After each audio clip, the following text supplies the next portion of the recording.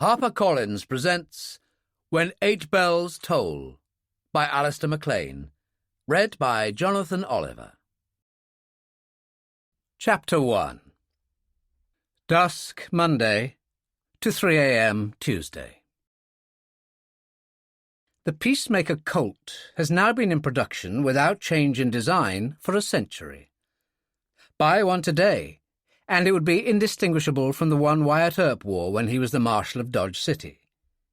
It is the oldest handgun in the world, without question the most famous, and if efficiency in its designated task of maiming and killing be taken as criterion of its worth, then it is also probably the best handgun ever made.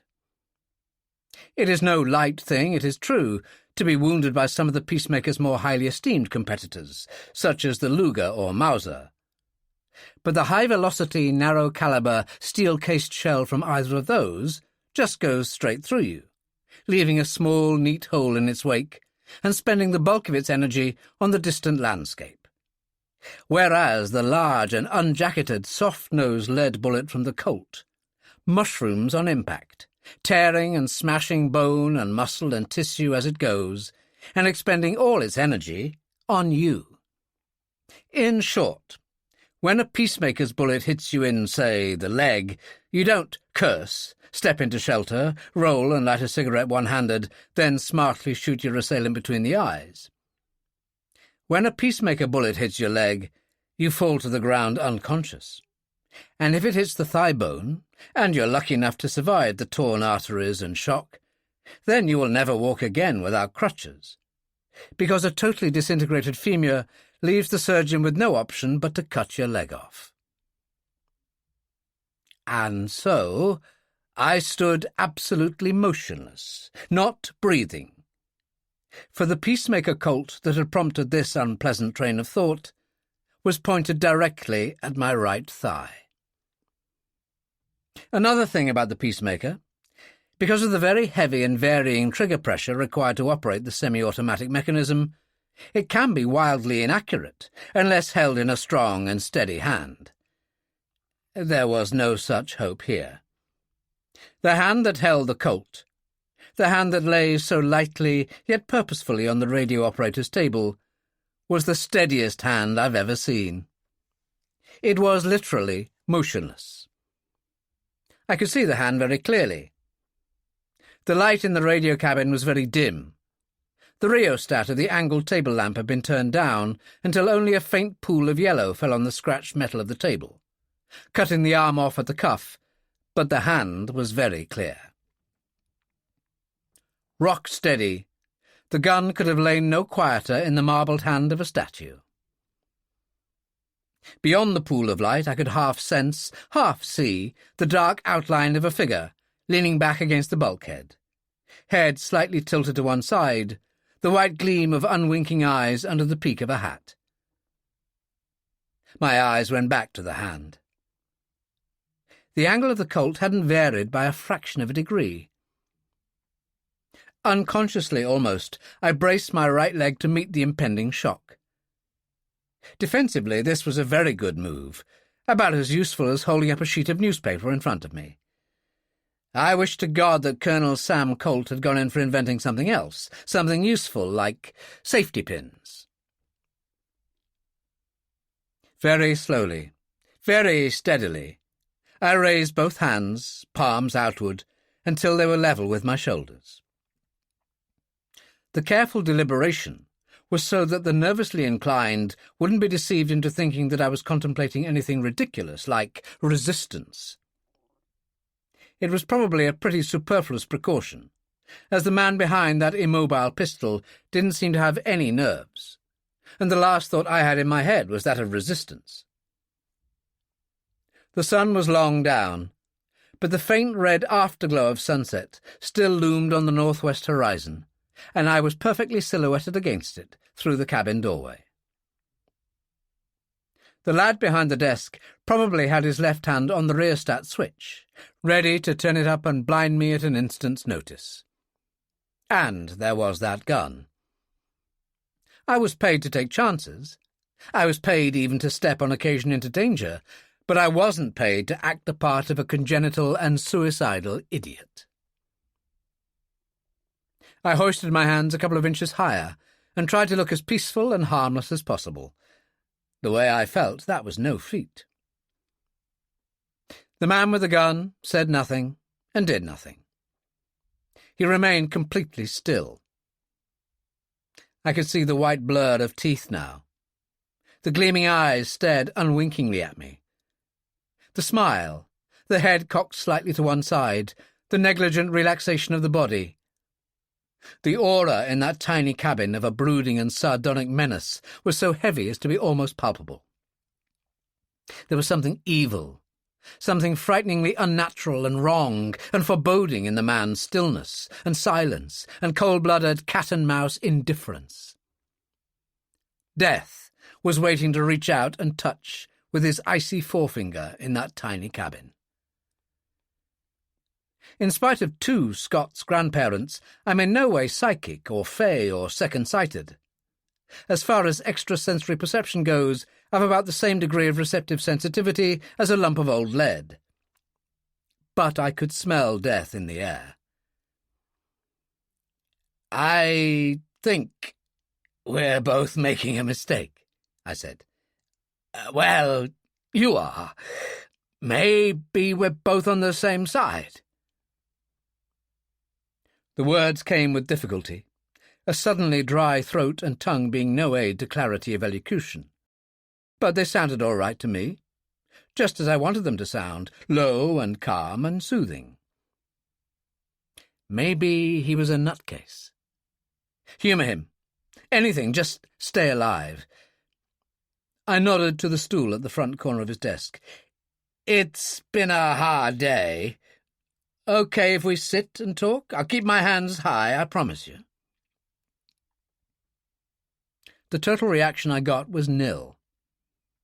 The white teeth and eyes, the relaxed contempt, that iron gun in that iron hand. I felt my own hands begin to clench into fists, and hastily unclench them again. But I couldn't do anything about the slow burn of anger that touched me for the first time. I smiled what I hoped was a friendly and encouraging smile, and moved slowly towards the stool. I faced him all the time, the cordial smile making my face ache, and the hands even higher than before. A peacemaker colt can kill a steer at 60 yards. God only knew what it would do to me. I tried to put it out of my mind. I've only got 2 legs, and I'm attached to them both. I made it, with both still intact. I sat down, hands still high, and started breathing again. I'd stopped breathing, but hadn't been aware of it, which was understandable enough, as I'd other things on my mind, such as crutches, bleeding to death, and such like matters that tend to grip the imagination. The colt was as motionless as ever. The barrel hadn't followed me as I'd moved across the cabin. It was still pointing rigidly at the spot where I'd been standing 10 seconds earlier. I moved fast, going for that gun hand. But it was no breakneck dive. I didn't, I was almost certain, even have to move fast. But I haven't reached the advanced age in which my chief thinks he honours me by giving me all the dirtiest jobs going, by ever taking a chance, when I don't have to. I eat all the right foods, take plenty of exercise, and even although no insurance company in the world will look at me, their medical men would pass me any time. But even so, I couldn't tear that gun away. The hand that had looked like marble felt like marble, only colder. I'd smelled death all right, but the old man hadn't been hanging around with his scythe at the ready. He'd been and gone, and left this lifeless shell behind him. I straightened, checked that the windows were curtained, closed the door noiselessly, locked it as quietly, and switched on the overhead light. There's seldom any doubt about the exact time of a murder in an old English country house murder story. After a cursory examination and a lot of pseudo-medical mumbo-jumbo, the good doctor drops the corpse's wrist and says, "The decedent deceased at 11:57 last night," or words to that effect. Then, with a thin, deprecatory smile, magnanimously conceding that he's a member of the fallible human race, adds, "Give or take a minute or two." The good doctor outside the pages of the detective novel finds it rather more difficult. Weight, build, ambient temperature, and cause of death all bear so heavily and often unpredictably on the cooling of the body that the estimated time of death may well lie in a span of several hours. I'm not a doctor, far less a good one, and all I could tell about the man behind the desk was that he'd been dead long enough for rigor mortis to set in, but not long enough for it to wear off. He was stiff as a man frozen to death in a Siberian winter. He'd been gone for hours. How many? I'd no idea. He wore 4 gold bands on his sleeve, so that would seem to make him the captain. The captain in the radio cabin. Captains are seldom found in the radio cabin, and never behind the desk. He was slumped back in his chair, his head to one side, the back of it resting against a jacket hanging from a hook on the bulkhead, the side of it against a wall cabinet. Rigor mortis kept him in that position, but he should have slipped to the floor, or at least slumped forward onto the table before rigor mortis had set in. There were no outward signs of violence that I could see, but on the assumption that it would be stretching the arm of coincidence a bit far to assume that he had succumbed from natural causes while preparing to defend his life with his peacemaker, I took a closer look. I tried to pull him upright, but he wouldn't budge. I tried harder. I heard the sound of cloth ripping, then suddenly he was upright, then fallen over to the left of the table, the right arm pivoting stiffly around and upwards, the Colt, an accusing finger pointing at heaven. I knew now how he had died, and why he hadn't fallen forward before. He'd been killed by a weapon that projected from his spinal column, between maybe the 6th and 7th vertebrae. I couldn't be sure. And the handle of this weapon had caught in the pocket of the jacket on the bulkhead and held him there. My job was one that had brought me into contact with a fair number of people who had died from a fair assortment of unnatural causes, but this was the first time I'd ever seen a man who had been killed by a chisel. A 1/2-inch wood chisel, apparently quite ordinary in every respect, except that its wooden handle had been sheathed by a bicycle's rubber hand grip, the kind that doesn't show fingerprints. The blade was embedded to a depth of at least 4 inches, and even allowing for an edge honed to a razor sharpness, it had taken a man as powerful as he was violent to strike that blow. I tried to jerk the chisel free, but it wouldn't come. It often happens that way with a knife. Bone or cartilage that has been pierced by a sharp instrument locks solid over the steel when an attempt is made to withdraw it. I didn't try again. The chances were that the killer himself had tried to move it and failed. He wouldn't have wanted to abandon a handy little sticker like that if he could help it. Maybe someone had interrupted him. Or maybe he had a large supply of 1/2-inch wood chisels and could afford to leave the odd one lying around carelessly in someone's back. Anyway, I didn't really want it. I had my own, not a chisel, but a knife. I eased it out of the plastic sheath that had been sewn into the inner lining of my coat, just behind the neck. It didn't look so much, a 4-inch handle and a little double-edged 3-inch blade. But that little blade could slice through a 2-inch manila with one gentle stroke, and the point was the point of a lancet. I looked at it, and looked at the inner door behind the radio table, the one that led to the radio operator's sleeping cabin. Then I slid a little fountain pen torch from my breast pocket, crossed to the outer door, switched off the overhead lamp, did the same for the table lamp, and stood there waiting.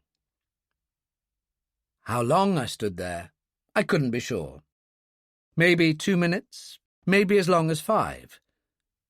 Why I waited, I don't know. I told myself I was waiting until my eyes became adjusted to the almost total darkness inside the cabin. But I knew it wasn't that. Maybe I was waiting for some noise, the slightest imagined whisper of stealthy sound. Maybe I was waiting for something, anything, to happen. Or maybe I was just scared to go through that inner door. Scared for myself? Perhaps I was. I couldn't be sure. Or perhaps I was scared of what I would find behind that door. I transferred the knife to my left hand. I'm right-handed, but ambidextrous in some things, and slowly closed my fingers round the handle of the inner door.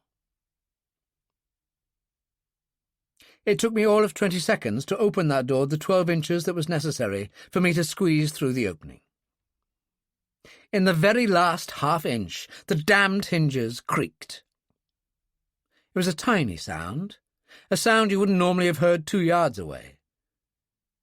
With my steel-taut nerves in the state they were in, a 6-inch naval gun going off in my ear would have sounded muffled by contrast. I stood petrified as any graven image. The dead man by my side was no more immobile than I. I could hear the thump of my accelerating heartbeat, and savagely wished the damned thing would keep quiet. If there was anyone inside, waiting to flash a torch in my face and shoot me, knife me, or do a little fancy carving up with a chisel, he was taking his time about it. I treated my lungs to a little oxygen, stepped soundlessly and sideways through the opening. I held the flash at the full outstretched extent of my right arm. If the ungodly are going to shoot at a person who is shining a torch at them, they generally aim in the very close vicinity of the torch, as the unwary habitually hold a torch in front of them. This, as I had learnt many years previously from a colleague who just had a bullet extracted from the lobe of his left lung because of this very unwariness, was a very unwise thing to do. So, I held the torch as far from my body as possible, drew my left arm back with the knife ready to go, hoping fervently that the reactions of any person who might be in that cabin were slower than mine, and slid forward the switch of the torch. There was someone there, all right, but I didn't have to worry about his reactions. Not any more. He'd none left. He was lying face down on the bunk, with that huddled, shapeless look that belongs only to the dead. I made a quick traverse of the cabin with the pencil beam. The dead man was alone. As in the radio cabin, there was no sign of a struggle. I didn't even have to touch him to ascertain the cause of death. The amount of blood that had seeped from that half-inch incision in his spine wouldn't have filled a teaspoon. I wouldn't have expected to find more. When the spinal column has been neatly severed, the heart doesn't go on pumping long enough to matter a damn. There would have been a little more internal bleeding, but not much. The curtains were drawn. I quartered every foot of the deck, bulkheads and furniture, with my flash. I don't know what I expected to find. What I found was nothing. I went out, closed the door behind me, and searched the radio cabin with the same results. There was nothing more for me here. I had found all I wanted to find, all I had never wanted to find. And I never once looked at the faces of the 2 dead men. I didn't have to. They were faces I knew as well as the face that looked back at me every morning out of my shaving mirror. 7 days previously, they had dined with me and our chief in our favourite pub in London, and they had been as cheerful and relaxed as men in their profession can ever be, their normal, still watchfulness overlaid by the momentary savouring of the lighter side of life they knew could never really be for them. And I had no doubt they had gone on being as still and watchful as ever. But they hadn't been watchful enough, and now they were only still. What had happened to them was what inevitably happened to people in our trade, which would inevitably happen to myself when the time came. No matter how clever and strong and ruthless you were, sooner or later you would meet up with someone who was cleverer and stronger and more ruthless than yourself.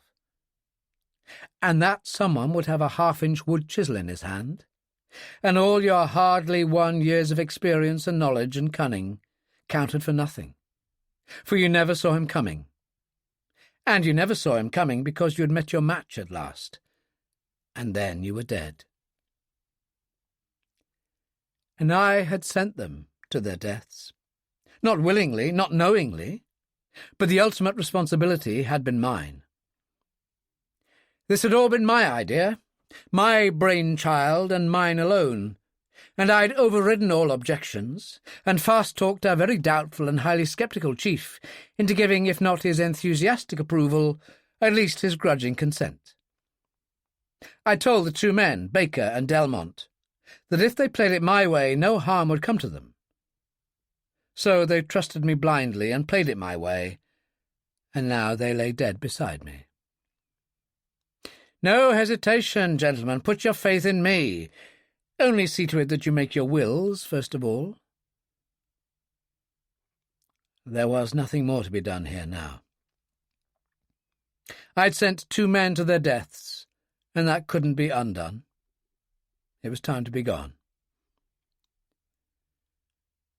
I opened that outer door the way you'd open the door to a cellar you knew to be full of cobras and black widow spiders. The way you would open the door, that is. Were cobras and black widow spiders all I had to contend with aboard that ship, I'd have gone through that door without a second thought. They were harmless and almost lovable little creatures, compared to some specimens of Homo sapiens that were loose on the decks of the freighter Nantsville that night. With the door opened at its fullest extent, I just stood there. I stood there for a long time without moving a muscle of body or limbs, breathing shallowly and evenly. And when you stand like that, even a minute seems half a lifetime. All my being was in my ears. I just stood there and listened. I could hear the slap of waves against the hull, the occasional low metallic rumble as the Nantsville worked against wind and tide on its moorings, the low moan of the strengthening night wind in the rigging, and once the far-off lonely call of a curlew. Lonesome sounds. Safe sounds. Sounds of the night and nature. Not the sounds I was listening for. Gradually these sounds too became part of the silence. Foreign sounds, sounds of stealth and menace and danger, there were none. No sound of breathing, no slightest scrape of feet on steel decks, no rustle of clothing, nothing. If there was anyone waiting out there, he was possessed of a patience and immobility that was superhuman. And I wasn't worried about superhumans that night, just about humans, humans with knives and guns and chisels in their hands. Silently, I stepped out over the storm sill. I've never paddled along the nighttime Orinoco in a dugout canoe and had a 30-foot anaconda drop from a tree, wrap a coil around my neck and start constricting me to death. And what's more, I don't have to go there now to describe the experience, for I know exactly what it feels like. The sheer animal power, the feral ferocity of the pair of huge hands that closed around my neck from behind was terrifying, something I'd never known of, never dreamed of. After the first moment of blind panic and shocked paralysis, there was only one thought in my mind. It comes to us all, and now it has come to me. Someone who is cleverer and stronger and more ruthless than I am. I lashed back with all the power of my right foot, but the man behind me knew every rule in the book. His own right foot, travelling with even more speed and power than mine, smashed into the back of my swinging leg. It wasn't a man behind me, it was a centaur, and he was shod with the biggest set of horseshoes I'd ever come across. My leg didn't just feel as if it had been broken. It felt as if it had been cut in half. I felt his left toe behind my left foot and stamped on it with every vicious ounce of power left me. But when my foot came down, his toe wasn't there any more. All I had on my feet was a pair of thin rubber swimming moccasins, and the agonizing jar from the steel deck plates shot clear to the top of my head. I reached up my hands to break his little fingers, but he knew all about that too, for his hands were clenched into iron-hard balls with the second knuckle grinding into the carotid artery. I wasn't the first man he'd strangled, and unless I did something pretty quickly, I wasn't going to be the last either. In my ears I could hear the hiss of compressed air escaping under high pressure, and behind my eyes the shooting lines and flashes of colour were deepening and brightening by the moment. What saved me in those first few seconds were the folded hood and thick rubberized canvas neck ruff of the scuba suit I was wearing under my coat. But it wasn't going to save me many seconds longer. The life's ambition of the character behind me seemed to be to make his knuckles meet in the middle of my neck. With the progress he was making, that wouldn't take him too long. He was halfway there already. I bent forward in a convulsive jerk. Half of his weight came on my back, that throttling grip not easing a fraction, and at the same time he moved his feet as far backwards as possible. The instinctive reaction to my move, he would have thought that I was making a grab for one of his legs. When I had him momentarily off balance, I swung round in a short arc till both our backs were towards the sea. I thrust backwards with all my strength, 1, 2, 3 steps, accelerating all the way. The Nantes-Ville didn't boast of any fancy teak guardrails, just small section chain, and the small of the strangler's back took our combined charging weights on the top chain. If I'd taken that impact, I'd have broken my back, or slipped enough discs to keep an orthopaedic surgeon in steady employment for months. But no shouts of agony from this lad, no gasps even, not a whisper of sound. Maybe he was a deaf mute. I'd heard of several deaf mutes possessed of this phenomenal strength. Part of nature's compensatory process, I suppose. But he'd been forced to break his grip, to grab swiftly the upper chain, to save us both from toppling over the side into the cold, dark waters of Loch Huron. I thrust myself away and spun round to face him, my back against the radio office bulkhead. I needed that bulkhead too, any support, while my swimming head cleared and a semblance of life came back into my numbed right leg. I could see him now as he straightened up from the guardrail. Not clearly, it was too dark for that, but I could see the white blur of face and hands and the general outline of his body. I'd expected some towering giant of a man, but he was no giant, unless my eyes weren't focusing properly, which was likely enough. From what I could see in the gloom, he seemed a compact and well enough made figure, but that was all. He wasn't even as big as I was. Not that that meant a thing. George Hackenschmidt was a mere 5'9" and a paltry 14 stone, when he used to throw the terrible Turk through the air like a football, and prance around the training ring with 800 pounds of cement strapped to his back just to keep him in trim.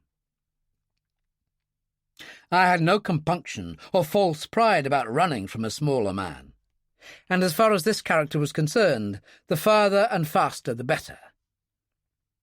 But not yet. My right leg wasn't up to it. I reached my hand behind my neck and brought the knife down, holding it in front of me, the blade in the palm of my hand so that he couldn't see the sheen of steel in the faint starlight. He came at me calmly and purposefully, like a man who knew exactly what he intended to do and was in no doubt at all as to the outcome of his intended action. God knows I didn't doubt he had reason enough for his confidence. He came at me sideways, so that my foot couldn't damage him, with his right hand extended at the full stretch of his arm. A one-track mind, he was going for my throat again. I waited till his hand was inches from my face, then jerked my own right hand violently upwards. Our hands smacked solidly together as the blade sliced cleanly through the centre of his palm. He wasn't a deaf mute after all. 3 short, unprintable words, an unjustified slur on my ancestry, and he stepped quickly backwards, rubbed the back and front of his hand against his clothes, then licked it in a queer, animal-like gesture. He peered closely at the blood, black as ink in the starlight, welling from both sides of his hand. "So the little man has a little knife, has he?" he said softly. The voice was a shock. With this caveman-like strength, I'd have expected a caveman-like intelligence and voice to match. But the words came in the calm, pleasant, cultured, almost accentless speech of the well-educated southern Englishman. "We shall have to take the little knife from him, shan't we?" He raised his voice. "Captain Imrie." At least, that's what the name sounded like. "Be quiet, you fool!" The urgent, irate voice came from the direction of the crew accommodation aft. "Do you want to—" "Don't worry, Captain." The eyes didn't leave me. "I have him.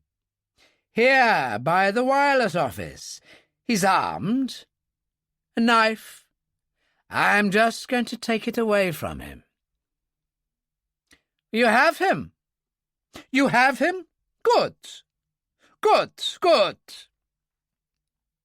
It was the kind of voice the man uses when he's smacking his lips and rubbing his hands together. It was also the kind of voice that a German or Austrian uses when he speaks English. The short guttural gut was unmistakable. "Be careful. This one I want alive. Jacques, Henry, Kramer, all of you very quickly, the bridge. Wireless office." "Alive," the man opposite me said pleasantly, "can also mean not quite dead." He sucked some more blood from the palm of his hand. "Or will you hand over the knife quietly and peaceably? I would suggest—" I didn't wait for more. This was an old technique.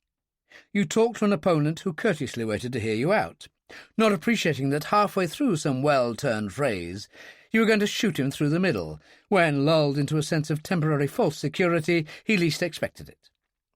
Not quite cricket, but effective, and I wasn't going to wait until it took effect on me.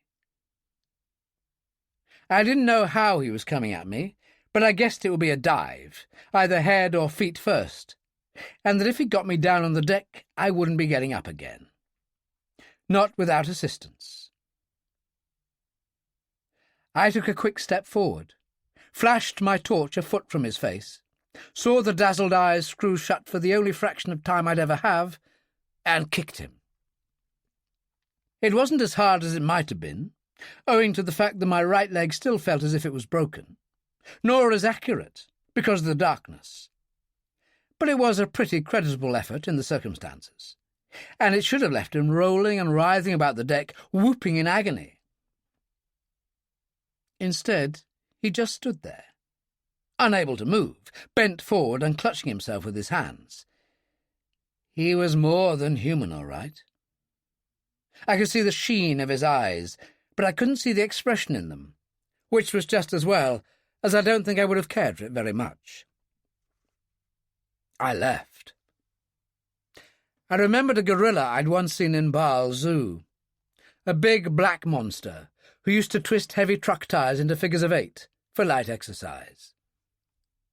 I'd as soon have stepped inside that cage as stay around that deck when this lad became more like his old self again. I hobbled forward round the corner of the radio office, climbed up a life raft, and stretched myself flat on the deck.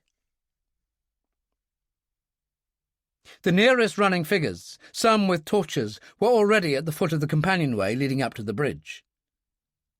I had to get right aft to the rope with the rubber-covered hook I'd swung up to swarm aboard. But I couldn't do it until the midship decks were clear. And then, suddenly, I couldn't do it at all. Now that the need for secrecy and stealth was over, someone had switched on the cargo loading lights, and the midships and foredecks were bathed in a brilliant dazzle of white. One of the foredeck arc lamps was on a jumbo mast, just forward of and well above where I was lying. I felt as exposed as a fly pinned to a white ceiling. I flattened myself on that deck as if I were trying to push myself through it. They were up the companionway and by the radio office now. I heard the sudden exclamations and curses, and knew they'd found the hurt man. I didn't hear his voice, so I assumed he wasn't able to speak yet. The curt, authoritative German-accented voice took command. "You cackle like a flock of hens. Be silent. Jacques, you have your machine pistol." "I have my pistol, Captain." Jacques had the quiet, competent sort of voice that I would have found reassuring in certain circumstances, but didn't very much care for in the present ones. "Go aft, stand at the entrance to the saloon and face forward. Cover the midships decks. We will go to the forecastle, and then come aft in line abreast and drive him to you. If he doesn't surrender to you, shoot him through the legs. I want him alive." God, this was worse than the Peacemaker Colt. At least that fired only one shot at a time. I'd no idea what kind of machine pistol Jacques had. Probably it fired bursts of a dozen or more. I could feel my right thigh muscle begin to stiffen again. It was becoming almost a reflex action now. "And if he jumps over the side, sir?" "Do I have to tell you, Jacques?" "No, sir." I was just as clever as Jacques was. He didn't have to tell me either. That nasty, dry taste was back in my throat and mouth again. I'd a minute left, no more, and then it would be too late. I slid silently to the side of the radio office roof, the starboard side, the side remote from the spot where Captain Imre was issuing curt instructions to his men, lowered myself soundlessly to the deck, and made my way to the wheelhouse. I didn't need my torch in there. The backwash of light from the big arc lamps gave me all the illumination I wanted. Crouching down to keep below window level, I looked around and saw what I wanted right away. A metal box of distress flares. 2 quick flicks of the knife severed the lashings that secured the flare box to the deck. 1 piece of rope, perhaps 10 feet in all, I left secured to a handle of the box. I pulled a plastic bag from the pocket of my coat, tore off the coat and the yachtsman's rubber trousers that I was wearing over my scuba suit, stuffed them inside, and secured the bag to my waist. The coat and trousers had been essential. A figure in a dripping rubber diving suit walking across the decks of the Nanteville would hardly have been likely to escape comment, whereas in the dusk, and with the outer clothing I had on, I could have passed for a crewman, and indeed had done so twice at a distance.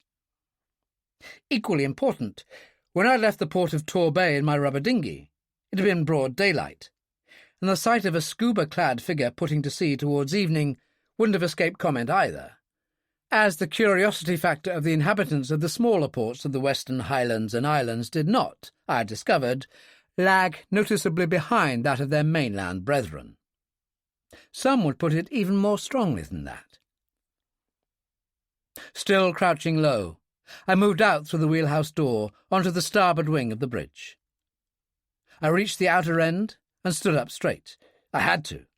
I had to take the risk. It was now or never at all.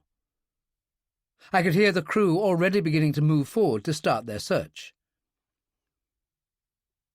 I lifted the flare box over the side, eased it down the full length of the rope, and started to swing it slowly, gently from side to side, like a leadsman preparing to cast his lead.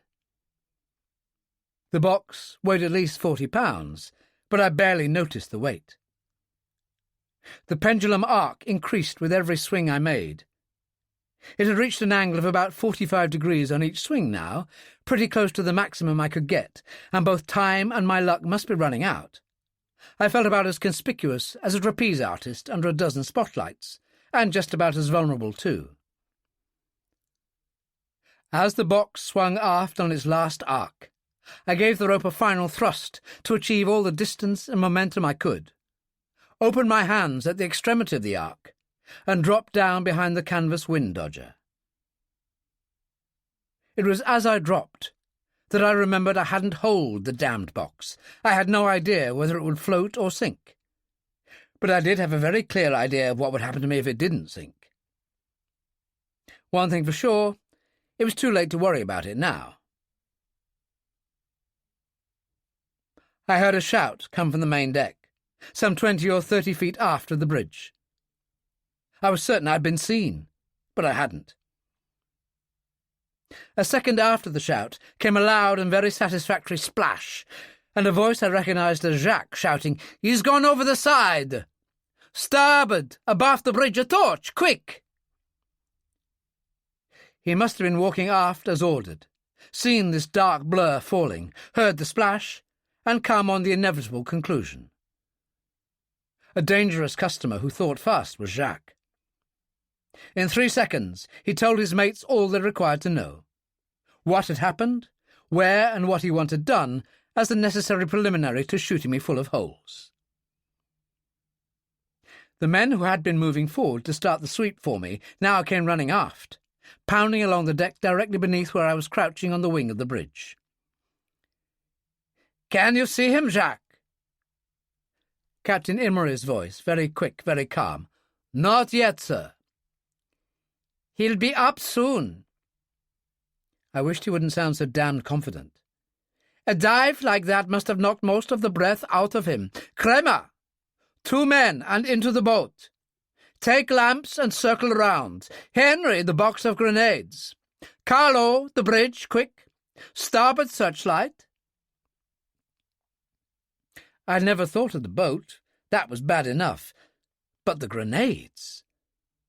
I felt chilled. I knew what an underwater explosion, even a small explosion, can do to the human body. It was 20 times as deadly as the same explosion on land. And I just had to be in that water in minutes. But at least I could do something about that searchlight. It was only 2 feet above my head. I had the power cable in my hand, the knife in my right, and I just brought the two into contact when my mind stopped thinking about those damn grenades and started working again. Cutting that cable would be about as clever as leaning over the wind dodger and yelling, "Here I am! Come and catch me!" A dead giveaway that I was still on board. Clobbering Carlo from behind as he came up the ladder would have the same effect, and I couldn't fool them twice, not people like these. Hobbling as fast as I could, I passed through the wheelhouse onto the port wing, slid down the ladder, and ran towards the forepeak. The foredeck was deserted. I heard a shout, and the harsh chatter of some automatic weapon, Jacques and his machine pistol for a certainty. Had he imagined he'd seen something? Had the box come to the surface?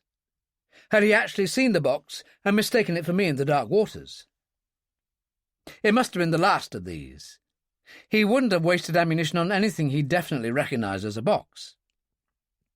Whatever the reason, it had all my blessing. If they thought I was floundering about down there, riddled like a Gruyere cheese, then they wouldn't be looking for me up here. They had the port anchor down. I swung over the side on a rope, got my feet in the hawse pipe, reached down and grabbed the chain. The International Athletics Board should have had their stopwatches on me that night. I must have set a new world record for shinning down anchor chains. The water was cold, but my exposure suit took care of that. It was choppy, with a heavy tide running, both of which suited me well. I swam down the port side of the Nantes-Ville, under water for 90% of the time, and I saw no one, and no one saw me. All the activity was on the starboard side of the vessel. My aqualung unit and weights and flippers were where I had left them, tied to the top of the rudder post. The Nantes-Ville was not much more than halfway down to her marks, and the top of the post not far under water. Fitting on an aqualung in choppy seas with a heavy tide running isn't the easiest of tasks, but the thought of Kramer and his grenades was a considerable help. Besides, I was in a hurry to be gone, for I had a long way to go and many things to do when I arrived at my destination. I could hear the engine note of the lifeboat rising and falling as it circled off the ship's starboard side, but at no time did it come within 100 feet of me. No more shots were fired, and Captain Imry had obviously decided against using the grenades. I adjusted the weights round my waist, dropped down into the dark safety of the waters, checked my direction on my luminous wrist compass, and started to swim. After 5 minutes I came to the surface, and after another 5, felt my feet ground on the shore of the rocky islet where I'd cached my rubber dinghy. I clambered up on the rocks and looked back. The Nanterville was ablaze with light. A searchlight was shining down into the sea, and the lifeboat still circling around. I could hear the steady clanking of the anchor being weighed. I hauled the dinghy into the water, climbed in, unshipped the 2 stubby oars, and paddled off to the southwest. I was still within effective range of the searchlight, but its chances of picking up a black-clad figure in a low-silhouette black dinghy on those black waters were remote indeed. After a mile, I shipped the oars and started up the outboard, or tried to start it up. Outboards always work perfectly for me, except when I'm cold, wet, and exhausted. Whenever I really need them, they never work. So I took to the stubby oars again and rowed and rowed and rowed, but not for what seemed any longer than a month. I arrived back at the Firecrest at 2:50 in the morning. Chapter 2. Tuesday, 3 a.m. to dawn. Calvert? Hunslet's voice was a barely audible murmur in the darkness. Yes. Standing there above me on the Firecrest's deck, he was more imagined than seen against the blackness of the night sky. Heavy clouds had rolled in from the southwest, and the last of the stars were gone. Big, heavy drops of cold rain were beginning to spatter off the surface of the sea. "Give me a hand to get the dinghy aboard." "How did it go?"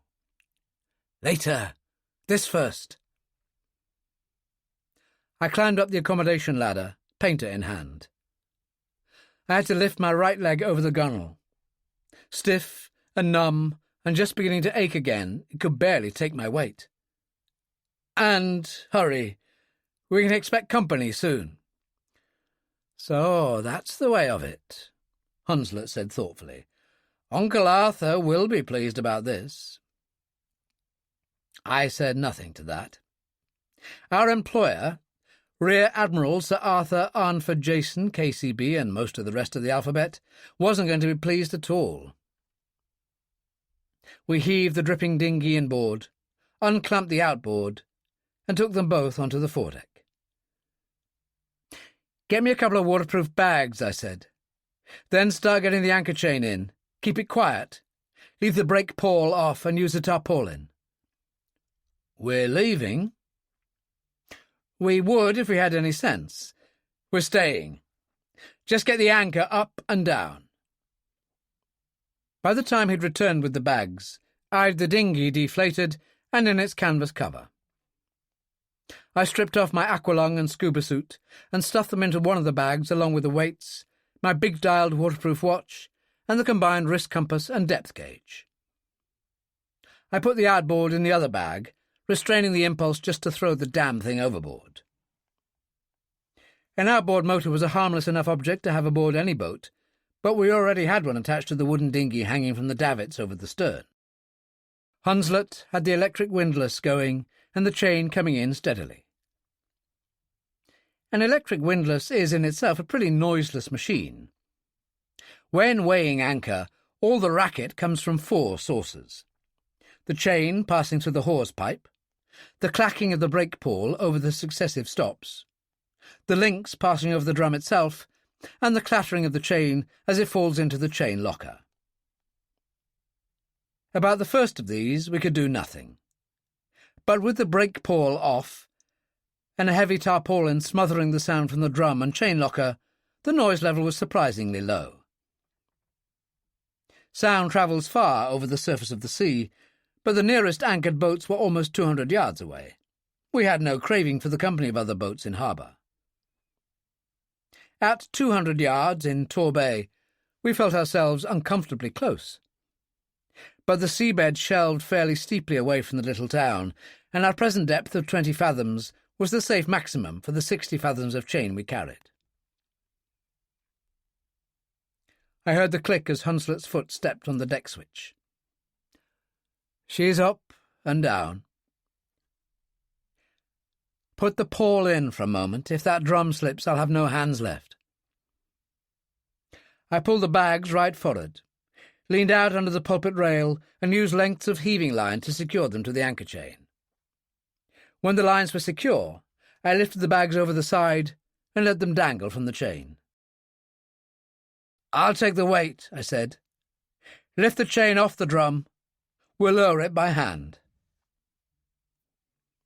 40 fathoms is 240 feet of chain, and letting that lot down to the bottom didn't do my back or arms much good at all, and the rest of me was a long way below par before we started. I was pretty close to exhaustion from the night's work.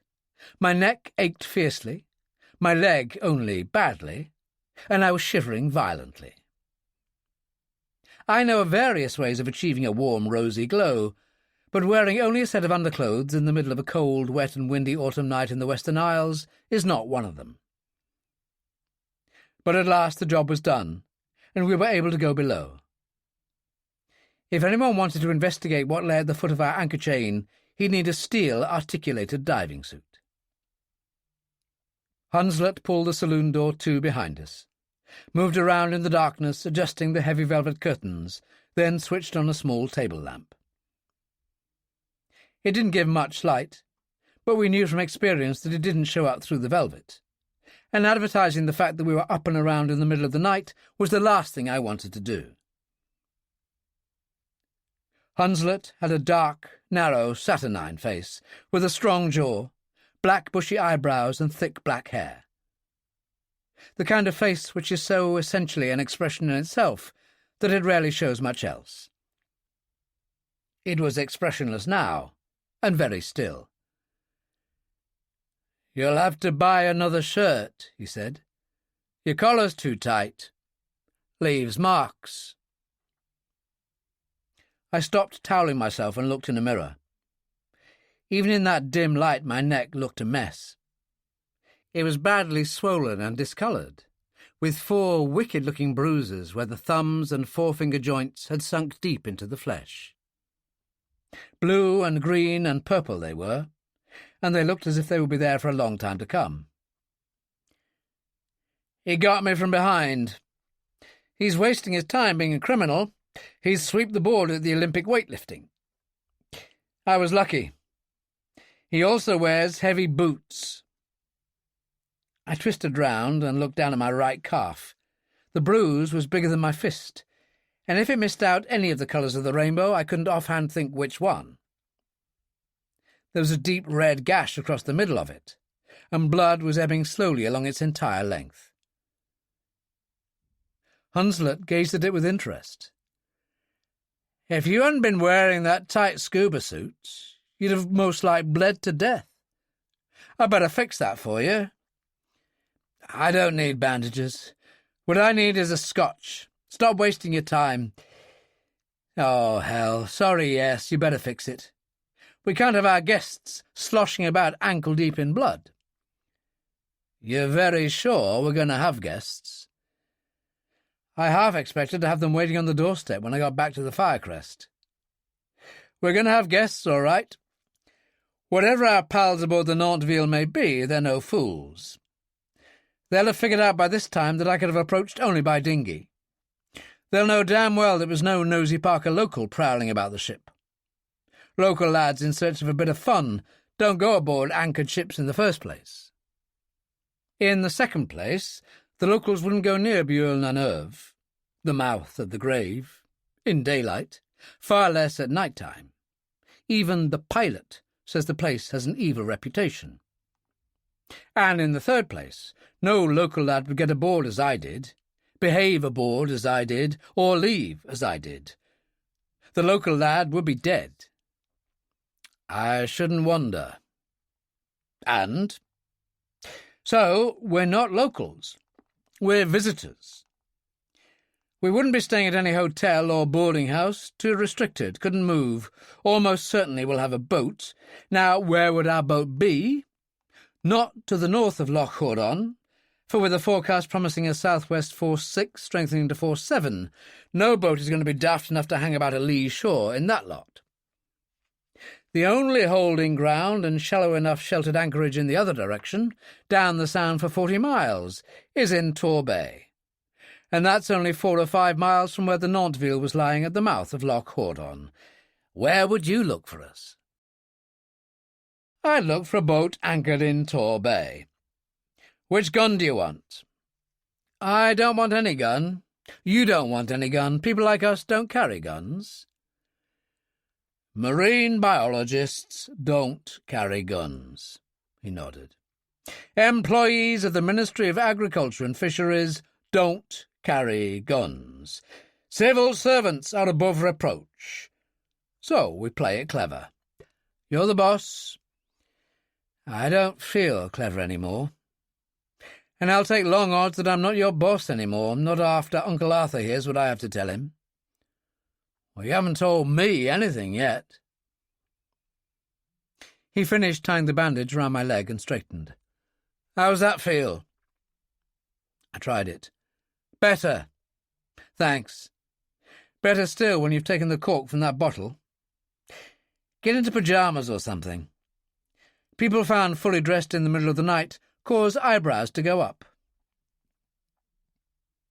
I towelled my head as vigorously as my tired arms would let me. One wet hair on my head and eyebrows wouldn't just be lifting, they'd be disappearing into hairlines. There isn't much to tell, and all of it is bad. He poured me a large drink, a smaller one for himself, and added water to both. It tasted the way Scotch always does, after you've swum and rowed for hours and damn near got yourself killed in the process. I got there without trouble. I hid behind Carrara Point till it was dusk, and then paddled out to the Boyar Nuach. I left the dinghy there and swam under water as far as the stern of the ship. It was the Nanterville, all right. Name and flag were different. A mast was gone and the white superstructure was now stone, but it was her, all right. Near as damn it didn't make it. It was close to the turn of the tide, but it took me 30 minutes against that current. Must be wicked at the full flood or ebb. They say it's worst on the west coast, worse even than Correfrechen. Well, I'd rather not be the one to find out. I had to hang on to the stern post for 10 minutes before I got enough strength back to shin up that rope. You took a chance. It was near enough dark. Besides, I added bitterly, there are some precautions intelligent people don't think to take about crazy ones. There were only 2 or 3 people in the after accommodation, just a skeleton crew aboard, 7 or 8, no more. All the original crew have vanished completely. No sign of them anywhere. No sign, dead or alive, no sign at all. I had a bit of bad luck. I was leaving the after accommodation to go to the bridge when I passed someone a few feet away. I gave a half wave and grunted something, and he answered back, I don't know what. I followed him back to the quarters. He picked up a phone in the crew's mess, and I heard him talking to someone, quick and urgent. Said that one of the original crew must have been hiding and was trying to get away. I couldn't stop him. He faced the door as he was talking, and he had a gun in his hand. I had to move quickly. I walked to the bridge structure. You what? When you knew they were on to you? Mr. Calvert, you want your bloody head examined. Uncle Arthur will put it less kindly. It was the only chance I'd ever have. Besides, if they thought it was only a terrified member of the original crew, they wouldn't have been so worried. If this guy had seen me walking around dripping wet in a scuba suit, he'd have turned me into a colander. He wasn't sure. On the way forward, I passed another bloke without incident. He'd left the bridge superstructure before the alarm had been given, I suppose. I didn't stop at the bridge. I went right forward and hid behind the winchman's shelter. For about 10 minutes there was a fair bit of commotion and a lot of flashlight work around the bridge island. Then I saw and heard them moving aft. Must have thought I was still in the after accommodation. I went through all the officers' cabins in the bridge island. No one. One cabin, an engineer's I think, had smashed furniture and a carpet heavily stained with dry blood. Next door, the captain's bunk had been saturated with blood. They'd been warned to offer no resistance. I know. Then I found Baker and Delmont. So you found them? Baker and Delmont. Hunslet's eyes were hooded, gazing down at the glass in his hand. I wish to God he'd show some expression on that dark face of his. Delmont must have made a last-second attempt to send a call for help. They'd been warned not to, except in emergency, so they must have been discovered. He'd been stabbed in the back with a half-inch wood chisel, and then dragged into the radio officer's cabin, which adjoined the radio office. Some time later, Baker had come in. He was wearing an officer's clothes, some desperate attempt to disguise himself, I suppose. He had a gun in his hand, but he was looking the wrong way, and the gun was pointing the wrong way. The same chisel in the back. Hunslet poured himself another drink. A much larger one. Hunslet hardly ever drank. He swallowed half of it in one gulp. He said, "And they hadn't all gone aft. They left a reception committee. Oh, they're very clever. They're very dangerous. Maybe we've moved out of our class. Or I have. A one-man reception committee. But when that one man was this man, two would have been superfluous. I know he killed Baker and Delmont. I'll never be so lucky again." "He got away. Your luck hadn't run out." And Baker's and Delmont's had. I knew he was blaming me. I knew London would blame me. I blamed myself. I hadn't much option. There was no one else to blame. "Uncle Arthur," Hunslet said, "don't you think—" "The hell with Uncle Arthur! Who cares about Uncle Arthur? How in God's name do you think I feel?" I felt savage, and I know I sounded it. For the first time a flicker of expression showed on Hunslet's face. I wasn't supposed to have any feelings. "Not that," he said. "About the Nantville. Now that she's been identified as the Nantville, now we know a new name and flag. What were they, by the way?" "Altafjord. Norwegian." "It doesn't matter." "It does matter. We radio Uncle Arthur. And have our guests find us in the engine room with earphones round our heads. Are you mad? You seem damn sure they'll come." "I am sure. You too, you said so." "I agree, this is where they would come. If they come." "If they come. If they come. Good God, man. For all that they know, I was aboard that ship for hours. I may have the names and full descriptions of all of them. As it happens, I couldn't identify any of them, and their names may or may not mean anything. But they're not to know that. For all they know, I'm on the blower right now, bawling out descriptions to Interpol. The chances are at least even that some of them are on file. They're too good to be little men. Some must be known." "Well, in that case, they'd be too late anyway. The damage would be done." "Not without the sole witness who could testify against them." "I think we'd better have those guns out." "No." "You don't blame me for trying?" "No." "Baker and Delmont. Think of them." "I'm thinking of nothing else but them. You don't have to stay."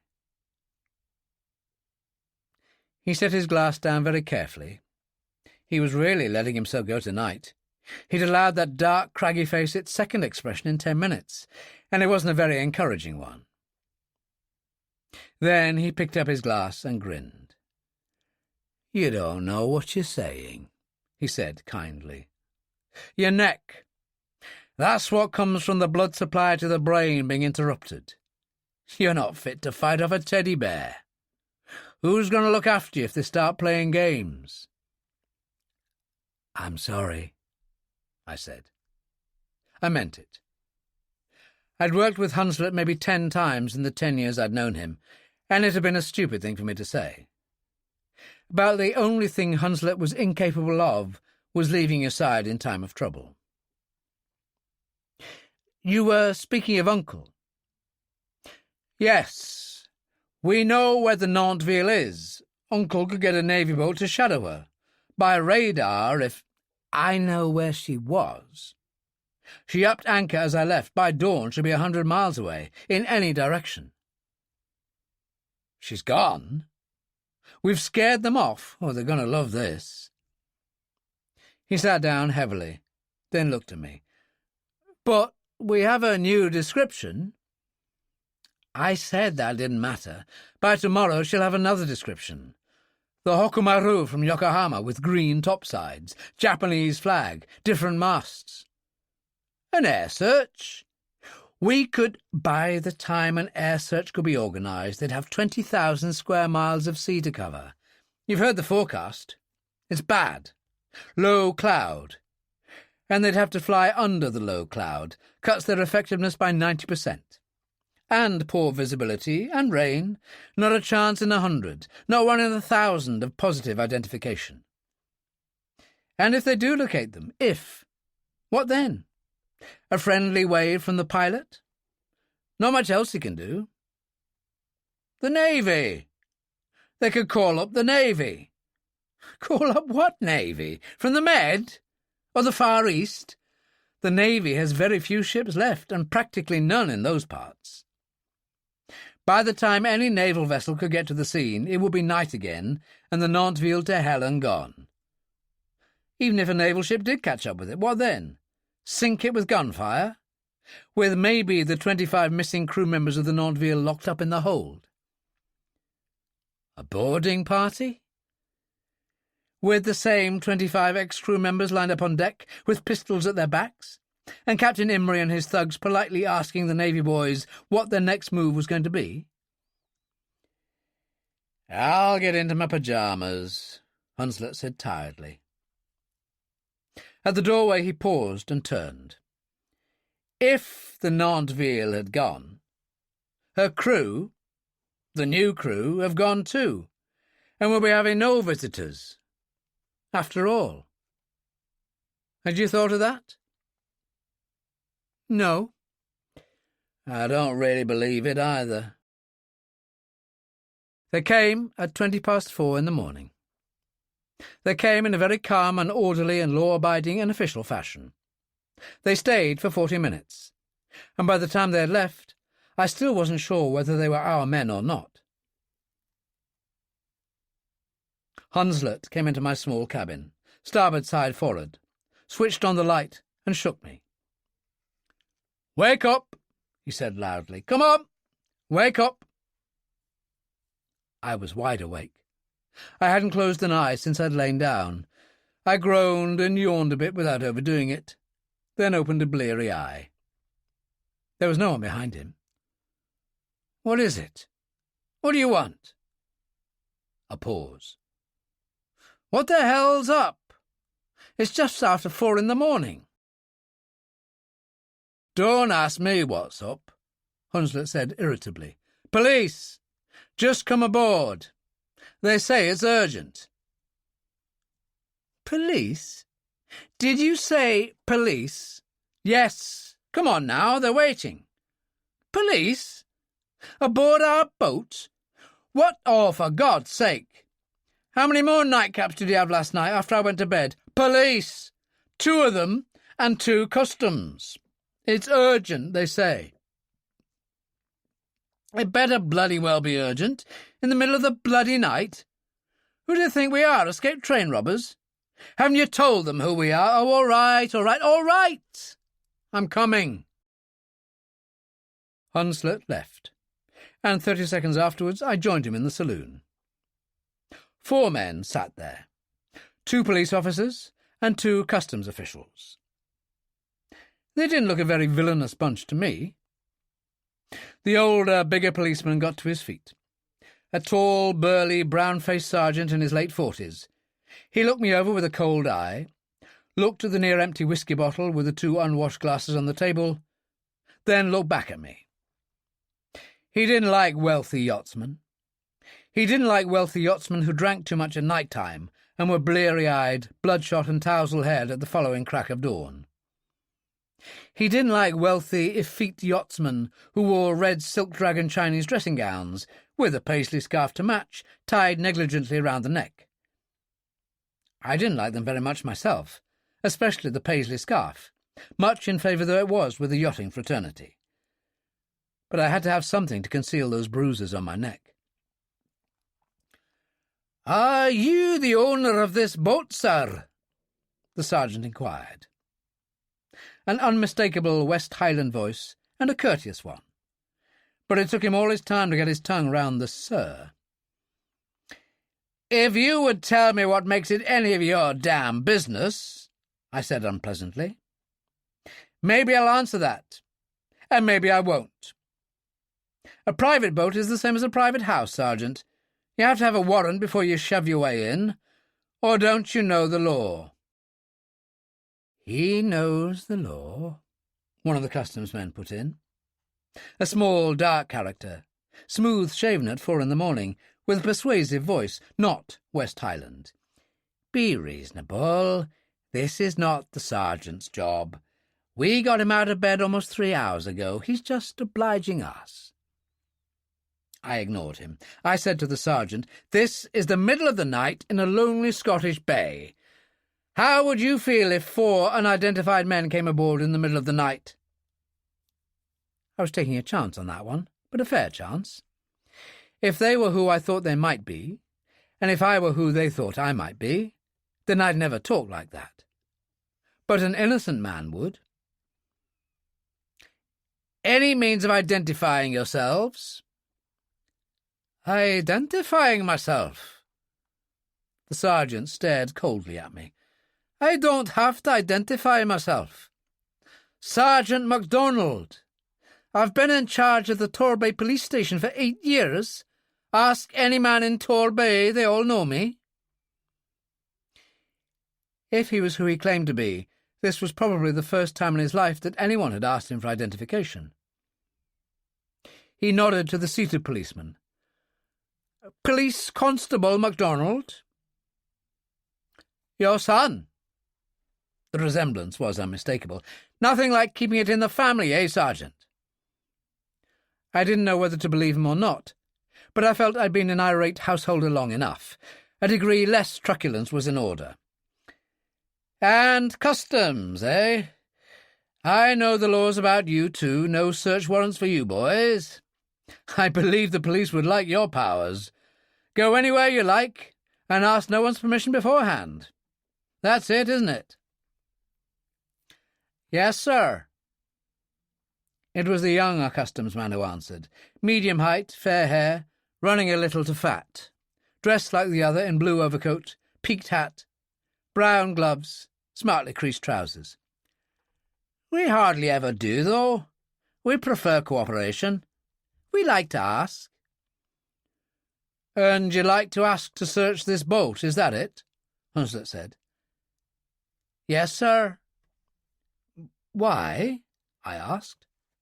Puzzlement now in my voice, and in my mind. I just didn't know what I had on my hands. "If we're all going to be so courteous and cooperative, could we have any explanation?" "No reason in the world why not, sir."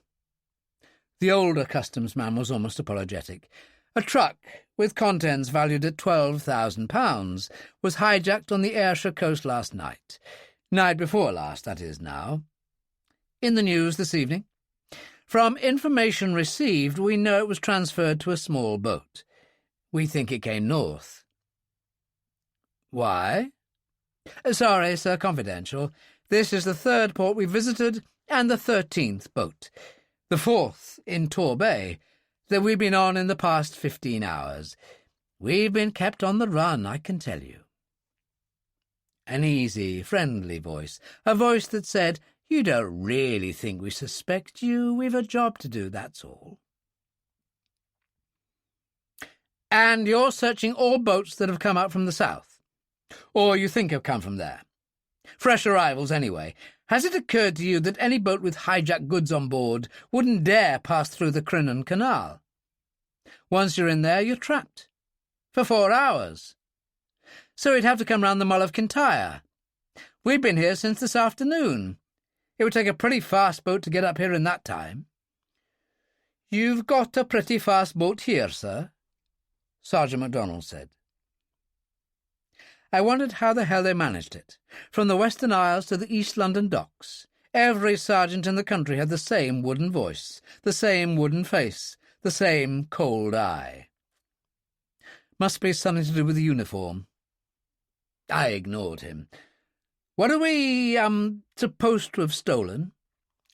Chemicals. It was an ICI truck. Chemicals? I looked at Hunslet, grinned, then turned back to the customs officer.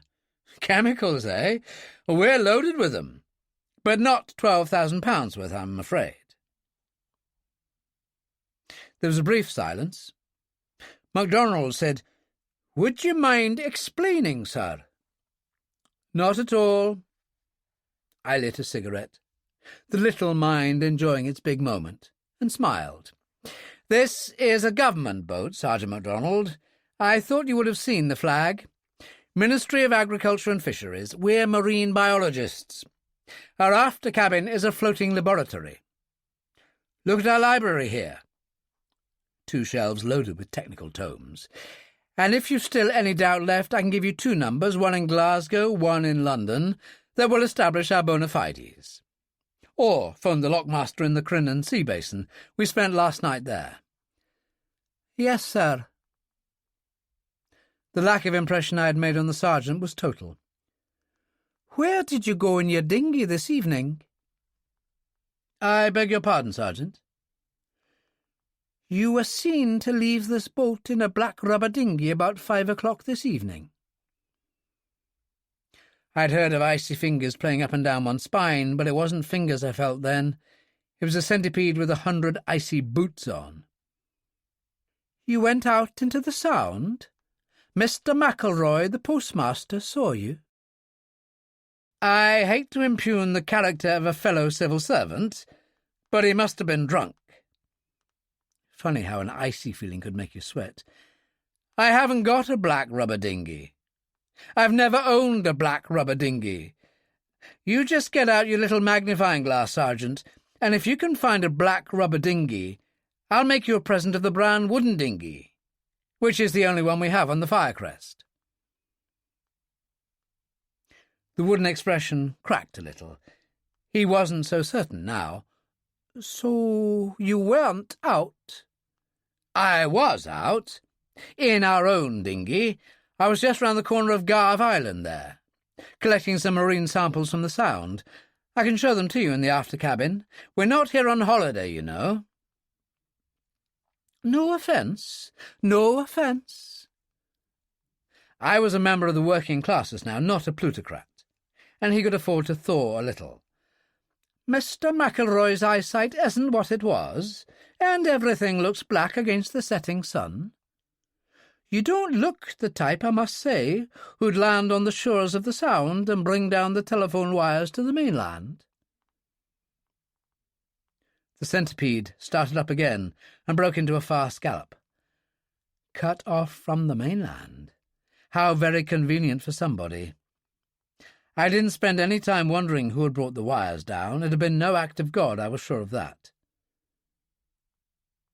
Did you mean what I thought you to mean, Sergeant? I said slowly. That you suspected me? We can't take chances, sir. He was almost apologetic now.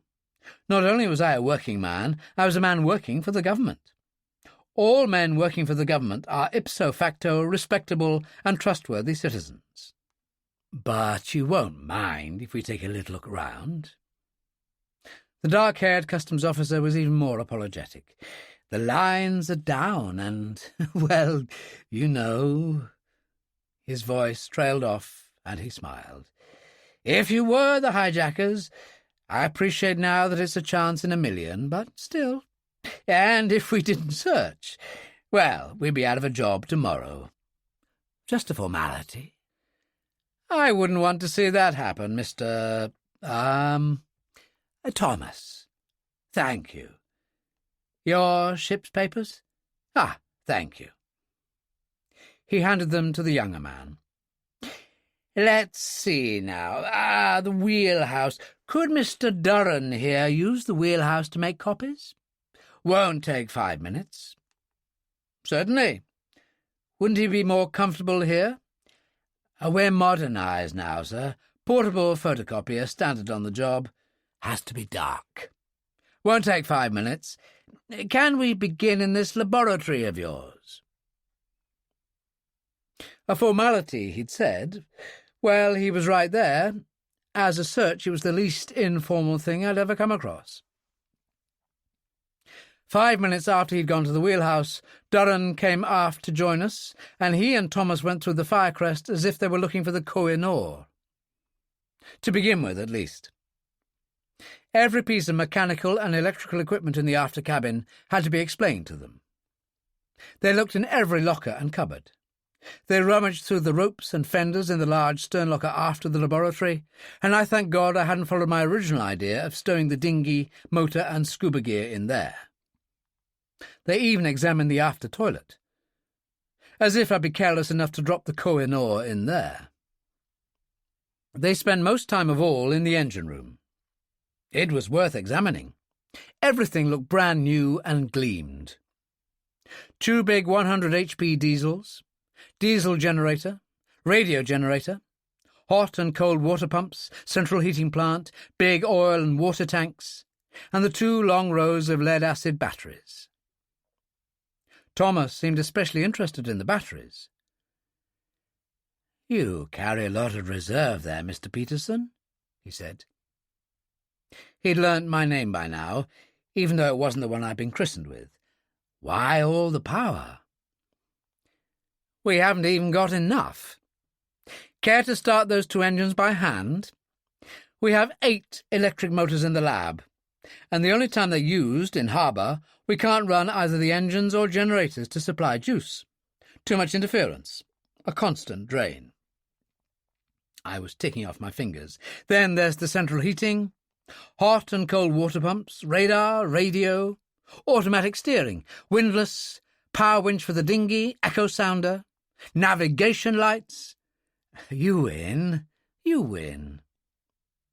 He'd become quite friendly by this time. Boats aren't really in my line. Let's move forward, shall we? The remainder of the inspection, curiously, didn't take long. In the saloon, I found that Hunslet had persuaded the Torbay police force to accept the hospitality of the Firecrest. Sergeant MacDonald hadn't exactly become jovial, but he was much more human than when he'd come on board. Constable MacDonald, I noticed, didn't seem so relaxed. He looked positively glum.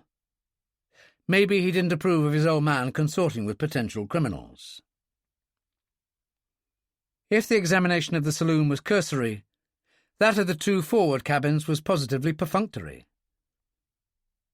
Back in the saloon, I said, "Sorry, I was a bit short, gentlemen. I like my sleep.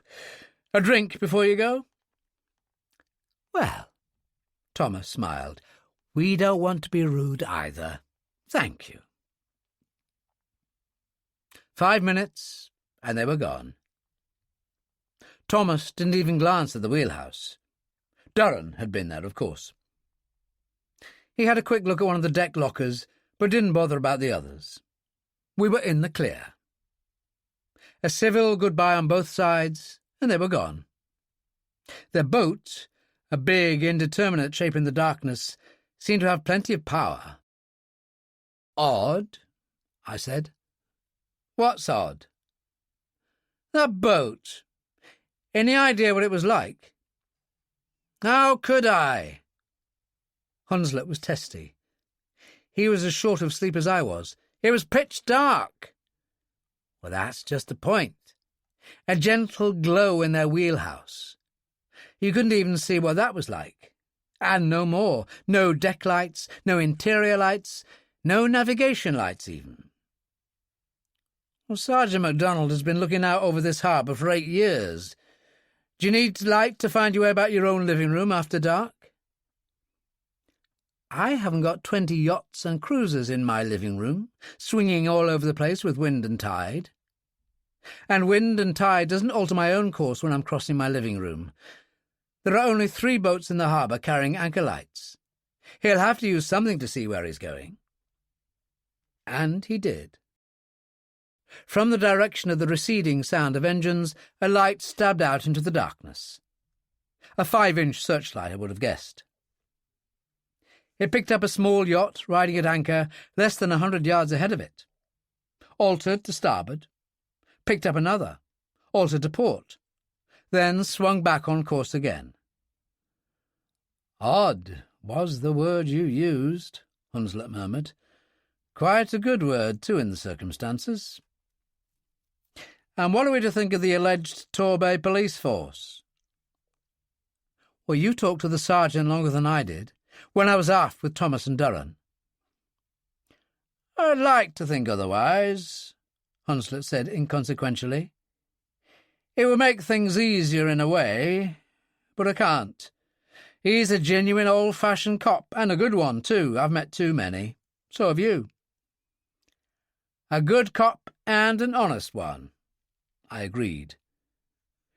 "This is not his line of country, and he was fooled. It is our line of country, and we were fooled. Until now, that is." "Speak for yourself." "Thomas made one careless remark. An offbeat remark. You didn't hear it. We were in the engine room." I shivered. Maybe it was the cold night wind. It meant nothing. Not until I saw that they didn't want their boat recognised again. He said, "Boats aren't really in my line." Probably thought he'd been asking too many questions and wanted to reassure me. Boats not in his line. A customs officer, and boats not in his line. They only spend their lives aboard boats, examining boats, that's all. They spend their lives looking and poking in so many odd corners and quarters that they know more about boats than the designers themselves.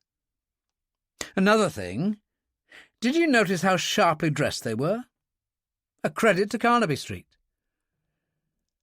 Customs officers don't usually go around in oil-stained overalls. They've been living in those clothes for 24 hours. This is the 13th boat they've searched in that time? Would you still have knife-edge creases to your pants after that lot? Or would you say they'd only just taken them from the hangars and put them on? What else did they say? What else did they do? Hunslet spoke so quietly that I could hear the note of the engines of the customs boat fall away sharply as their searchlight lit up the low-water stone pier half a mile away. Took an undue interest in anything? They took an undue interest in everything. Wait a minute, though, wait a minute. Thomas seemed particularly intrigued by the batteries, by the large amount of reserve electrical power we had. Did he now? Did he indeed? And did you notice how lightly our 2 customs friends swung aboard their launch when leaving? They'll have done it 1,000 times. Both of them had their hands free. They weren't carrying anything. They should have been carrying something. The photocopier. I'm getting old. The photocopier. Standard equipment, my ruddy foot.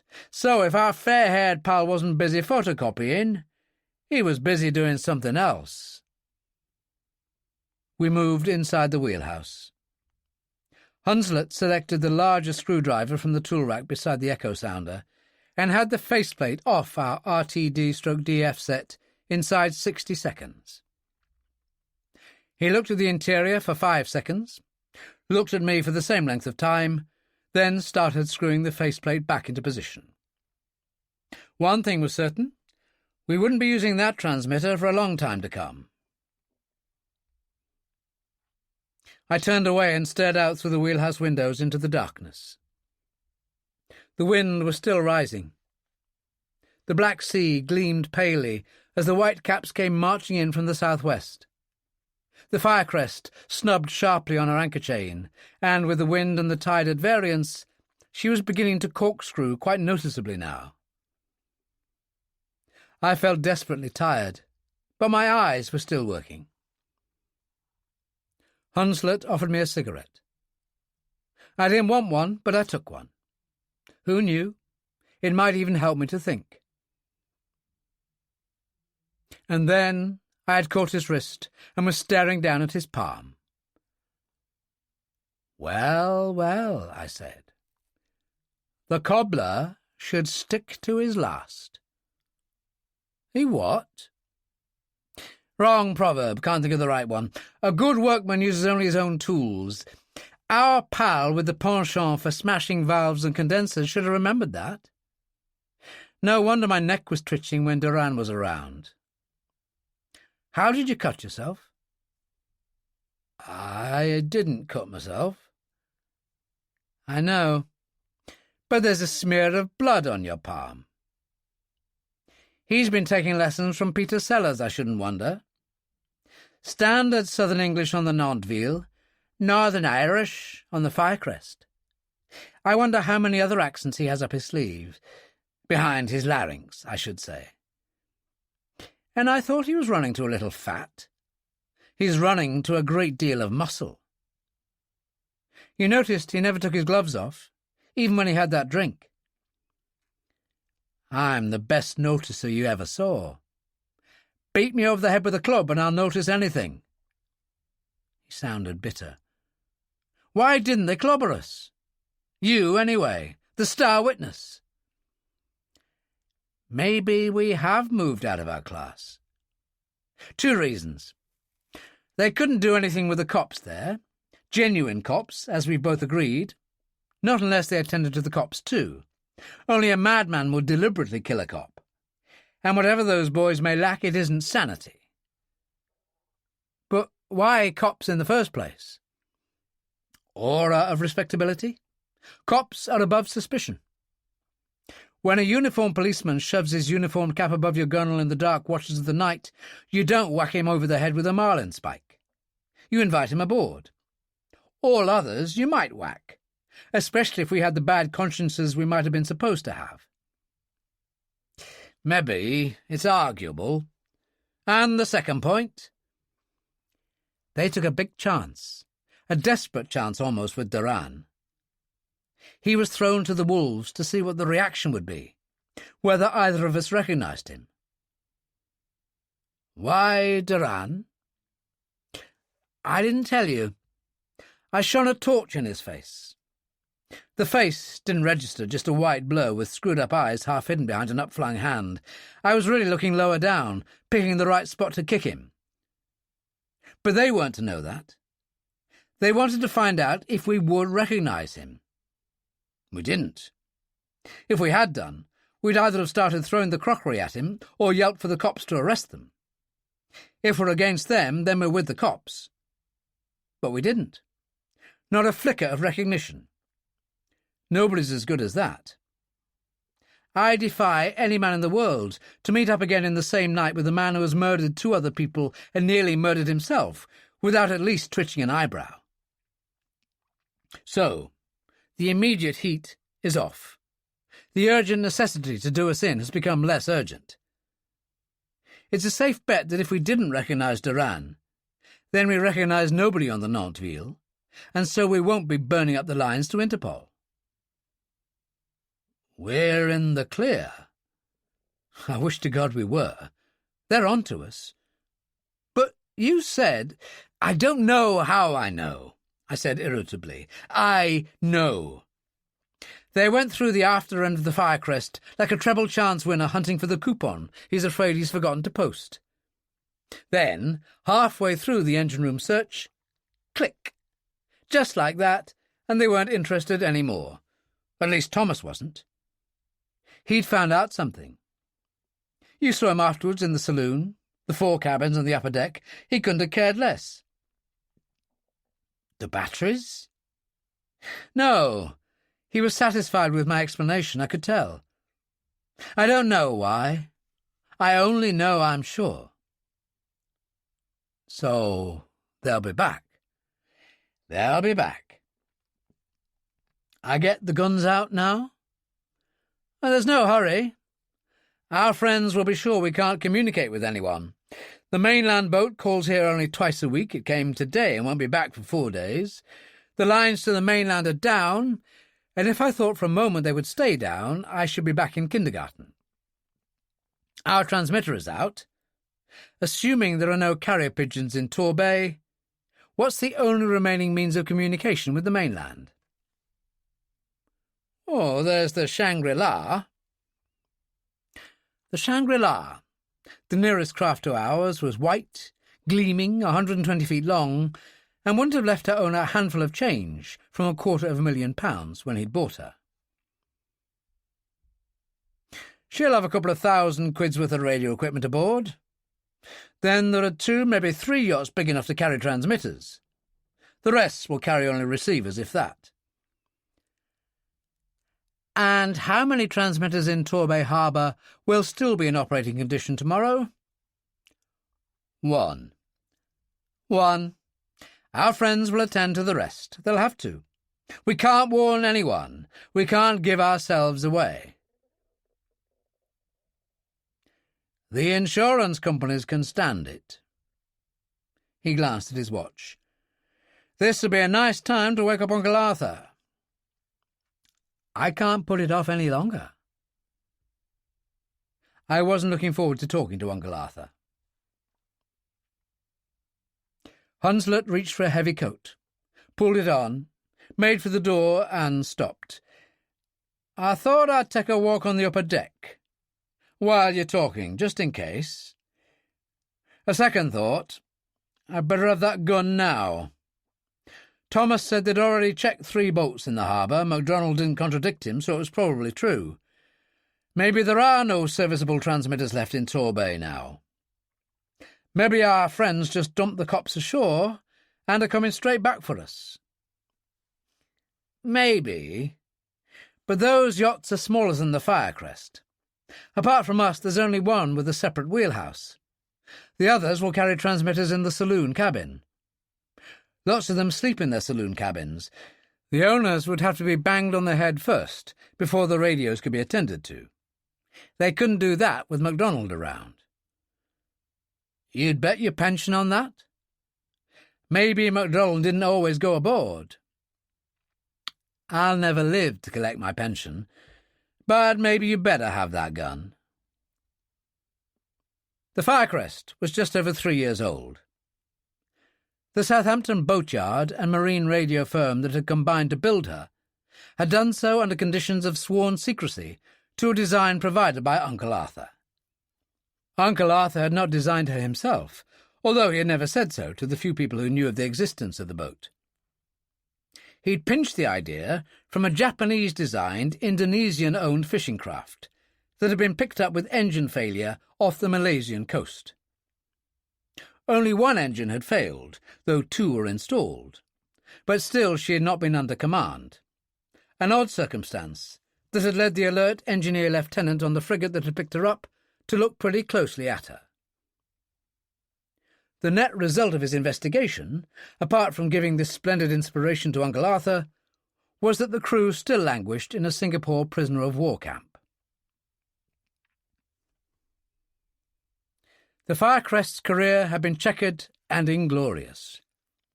She had cruised around the eastern Baltic for some time without achieving anything, until the authorities in Memel and Leningrad, getting tired of the sight of her, had declared the Firecrest persona non grata and sent her back to England.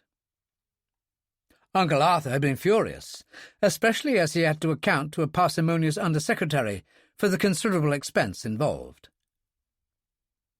The water guard had tried their hand with it at catching smugglers, and returned it without thanks. No smugglers. Now, for the first time ever, it was going to justify its existence, and in other circumstances Uncle Arthur would have been delighted. When he heard what I had to tell him, he would have no difficulty in restraining his joy.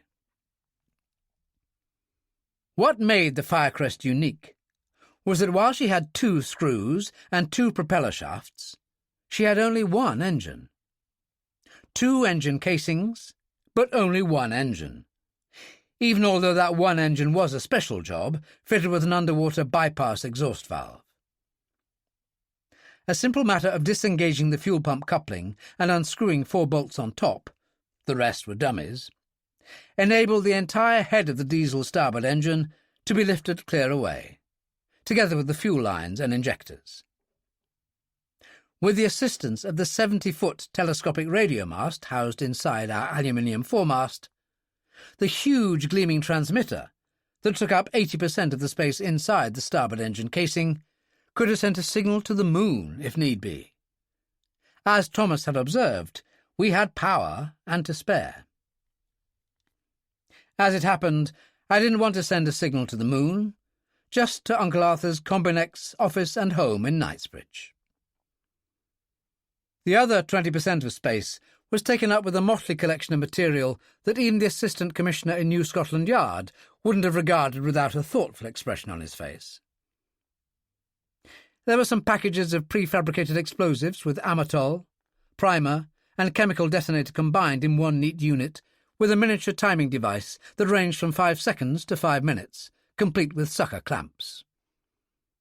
There was a fine range of burglars' housebreaking tools, bunches of skeleton keys, several highly sophisticated listening devices, including one that could be shot from a very tight pistol, several tubes of very harmless-looking tablets, which were alleged, when dropped in some unsuspecting character's drink, to induce unconsciousness for varying periods, 4 pistols, and a box of ammunition. Anyone who was going to use that lot in one operation was in for a busy time indeed. 2 of the pistols were Lugers, 2 were 4.25 German Lilliputs, the smallest really effective automatic pistol on the market. The Lilliput had the great advantage that it could be concealed practically anywhere on your person, even upside down in a spring-loaded clip in your lower left sleeve, if, that was, you didn't get your suits cut in Carnaby Street. Hunslet lifted one of the Lugers from its clamp, checked the loading indicator, and left at once. It wasn't that he was imagining that he could already hear stealthy footsteps on the upper deck. He just didn't want to be around when Uncle Arthur came on the air. I didn't blame him. I didn't really want to be around then either. I pulled out the 2 insulated rubber cables, fitted the powerfully spring-loaded sawtooth metal clamps onto the battery terminals, hung on a pair of earphones, turned on the set, pulled another switch that actuated the call-up, and waited. I didn't have to tune in.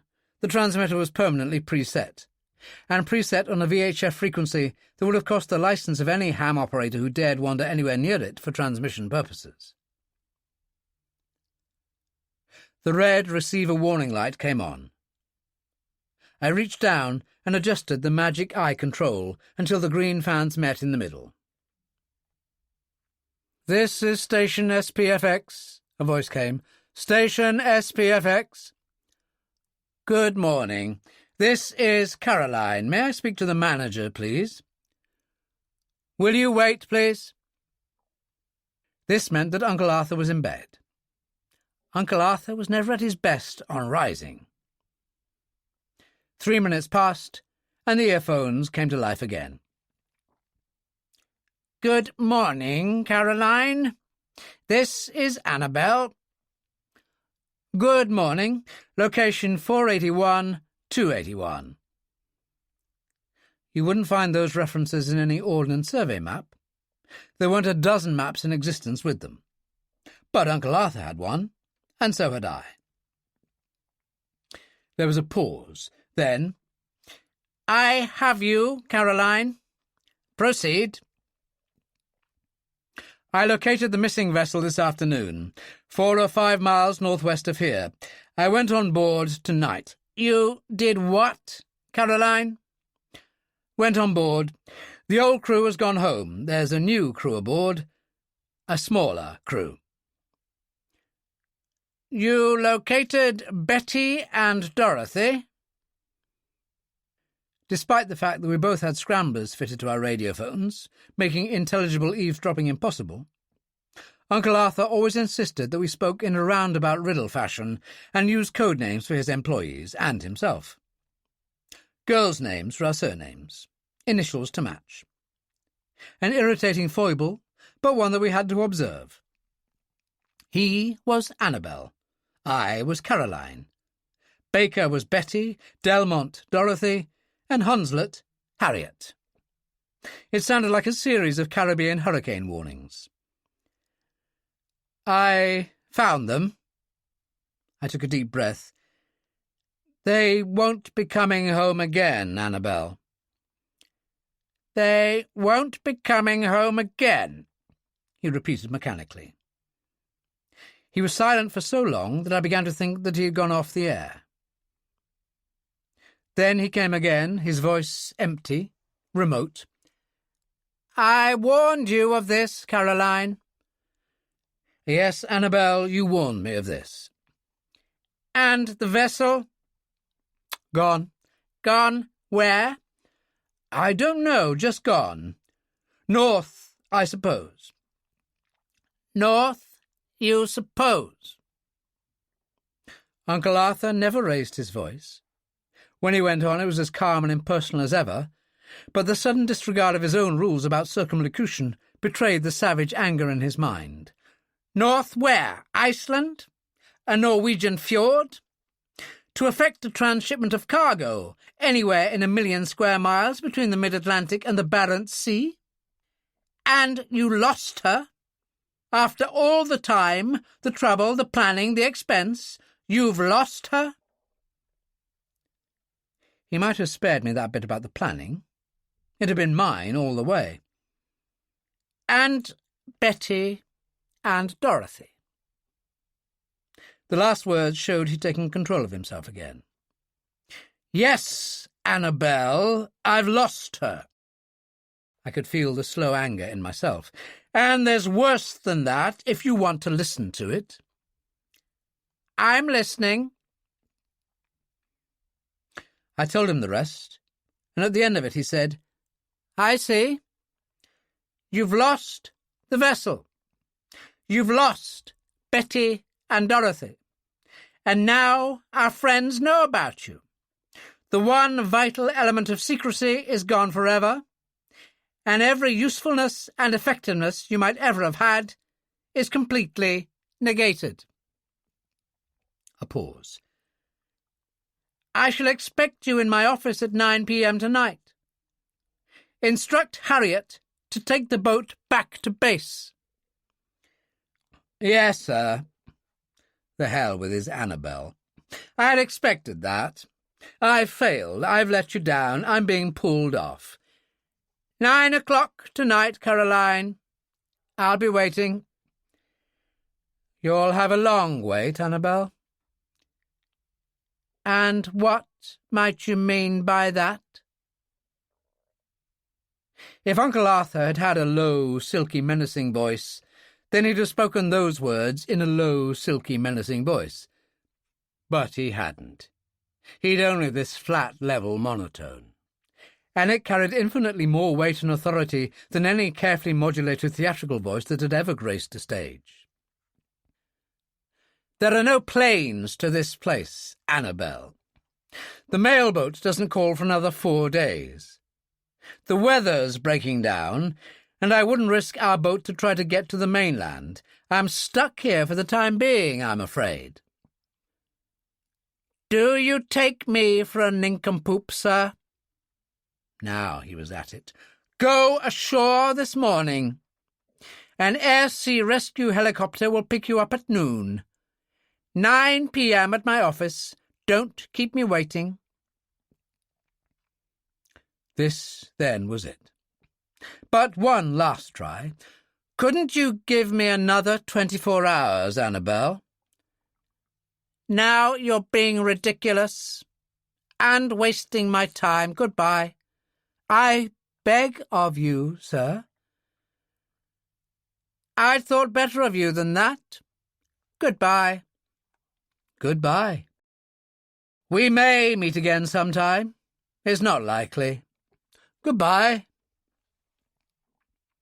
I switched the radio off, lit a cigarette, and waited. The call came through in half a minute. I waited another half-minute and switched on. I was very calm. The die was cast, and I didn't give a damn. "Caroline? Is that you, Caroline?" I could have sworn to a note of agitation in his voice. This was something for the record books. "Yes." "What did you say? At the end there?" "Goodbye." "You said goodbye. I said goodbye." "Don't quibble with me, sir. You said—" "If you want me aboard that helicopter," I said, "you'll have to send a guard with the pilot. An armed guard. I hope they're good. I've got a Luger, and you know I'm good. And if I had to kill anyone and go into court, then you'll have to stand there beside me, because there's no single civil action or criminal charge that even you, with all your connections, can bring against me that would justify the sending of armed men to apprehend me, an innocent man. Further, I am no longer in your employment. The terms of my civil service contract state clearly that I can resign at any moment, provided that I am not actively engaged on an operation at that moment. You've pulled me off. You've recalled me to London. My resignation will be on your desk as soon as the mail can get through. Baker and Delmont weren't your friends, they were my friends. They were my friends ever since I joined the service. You have the temerity to sit there and lay all the blame for their deaths on my shoulders, when you know damn well that every operation must have your final approval. And now you have the final temerity to deny me a one last chance to square accounts. I am sick of your damned soulless service. Goodbye.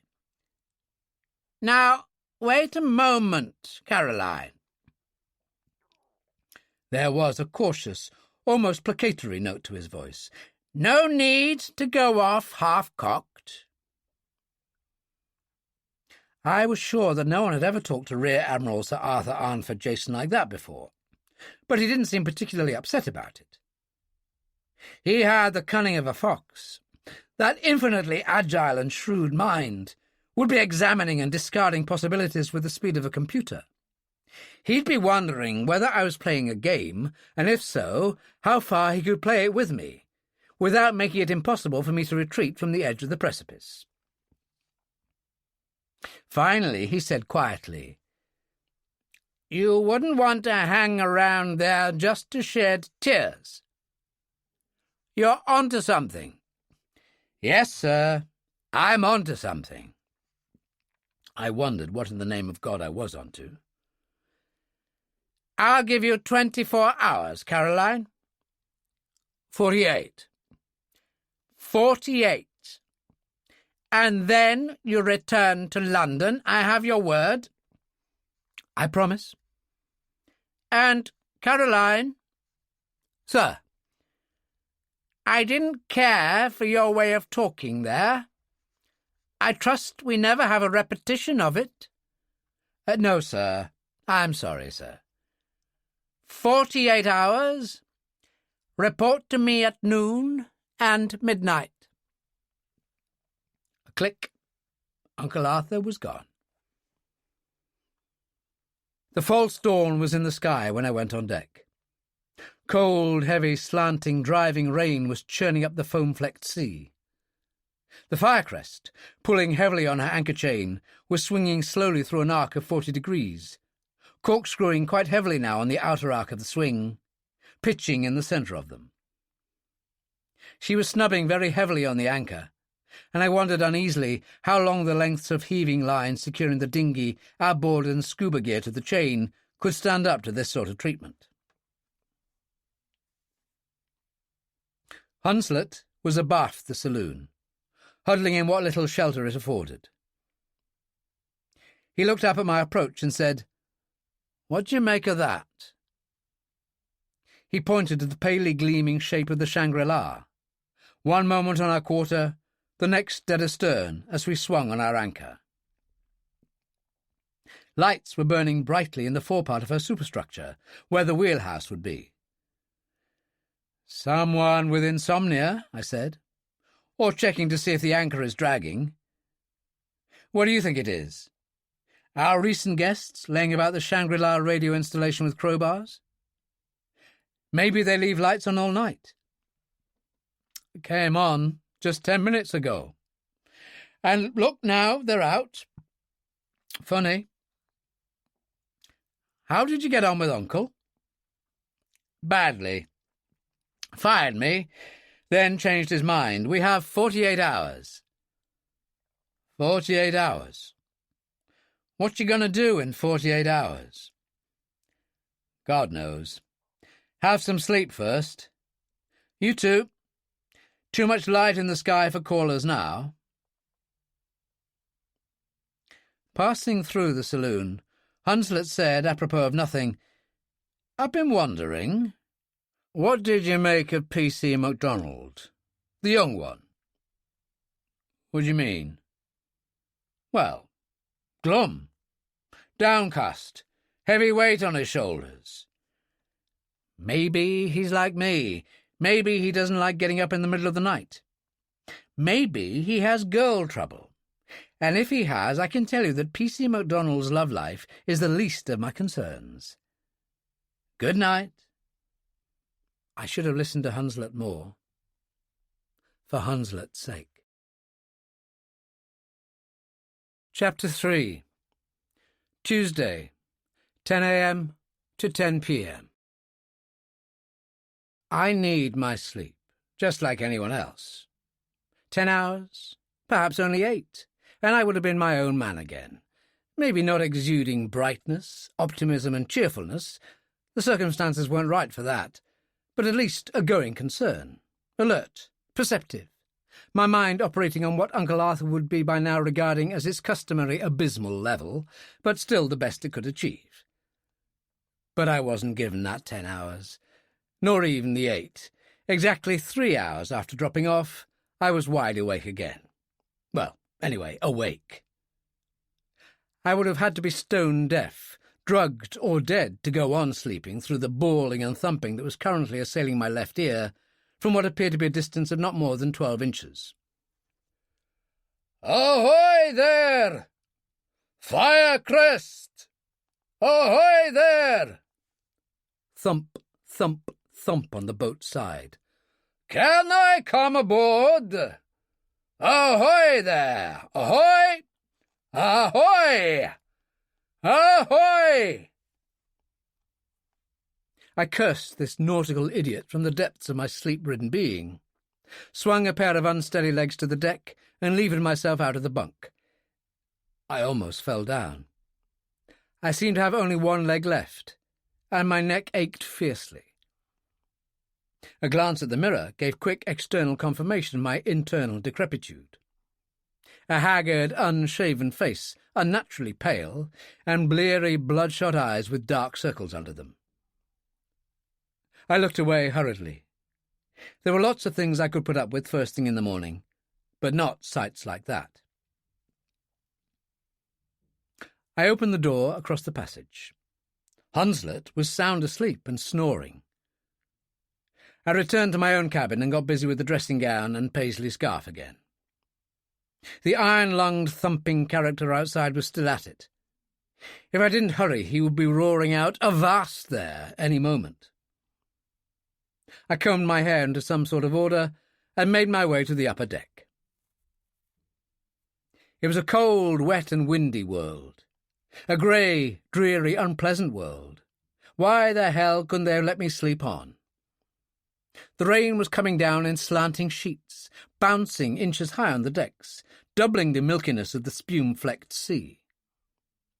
The lonely wind mourned through the rigging, and the lower registers of sound, and the steep-sided, wind-truncated waves, maybe 3 feet from tip to trough, were high enough to make passage difficult, if not dangerous, for the average yacht tender. They didn't make things in the slightest difficult or dangerous for the yacht tender that now lay alongside us.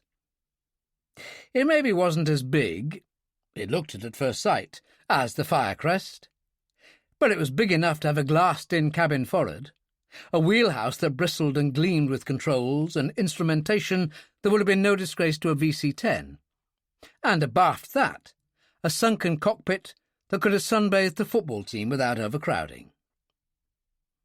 There were 3 crewmen dressed in black oilskins and fancy French Navy hats with black ribbons down the back. 2 of them each with a boat hook round one of the Firecrest's guardrail stanchions. Half a dozen big inflated spherical rubber fenders kept the Firecrest from rubbing its plebeian paintwork against the whitely varnished spotlessness of the tender alongside. And it didn't require the name on the bows or the crew's hats to let me know that this was the tender that normally took up most of the afterdeck space on the Shangri-La. Amidships, a stocky figure, clad in a white, vaguely naval brass-buttoned uniform and holding above his head a golf umbrella that would have had Joseph green with envy, stopped banging his gloved fist against the Firecrest's planking and glared up at me. "Ha!" I've never actually heard anyone snort out a word, but this came pretty close to it. "There you are at last! Took your time about it, didn't you? I'm soaked, man! Soaked!" A few spots of rain did show up quite clearly on the white seersucker. "May I come aboard?" He didn't wait for any permission, just leapt aboard with surprising nimbleness for a man of his build and years, and nipped into the Firecrest's wheelhouse ahead of me, which was pretty selfish of him, as he still had his umbrella, and all I had was my dressing gown. I followed and closed the door behind me. He was a short, powerfully built character, 55, I would have guessed, with a heavily tanned, jowled face, close-cropped iron-grey hair with tufted eyebrows to match, long, straight nose, and a mouth that looked as if it had been closed with a zip-fastener. A good-looking cove, if you like that type of looks. The dark, darting eyes looked me up and down, and if he was impressed by what he saw, he made a heroic effort to keep his admiration in check. "Sorry for the delay," I apologised. "Short of sleep. We had the customs aboard in the middle of the night, and I couldn't get off after that." Always tell everyone the truth, if there's an even chance of that truth coming out anyway, which in this case there was, gives one a reputation for forthright honesty. "The customs?" He looked as if he intended to say "pshaw," or "fiddlesticks," or something of that order, then changed his mind and looked up sharply. "An intolerable bunch of busybodies. And in the middle of the night. Shouldn't have let them aboard. Sent them packing. Intolerable. What the deuce did they want?" He gave the distinct impression of having himself had some trouble with the customs in the past. "They were looking for stolen chemicals. Stolen from someplace in Ayrshire. Wrong boat." "Idiots!" He thrust out a stubby hand. He'd passed his final judgment on the unfortunate customs, and the subject was now closed. "Skouras! Sir Anthony Skouras." "Peterson." His grip made me wince, less from the sheer power of it than from the gouging effects of the large number of thickly encrusted rings that adorned his fingers. I wouldn't have been surprised to see some on his thumbs, but he'd missed out on that. I looked at him with new interest. "Sir Anthony Skouras. I've heard of you, of course." "Nothing good. Columnists don't like me because they know I despise them. A Cypriot who made his shipping millions through sheer ruthlessness, they say. True. Asked by the Greek government to leave Athens. True. Became a naturalized British citizen and bought a knighthood. Absolutely true. Charitable works and public services. Money can buy anything. A baronetcy next, but the market's not right at the moment. Price is bound to fall. Can I use your radio transmitter? I see you have one." What's that?" The abrupt switch had me off balance. No great achievement the way I was feeling. "Your radio transmitter, man. Don't you listen to the news? All those major defense projects cancelled by the Pentagon. Price of steel tumbling. Must get through to my New York broker at once. Sorry. Certainly you may. But your own radio telephone. Surely it's out of action. His mouth became more tight-lipped than ever, and the inevitable happened. It disappeared. It's urgent, Mr. Peterson. Immediately. You know how to operate this model? He smiled thinly, which was probably the only way he was capable of smiling.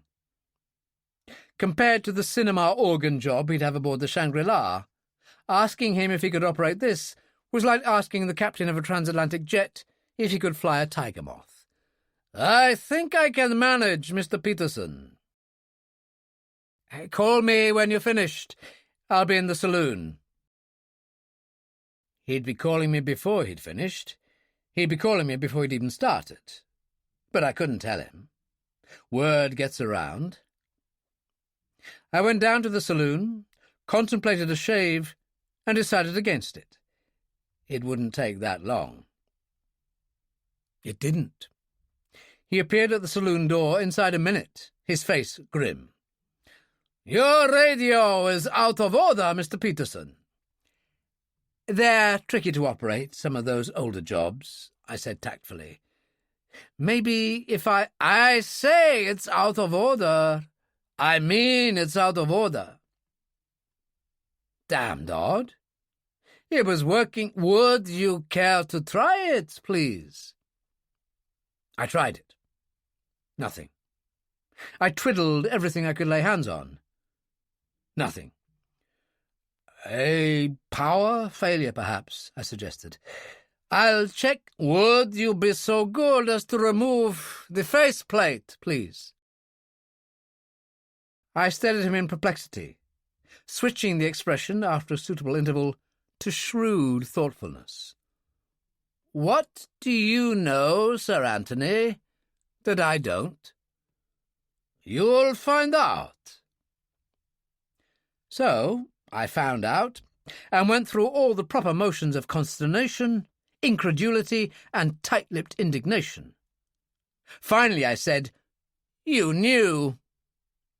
How did you know? Obvious, isn't it? Your transmitter, I said slowly. It's more than just out of order. You had the same midnight caller. And the Orion. The mouth vanished again. The big blue ketch lying close in. Only other craft in the harbour apart from us with a radio transmitter.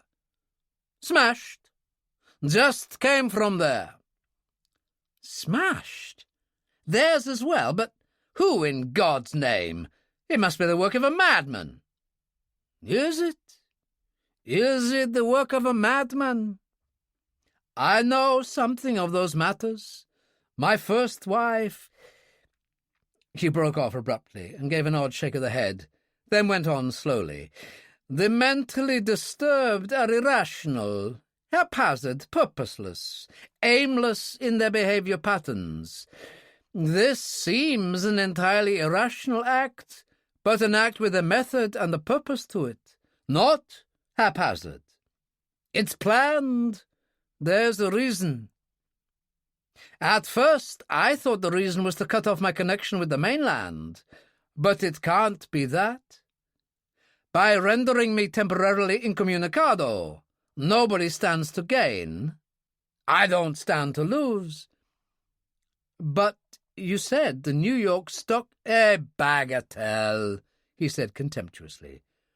Nobody likes to lose money. Not more than a few millions, anyway. No, Mr. Peterson, I am not the target. We have here an A and a B. A regards it as vital that he remains in constant communication with the mainland. B regards it as vital that A doesn't. So B takes steps. There's something damned funny going on in Torbay, and something big. I have a nose for such things. He was no fool, but then not many morons have ended up as multimillionaires. I couldn't have put it better myself. I said, "Reported this to the police yet?" "Going there now, after I've made a phone call or two." The eyes suddenly became bleak and cold. "Unless our friend has smashed up the 2 public call boxes in the main street." He's done better than that. He's brought down the lines to the mainland. Somewhere down the Sound, no one knows where. He stared at me, wheeled to leave, then turned, his face empty of expression. "How did you know that?" The tone matched the face. "Police told me. They were aboard with the customs last night." "The police? That's damned odd. What were the police doing here?" He paused and looked at me with his cold, measuring eyes. "A personal question, Mr. Peterson. No impertinence intended. A question of elimination. What are you doing here? No offense." "No offense. My friend and I are marine biologists. A working trip. Not our boat, the Ministry of Agriculture and Fisheries." I smiled. "We have impeccable references, Sir Anthony." "Marine biology, eh? Hobby of mine, you might say. Layman, of course. Must have a talk sometime." He was speaking absent-mindedly, his thoughts elsewhere. "Could you describe the policeman, Mr. Peterson?" I did, and he nodded. "Well, that's him all right.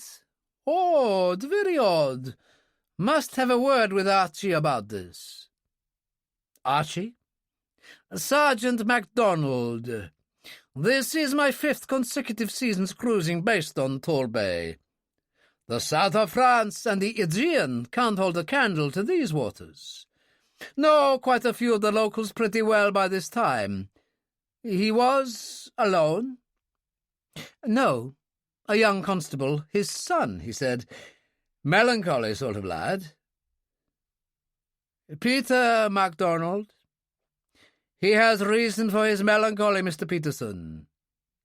He has 2 young brothers, 16 years old, twins, died a few months back. At an Inverness school. Lost in the late snowstorm in the Cairngorms. The father is tougher, doesn't show it so much. A great tragedy. I knew them both. Fine boys." I made some appropriate comment, but he wasn't listening. "I must be on my way, Mr. Peterson. Put this damned strange affair in MacDonald's hand. I don't see they can do much. Then off for a short cruise." I looked through the wheelhouse windows at the dark skies, the white-capped seas, the driving rain. "You picked a day for it?" "The rougher the better. No bravado. I like a mill pond as well as any man. Just had new stabilizers fitted in the Clyde. We got back up here only 2 days ago, and it seems like a good day to try them out."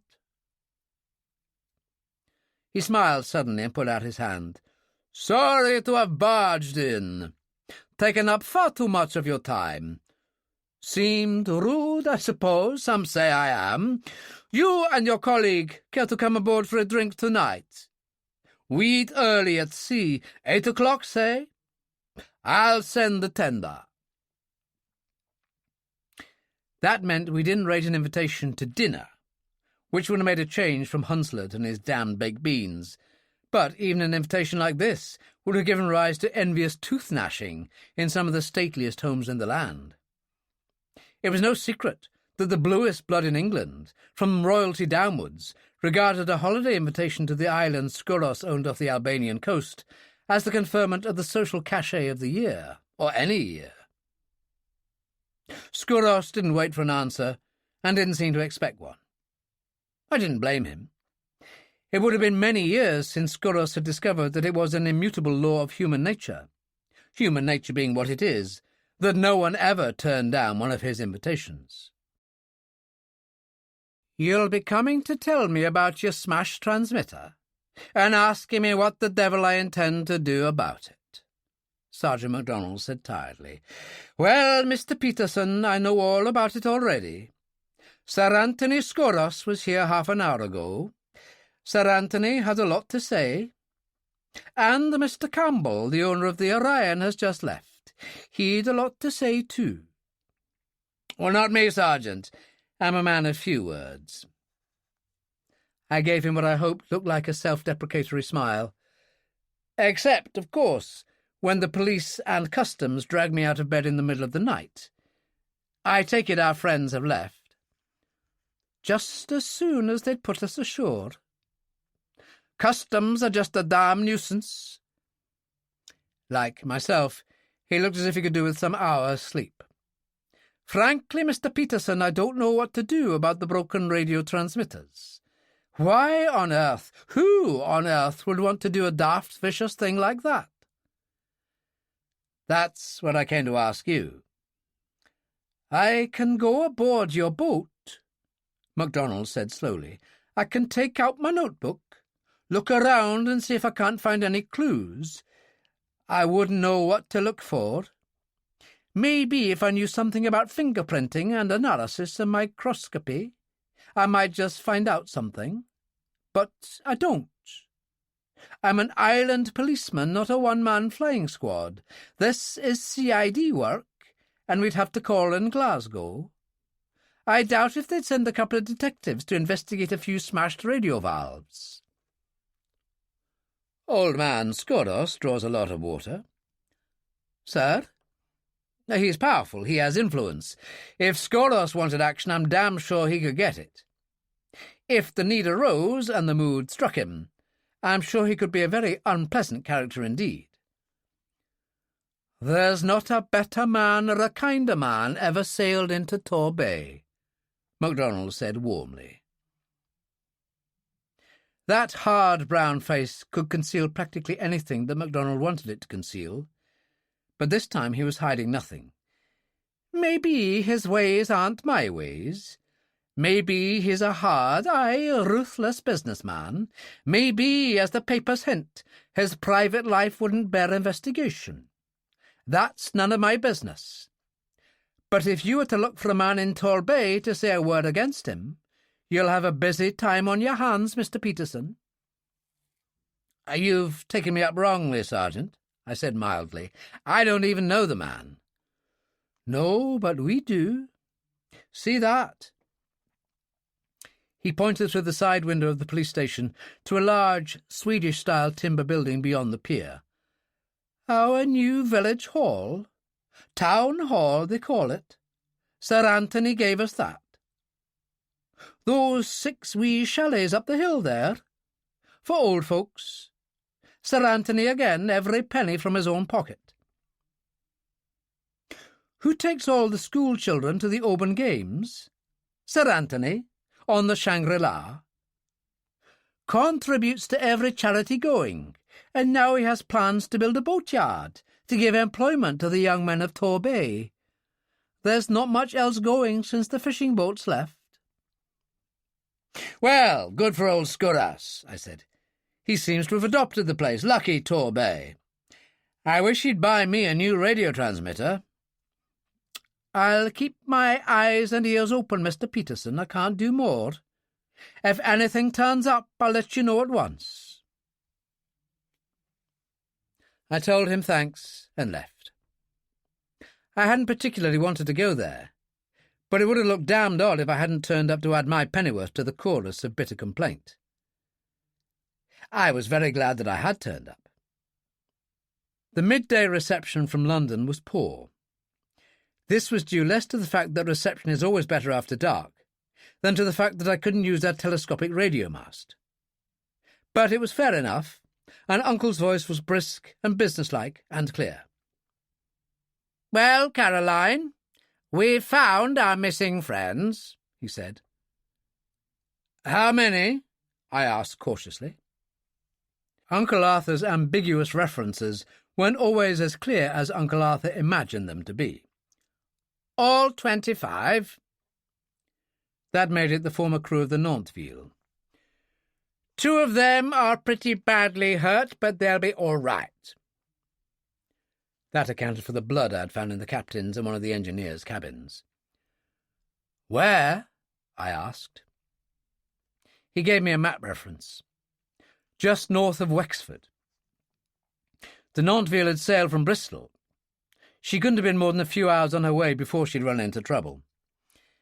"Exactly the same procedure as on the previous occasions," Uncle Arthur was saying. "Held in a lonely farmhouse for a couple of nights. Plenty to eat and drink, and blankets to keep the cold out. Then they woke up one morning and found their guards had gone." But a different procedure in stopping our friend. I'd almost said Nanterville, and Uncle Arthur wouldn't have liked that at all. "As always, we must concede them a certain ingenuity, Caroline. After having smuggled men aboard in port, then used the sinking fishing boat routine, the police launch routine, and the yacht with the appendicitis case aboard, I thought they would be starting to repeat themselves. But this time they came up with a new one, possibly because it's the first time they've hijacked a ship during the hours of darkness. Carley rafts this time, with about 10 survivors aboard, dead ahead of the vessel. Oil all over the sea. A weak distress flare that couldn't have been seen a mile away, and probably was designed that way. You know the rest." "Yes, Annabel." I knew the rest. After that, the routine was always the same. The rescued survivors, displaying a marked lack of gratitude, would whip out pistols, round up the crew, tie black muslin bags over their heads so that they couldn't identify the vessel that would appear within the hour to take them off, march them on board the unknown vessel, land them on some lonely beach during the dark, then march them again, often a very long way indeed, till they arrived at their prison. A deserted farmhouse. Always a deserted farmhouse, and always in Ireland, 3 times in the north, and now twice in the south. Meantime, the prize crew sailed the hijacked vessel to God alone knew where, and the first the world knew of the disappearance of the pirated vessel was when the original crew, released after 2 or 3 days' painless captivity, would turn up at some remote dwelling and start hollering for the nearest telephone. "Betty and Dorothy," I said. "Were they still in safe concealment when the crew was taken off?" "I imagine so. I don't know. Details are still coming in, and I understand the doctors won't let anyone see the captain yet." Only the captain had known of the presence aboard of Baker and Delmont. 41 hours now, Caroline. What have you done?" For a moment I wondered irritably what the devil he was talking about. Then I remembered. He'd given me 48 hours, 7 were gone. "I've had 3 hours' sleep." He'd consider that an utter waste of time. His employees weren't considered to need sleep. "I've talked to the constabulary ashore, and I've talked to a wealthy yachtsman next boat to us here. We're paying him a social call tonight." There was a pause. "You're doing what tonight, Caroline?" "Visiting. We've been invited, Harriet and I, for drinks." This time the pause was markedly longer. Then he said, "You have 41 hours, Caroline." "Yes, Annabel." "We assume you haven't taken leave of your senses?" "I don't know how unanimous informed opinion might be about that. I don't think I have." "And you haven't given up?" "No, not that. You're too damn stiff-necked. And stupid." "Who's the yachtsman?" I told him. It took me some time, partly because I had to spell out names with the aid of his damned codebook, partly because I gave him a very full account of everything Scoras had said to me, and everything Sergeant MacDonald had said about Scoras. When his voice came again, it was cagey and wary. As Uncle Arthur couldn't see me, I permitted myself a cynical grin. Even cabinet ministers found it difficult to make the grade as far as Scoras's dinner table. But the permanent under-secretaries, the men with whom the real power of government lies, practically had their own initial napkin rings. Under-secretaries were the bane of Uncle Arthur's life. "You'll have to watch your step very carefully here, Caroline." "Betty and Dorothy aren't coming home any more, Annabel. Someone has to pay. I want someone to pay. You want someone to pay. We all do."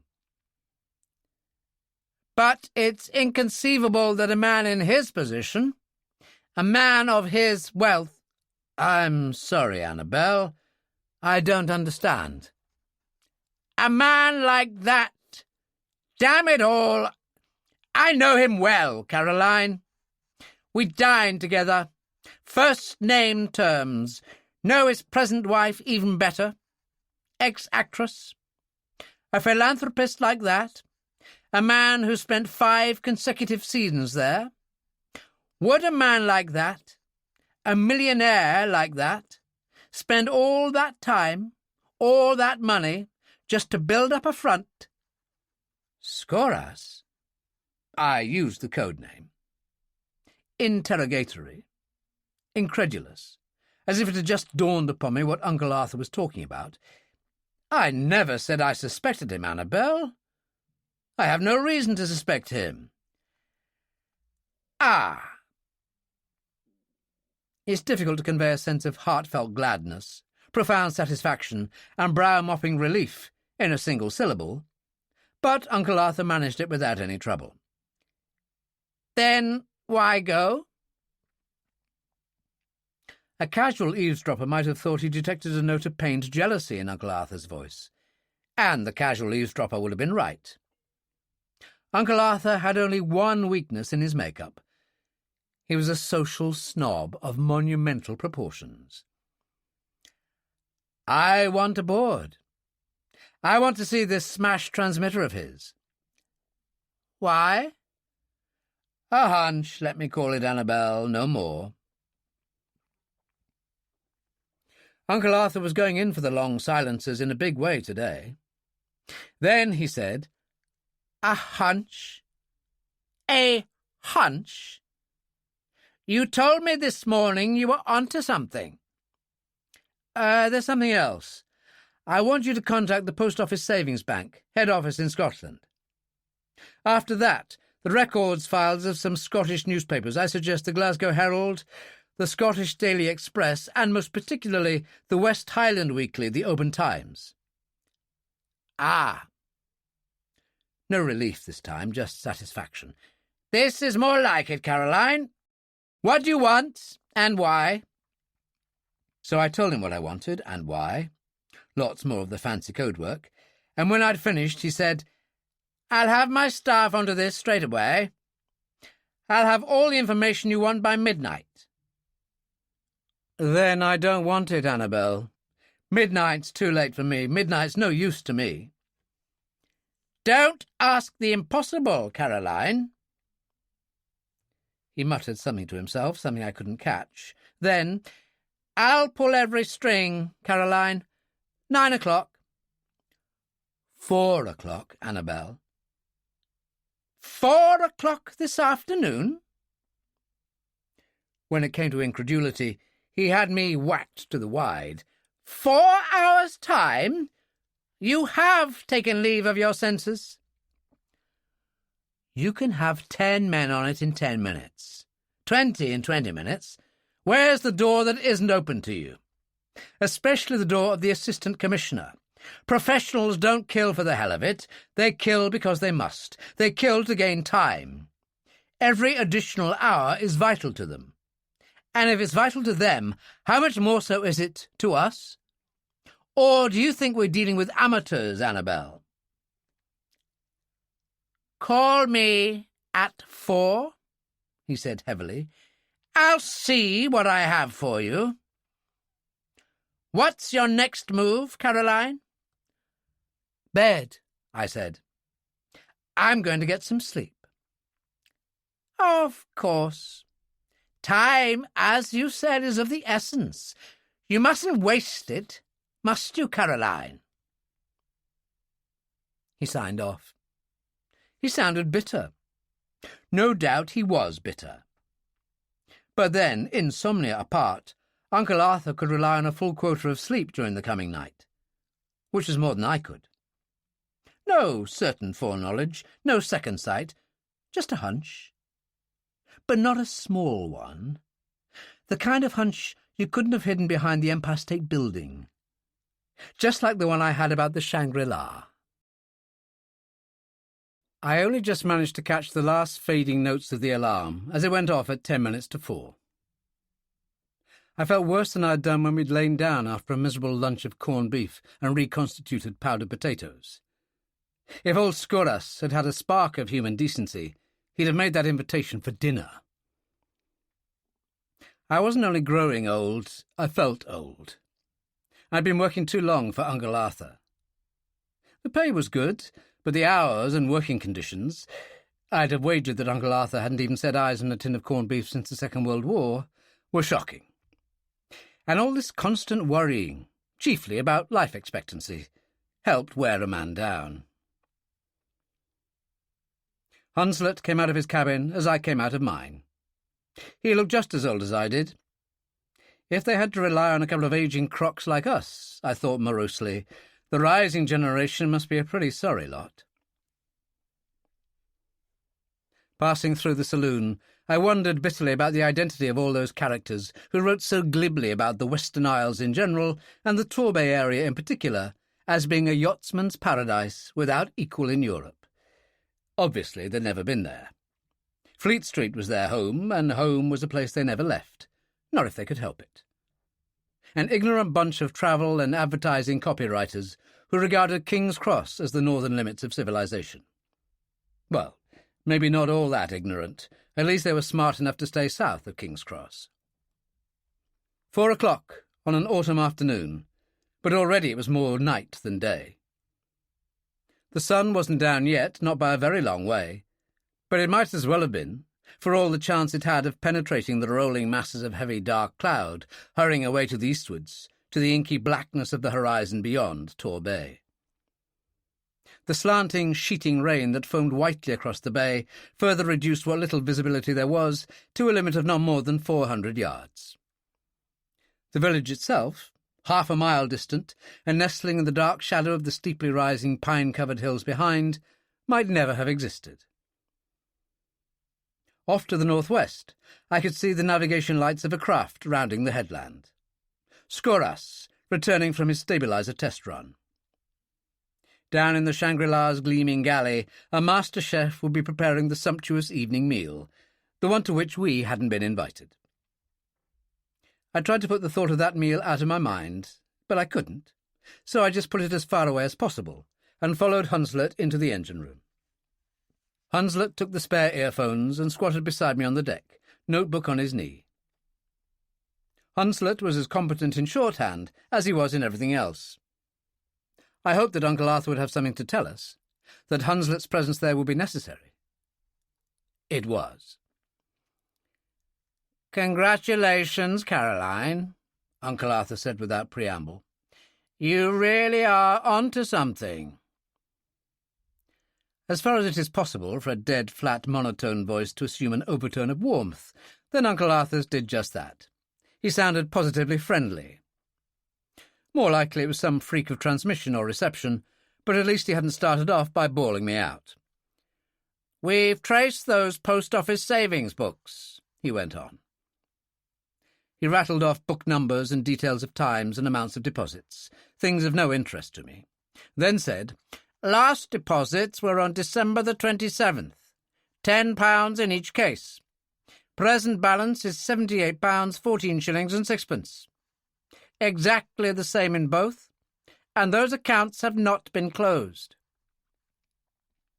He paused for a moment to let me congratulate him, which I did, then continued. "That's nothing, Caroline, listen. Your queries about any mysterious accidents, deaths, disappearances off the west coasts of Inverness or Argyll. or anything happening to people from that area. We've struck oil, Caroline. We've really struck oil. My God, why did we never think of this before? Have your pencil handy? Harriet has. Here we go. This seems to have been the most disastrous sailing season for years in the west of Scotland.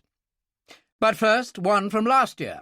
The Pinto, a well-found, seaworthy 45-foot motor cruiser, left Kyle of Lochalsh for Oban at 8 a.m., September the 4th. She should have arrived that afternoon. She never did. No trace of her has ever been found.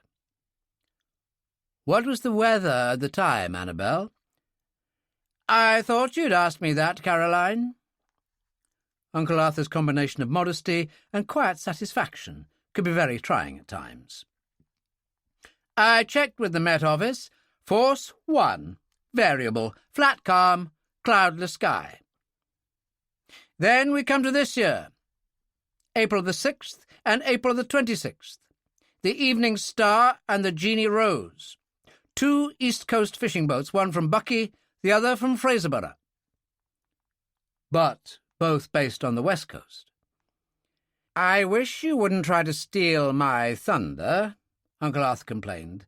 Both were based on Oban. Both were lobster boats. The Evening Star, the first one to go, was found stranded on the rocks off Islay. The Jeanie Rose vanished without trace. No member of either crew was ever found.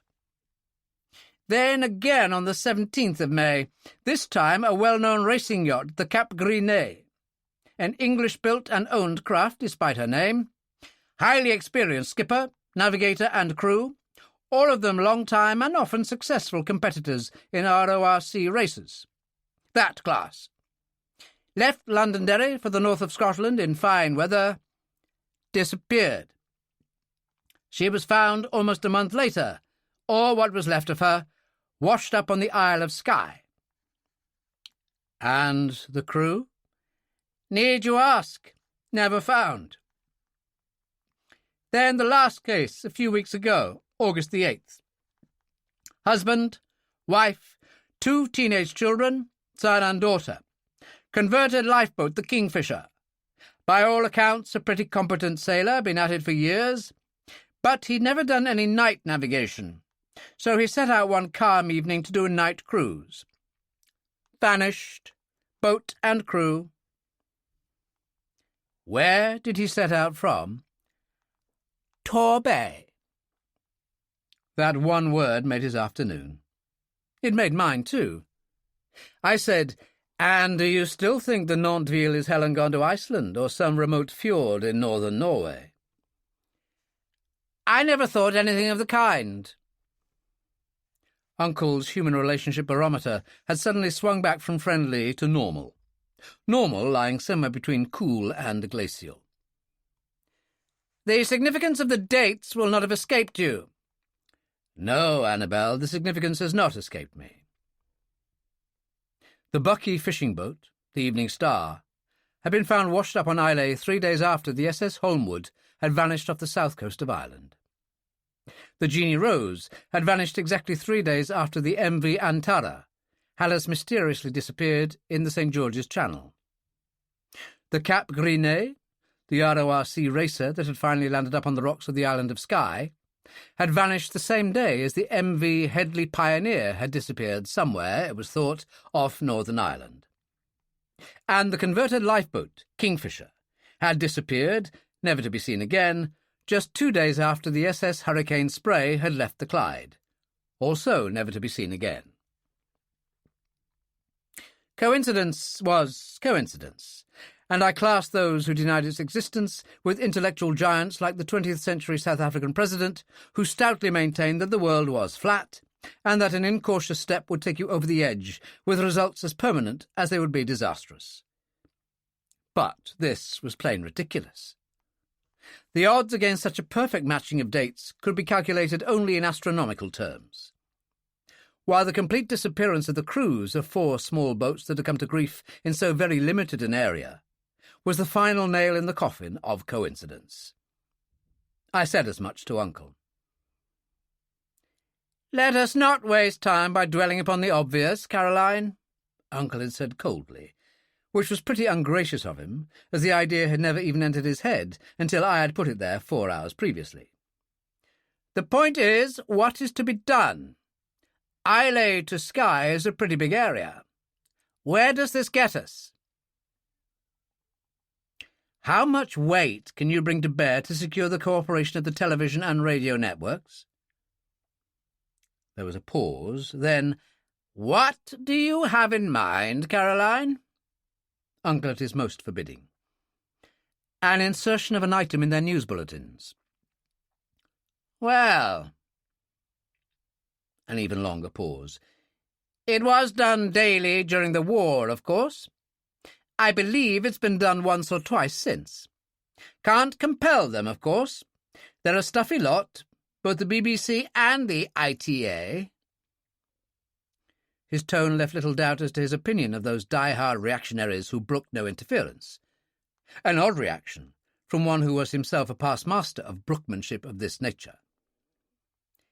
"If they can be persuaded that it's completely apolitical and in the national interest, there's a chance. What do you want?" "An item that a distress signal has been received from a sinking yacht somewhere south of Skye. Exact position unknown. Signals ceased, the worst feared. An air-sea search to be mounted at first light tomorrow. That's all." "I may manage it. Your reason, Caroline?" "I want to look around. I want an excuse to move around without raising eyebrows." "You're going to volunteer the Firecrest for this search, and then poke around where you shouldn't?" "We have our faults, Annabel, Harriet and I, but we're not crazy. I wouldn't take this tub across the Serpentine without a favourable weather forecast. It's blowing a force 7 outside. And a boat search would take a lifetime too long in those parts. What I had in mind was this. At the very eastern tip of Torbay Island, about 5 miles from the village, there's a small deserted sandy cove, semicircular and well protected by steep bluffs and pine trees. Will you please arrange to have a long-range helicopter there exactly at dawn?" "And now it's your turn to think I am crazy," Uncle Arthur said coldly. That remark about the sea-keeping qualities of his own brainchild, the Firecrest, would have rankled badly. "I'm supposed to snap my fingers and hey presto, a helicopter will be there at dawn." "That's 14 hours from now, Annabel. At 5 o'clock this morning you were prepared to snap your fingers and have a helicopter here by noon. 7 hours. Exactly half the time. But that was for something important, like getting me down to London to give me the bawling out of a lifetime before firing me." "Call me at midnight, Caroline. I hope to God you know what you're doing." I said, "Yes, sir," and hung up. I didn't mean, "Yes, sir, I knew what I was doing." I meant, "Yes, sir, I hope to God I knew what I was doing." If the carpet in the Shangri-La saloon had cost a penny under £5,000, then old Skouras must have picked it up second-hand somewhere. 20 by 30, bronze and russet and gold, but mainly gold. It flowed across the deck like a field of ripe corn, an illusion heightened both by its depth and the impediment it offered to progress. You had to wade through the damn thing. I've never seen an item of furnishing like it in my life, except for the curtains that covered 2/3 of the bulkhead space. The curtains made the carpet look rather shoddy. Persian or Afghanistan, with a heavy gleaming weave that gave a shimmering shot silk effect with every little movement of the Shangri-La. They stretched all the way from deck head to deck.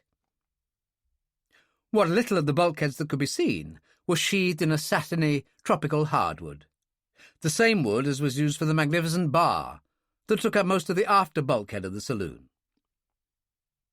The opulently upholstered settees and armchairs and bar stools, dark green leather with gold piping, would have cost another fortune. Even the trade-in value of the beaten copper tables, scattered carelessly about the carpet, would have fed a family of 5 for a year. At the Savoy Grill. On the port bulkhead hung 2 Cézannes. On the starboard, 2 Renoirs. The pictures were a mistake. In that room they didn't have a chance. They'd have felt more at home in the galley. So would I. So I was pretty sure would Hunslet. It wasn't merely that our sports coats and paisley scarves clashed violently with the decor in general, and the black ties and dinner jackets of our host and his other guests in particular.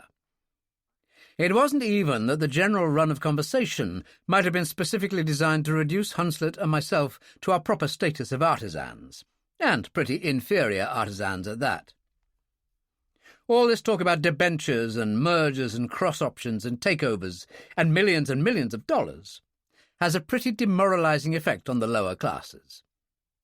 But you didn't need to have the IQ of a genius to realize that this line of talk wasn't being aimed specifically at us.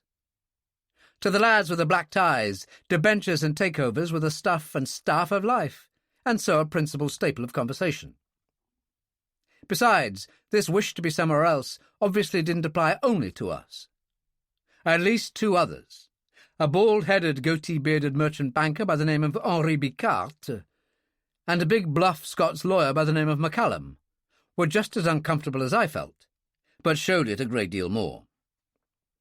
A silent movie picture of the scene would have given no clue as to what was wrong. Everything was so very comfortable, so very civilized. The deep armchairs invited complete relaxation. A blazing, if superfluous, log fire burned in the hearth. Skoras was the smiling and genial host to the life. The glasses were never empty. The press of an unheard bell brought a white-jacketed steward who silently refilled glasses and as silently departed again. All so urbane, so wealthy, so pleasantly peaceful. Until you cut in the movie soundtrack, that was. That was when you wished you were in the galley. Skoras had his glass refilled for the 4th time in the 45 minutes we had been there, smiled at his wife sitting in the armchair across the fire from him, lifted his glass in a toast. "To you, my dear, to your patience with putting up with us all so well. A most boring trip for you, most boring. I congratulate you." I looked at Charlotte Skoras. Everybody looked at Charlotte Skoras. There was nothing unusual in that. Millions of people had looked at Charlotte Skoras when she'd been the most sought-after actress in Europe. Even in those days, she'd been neither particularly young nor beautiful.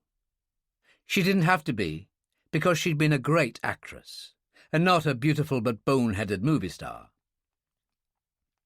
Now she was even older and less good-looking, and her figure was beginning to go.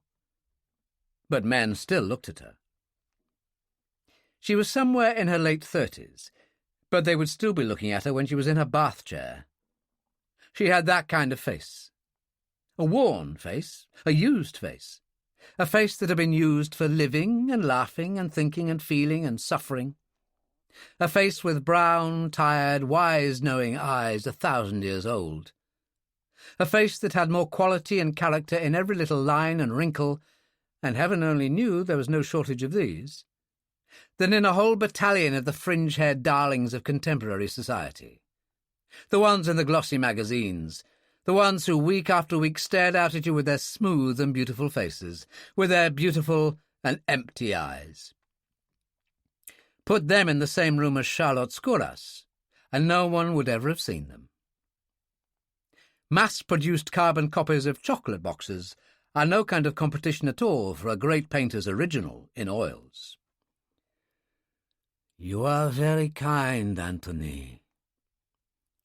Charlotte Skoras had a deep, slow, slightly foreign-accented voice, and just then a tired, strained smile that accorded well with the darkness under the brown eyes.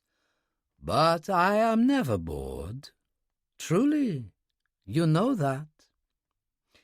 "With this lot as guests," Skoras' smile was as broad as ever, "a Skoras board meeting in the Western Isles, instead of your blue-blooded favourites on a cruise in the Levant. Take Dolman here." He nodded to the man by his side, a tall, thin, bespectacled character with receding, thin, dark hair, who looked as if he needed a shave, but didn't. John Dolman, the managing director of the Skuras shipping lines. Hey, John, how do you rate yourself as a substitute for young Viscount Hawley, the one with sawdust in his head and 15 million in the bank? Poorly, I'm afraid, Sir Anthony. Dolman was as urbane as Skuras himself, as apparently unconscious of anything untoward in the atmosphere. Very poorly. I've a great deal more brains, a great deal less money, and I've no pretensions to being a gay and witty conversationalist. Young Hawley was rather the life and soul of the party, wasn't he? Especially when I wasn't around. Skuras added thoughtfully. He looked at me. You know him, Mr. Peterson? I've heard of him. I don't move in those circles, Sir Anthony. Urbane as all hell, that was me. Skuras looked quizzically at the two men sitting close by myself. One, rejoicing in the good Anglo-Saxon name of Herman Lavorsky, a big, jovial, twinkling-eyed man with a great booming laugh and an inexhaustible supply of risque stories, was, I'd been told, his accountant and financial adviser.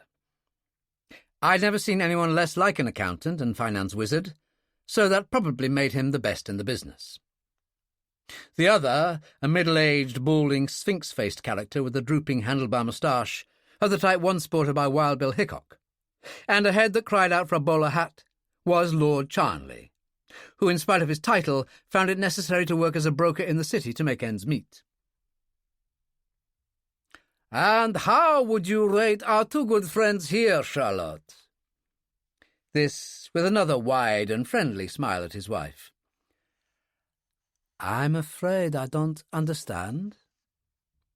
Charlotte Skuras looked at her husband steadily, not smiling. Come now, of course you do understand. I'm still talking about the poor company I provide for so young and attractive a woman as you." He looked at Hunslet.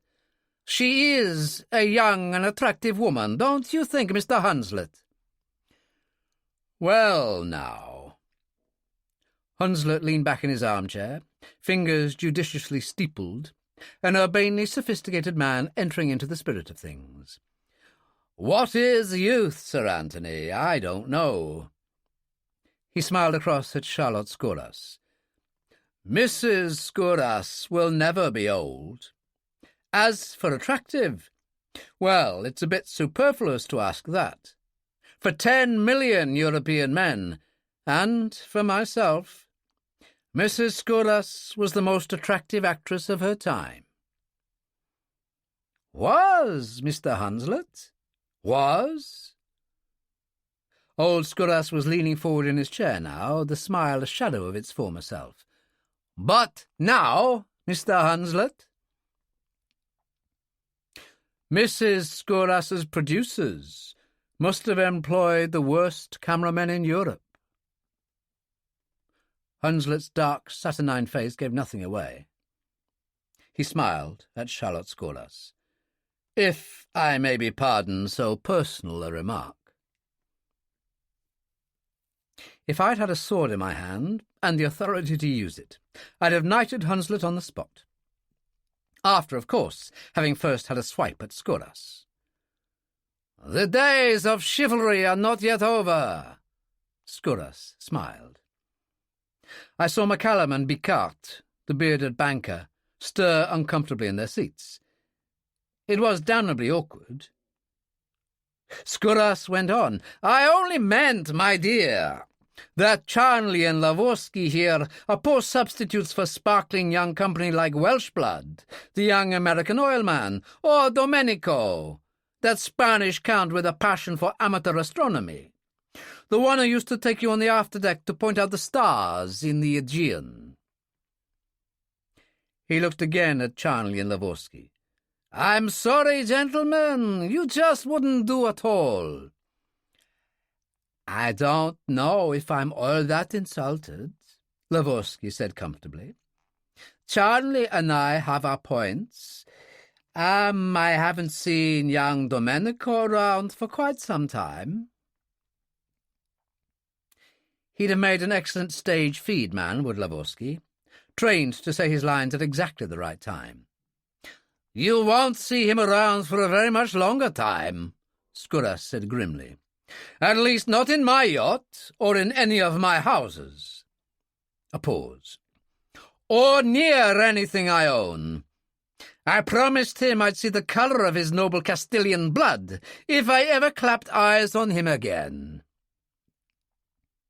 He laughed suddenly. "I must apologize for even bringing that nonentity's name into the conversation. Mr. Hanslet, Mr. Peterson, your glasses are empty." "You've been very kind, Sir Anthony. We've enjoyed ourselves immensely." Bluff stupid old Calvert, too obtuse to notice what was going on. "But we'd like to get back. It's blowing up badly tonight, and Hunslet and I would like to move the Firecrest into the shelter of Garve Island." I rose to a window, pulling one of his Afghanistan or whatever curtains to one side. It felt as heavy as a stage fire curtain. No wonder he needed stabilizers with all that top weight on.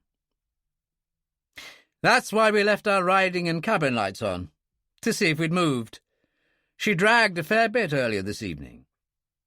"So soon? So soon?" He sounded genuinely disappointed. "But, of course, if you're worried—" He pressed a button, not the one for the steward, and the saloon door opened. The man who entered was a small, weather-beaten character with 2 gold stripes on his sleeves. Captain Black, the Shangri-La's captain. He had accompanied Skouras when we'd been briefly shown around the Shangri-La after arriving aboard, a tour that had included an inspection of the smashed radio transmitter. No question about it, their radio was well and truly out of action. "Ah, Captain Black, have the tender brought alongside at once, will you? Mr. Peterson and Mr. Hanslet are anxious to get back to the Firecrest as soon as possible." "Yes, sir. I'm afraid there'll be a certain delay, Sir Anthony." "Delay?" Old Skouras could put a frown in his voice without putting one on his face. "The old trouble, I'm afraid," Captain Black said apologetically. "Those bloody carburettors!" Skouras swore. "You were right, Captain Black, you were right. Last tender I'll ever have with petrol engines fitted. Let me know as soon as she's all right. And detail one of the hands to keep an eye on the Firecrest to see that she doesn't lose position. Mr. Peterson's afraid she'll drag." "Don't worry, sir." I didn't know whether Black was speaking to Skouras or myself. "She'll be all right." He left. Skouras spent some time in extolling diesel engines and cursing petrol ones, pressed some more whisky on Hunslet and myself, and ignored my protests, which were based less on any dislike of whisky in general, or Skouras in particular, than on the fact that I didn't consider it very good preparation for the night that lay ahead of me. Just before 9 o'clock, he pressed a button by his armrest, and the doors of a cabinet automatically opened to reveal a 23-inch TV set. Uncle Arthur hadn't let me down. The newscaster gave quite a dramatic account of the last message received from the TSDY Moray Rose, reported not under command and making water fast somewhere to the south of the island of Skye. A full-scale air and sea search, starting at dawn the next day, was promised. Skouras switched the set off. "This sea's crowded with damn fools who should never be allowed outside the canal basin. What's the latest on the weather? Anyone know?" "There was a Hebrides Force 8 warning on the 1758 shipping forecast," Charlotte Skouras said quietly. "Southwest, they said." "Since when did you start listening to forecasts?" Skouras demanded. "Or to the radio at all? But, of course, my dear, I'd forgotten. Not so much to occupy your time these days, have you? Force 8 and Southwest, eh? And the yacht will be coming down from the Kyle of Lochalsh straight into it. They must be mad. And they have a radio, they send a message. That makes them stark, staring lunatics. Whether they didn't listen to the forecast, or whether they listened and still set out, they must have been lunatics. Get them everywhere. Some of those lunatics may be dying, drowning now, or already drowned, Charlotte Skouras said. The shadows under the brown eyes seemed bigger and darker than ever, but there was still life in those brown eyes. For perhaps 5 seconds, Skouras, face set, stared at her, and I felt that if I snapped my fingers, there would be a loud tinkling or crashing sound.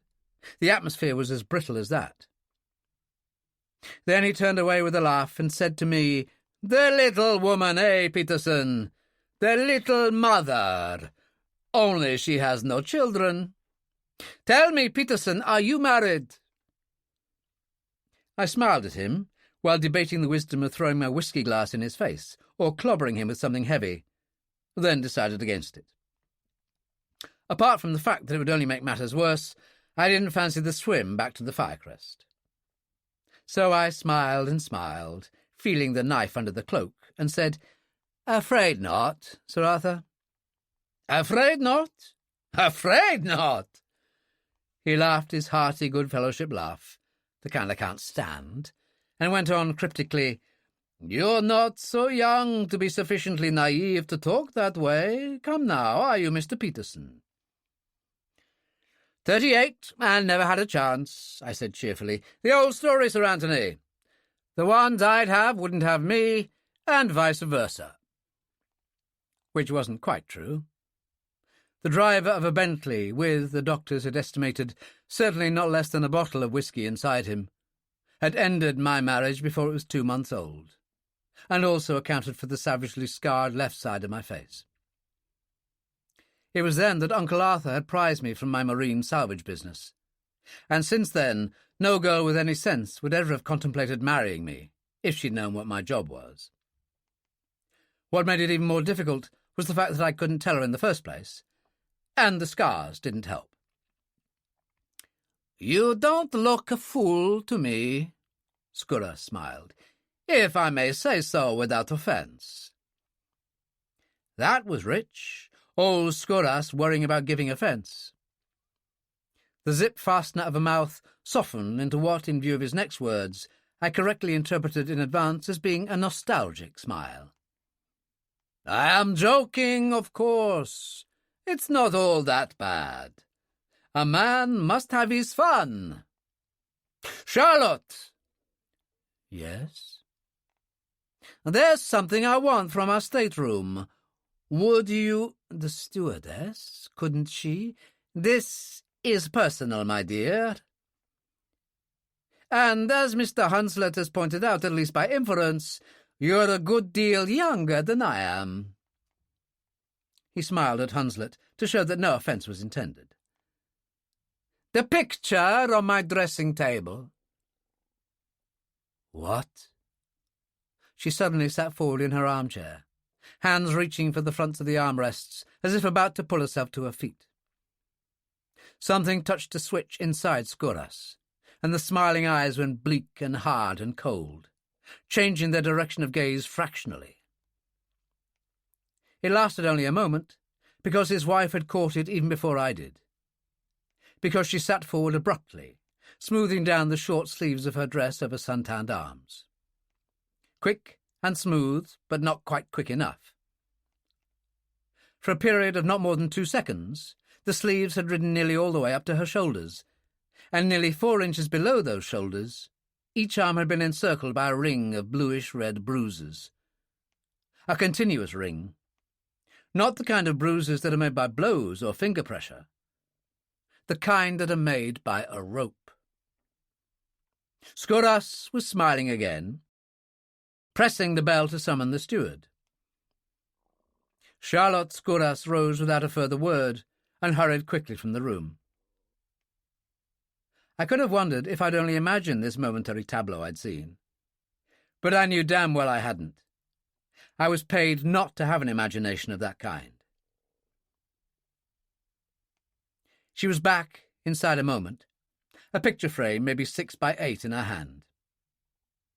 She handed it to Skoras and sat down quickly in her own chair. This time she was very careful with the sleeves, without seeming to be.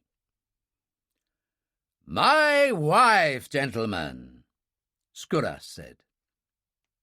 He rose from his armchair and handed round a photograph of a dark-eyed, dark-haired woman with a smiling face that emphasized the high Slavonic cheekbones.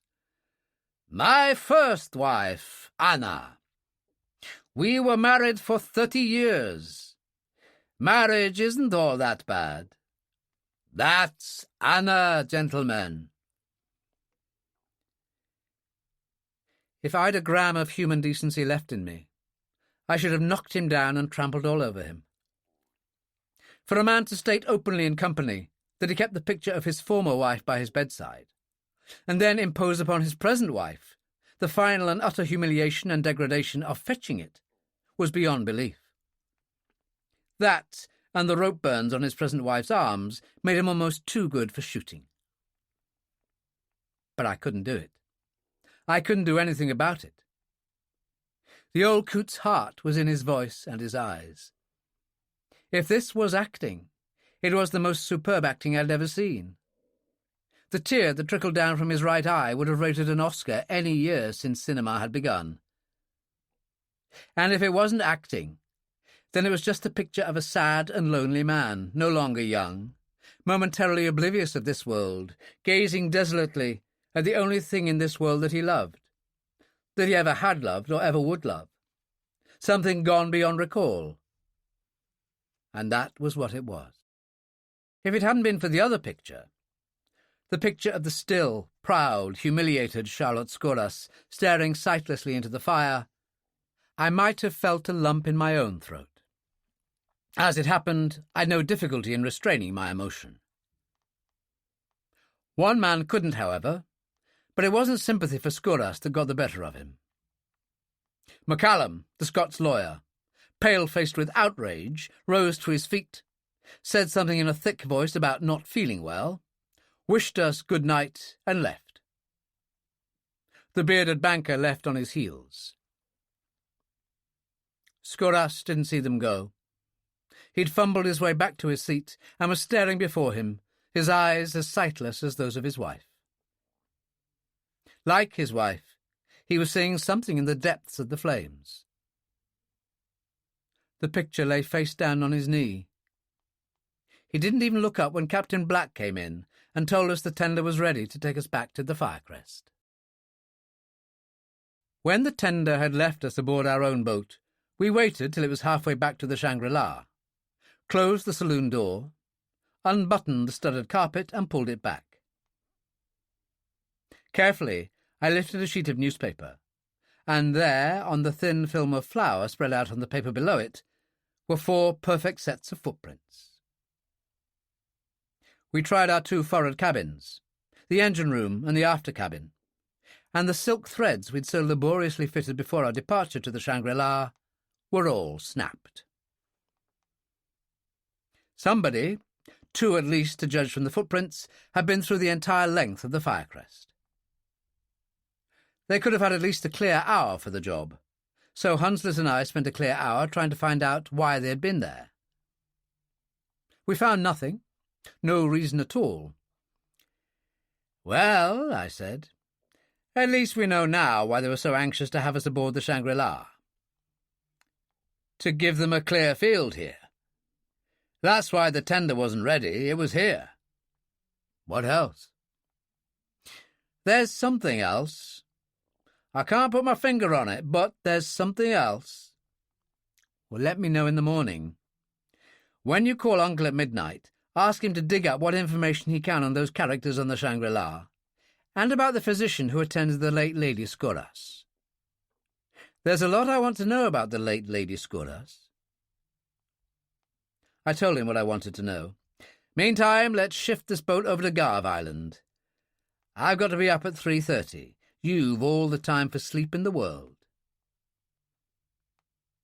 I should have listened to Hunslet. Again, I should have listened to Hunslet. And again, for Hunslet's sake. But I didn't know then that Hunslet was to have time for all the sleep in the world.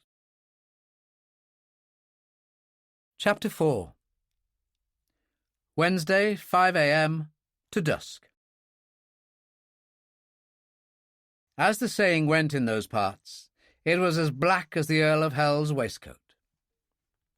The sky was black, the woods were black, and the icy, heavy driving rain reduced what little visibility there was to just nothing at all. The only way to locate a tree was to walk straight into it. The only way to locate a dip in the ground was to fall into it. When Hunslet had woken me at 3:30 with a cup of tea, he told me that when he'd been speaking to Uncle Arthur at midnight, I'd been asleep, he was left in no doubt that although the helicopter had been laid on, Uncle had been most unenthusiastic and considered the whole thing a waste of time. It was a rare occasion indeed when I ever felt myself in total agreement with Uncle Arthur, but this was one of those rare occasions. It was beginning to look as if I'd never even find that damned helicopter anyway. I wouldn't have believed that it could have been so difficult to find one's way across 5 miles of wooded island at night time. It wasn't even as if I had to contend with rivers, or rushing torrents, or cliffs, or precipitous clefts in the ground, or any kind of dense or tangled vegetation. Torbay was just a moderately wooded, gently sloping island, and crossing from one side to the other of it would have been only an easy Sunday afternoon stroll for a fairly active octogenarian. I was no octogenarian, though I felt like one. But then this wasn't a Sunday afternoon. The trouble had started from the moment I landed on the Torbay shore opposite Garve Island. From the moment I'd tried to land. Wearing rubber-soled shoes and trying to haul a rubber dinghy over slippery seaweed-covered rocks, some as much as 6 feet in diameter, to a shoreline 20 interminable yards away is, even in broad daylight, a bone-breaking job.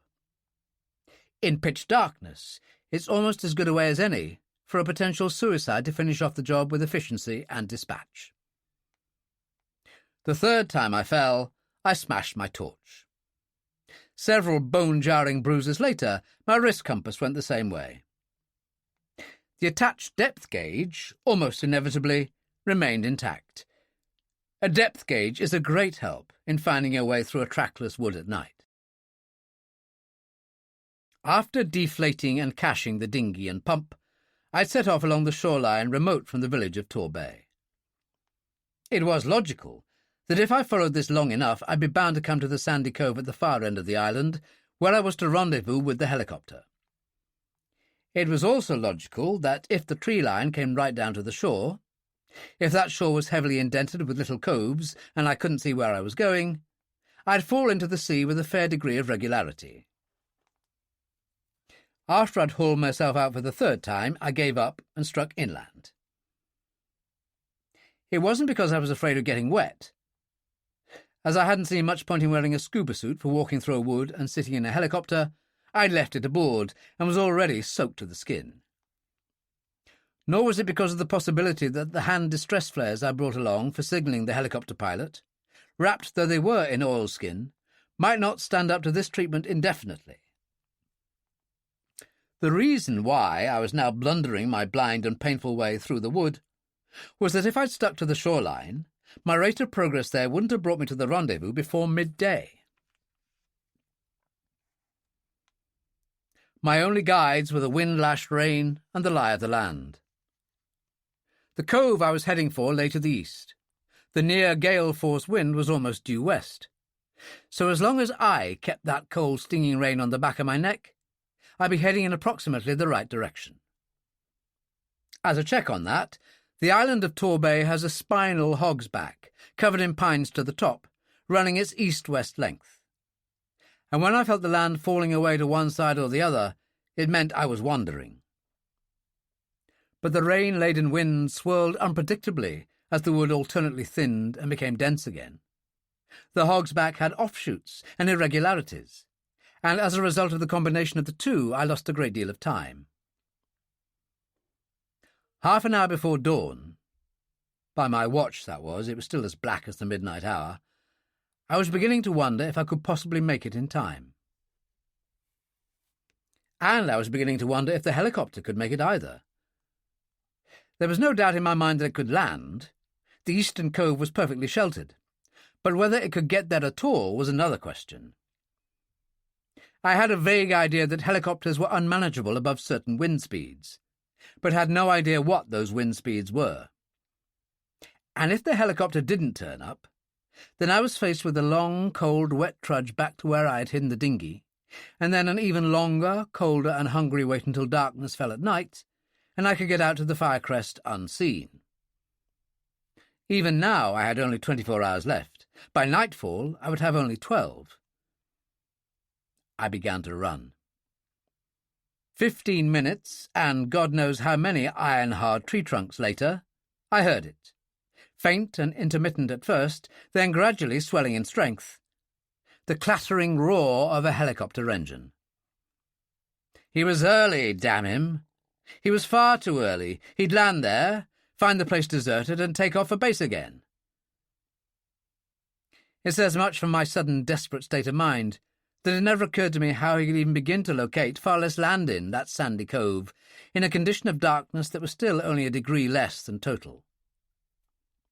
For a moment I even contemplated lighting a flare, to let the pilot know that I was at least there or thereabouts, and had the flare halfway out of my pocket before I shoved it back again. The arrangement had been that the flare would be lit only to show the landing strip in the sand. If I lit one there, and then, he might head for it, strike the tops of the pine trees, and that would be the end of that. I ran even faster. It had been years since I'd run more than a couple of 100 yards, and my lungs were already wheezing and gasping like a fractured bellows in a blacksmith shop. But I ran as hard as I could. I cannoned into trees. I tripped over roots, fell into gullies, had my face whipped time and again by low-spreading branches. But above all, I cannoned into those damned trees. I stretched my arms before me, but it did no good. I ran into them all the same. I picked up a broken branch I tripped over and held it in front of me, but no matter how I pointed it, the trees always seemed to come at me from another direction. I hit every tree in the island of Torbay. I felt the way a bowling ball must feel after a hard season in a bowling alley. The only difference, and a notable one, being that whereas the ball knocked the skittles down, the trees knocked me down. Once, twice, 3 times, I heard the sound of the helicopter engine disappearing away to the east, and the 3rd time I was sure he was gone for good. But each time it came back. The sky was lightening to the east now, but still I couldn't see the helicopter. For the pilot, everything below would still be as black as night. The ground gave way beneath my feet, and I fell. I braced myself, arms outstretched for the impact, as I struck the other side of the gully. But my reaching hands found nothing. No impact. I kept on falling, rolling and twisting down a heathery slope, and for the first time that night I would have welcomed the appearance of a pine tree, any kind of tree, to stop my progress. I don't know how many trees there were on that slope. I missed the lot. If it was a gully, it was the biggest gully on the island of Torbay. But it wasn't a gully at all. It was the end of Torbay.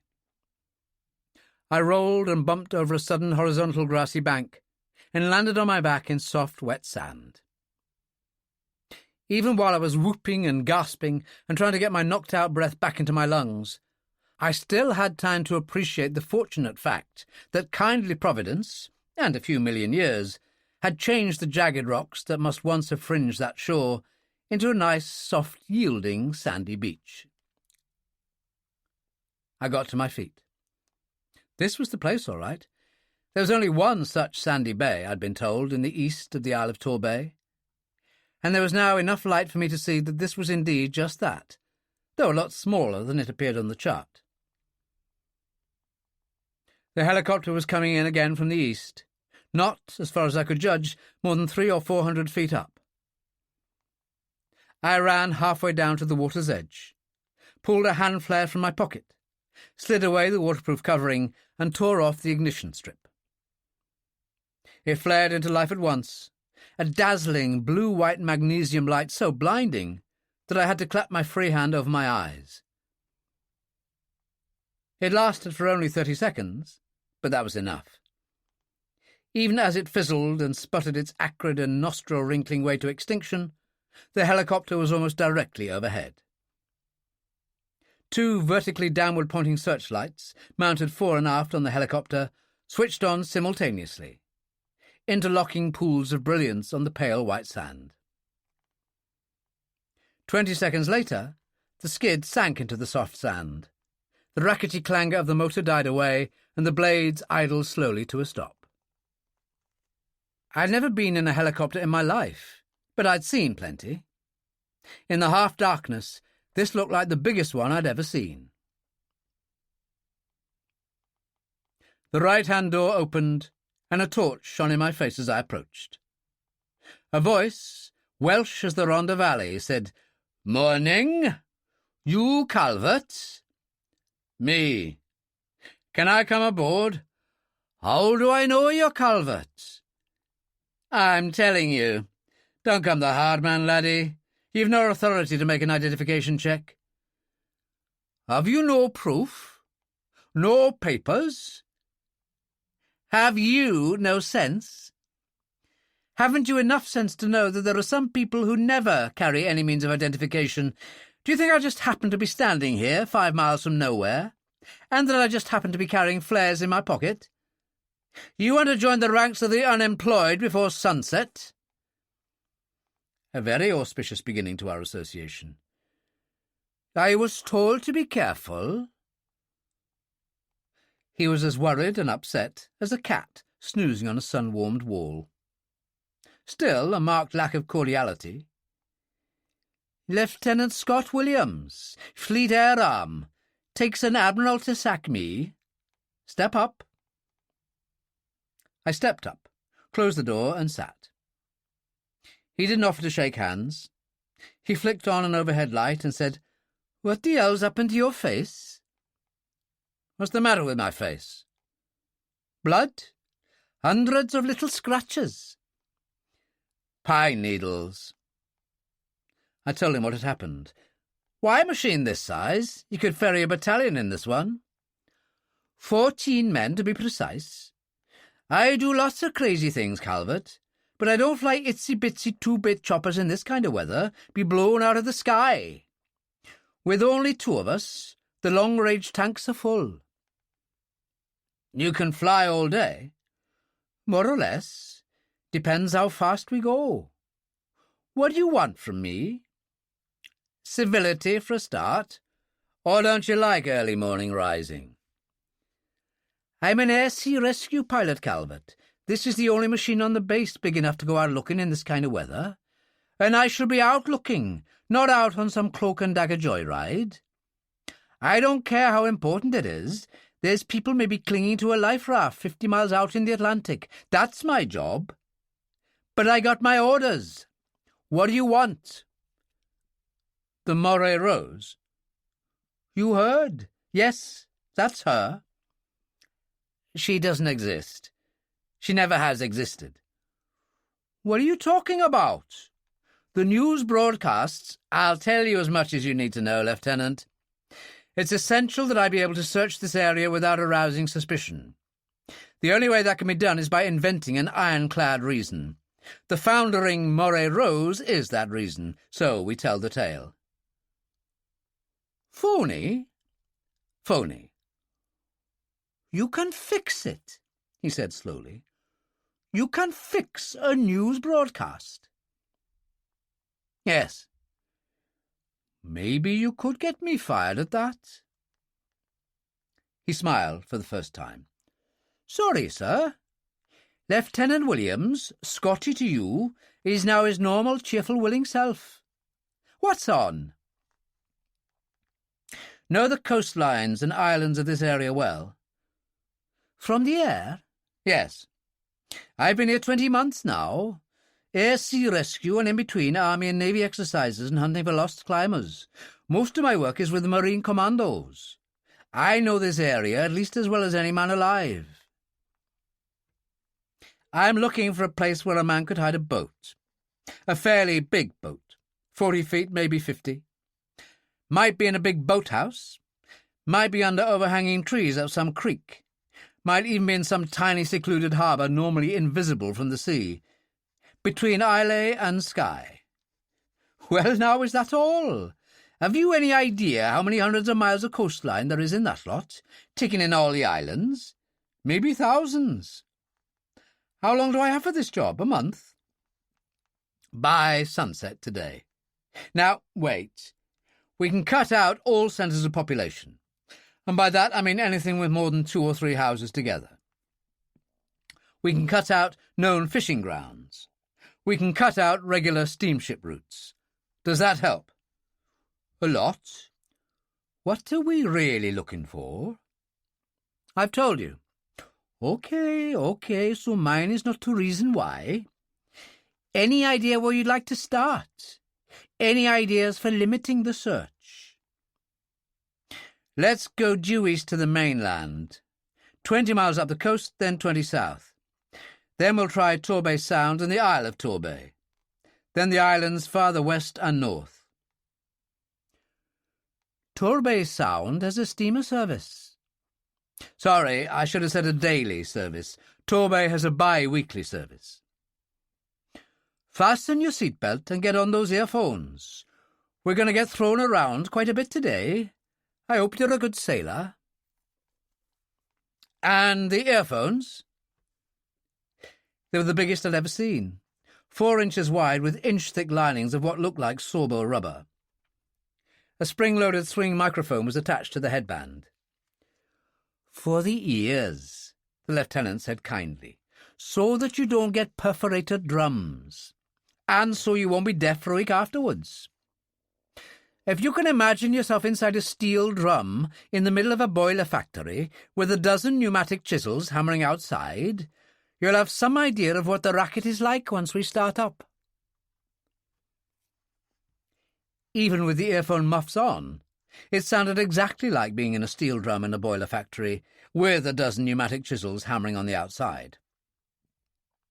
The earphones didn't seem to have the slightest effect at all. The noise came hammering and beating at you through every facial and cranial bone. But on the one and very brief occasion when I cautiously lifted one phone to find out what the noise was like without them, and if they were really doing any good at all, I found out exactly what Lieutenant Williams meant about perforated drums. He hadn't been joking. But even with them on, after a couple of hours, my head felt as if it were coming apart. I looked occasionally at the dark, lean face of the young Welshman beside me, a man who had to stand this racket day in, day out, the year round. He looked quite sane to me. I'd have been in a padded cell in a week. I didn't have to be in that helicopter a week. Altogether, I spent 8 hours flying time in it, and it felt like a leap year. Our first run northwards up the mainland coast produced what was to be the first of many false alarms that day. 20 minutes after leaving Torbay, we spotted a river. A small one, but still a river, flowing into the sea. We followed it upstream for a mile. Then suddenly the trees, crowding down close to the banks on both sides, met in the middle, where the river seemed to run through some rocky gorge. I shouted into the microphone, "I want to see what's there." Williams nodded. "We passed the place a quarter of a mile back. I'll set you down." "You've got a winch. Couldn't you lower me?" "When you know as much as I do about the effect of 40 to 50 miles an hour winds in steep-sided valley," he said, "you'll never talk about such things, not even in a joke. I want to take this kite home again." So he turned back and set me down without much difficulty in the shelter of a bluff. 5 minutes later, I reached the beginning of the overhanging stretch. Another 5 minutes, and I was back in the helicopter. "What luck?" the lieutenant asked. "No luck. An ancient oak tree right across the river, just at the entrance to the overhang. Could be shifted. It weighs 2 or 3 tons. It's embedded feet deep in the mud, and it's been there for years. Well, well, we can't be right first time every time. A few more minutes, and another river mouth. It hardly looked big enough to take a boat of any size, but we turned up anyway. Less than half a mile from its mouth, the river foamed whitely as it passed through rapids. We turned back. By the time it was fully daylight, we had reached the northern limit of possibility in this area. Steep-sided mountains gave way to precipitous cliffs that plunged almost vertically into the sea. "How far does this go north?" I asked. 10, 12 miles to the head of Loch Lairg." "Know it?" "Flown up there a score of times." "Caves?" "Nary a cave." I hadn't really thought that there would be. "How about the other side?"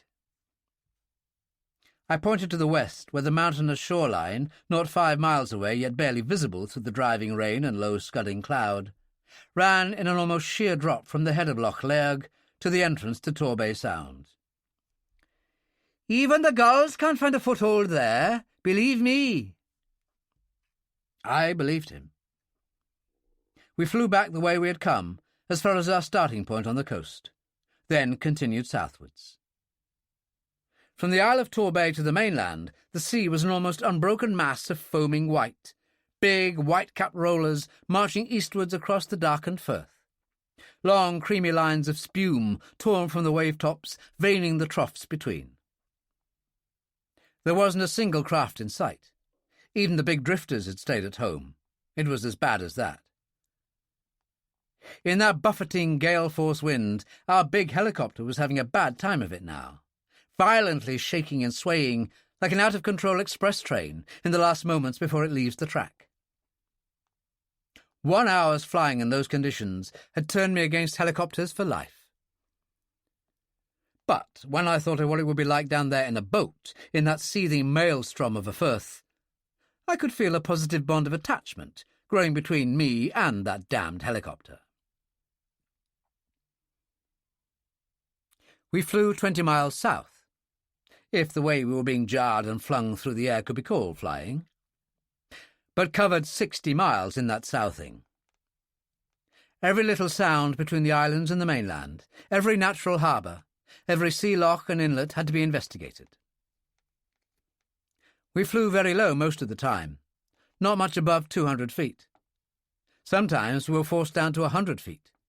So heavy was the rain, and so powerful the wind, now battering against the streaming windscreen, that the wipers were almost useless, and we had to get as low as possible to see anything at all. As it was, I don't think we missed a yard at the coastline of the mainland or the close inshore islands. We saw everything. And we saw nothing. I looked at my watch. 9:30. The day wearing on and nothing achieved. I said, "How much more of this can the helicopter stand?" "I've been 150 miles out over the Atlantic in weather a damn sight worse than this." Lieutenant Williams showed no signs of strain or anxiety or fatigue. If anything, he seemed to be enjoying himself. "The point is, how much more can you stand?" "Very little. But we'll have to. Back to where you picked me up, and we'll make a circuit of the coast of Torbay. South coast first, then north up the west coast, then east past Torbay and down the southern shore of the Sound." "Yours to command." Williams brought the helicopter round to the northwest in a swinging, side-slipping movement that didn't do my stomach any good. "You'll find coffee and sandwiches in that box there." I left the sandwiches and coffee where they were. It took us almost 40 minutes to cover the 25 miles to the eastern tip of the Isle of Torbay. That wind took us 2 steps back for every 3 forward. Visibility was so bad that Williams flew on instruments the whole way, and with that violent crosswind blowing, he should have missed our target by miles. Instead, he hit that sandy cove right on the nose, as if he'd been flying in on a radio beacon, I was beginning to have a very great deal of confidence in Williams, a man who knew exactly what he was doing. I was beginning to have no confidence at all in myself, and to wonder if I had any idea in the world what I was doing. I thought about Uncle Arthur, and quickly decided I'd rather think about something else. "There!" Williams pointed. We were about halfway along the south coast of Torbay. "A likely set-up, wouldn't you say?" And a likely set-up it was. A large, white, 3-storey, stone-built Georgian house, set in a clearing about 100 yards back from and 30 yards above the shore. There are dozens of such houses scattered in the most unlikely positions, in some of the most barren and desolate islands in the Hebrides. Heaven only knew who built them, why or how. But it wasn't the house that was the focal point of interest in this case. It was the big boathouse on the edge of a tiny landlocked harbour. Without a further word from me, Williams brought the big machine down neatly in the shelter of the trees behind the house. I unwrapped the polythene bag I'd been carrying under my shirt. 2 guns. The Luger I stuck in my pocket. The little German Lilliput I fixed to the spring clip in my left sleeve. William stared unconcernedly ahead and began to whistle to himself. Nobody had lived in that house for years. Part of the roof had fallen in. Years of salt air erosion had removed all paintwork, and the rooms, when I looked in through the cracked and broken windows, were bare and crumbling, with long strips of wallpaper lying on the floor. The path down to the little harbour was completely overgrown with moss. Every time my heel sunk into the path, a deep, muddy mark was left behind, the first made there for a long, long time. The boat shed was big enough, at least 60 by 20, but that was all that could be said for it. The 2 big doors had 3 hinges apiece and 2 huge padlocks where they met in the middle. Padlocks and hinges alike were almost eaten through by rust. I could feel the heavy tug of the Luger in my pocket, and the weight made me feel faintly ridiculous. I went back to the helicopter. Twice more in the next 20 minutes we came across almost identical situations. Big white Georgian houses with big boathouses at their feet. I knew there would be false alarms, but I had to check them both. False alarms they were. The last occupants of those houses had been dead before I'd been born. People had lived in those houses once. People with families, big families. People with money and ambition and confidence and no fear at all of the future. Not if they'd built houses as big as those. And now the people were gone, and all that was left were those crumbling, mouldering monuments to a misplaced faith in the future. Some years previously, I'd seen houses in plantations in South Carolina and Georgia, houses widely dissimilar but exactly the same, white porticoed antebellum houses, hemmed in by evergreen live oaks, and overgrown with long grey festoons of Spanish moss. Sadness and desolation, and a world that was gone forever. The west coast of the Isle of Torbay yielded nothing. We gave the town of Torbay and Garve Island a wide berth, and flew eastwards down the southern shore of the Sound with the gale behind us. 2 small hamlets, each with its disintegrating pier. Beyond that, nothing. We reached the sandy cove again, flew north till we reached the northern shore of the Sound, then westwards along this shore.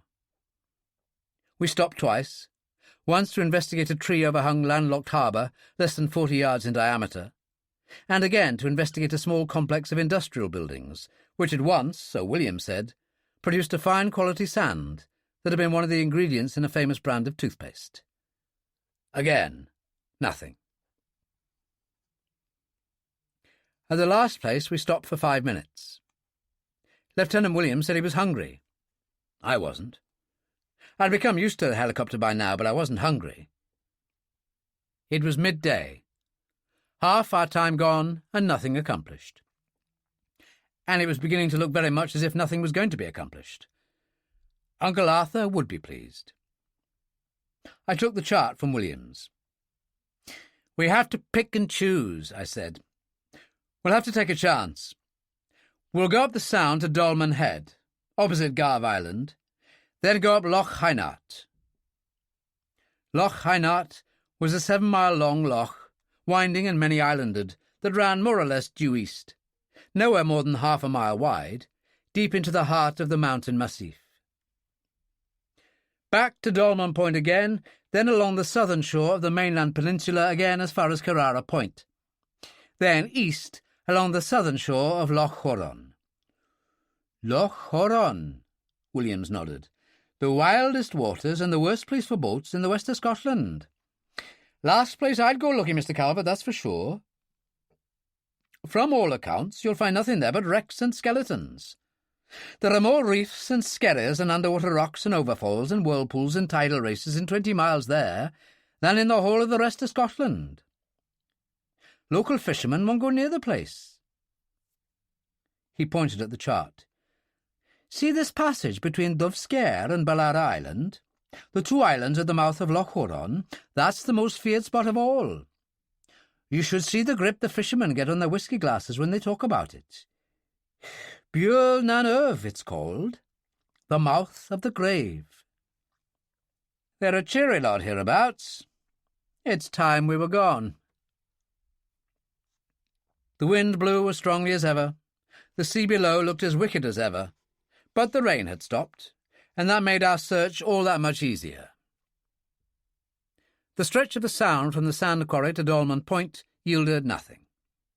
Neither did Loch Hynart.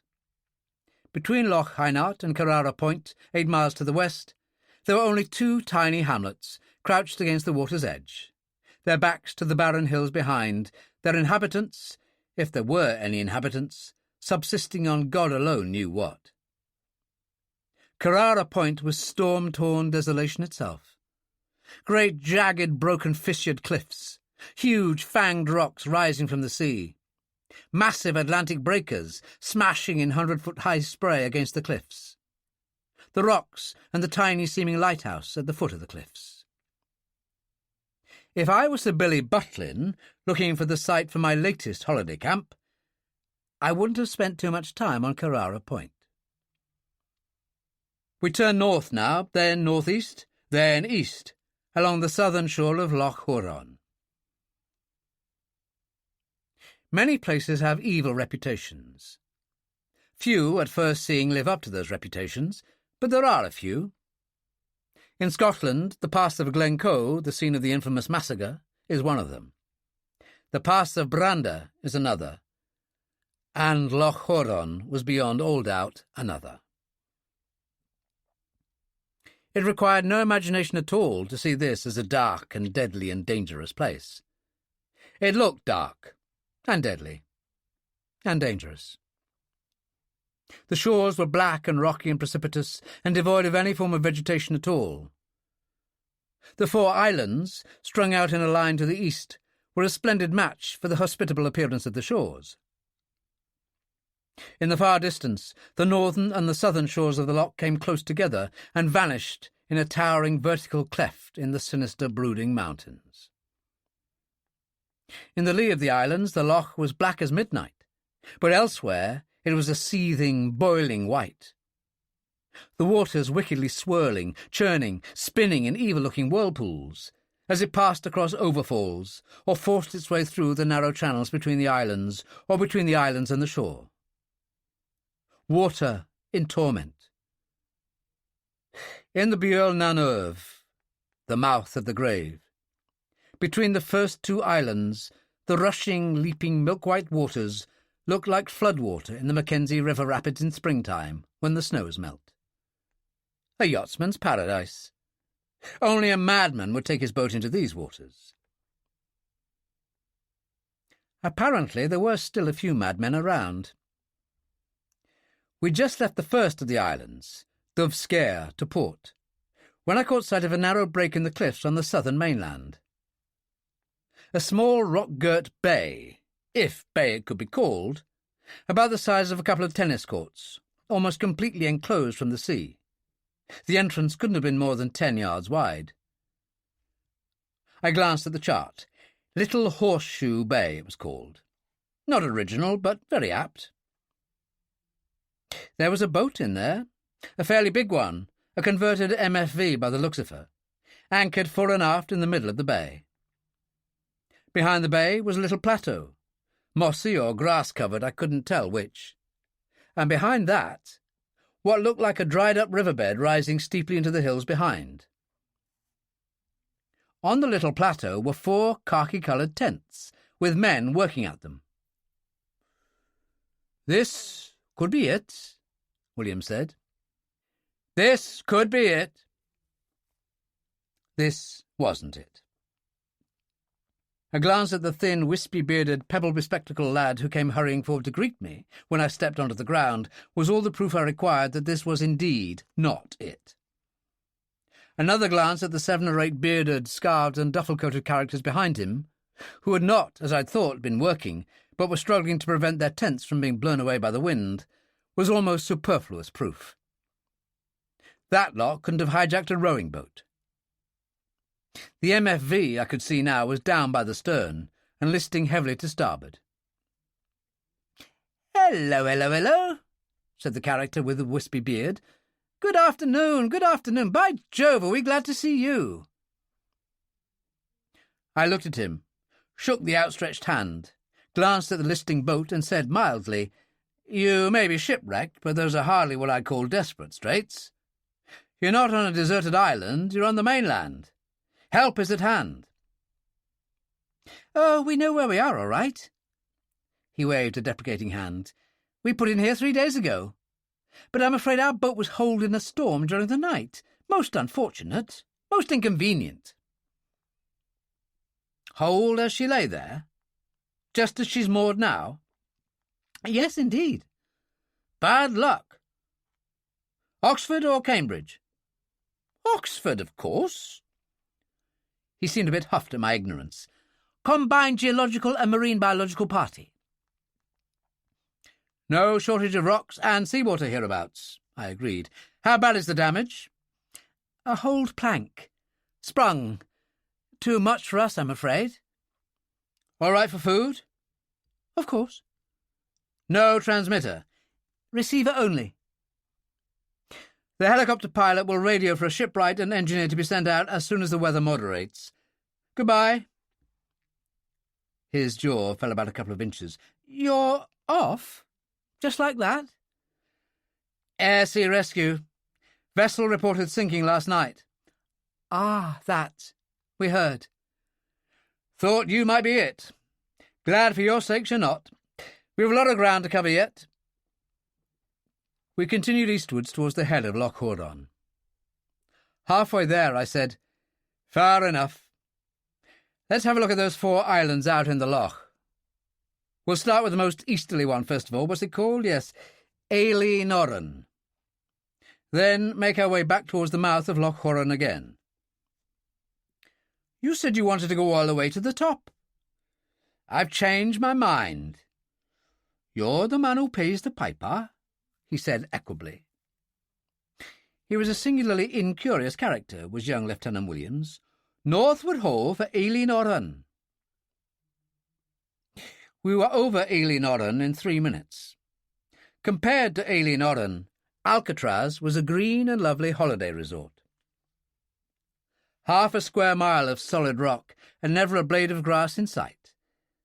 But there was a house with smoke coming from its chimney, and beside it a boat shed, but no boat. The smoke meant an inhabitant, at least one inhabitant, and however he earned his living, he certainly didn't do it from tilling the good earth. So he would have a boat for fishing for his livelihood, a boat for transportation to the mainland. For one certain thing among the manifold uncertainties of this world was that no passenger vessel had called at Eilí Norran since Robert Fulton had invented the steamboat. William set me down not 20 yards from the shed. I rounded the corner of the boathouse and stopped abruptly. I always stop abruptly when I'm struck in the stomach by a battering ram. After a few minutes, I managed to whoop enough air into my lungs to let me straighten up again.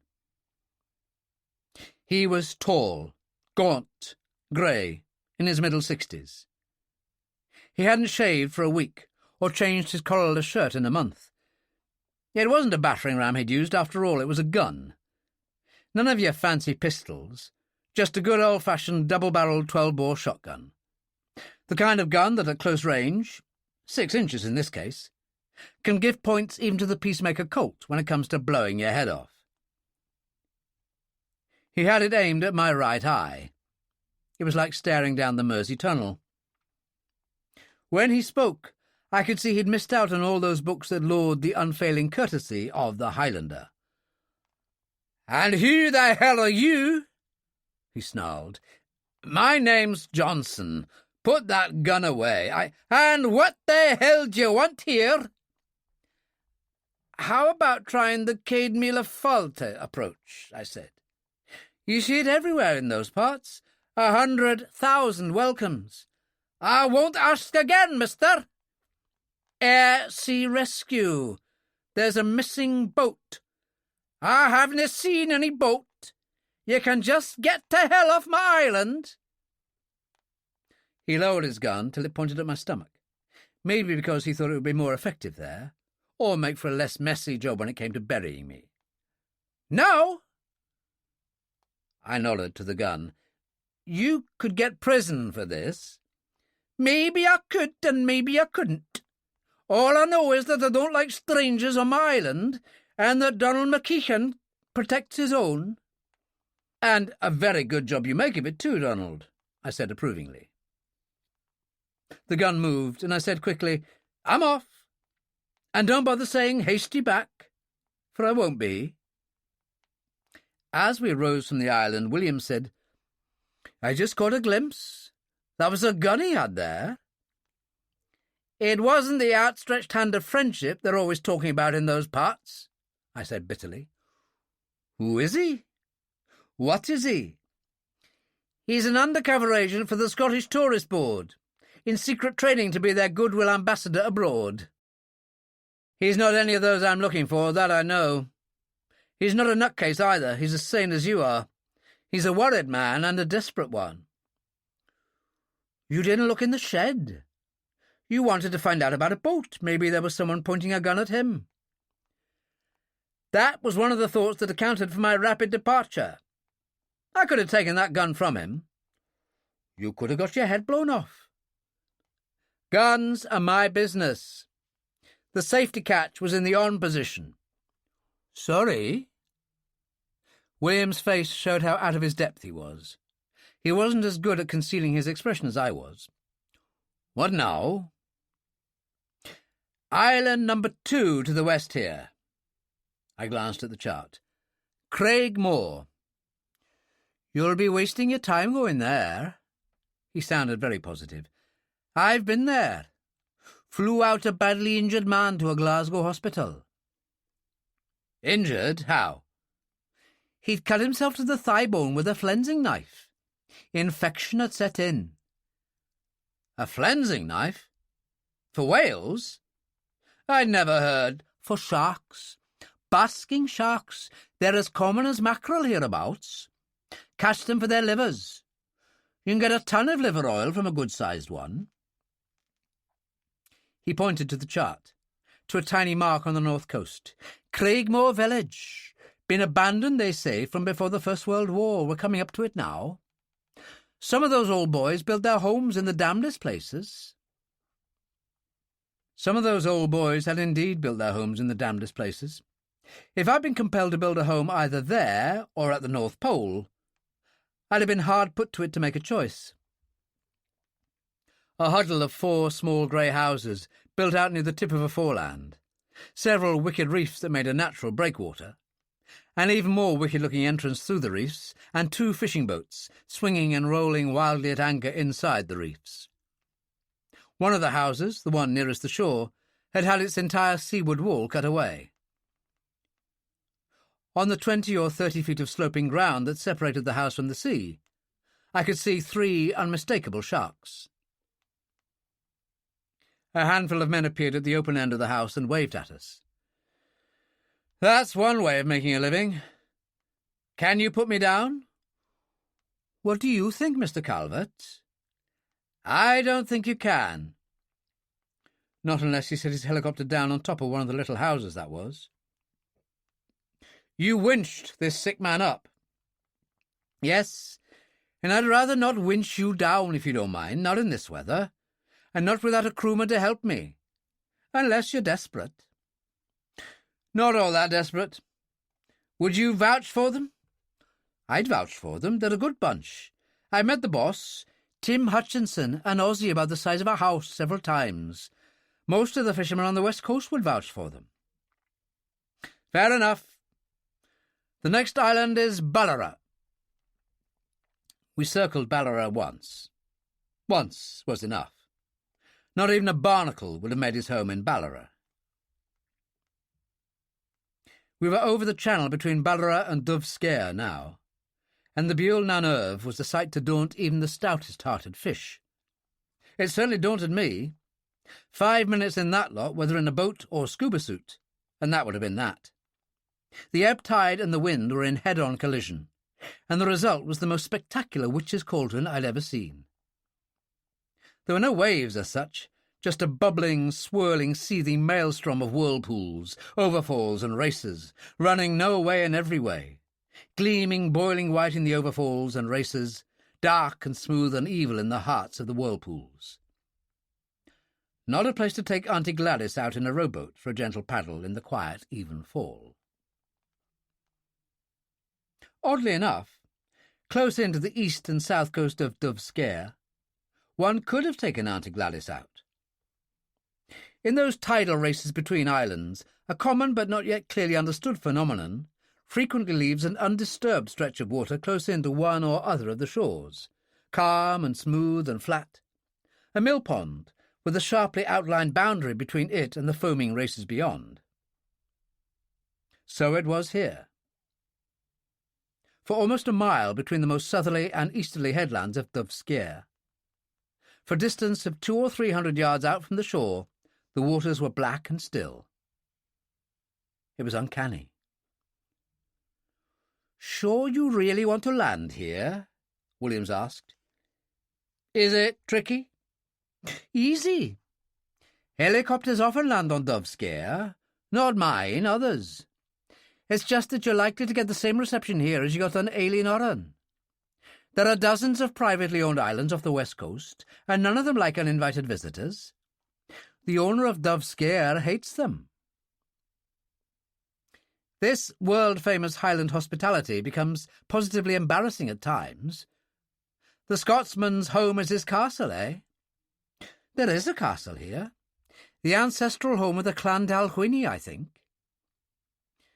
Dalwhinnie is a town, not a clan. Well, something unpronounceable. That was good, considering that he like is not hailed from Rhoslanacrugoch or Pontrith Fengate. He's the clan chief, Lord Kirkside, ex-Lord Lieutenant of the Shire, very important citizen, but a bit of a recluse now. Seldom leaves the place, except to attend Highland games, or go south about once a month to flay the Archbishop of Canterbury and the Lords. Must be difficult for him to tell which place he's at times. I've heard of him. Used to have a very low opinion of the Commons, and made a long speech to that effect every other day. That's him. But not any more. Lost his older son, and his future son-in-law, in an air accident some time ago. Took the heart from the old boy, so they say. People in these parts think the world of him. We were round to the south of Dove Scare now, and suddenly the castle was in sight. Despite its crenellated battlements, round towers and embrasures, it didn't begin to rank with the Windsors and Balmorals of this world. A pocket castle. But the side had the Windsors and Balmorals whacked to the wide.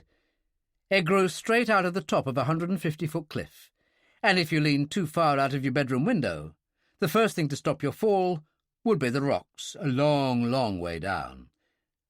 You wouldn't even bounce once.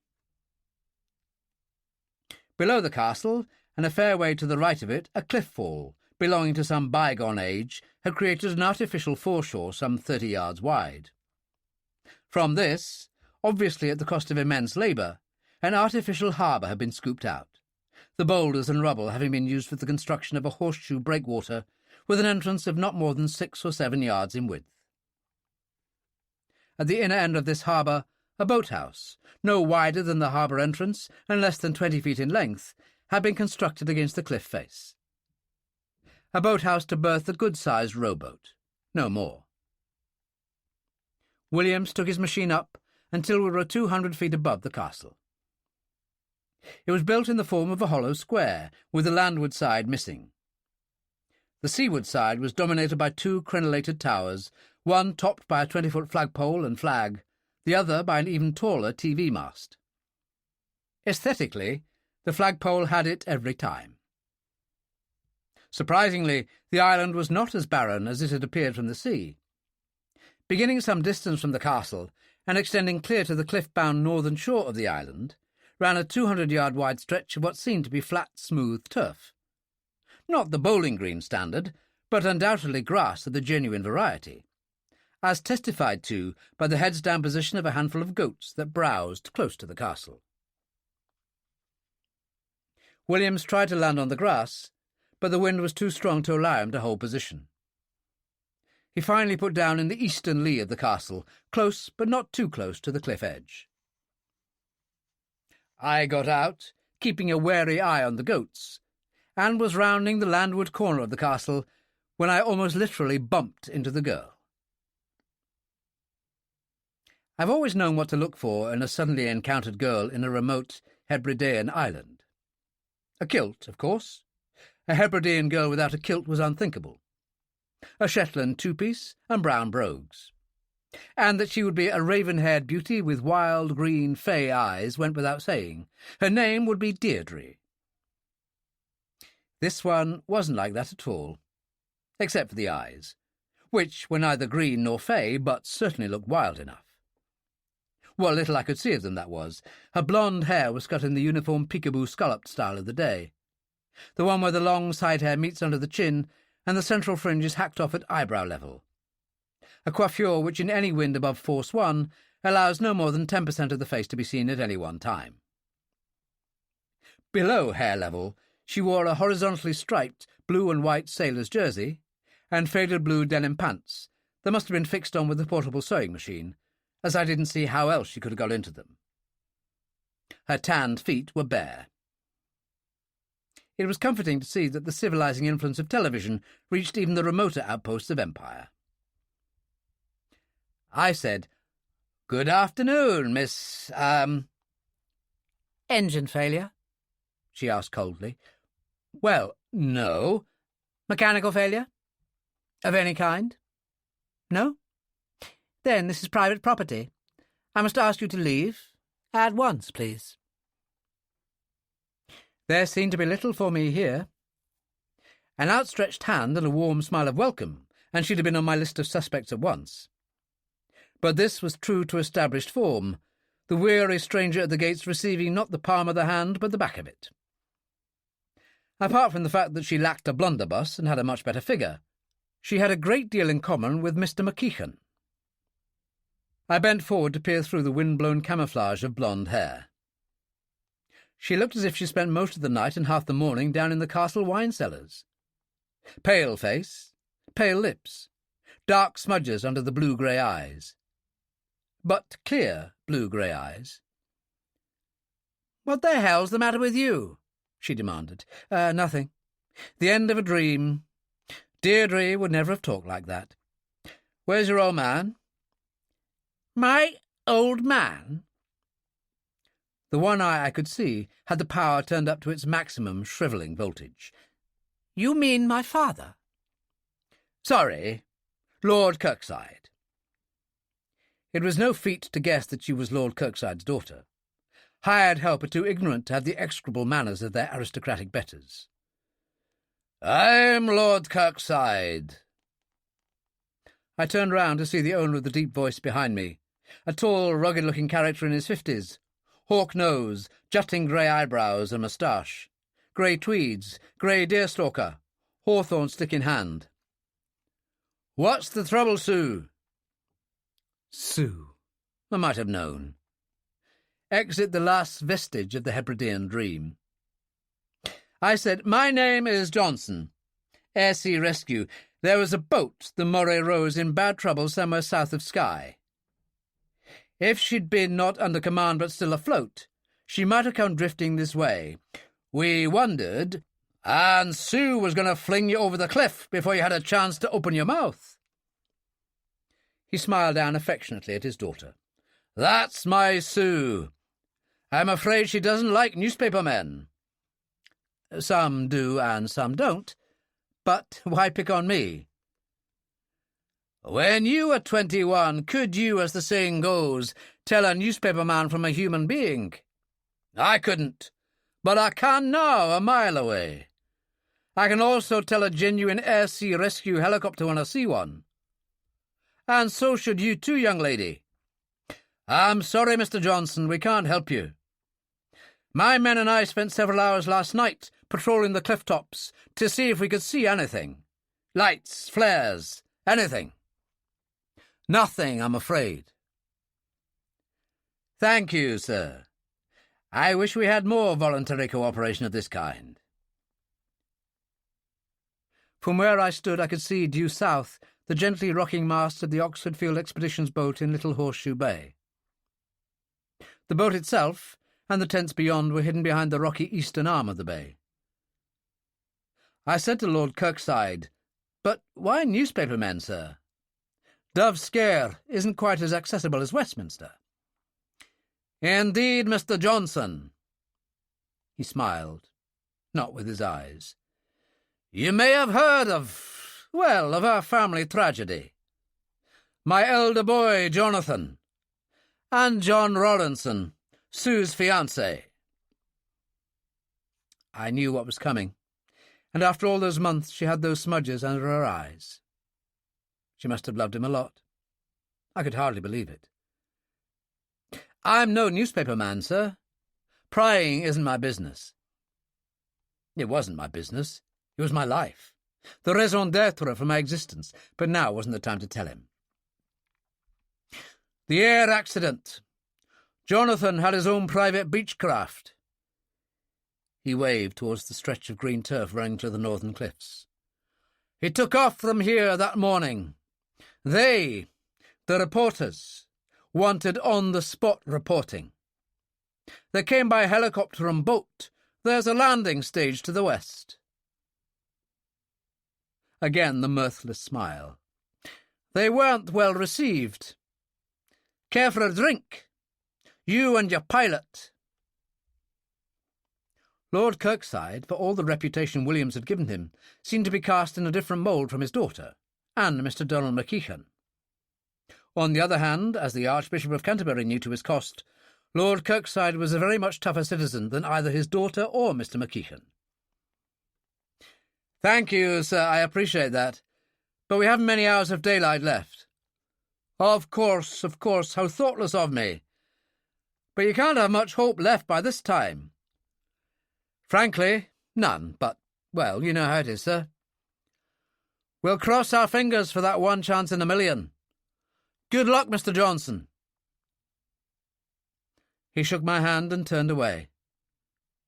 His daughter hesitated, then held out her hand and smiled. A fluke of the wind had blown the hair off her face, and when she smiled like that, sooty eyes or not, the end of Deirdre in the Hebridean dream didn't seem to be of so much account after all. I went back to the helicopter. "We're getting low on both fuel and time," William said. "Another hour or so and we'll have the dark with us. Where now, Mr. Calvert?" "North. Follow this patch of grass. Seems it used to be used as a light aircraft runway. Out over the edge of the cliff. Take your time." So he did, taking his time as I'd asked him, then continued on a northward course for another 10 minutes. After we were out of sight of watchers on any of the islands, we came round in a great half-circle to west and south and east, and headed back for home. The sun was down, and the world below was more night than day, as we came into land on the sandy cove on the eastern side of the Isle of Torbay. I could just vaguely distinguish the blackness of the tree-clad island, the faint silvery gleam of the sand, and the semicircular whiteness where the jagged reef of rocks fringed the seaward approach to the cove. It looked a very dicey approach indeed to me, but Williams was as unworried as a mother at a baby show who has already slipped the judge a £5 note. Well, if he wasn't going to worry, neither was I. I knew nothing about helicopters, but I knew enough about men to recognise a superb pilot when I sat beside one. All I had to worry about was that damned walk back through those Stygian woods. One thing, I didn't have to run this time. Williams reached up his hand to flick on the landing lights, but the light came on a fraction of a second before his fingers touched the switch. Not from the helicopter, but from the ground. A bright light, a dazzling light, at least a 5-inch searchlight located between the high-water line of the cove and the tree line beyond. For a moment the light wavered, then steadied on the cockpit of the helicopter, making the interior bright as the light from the noonday sun. I twisted my head to one side to avoid the glare. I saw Williams throw up a hand to protect his eyes, then slump forward wearily, dead in his seat, as the white linen of his shirt turned to red and the centre of his chest disintegrated. I flung myself forwards and downwards to try to gain what illusory shelter I could from the cannonading submachine shells shattering the windscreen. The helicopter was out of control, dipping sharply forwards and spinning slowly on its axis. I reached out to grab the controls from the dead man's hands, but even as I did, the trajectory of the bullets changed, either because the man with the machine gun had altered his aim, or because he'd been caught off balance by the sudden dipping of the helicopter. An abruptly mad cacophony of sound, the iron clangour of steel-nosed bullets smashing into the engine casing, mingled with the banshee ricochet of spent and mangled shells. The engine stopped as suddenly as if the ignition had been switched off. The helicopter was completely out of control, lifeless in the sky. It wasn't going to be in the sky much longer, but there was nothing I could do about it. I braced myself for the jarring moment of impact when we struck the water, and when the impact came, it was not just jarring, it was shattering to a degree I would never have anticipated. We'd landed not in the water, but on the encircling reef of rocks. I tried to get at the door, but couldn't make it. We'd landed nose down and facing seawards on the outside of the reefs, and from the position where I'd been hurled under the instrument panel, the door was above and beyond my reach. I was too dazed, too weak to make any real effort to get at it. Icy water poured in through the smashed windscreen and the fractured floor of the fuselage. For a moment, everything was as silent as the grave. The hiss of the flooding waters seemed only to emphasize the silence. Then the machine gun started again. The shells smashed through the lower afterpart of the fuselage behind me and went out through the top of the windscreen above me. Twice I felt angry tugs on the right shoulder of my coat, and I tried to bury my head even more deeply into the freezing waters. Then, due probably to a combination of an accumulation of water in the nose and the effect of the fusillade of bullets aft, the helicopter lurched forwards, stopped momentarily, then slid off the face of the reef and fell like a stone, nose first, to the bottom of the sea. Chapter 5. Wednesday, dusk to 8:40 p.m. Among the more ridiculous and wholly unsubstantiated fictions perpetuated by people who don't know what they are talking about is the particularly half-witted one that death by drowning is peaceful, easy, and, in fact, downright pleasant. It's not. It's a terrible way to die. I know, because I was drowning and I didn't like it one little bit. My ballooning head felt as if it were being pumped full of compressed air. My ears and eyes ached savagely. My nostrils, mouth and stomach were full of seawater, and my bursting lungs felt as if someone had filled them with petrol and struck a match. Maybe if I opened my mouth, maybe if to relieve that flaming agony that was my lungs, I took that one great gasping breath that would be the last I would ever take, maybe then it would be quiet and pleasant and peaceful. On the form to date, I couldn't believe it. The damned door was jammed. After the beating the fuselage had taken, first of all in smashing into the reef and then into the seabed, it would be a miracle if it hadn't jammed. I pushed the door. I pulled at it. I beat at it with my clenched fists. It stayed jammed. The blood roared and hissed in my ears. The flaming vice around my chest was crushing my ribs and lungs, crushing the life out of me. I braced both feet on the instrument panel, laid both hands on the door handle.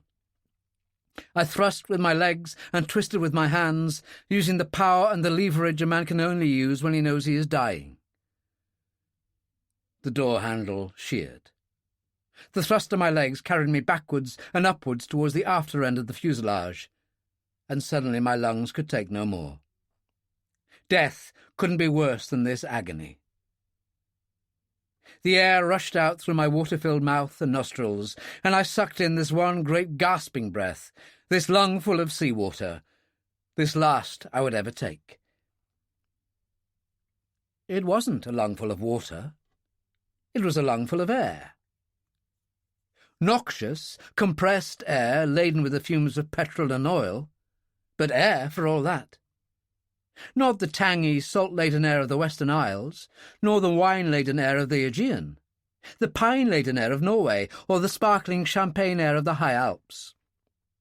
All those I'd tasted, and all of them put together were a thin and anemic substitute for this marvellous mixture of nitrogen and oxygen and petrol and oil that had been trapped in an air pocket under the undamaged upper rear part of the helicopter's fuselage, the only part of the plane that hadn't been riddled by machine-gun bullets. This was air as it ought to be. The water level was around my neck. I took 6 deep, whooping breaths, enough to ease the fire in my lungs and the roaring and hissing and dizziness in my head to tolerable levels, then pushed myself backwards and upwards to the extreme limit of the fuselage. The water was at chest level now. I moved a hand around in the blind darkness to try to estimate the amount of air available to me.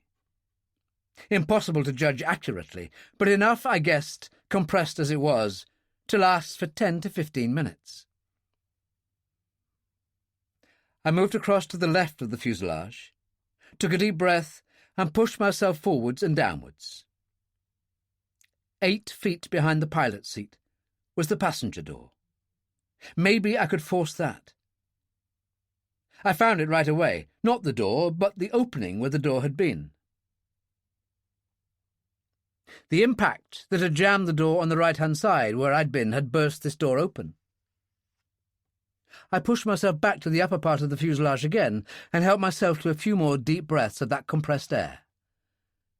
It didn't taste quite so good as it had done the first time.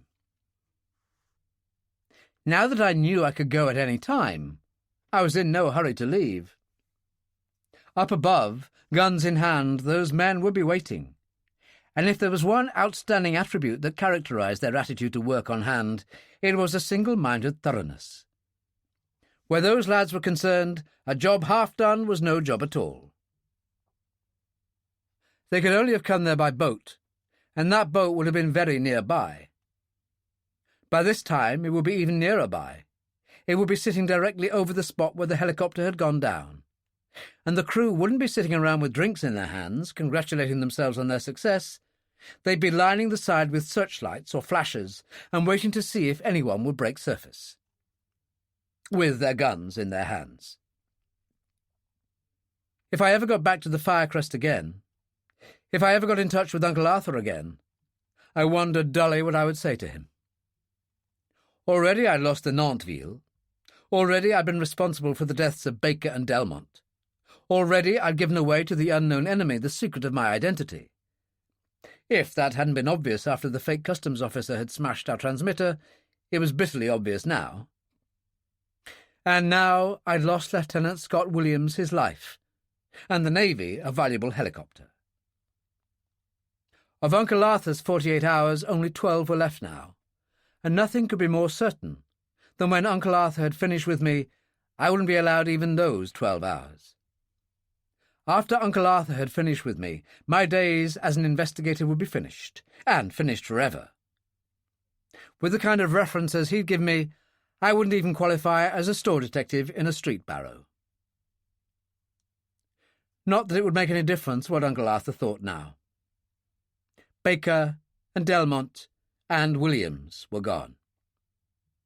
There was a heavy debt that had to be paid, and the matter was out of Uncle Arthur's hands now. On the form to date, I thought bleakly, there wasn't one bookmaker in the land who would have given odds of 1 in 1,000 of that debt ever being repaid. Only a fool bets against a certainty.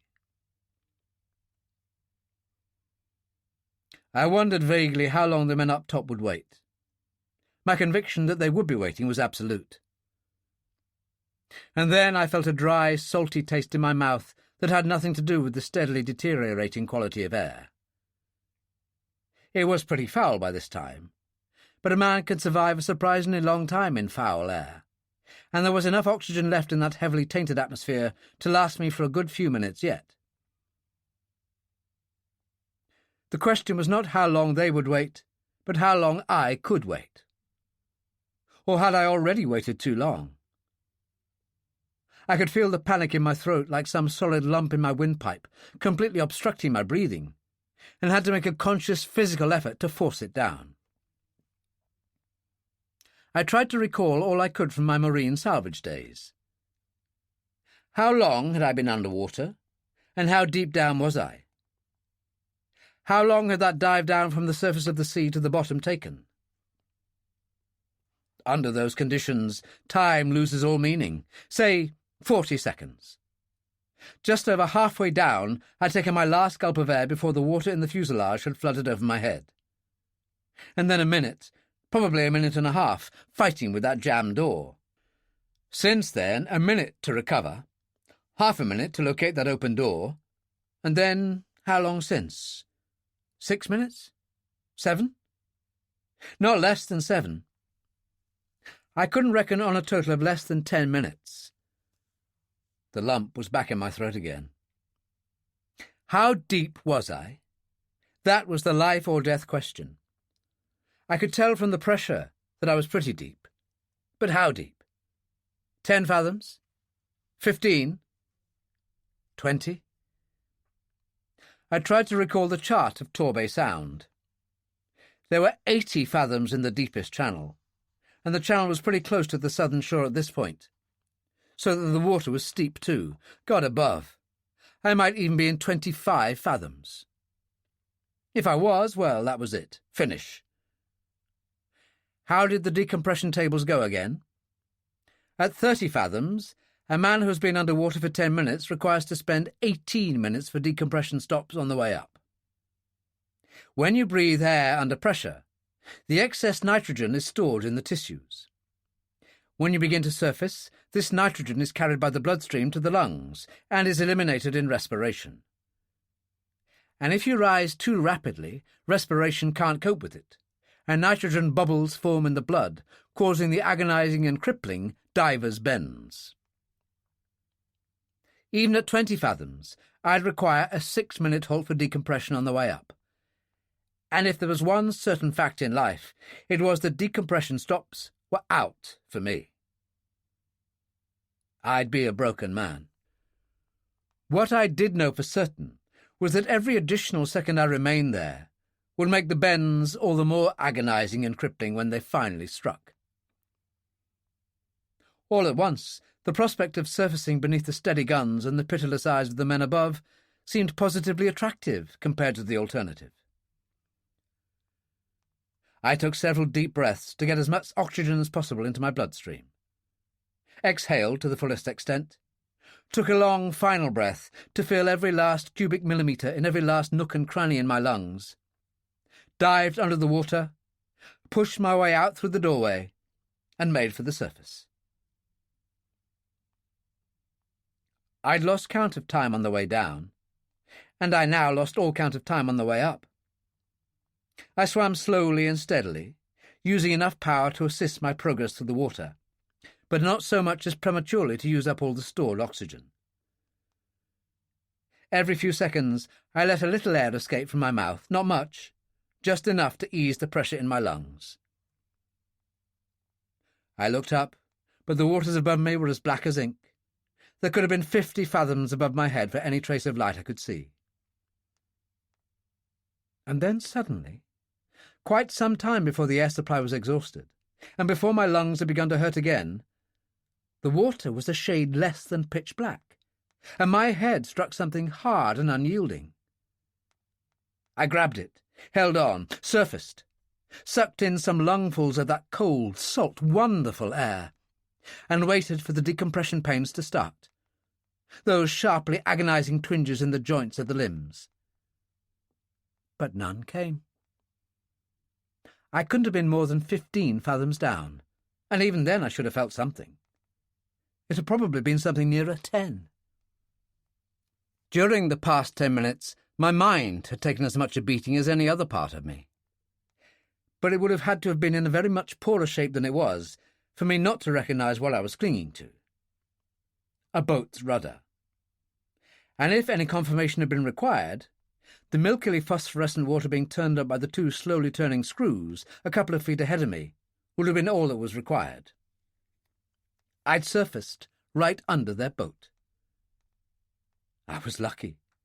I might have surfaced right under one of their propellers and had my head cut in half. Even now, if the man at the wheel suddenly decided to go astern, I'd be sucked into the vortex of one or other of the screws and end up like something that had passed through a turnip-cutting machine. But I'd been through too much to cross any bridges before I came to them. Off to port I could see, sharply illuminated by a couple of powerful lights from the boat's deck, the reef where we'd crashed. We were about 40 yards away, and relative to the reefs, stationary in the water, the engines turning just enough to maintain the boat's position against the effect of wind and tide. Now and again a searchlight patrolled the dark waters all around. I couldn't see anything of the men on deck, but I didn't have to be told what they were doing. They were waiting and watching, and the safety catches would be off. Nor could I see anything of the boat itself, but I made my mind up that, even though I couldn't recognise it, I'd know it if I ever came across it again. I took out the knife from the sheath behind my neck and cut a deep V-notch in the trailing edge of the rudder. For the first time I heard voices. I heard 4 voices, and I had no difficulty in the world in identifying any of them. If I lived to make Methuselah look like a teenager, I'd never forget any one of them. "Nothing on your side, Quinn." Captain Imrie, the man who had organised the manhunt for me aboard the Nanterville. "Nothing on my side, Captain." I could feel the hairs rise on the nape of my neck. Quinn. Duran, the bogus customs officer, the man who had almost but not quite strangled me to death. "Your side, Jack." Captain Imrie again.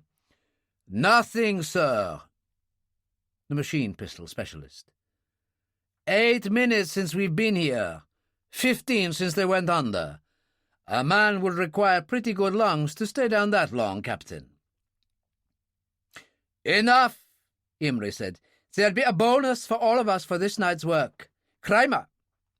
"Captain Imrie." A voice as guttural as Imrie's own. "Full ahead. Up the sound." I thrust myself backwards and dived deep. The waters above my head boiled into turbulent, phosphorescent life. I stayed deep, maybe 10 feet down, heading for the reef. How long I swam like that, I don't know. Certainly less than a minute. My lungs weren't what they used to be.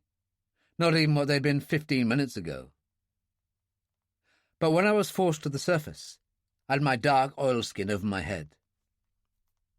I needn't have bothered. I could see the faintly shimmering outline of the disappearing wake. No more. The searchlights were extinguished. When Captain Imrie decided a job was finished, then that job was finished. Predictably, the boat was in complete darkness, with neither interior nor navigation lights showing.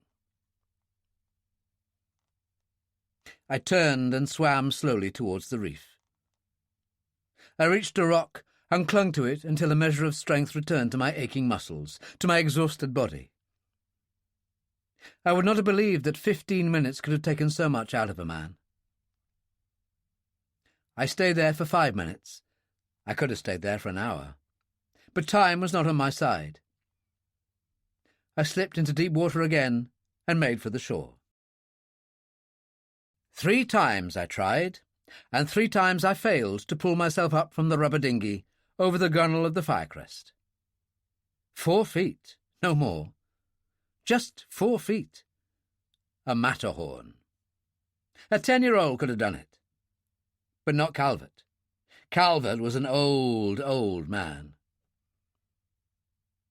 I called out for Hunslet, but Hunslet did not come. 3 times I called, but he did not come. The Firecrest was dark and still and lifeless. Where the hell was he? Asleep? Ashore? No, not ashore. He'd promised to stay aboard in case word came through at any time from Uncle Arthur. Asleep, then. Asleep in his cabin. I felt the blind, unreasoning anger rise. This was too much. After what I'd been through, this was too much. Asleep! I shouted at the top of my voice and hammered feebly on the steel hull with the butt of my Luger. But he didn't come. The 4th time, I made it. It was touch and go, but I made it.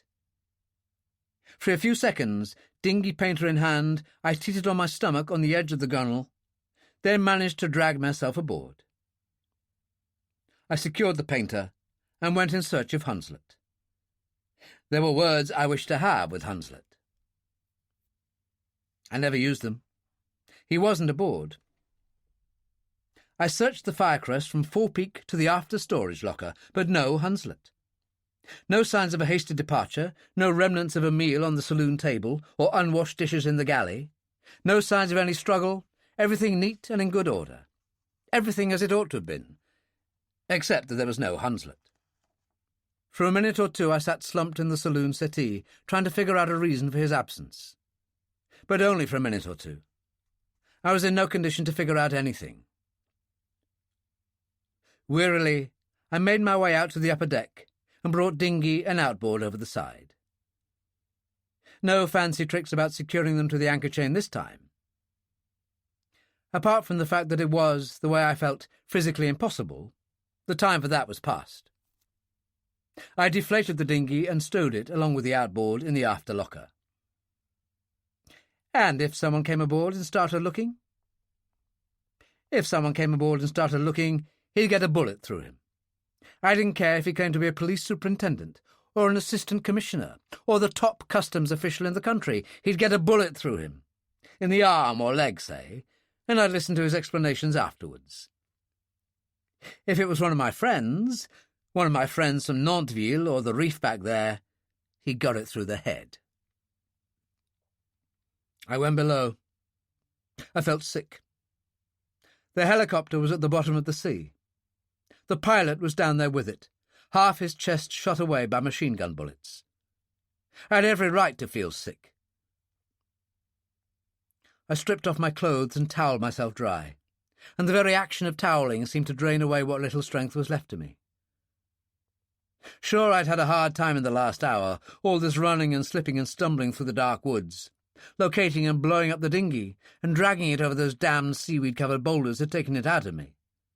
But I was supposed to be fit. It shouldn't have left me like this.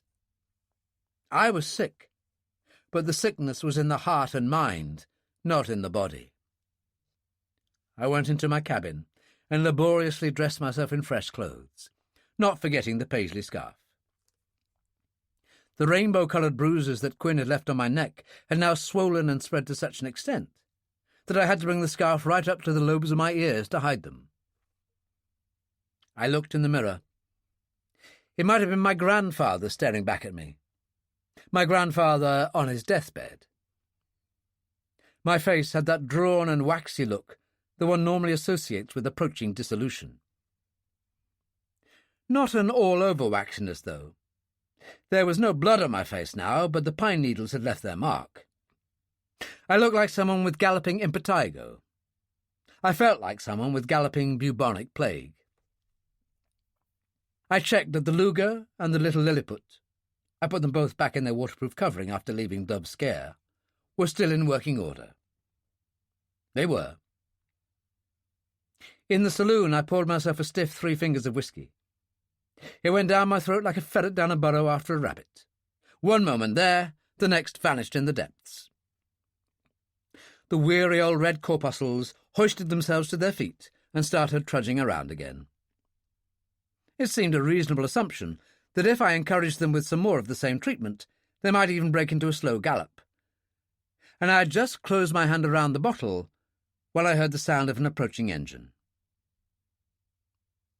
I put the bottle back in the rack, switched out the saloon lights, although they would have been invisible from outside through the velvet curtains, and took up position behind the open saloon door. I was pretty sure the precautions were unnecessary. 10 to 1 this was Hunslet coming back from shore. But why hadn't he taken the dinghy, still slung on the davits aft? Probably someone, for what Hunslet had regarded as an excellent reason, had persuaded him to go ashore and was now bringing him back. The motorboat's engine slowed, went into neutral, astern, then neutral again. A slight bump, the murmur of voices, the sound of someone clambering aboard, and then the engine opening up again. The footfalls passed over my head as the visitor, there was only one set of footfalls, made his way towards the wheelhouse door. The springy, confident step of a man who knew what he was about. There was only one thing wrong with that springy, confident step. It didn't belong to Hunslet. I flattened myself against the bulkhead, took out the Luger, slid off the safety catch, and prepared to receive my visitor in what I had now come to regard as the best traditions of the Highlands. I heard the click as the wheelhouse door opened. The louder click as it was shut by a firm hand. A pool of light from a flash lamp preceded the visitor down the 4 steps from the wheelhouse to the saloon. He paused at the foot of the steps, and the light moved away as he made to locate the light switch. I stepped round the door and did 3 things at once. I hooked an arm around his neck, brought up a far from gentle knee into the small of his back, and ground the muzzle of the Luger into his right ear. Violent stuff, but not unnecessarily violent stuff. It might have been my old friend Quinn. The gasp of pain was enough to show that it wasn't. "This isn't a hearing aid, you feel, friend. It's a Luger pistol. You're 1 pound pressure from a better world. Don't make me nervous." The better world seemed to have no appeal for him. He didn't make me nervous. He made an odd gurgling noise in his throat. He was trying either to speak or breathe, but he stood motionless, head and back arched. I eased the pressure a little. "Put that light switch on with your left hand. Slowly. Carefully." He was very slow, very careful. The saloon flooded with light. "Raise your hands above your head, as high as you can reach." He was a model prisoner, this one. He did exactly as he was told. I turned him round, propelled him into the centre of the room, and told him to face me. He was of medium height, nattily dressed in an astrakhan coat and a fur Cossack hat. He had a beautifully trimmed white beard and moustache, with a perfectly symmetrical black streak in the centre of the beard, the only one of its kind I'd ever seen. The tanned face was red, either from anger or near suffocation. From both, I decided. He lowered his hands without permission, sat on the settee, pulled out a monocle, screwed it into his right eye, and stared at me with cold fury. I gave him look for look. stare for stare, pocketed the Luger, poured a whisky, and handed it to Uncle Arthur. Rear Admiral Sir Arthur Arnford Jason, KCB, and all the rest of the alphabet. "You should have knocked, sir," I said reproachfully. "I should have knocked." His voice sounded half-strangled. Maybe I had exerted more pressure than had been necessary. "Do you always greet your guests this way?" "I don't have guests, sir. I don't have friends either, not in the Western Isles. All I have is enemies. Anyone who comes through that door is an enemy. I didn't expect to see you here, sir." "I hope not. In view of that performance, I hope not." He rubbed his throat, drank some whisky, and coughed. "Didn't expect to be here myself. Do you know how much bullion was aboard the Nanterville?" "Close on 1 million, I understand." "That's what I understood. 8 millions. Think of it. £8 million worth. All this gold that's being shovelled back from Europe into the vaults at Fort Knox usually goes in small lots, £108 ingots at a time. For safety. For security. In case anything goes wrong. But the bank knew that nothing could go wrong this time. They knew our agents were aboard. They were behind with their payments, so they cleverly loaded 1,440 ingots without telling anyone. 8 million. The bank is hopping mad, and everyone is taking it out on me." And he'd come up here to take it out on me. I said, "You should have let me know that you were coming." "I tried to." "You failed to keep your noonday schedule, the most elementary of crimes, Calvert, and the most serious. You failed to keep a schedule. You or Hunslet. Then I knew things were going from bad to worse. I knew I had to take over myself. So I came by plane and RAF rescue launch." That would have been the high-speed launch I'd seen taking a bad battering in the Sound as we had headed down towards the cove. "Where's Hunslet?" "I don't know, sir." "You don't know?" He was using his quiet, unemphatic tone, the one I didn't care for very much. "You're out of your depth in this one, Calvert, aren't you?" "Yes, sir. I'm afraid he's been removed by force. I'm not sure how." "What have you been doing in the past 2 hours, sir?" "Explain yourself." I wished he'd stop screwing that damned monocle into his eye. It was no affectation, that monocle. He was nearly blind on that side, but it was an irritating mannerism. At that moment, anything would have irritated me. "That RAF launch that dropped you off here just now. It should have been here at least 2 hours ago. Why didn't you come aboard then?" "I did. We almost ran the Firecrest down in the darkness as we came round the headland. No one here. So I went and had some dinner. Nothing but baked beans aboard this damned boat, as far as I could see." "The Columbia Hotel wouldn't offer you much more. Toast below the beans, if you were lucky." The Columbia was Torbay's only hotel. "I had smoked trout, filet mignon, and an excellent bottle of hock. I dined aboard the Shangri-La." This with a slight hint of a smile. Uncle Arthur's Achilles' heel was showing again. Uncle Arthur loved a lord like nobody's business, and a knight with a 7-figure income was as good as a lord any day. The Shangri-La? I stared at him, then remembered. "Of course, you told me. You know Lady Scoras well. No, you said you knew her very well, and her husband well. How is my old Sir Anthony?" "Very well," he said coldly. Uncle Arthur had as much humour as the next man, but discussing titled millionaires in tones of levity was not humorous. "And Lady Scoras?" He hesitated. "Well, not so well. Pale, drawn, unhappy with dark smudges under her eyes. Not unlike myself. Her husband mistreats her, and mistreats her badly, mentally and physically. He humiliated her in front of a group of men last night, and she had rope burns on her arms. Why would she have rope burns on her arms, Sir Arthur? Impossible.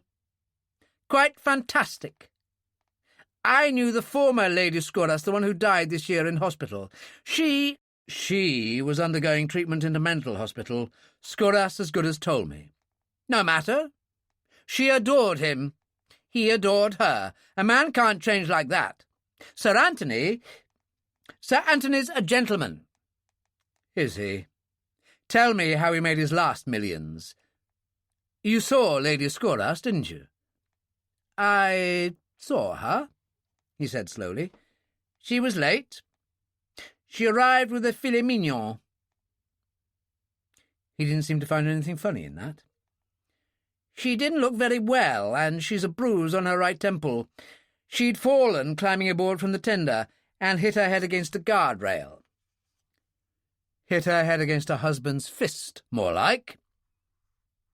To get back to the first time you boarded the Firecrest this evening, did you search it? I searched it. All except the after cabin. It was locked.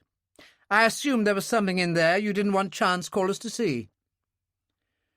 There was something in there that callers, not chance, didn't want you to see, I said slowly. Hunslet under guard. They were waiting for word of my death. Then they'd have killed Hunslet or kept him prisoner. If word came through that I hadn't been killed, then they'd have waited until my return and taken me prisoner too. Or killed us both. For by then they would have known that I knew too much to be allowed to live. It takes time, a long time to open up a strong room and get all those tons of gold out. And they know their time is running out. They're desperate now, but they still think of everything. They were waiting for word of your death? Uncle Arthur said mechanically. I don't understand. That helicopter you laid on for me, sir. We were shot down tonight after sunset. The pilot's dead and the machine's at the bottom of the sea. They believe me to be dead also. I see. You go from strength to strength, Calvert. The absence of reaction was almost total. Maybe he was getting punch-drunk by this time.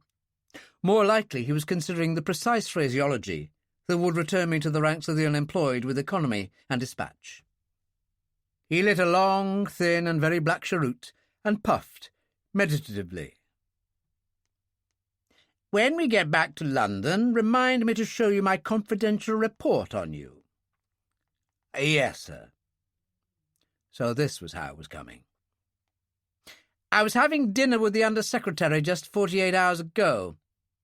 One of the things he asked me was which country had the best agents in Europe.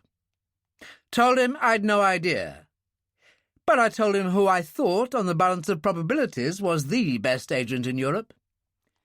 Philip Calvert. That was very kind of you, sir. If I could remove that beard, whiskey, cheroot, and monocle, at least 3 of which were obscuring his face at any given moment, his expression might have given me some faint clue as to what was going on in that devious mind. You were going to fire me 36 hours ago. If you believe that, Uncle Arthur said calmly, you'll believe anything. He puffed out a cloud of foul smoke and went on. One of the comments in your report states, unsuitable for routine investigation, loses interest and becomes easily bored. Operates at his best only under extreme pressure. At this level he is unique. It's on the files, Calvert. I don't cut off my right hand. No, sir. Do you know what you are, sir? A Machiavellian old devil, Uncle Arthur said with some satisfaction. You know what's going on? Yes, sir. Pour me another whiskey, my boy, a large one, and tell me what's happened, what you know, and what you think you know. So I poured him another whiskey, a large one, and told him what had happened, what I knew, and as much of what I thought I knew as seemed advisable to tell him. He heard me out, then said, Loch Huron, you think? Loch Huron it must be. I spoke to no one else, anywhere else, and to the best of my knowledge no one else saw me. Someone recognised me. Or someone transmitted my description. By radio. It must have been by radio. The boat that was waiting for Williams and myself came from Torbay, or somewhere near Torbay. A boat from Loch Huron could never have made it to the eastern end of the Sound of Torbay in 5 times the time we took. Somewhere near here, on land or sea, is a transceiver set. Somewhere out on Loch Huron, there's another.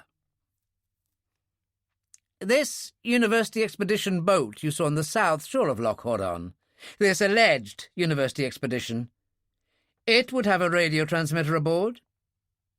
No, sir. Boys with beards. I rose, pulled back the saloon curtains on both sides, then sat down again. I told you their boat was damaged and listing. She'd been riding moored fore and aft in plenty of water. They didn't hole it themselves, and it wasn't holed by any act of nature. Somebody kindly obliged. Another of those odd little boating incidents that occur with such profusion up and down the west coast. Why did you pull those curtains back? Another of those odd little boating incidents, sir. One that's about to happen. Sometime tonight people will be coming aboard. Hunslet and I, those people think, are dead. At least I'm dead, and Hunslet is dead or a prisoner. But they can't leave an abandoned firecrest at anchor to excite suspicion and invite investigation. So they'll come in a boat, up anchor, and take the firecrest out into the Sound, followed by their own boat. Once there, they'll slice through the flexible saltwater cooling intake, open the saltwater cock, take to their own boat, and lift their hats as the firecrest goes down to join the helicopter. As far as the big, wide, innocent world is concerned, Hunslet and I will just have sailed off into the sunset. And the gulfs will have washed you down. Uncle Arthur nodded. You are very sure of this, Calvert?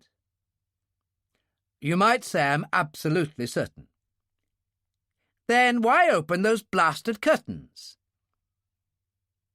The scuttling party may be coming from anywhere, and they may not come for hours. The best time to scuttle a boat in close waters is at slack tide, when you can be sure that it will settle exactly where you want it to settle. And slack tide is not until 1 o'clock this morning. But if someone comes panting hot-foot aboard soon after those curtains are opened, then that will be proof enough that the radio transmitter we're after, and our friends who are working the transmitter, are somewhere in this bay, ashore or afloat. How will it be proof? Uncle Arthur said irritably. Why should they come, as you say, panting hot-foot? They know they have Hunslet. At least I assume they have. I can't think of any other reason for his absence. They think they know I'm dead, but they can't be sure. Then they see the beckoning oil lamp in the window. What is this, they say to themselves, Calvert back from the dead? Or a third, or maybe even a third and a fourth colleague of Calvert and Hunslet that we wot not of? Whether it's me or my friends, they must be silenced, and silenced at once. Wouldn't you come panting hot-foot? There's no need to treat the matter with levity, Uncle Arthur complained. In your own words, sir, if you can believe that, you can believe anything. You should have consulted me first, Calvert. Uncle Arthur shifted in his seat, an almost imperceptible motion, though his expression didn't change. He was a brilliant administrator, but the more executive side of the business, the sandbagging and pushing of people off high cliffs, wasn't exactly in his line. I've told you that I came to take charge. Sorry, Sir Arthur. You'd better change that report, hadn't you? The bit about the best in Europe, I mean.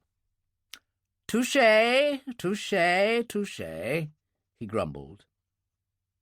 And they're coming at us out of the dark, is that it? On their way now, armed men. Killers. Shouldn't we be preparing to defend ourselves? Damn it, man, I haven't even got a gun. You won't need one. You may not agree with me. I handed him the Luger. He took it, checked the indicator and that the safety catch moved easily, then sat there holding it awkwardly in his hand. Shouldn't we move, Calvert? We're sitting targets here. They won't be here for some time. The nearest house or boat is a mile away to the east. They'll be pushing wind and tide, and they daren't use a motor. Whether they're rowing a boat or paddling a rubber dinghy, they have a long haul ahead of them. Time's short, sir. We have a lot to do tonight. To get back to Loch Huron, the expedition's out. They couldn't pirate a dinghy, far less 5 ocean-going freighters. Our friend Donald McKeegan acts in a highly suspicious fashion. He's got the facilities there. He's dead worried, and he might have had 6 guns at his back while he had his in my front. But it was all too good to be true. Professionals wouldn't lay it on the line like that. Maybe that's how professionals would expect a fellow professional to react. And you said he's worried. Maybe the fish aren't biting. Maybe he's involved, but not directly. Then there's the shark fishers. They have the boats, the facilities, and heaven knows they're tough enough. Against that, they've been based there for years. The place is littered with sharks. It should be easy enough to check if regular consignments of liver oil are sent to the mainland. And they're well known and well thought of along the coast. They'll bear investigating. Then there's Dove Scare, Lord Kirkside and his lovely daughter Sue. Lady Susan, Uncle Arthur said. It's difficult to invest an impersonal, inflectionless voice with cool reproach, but he managed it without any trouble. I know Lord Kirkside, of course. His tone implied that it would be remarkable if he didn't. And while I may or may not be right about Sir Anthony, and I will lay you 100 to 1 in pounds that I'm convinced that Lord Kirkside is wholly incapable of any dishonest or illegal action. Me too. He's a very tough citizen, I'd say, but on the side of the angels.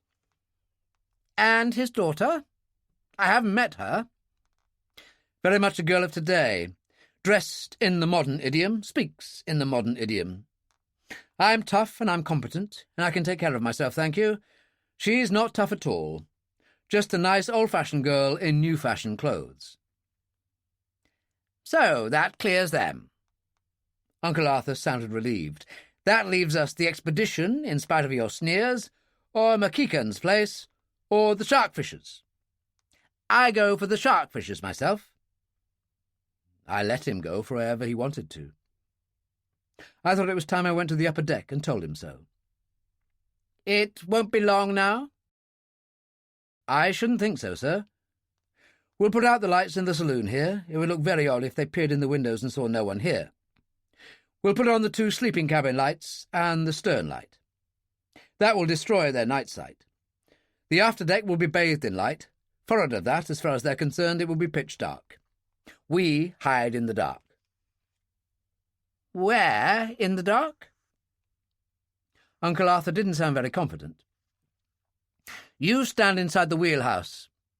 All wheelhouse doors are hinged forward and open outwards. Keep your hand on the inside handle, lightly.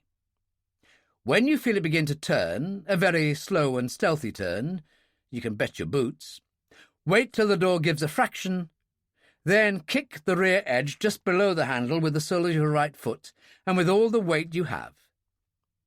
If you don't break his nose or knock him overboard, you'll at least set him in line for a set of false teeth. I'll take care of the other, or others. How? I'll be on the saloon roof. It's 3 feet lower than the loom of the stern light, even if they approach from the wheelhouse roof, so they can't see me silhouetted against the loom of the stern light, even if they approach from the bows. But what are you going to do? Clobber him. Or them. A nice big Stilson from the engine room with a rag round it will do nicely. Why don't we just dazzle them with torches and tell them to put their hands up? Uncle Arthur clearly didn't care for my proposed modus operandi. 3 reasons. These are dangerous and deadly men, and you never give them warning. Not the true sporting spirit, but it helps you survive. Then there will almost certainly be night glasses trained on the Firecrest at this very moment. Finally, sound carries very clearly over water, and the wind is blowing towards Tor Bay. Shots, I mean. He said no more. We took up position and waited. It was still raining heavily, with the wind still from the west. For once the rain didn't bother me. I had a full set of oilskins on. I just lay there, spread-eagled on the saloon coach roof, occasionally easing the fingers of my hand, the right round the Stilson, the left round the little knife. After 15 minutes, they came. I heard the gentle scuff of rubber on our starboard side, the side of the wheelhouse door. I pulled on the cord, which passed through the rear window of the wheelhouse. The cord was attached to Uncle Arthur's hand. There were only 2 of them. My eyes were perfectly tuned to the dark by this time, and I could easily distinguish the shape of the first man coming aboard just below where I lay. He secured a painter and waited for his mate. They moved forward together. The leading man gave a cough of agony as the door smashed, fair and square, as we later established, into his face. I wasn't so successful. The second man had cat-like reactions, and had started to drop to the deck as the Stilson came down. I caught him on back or shoulder, I didn't know which, and dropped on top of him. In one of his hands he'd have either a gun or knife, and if I'd wasted a fraction of a second trying to find out which hand and what he had in it, I'd have been a dead man. I brought down my left hand, and he lay still. I passed the other man lying moaning in agony in the scuppers, brushed by Uncle Arthur, pulled the saloon curtains to and switched on the lights. I then went out, half-pulled, half-lifted the moaning man through the wheelhouse door, down the saloon steps, and dropped him on the carpet. I didn't recognize him. That wasn't surprising. His own mother or wife wouldn't have recognized him. Uncle Arthur was certainly a man who believed in working with a will, and he'd left the plastic surgeon a very tricky job. "Keep your gun on him, sir," I said.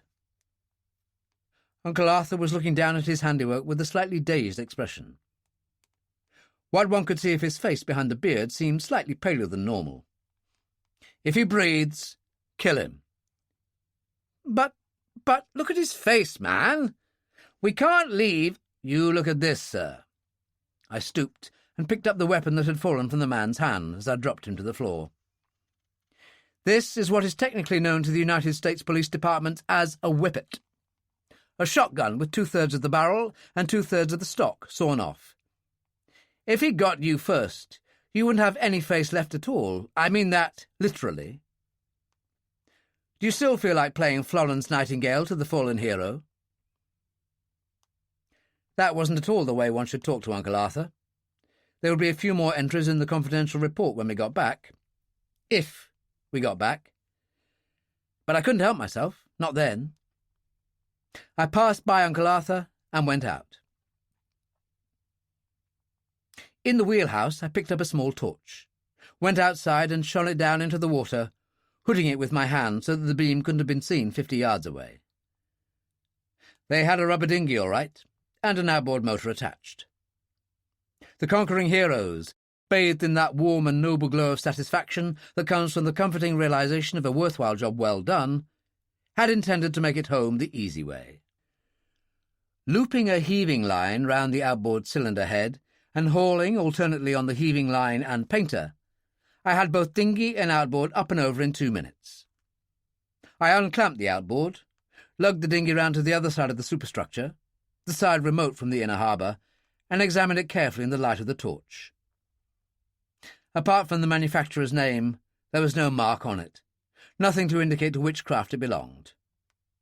I sliced it to ribbons and threw it over the side. Back in the wheelhouse, I cut a 20-foot length from a roll of PVC electric wiring cable, went outside again and lashed the outboard to the dead man's ankles. I searched his pockets. Nothing. I'd known there would be nothing. I was dealing with professionals. I hooded the torch and looked at his face. I'd never seen him before. I took from him the pistol still clutched in his right hand, undid the spring clips holding the guard chains in place above the gunwale slots for our companionway ladder, then eased first the outboard and then the man over the side. They vanished into the dark waters of Torbay Harbour without the whisper of a splash. I went inside, closing wheelhouse and saloon doors behind me. Uncle Arthur and the injured man had reversed positions by this time. The man was on his feet now, leaning drunkenly against the bulkhead, dabbing his face with the blood-stained towel Uncle Arthur must have found, and moaning from time to time. I didn't blame him. If I had a broken nose, most of my front teeth displaced, and a jaw that might or might not have been fractured, I'd have been moaning too.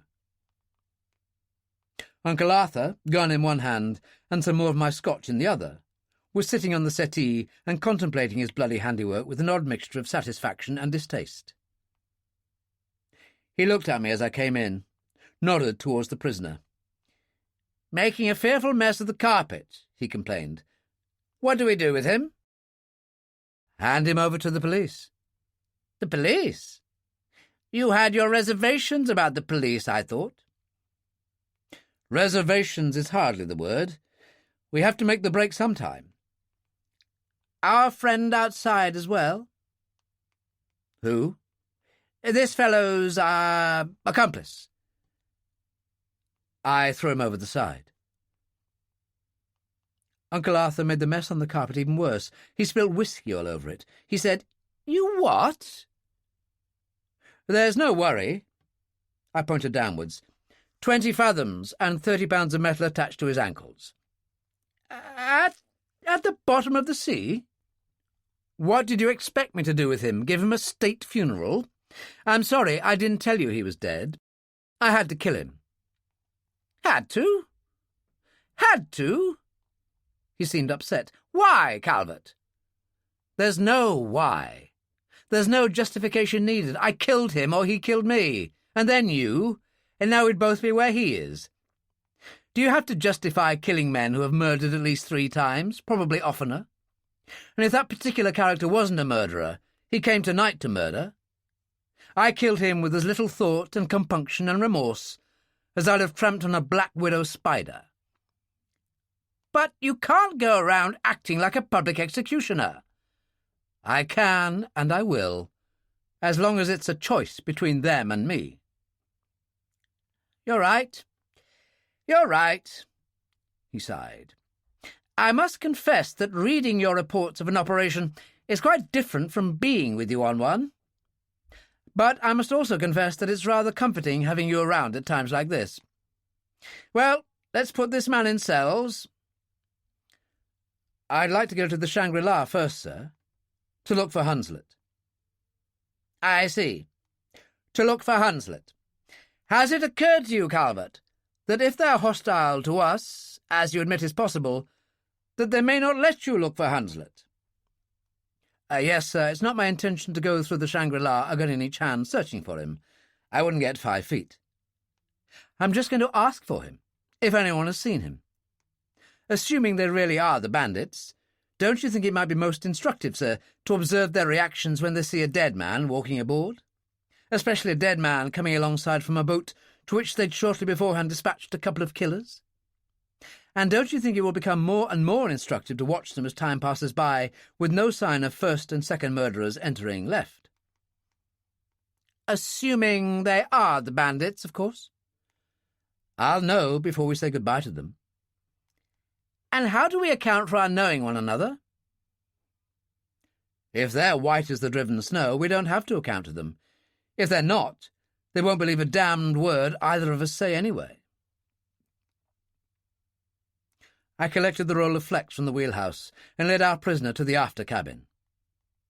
I told him to sit down with his back to one of the bulkhead generators, and he did. Resistance was the last thought in his mind. I passed a few turns of flecks around his waist and secured him to the generator. His feet I secured to one of the stanchions. His hands I left free. He could move. He could use the towel and the bucket of cold fresh water I left to administer first aid to himself whenever he felt like it. But he was beyond reach of any glass or sharp instrument with which he could either free himself or do himself in. On the latter score, I wasn't really worried one way or another. I started the engines, weighed anchor, switched on the navigation lights, and headed for the Shangri-La. Quite suddenly, I wasn't tired any more. Chapter 6. Wednesday, 8:40 p.m. to 10:40 p.m. Less than 200 yards from the Shangri-La, the anchor clattered down into 15 fathoms of water. I switched off the navigation lights, switched on all the wheelhouse lights, passed into the saloon, and closed the door behind me. "How long do we sit here?" Uncle Arthur asked. "Not long. Better get into your oilskins now, sir. Next really heavy shower of rain and we'll go." "They'll have had their night glasses on us all the way across the bay, you think?" "No question of that. They'll still have the glasses on us. They'll be worried stiff, wondering what the hell has gone wrong, what's happened to the 2 little playmates they sent to interview us, if they are the bandits." "Oh, they're bound to investigate again?" "Not yet. Not for an hour or two. They'll wait for their 2 friends to turn up. They may think that it took them longer than expected to reach the Firecrest, and that we'd upped anchor and left before they got there. Or they may think they'd trouble with their dinghy." I heard the sudden drumming of heavy rain on the coach roof. "It's time to go." We left by the galley door, felt our way aft, quietly lowered the dinghy into the water, and climbed down the transom ladder into it. I cast off. Wind and tide carried us in towards the harbour. Through the driving rain, we could dimly see the Shangri-La's riding light as we drifted by about 100 yards from her port side. Halfway between the Shangri-La and the shore, I started up the outboard motor and made back towards the Shangri-La.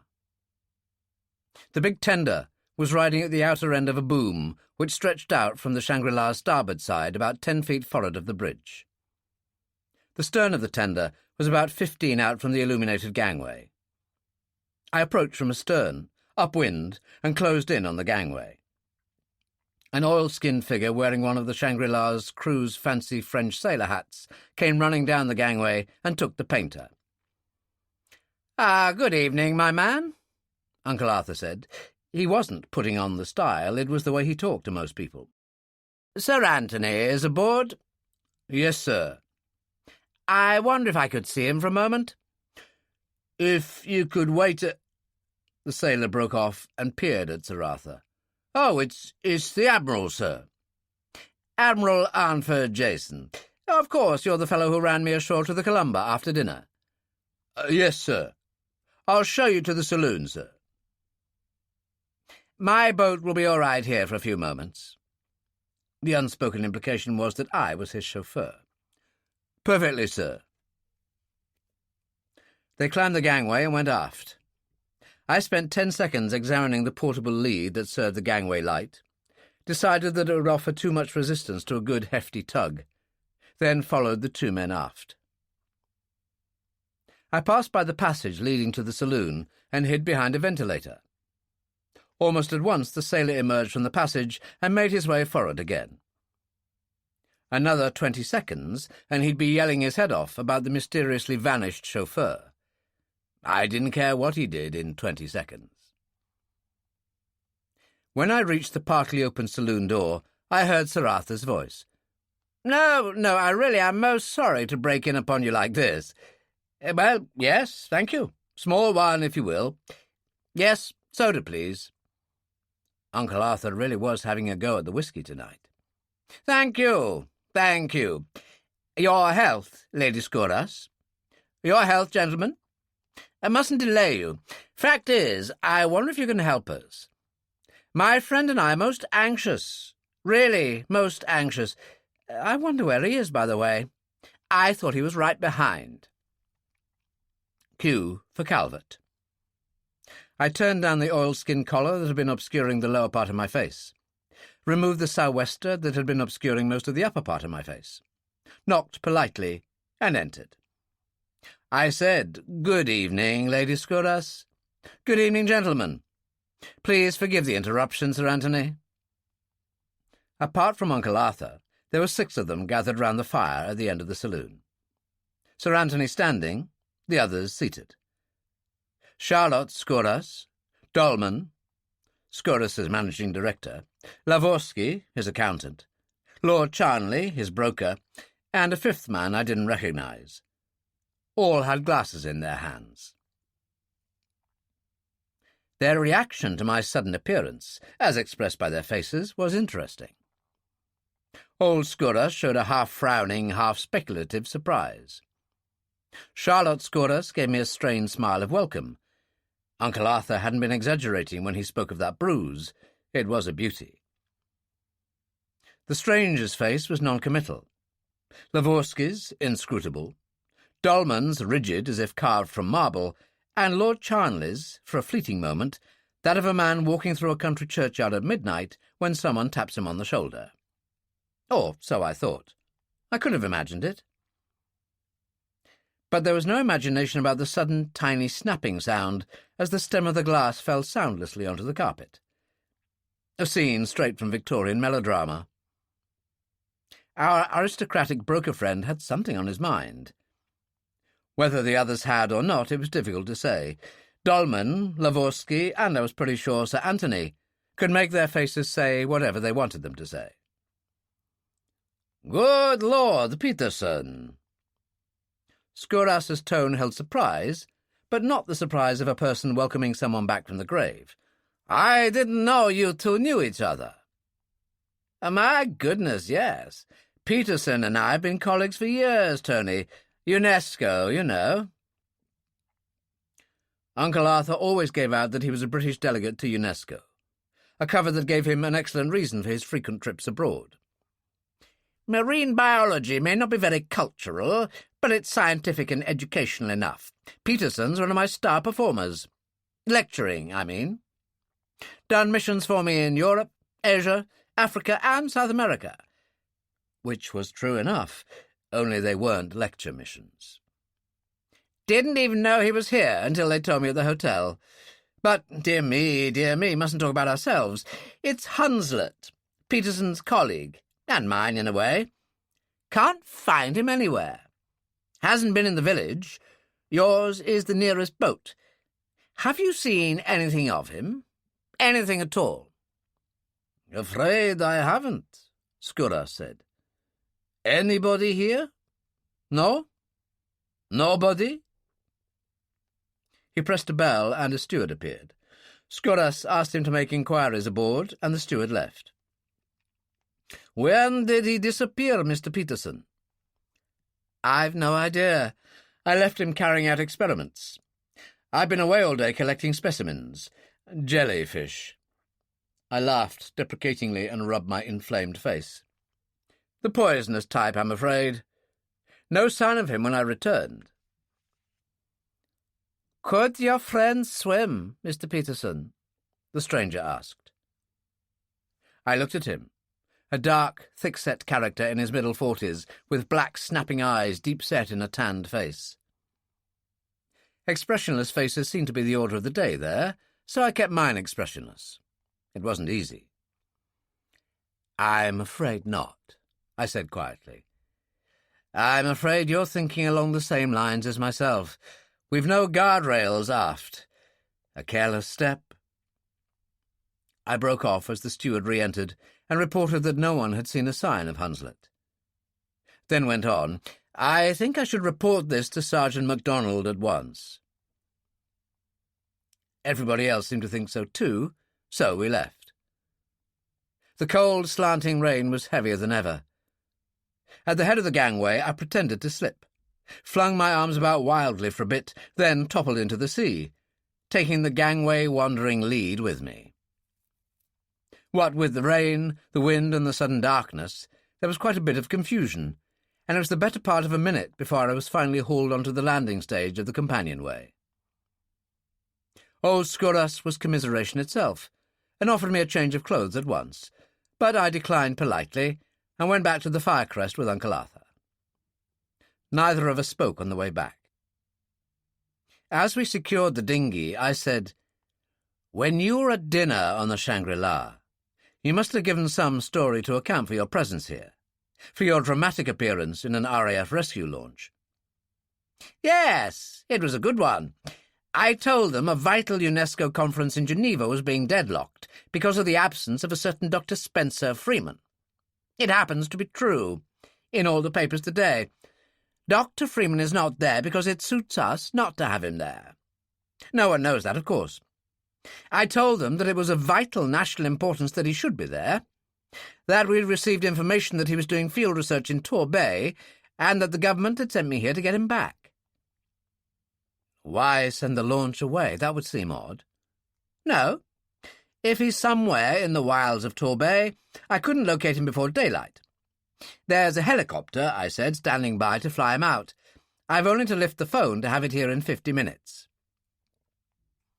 And, of course, you weren't to know that the telephone lines were out of order. It might have worked if you hadn't called at the Firecrest in the rescue launch before you went to the Shangri-La.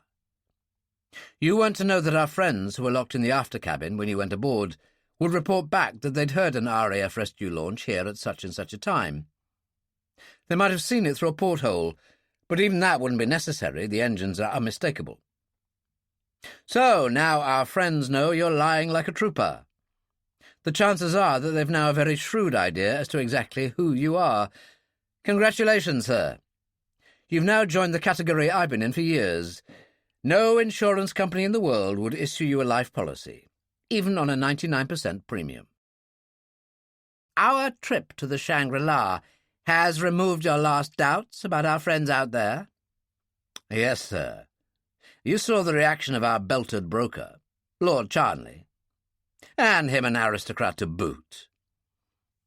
A small thing to base a big decision on, Calvert, Uncle Arthur said coldly. Yes, sir. I fished my scuba suit from the after locker and led the way below. I didn't fall into the water by accident. By accident on purpose. I didn't mention that when I was hanging onto the boat's rudder off the reef this evening, I cut a notch in it. A deep V notch. The Shangri-La's tender has a deep V notch in it. Same notch, in fact. Same boat. I see. I see indeed. Uncle Arthur sat on the settee and gave me the combination of the cold blue eye and the monocle. You forgot to give me advance notification of your intentions. I didn't forget. I started to change out of my soaking clothes. I'd no means of knowing how good an actor you are, sir. I'll accept that. So that removed your last doubts? No, sir. Superfluous confirmation, really. I knew before then. Remember that swarthy character sitting beside Lavorsky, who asked me if Hunslet could swim? I'll bet a fortune to a penny that he wasn't at the Shangri-La's dinner table earlier on. You would win. How do you know? Because he was in command of the crew of the boat who shot down the helicopter and killed Williams, and hung around afterwards waiting to have a go at me. His name is Captain Imrie. He was the captain of the prize crew of the Nanteville. Uncle Arthur nodded, but his mind was on something else. It was on the scuba suit I was pulling on. What the hell do you think you're going to do with that thing? He demanded. Advance notification of intention, sir. Won't be long. I'm taking a little trip to the Shangri-La. The Shangri-La's tender, rather, with a little homing device and a bag of sugar. With your permission, sir. Something else you forgot to tell me, eh, Calvert? Like that breaking off the Shangri-La's gangway light was no accident? I'd like to get there before they replace it, sir. I can't believe it. I can't believe it. Uncle Arthur shook his head. For a moment, I thought he was referring to the dispatch with which I had made the uneventful return trip to the Shangri-La's tender. But his next word showed that his mind was on higher and more important things. That Tony Skouras should be up to his neck in this. There's something far wrong. I just can't believe it. Good God, do you know he was up for a peerage in the next list? So soon. He told me he was waiting for the price to come down. Uncle Arthur said nothing.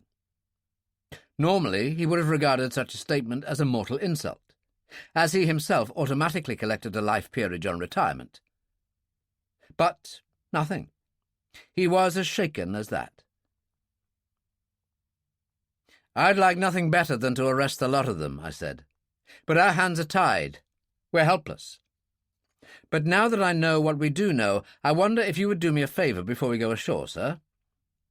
There are two things I want to know. One is whether Sir Anthony really was down at some Clyde shipyard a few days ago having stabilisers fitted. A big job few yards would tackle in a yacht that size. Should find out in a couple of hours. People tell silly and unnecessary lies.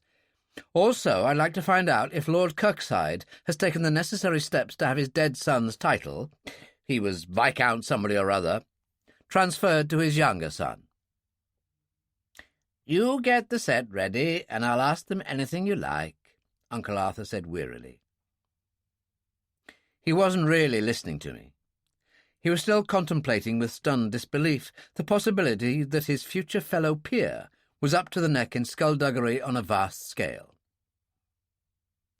And pass me that bottle before you go below.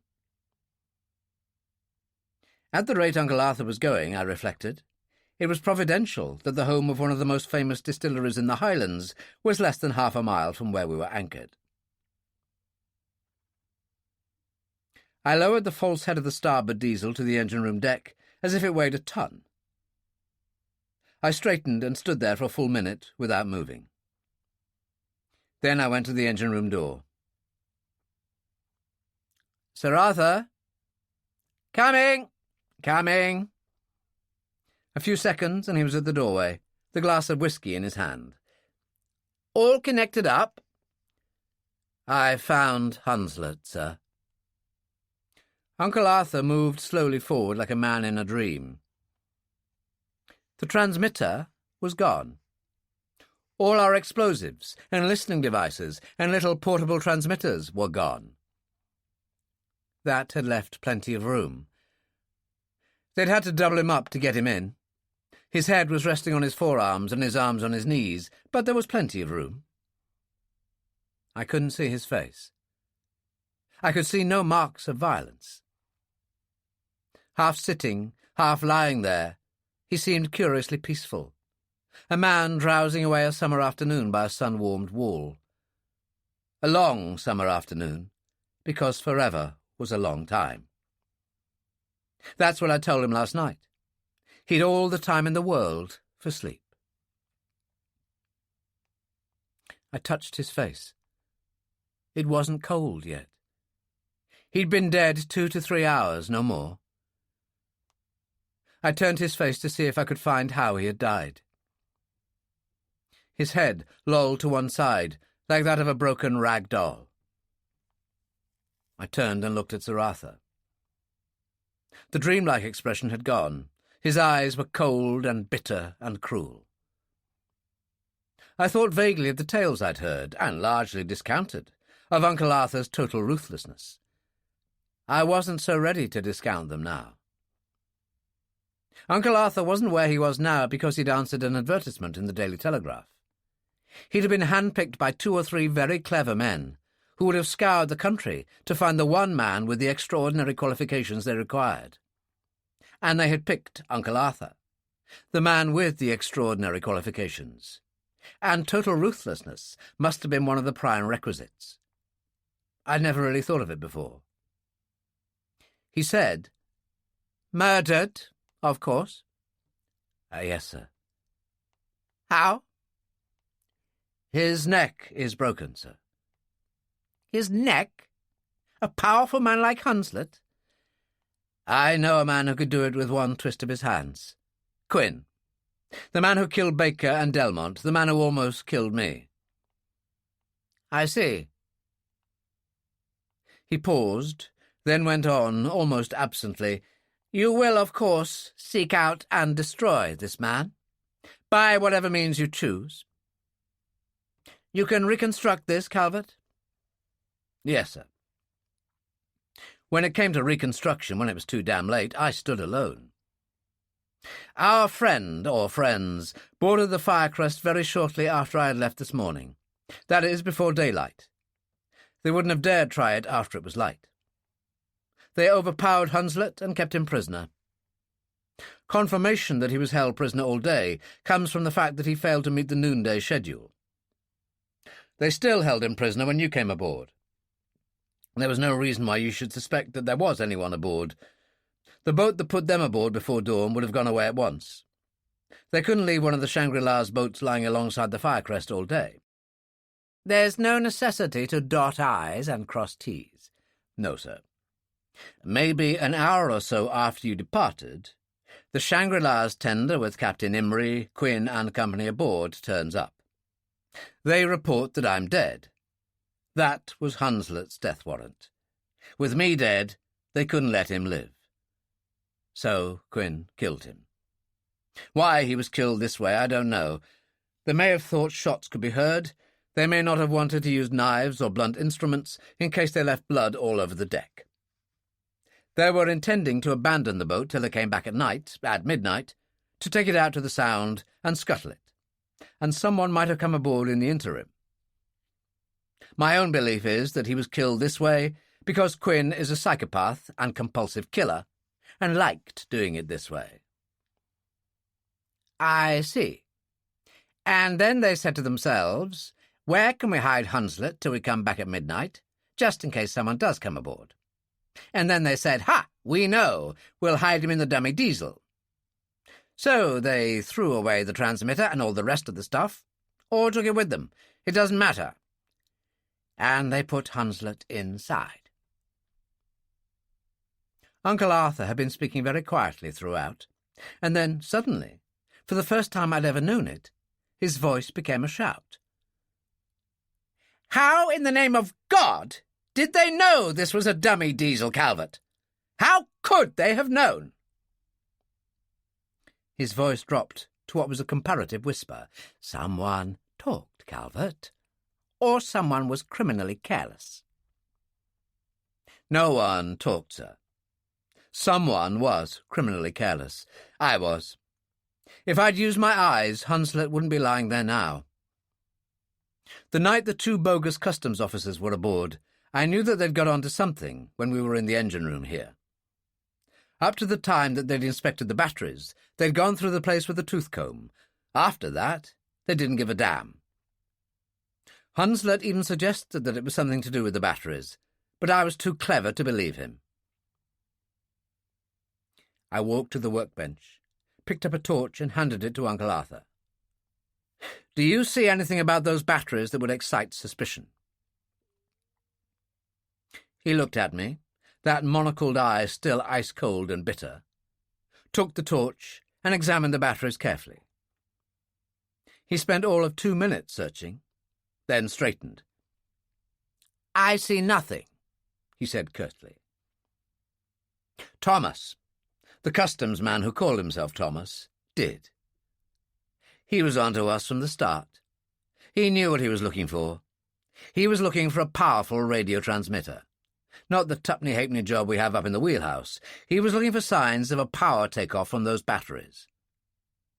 He was looking for the marks left by screw clamps, or by a pair of saw-toothed, powerfully spring-loaded crocodile clips. Uncle Arthur swore, very quietly, and bent over the batteries again. This time, his examination took only 10 seconds. You make your point well, Calvert. The eyes were still bitter, but no longer glacial. No wonder they knew exactly what I was doing today, I said savagely. No wonder they knew that Hunslet would be alone before dawn, that I'd be landing at that cove this evening. All they required was radio confirmation from someone out in Loch Huron that Calvert had been snooping around there, and the destruction of the helicopter was a foregone conclusion. All this damned fol-de-rol about smashing up radio transmitters and making us think that we were the only craft left with a transmitter. God, how blind can you be? I assume that there's some logical thought behind this outburst, Uncle Arthur said coldly. That night, Hunslet and I were aboard the Shangri-La for drinks. I told you that when we returned we knew that we'd had visitors. We didn't know why then. My God! You've already been at pains to demonstrate the fact that I was no brighter than yourself about the battery. It's not necessary to repeat the process. Let me finish, I interrupted. Uncle Arthur didn't like being interrupted. They came down to the engine room here. They knew there was a transmitter. They looked at that starboard cylinder head. 4 bolts, the rest are dummies, with the paint well and truly scraped off. The port cylinder head bolts without a flake of paint missing. They take off this head, wire into the transceiver lines on the output side of the scrambler, and lead out to a small radio transmitter hidden like as not behind the battery bank there.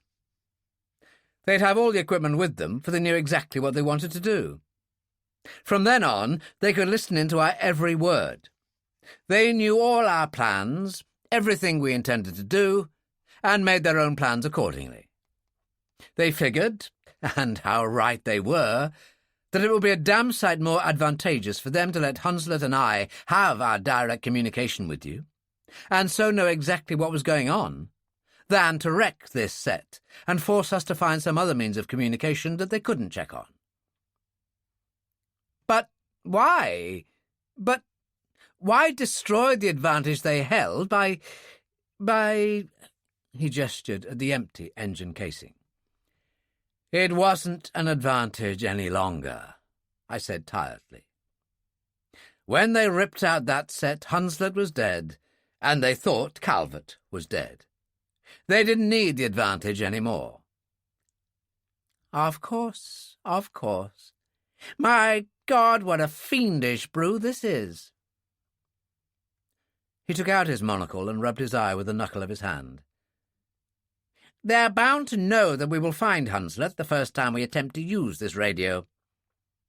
I'm beginning to appreciate the weight of your remark in the saloon, that we might find it difficult to insure ourselves. They cannot know how much we know, but they cannot afford to take chances. Not with, what is it now, a total of £17 million at stake. They will have to silence us. Up and off is the only answer, I agreed. We've been down here too long already. They might even be on their way across now. Don't let that Luger ever leave your hand, sir. We'll be safe enough under way. But first we must put Hunslet and our friend in the after cabin ashore. Yes, we must put them ashore first. At the best of times, weighing anchor by electric windlass is not a job for a moron, even an alert moron. Even our small windlass had a pull of over 1,400 pounds.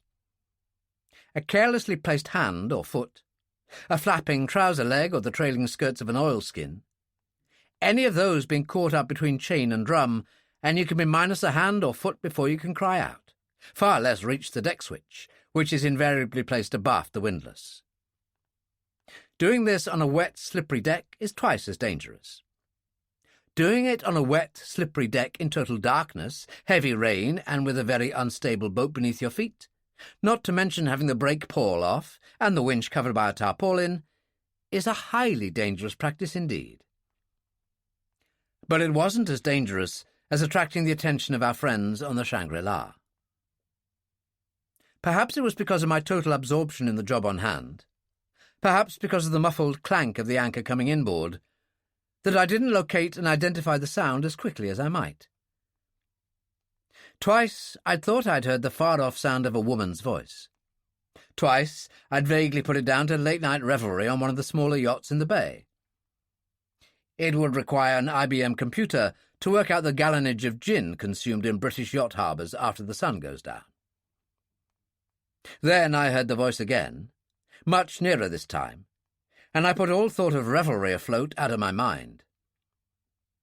The only cry of desperation ever heard at a yacht party is when the gin runs out. This soft cry had a different quality of desperation altogether. I stamped on the deck switch, and all sound on the forecastle ceased. The Lilliput was in my hand without my knowing how it had got there. "Help me!" The voice was low and urgent and desperate. "For God's sake, help me!" The voice came from the water, amidships on the port side. I moved back silently to where I thought the voice had come from and stood motionless. I thought of Hunslet, and I didn't move a muscle. I had no intention of helping anyone, until I'd made sure the voice didn't come from some dinghy. A dinghy with 2 other passengers, both carrying machine guns. One word, one incautious flash of light, a 7-pound pull on a trigger, and Calvert would be among his ancestors, if, that was, they would have anything to do with such a bloody fool of a descendant. Please, please help me. Please. I helped her. Not so much because the desperation in the voice was unquestionably genuine, as because of the fact that it as unquestionably belonged to Charlotte Scoras. I pushed through between the scuppers and the lowest guardrail, a rubber tyre fender that was permanently attached to one of the guardrail stanchions, and lowered it to water level. I said, "Lady Scoras." Yes, it's me. Oh, thank God. Thank God. Her voice didn't come just as easily as that. She was gasping for breath, and she'd water in her mouth. "There's a fender at the boat's side. Catch it." A moment or two, then, "I have it." "Can you pull yourself up?" More splashing and gasping, then, No, I can't do it." "No matter. Wait." I turned round to go for Uncle Arthur, but he was already by my side.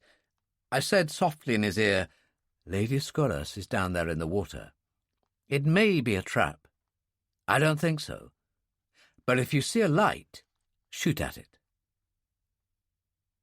He said nothing, but I felt his arm move as he took the Luger from his pocket.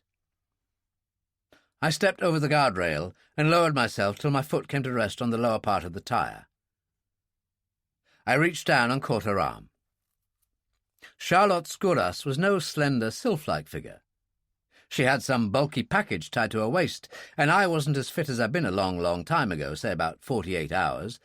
But, with a helping hand from Uncle Arthur, I managed to get her up on deck. Between us, we half-carried her to the curtained saloon and set her down on the settee. I propped a cushion behind her head and took a good look at her. She'd never have made the front cover of Vogue.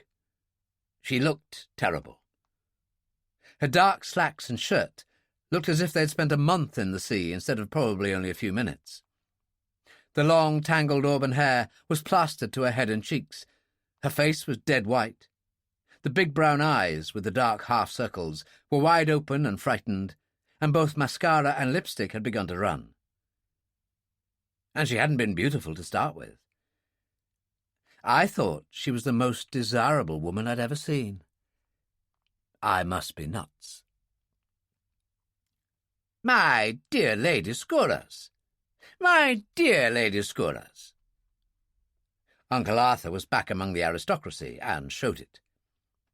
He knelt by her side, ineffectually dabbing at her face with a handkerchief. "What in God's name has happened? Brandy, Calvert, brandy! Don't just stand there, man! Brandy!" Uncle Arthur seemed to think he was in a pub, but, as it happened, I did have some brandy left. I handed him the glass and said, "If you'll attend to Lady Scoras, sir, I'll finish getting the anchor up." No. She took a gulp of the brandy, choked on it, and I had to wait until she'd finished coughing before she went on. "They are not coming for at least 2 hours yet." "I know. I heard." "There's something terrible going on, Sir Arthur. I had to come. "Now, don't distress yourself. Lady Scoras, don't distress yourself," Uncle Arthur said, as if she weren't distressed enough already. "Just drink this down, Lady Scoras." "No, not that." I got all set to take a poor view of this. It was damn good brandy. Then I realized she was talking of something else. "Not Lady Scoras. Never again. Charlotte Minor. Charlotte." One thing about women, they always get their sense of priorities right. There they were on the Shangri-La, rigging up a homemade atom bomb to throw through our saloon windows, and all she could think was to ask us to call her Charlotte. I said, "Why did you have to come?" "Calvert!" Uncle Arthur's voice was sharp. "Do you mind? Charlotte, has just suffered a severe shock. Let her take her time to—" "No." She struggled to an upright sitting position and forced a wan smile, half scared, half mocking. "No, Mr. Peterson, Mr. Calvert, whatever your name, you're quite right. Actresses tend to overindulge their emotions. I am not an actress any longer." She took another sip of the brandy, and a little colour came back to her face. "I've known for some time that something was very far wrong aboard the Shangri-La. Strange men have been aboard. Some of the old crew were changed for no reason. Several times I've been put ashore with the stewardess in hotels while the Shangri-La went off on mysterious journeys. My husband, Sir Anthony, would tell me nothing. He has changed terribly since our marriage. I think he takes drugs. I've seen guns. Whenever those strange men came aboard, I was sent to my stateroom after dinner."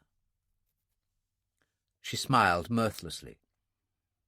"It wasn't because of any jealousy on my husband's part, you may believe me.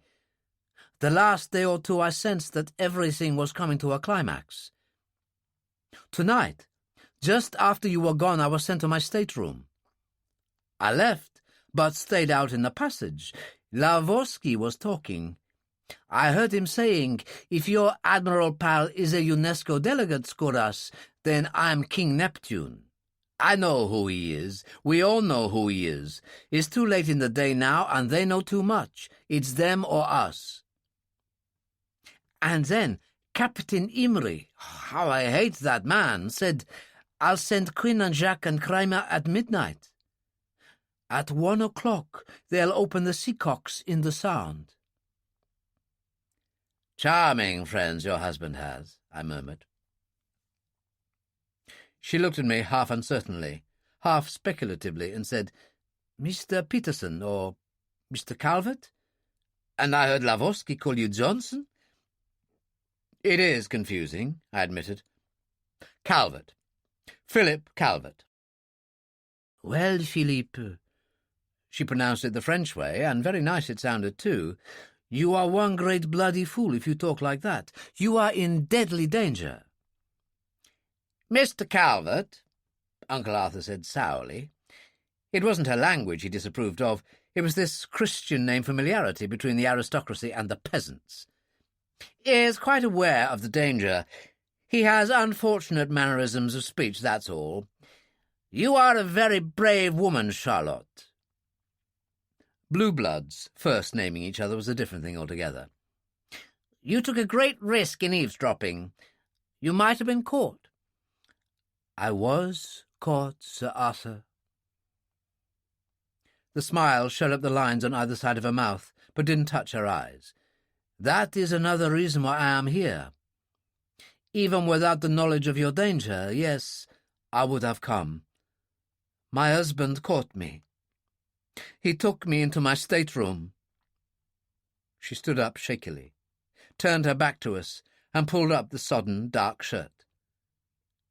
Right across her back ran 3 great blue-red wheels. Uncle Arthur stood stock still, a man incapable of movement. I crossed the saloon and peered at her back. The wheels were almost an inch wide and running halfway round her body. Here and there were tiny blood-spotted punctures. Lightly, I tried a finger on one of the wheels. The flesh was raised and puffy. A fresh wheel, as lividly genuine a wheel as ever I'd clapped eyes on. She didn't move. I stepped back, and she turned to face us. "It is not nice, is it? It does not feel very nice." She smiled, and again that smile. "I could show you worse than that." No, Uncle Arthur said hastily. "That will not be necessary." He was silent for a moment, then burst out, "My dear Charlotte, what you must have suffered! It's fiendish, absolutely fiendish. He must be inhuman. A monster. A monster, perhaps under the influence of drugs. I would never have believed it. His face was brick red with outrage, and his voice sounded as if Quinn had him by the throat. Strangled. No one would ever have believed it. Except the late Lady Skouras, she said quietly. I understand now why she was in and out of mental homes several times before she died. She shrugged. I have no wish to go the same way. I am made of tougher stuff than Madeleine Skouras. So I pick up my bag and run away. She nodded at the small polythene bag of clothes that had been tied to her waist. Like Dick Whittington, is it not? They'll be here long before midnight when they discover you're gone, I observed. It may be morning before they find out. Most nights I lock my cabin door. Tonight I locked it from the outside. That helps, I said. Standing about in those sodden clothes doesn't. There's no point in running away only to die of pneumonia. You'll find towels in my cabin. Then we can get you a room in the Columba Hotel. I had hoped for better than that. The fractional slump of the shoulders was more imagined than seen, but the dull defeat in the eyes left nothing to the imagination. You would put me in the first place they would look for me. There is no safe place for me in Torbay. They will catch me and bring me back, and my husband will take me into that stateroom again. My only hope is to run away. Your only hope is to run away. Please, can we not run away together? No. A man not given to evasive answers, is that it? There was a lonely dejection, a proud humiliation about her that did very little for my self-respect. She turned towards Uncle Arthur, took both his hands in hers, and said in a low voice, Sir Arthur, I appeal to you as an English gentleman. Thumbs down on Calvert, that foreign-born peasant. May I stay, please? Uncle Arthur looked at me, hesitated, looked at Charlotte Skouras, looked into those big brown eyes, and was a lost man. Of course you may stay, my dear Charlotte. He gave a stiff, old-fashioned bow, which I had to admit went very well with the beard and the monocle. Yours to command, dear lady. Thank you, Sir Arthur. She smiled at me, not with triumph or satisfaction, just an anxious-to-be-friendly smile. It would be nice, Philippe, to have the consent. What do you say? Unanimous. If Sir Arthur wishes to expose you to a vastly greater degree of risk aboard this boat than you would experience in Torbay, that is Sir Arthur's business. As for the rest, my consent is not required. I'm a well-trained civil servant, and I obey orders. You are gracious to a fault, Uncle Arthur said acidly. Sorry, sir. I'd suddenly seen the light, and a pretty dazzling beam it was, too. I should not have called your judgment in question. The lady is very welcome. But I think she should remain below while we are alongside the pier, sir.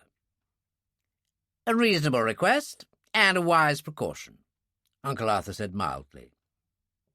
He seemed pleased at my change of heart, and my proper deference to the wishes of the aristocracy. It won't be for long. I smiled at Charlotte Skouras. We leave Torbay within the hour. What do I care what you charge him with? I looked from Sergeant MacDonald to the broken-faced man with the wet, blood-stained towel, then back to MacDonald again. Breaking and entering, assault and battery, illegal possession of a dangerous weapon with intent to create a felony, murder. Anything you like. Well, no, it's not quite as easy as that. Sergeant MacDonald spread his big brown hands across the counter of the tiny police station and looked at the prisoner and myself in turn. He didn't break and enter, you know, Mr. Peterson. He boarded. No law against that. Assault and battery. It looks as if he's been the victim and not the perpetrator. And what kind of weapon was he carrying, Mr. Peterson? I don't know. It must have been knocked overboard. I see. Knocked overboard, was it? So we have no real proof of any felonious intent. I was becoming a little tired of Sergeant MacDonald. He was fast enough to cooperate with bogus customs officers, but with me he was just being deliberately obstructive. I said, "You'll be telling me next that it's all a product of my fevered imagination. You'll be telling me next that I just stepped ashore, grabbed the first passerby I saw, hit him in the face with a 4x2, then dragged him up here, inventing this tale as I went. Even you can't be so stupid as to believe that." The brown face turned red, and on the counter the brown knuckles turned ivory. He said softly, "You'll kindly not talk to me like that. If you insist on behaving like a fool, I'll treat you as such. Are you going to lock him up?" "It's only your word against his." "No, I had a witness. He's down at the old pier now if you want to see him. Admiral Sir Arthur Arnford Jason, a very senior civil servant."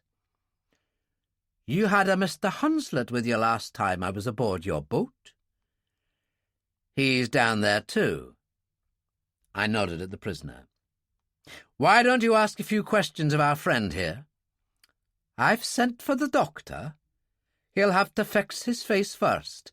I can't understand a word he says." "The state of his face doesn't help," I admitted, "but the main trouble is that he speaks Italian." "Italian, is it? I'll soon fix that. The owner of the Western Isles Café is an Italian." "Well, that helps. There are 4 little questions he might put to our pal here. Where is his passport? How he arrived in this country? Who is his employer? And where does he live?" The sergeant looked at me for a long moment, then said slowly, "It's a mighty queer marine biologist that you are, Mr. Peterson." "And it's a mighty queer police sergeant that you are, Mr. MacDonald. Good night." I crossed the dimly lit street to the sea wall and waited in the shadow of a phone booth. After 2 minutes, a man with a small bag came hurrying up the street and turned into the police station. He was out again in 5 minutes, which wasn't surprising. There was little a GP could do for what was plainly a hospital job. The station door opened again, and Sergeant MacDonald came hurrying out, long black mackintosh buttoned to the neck.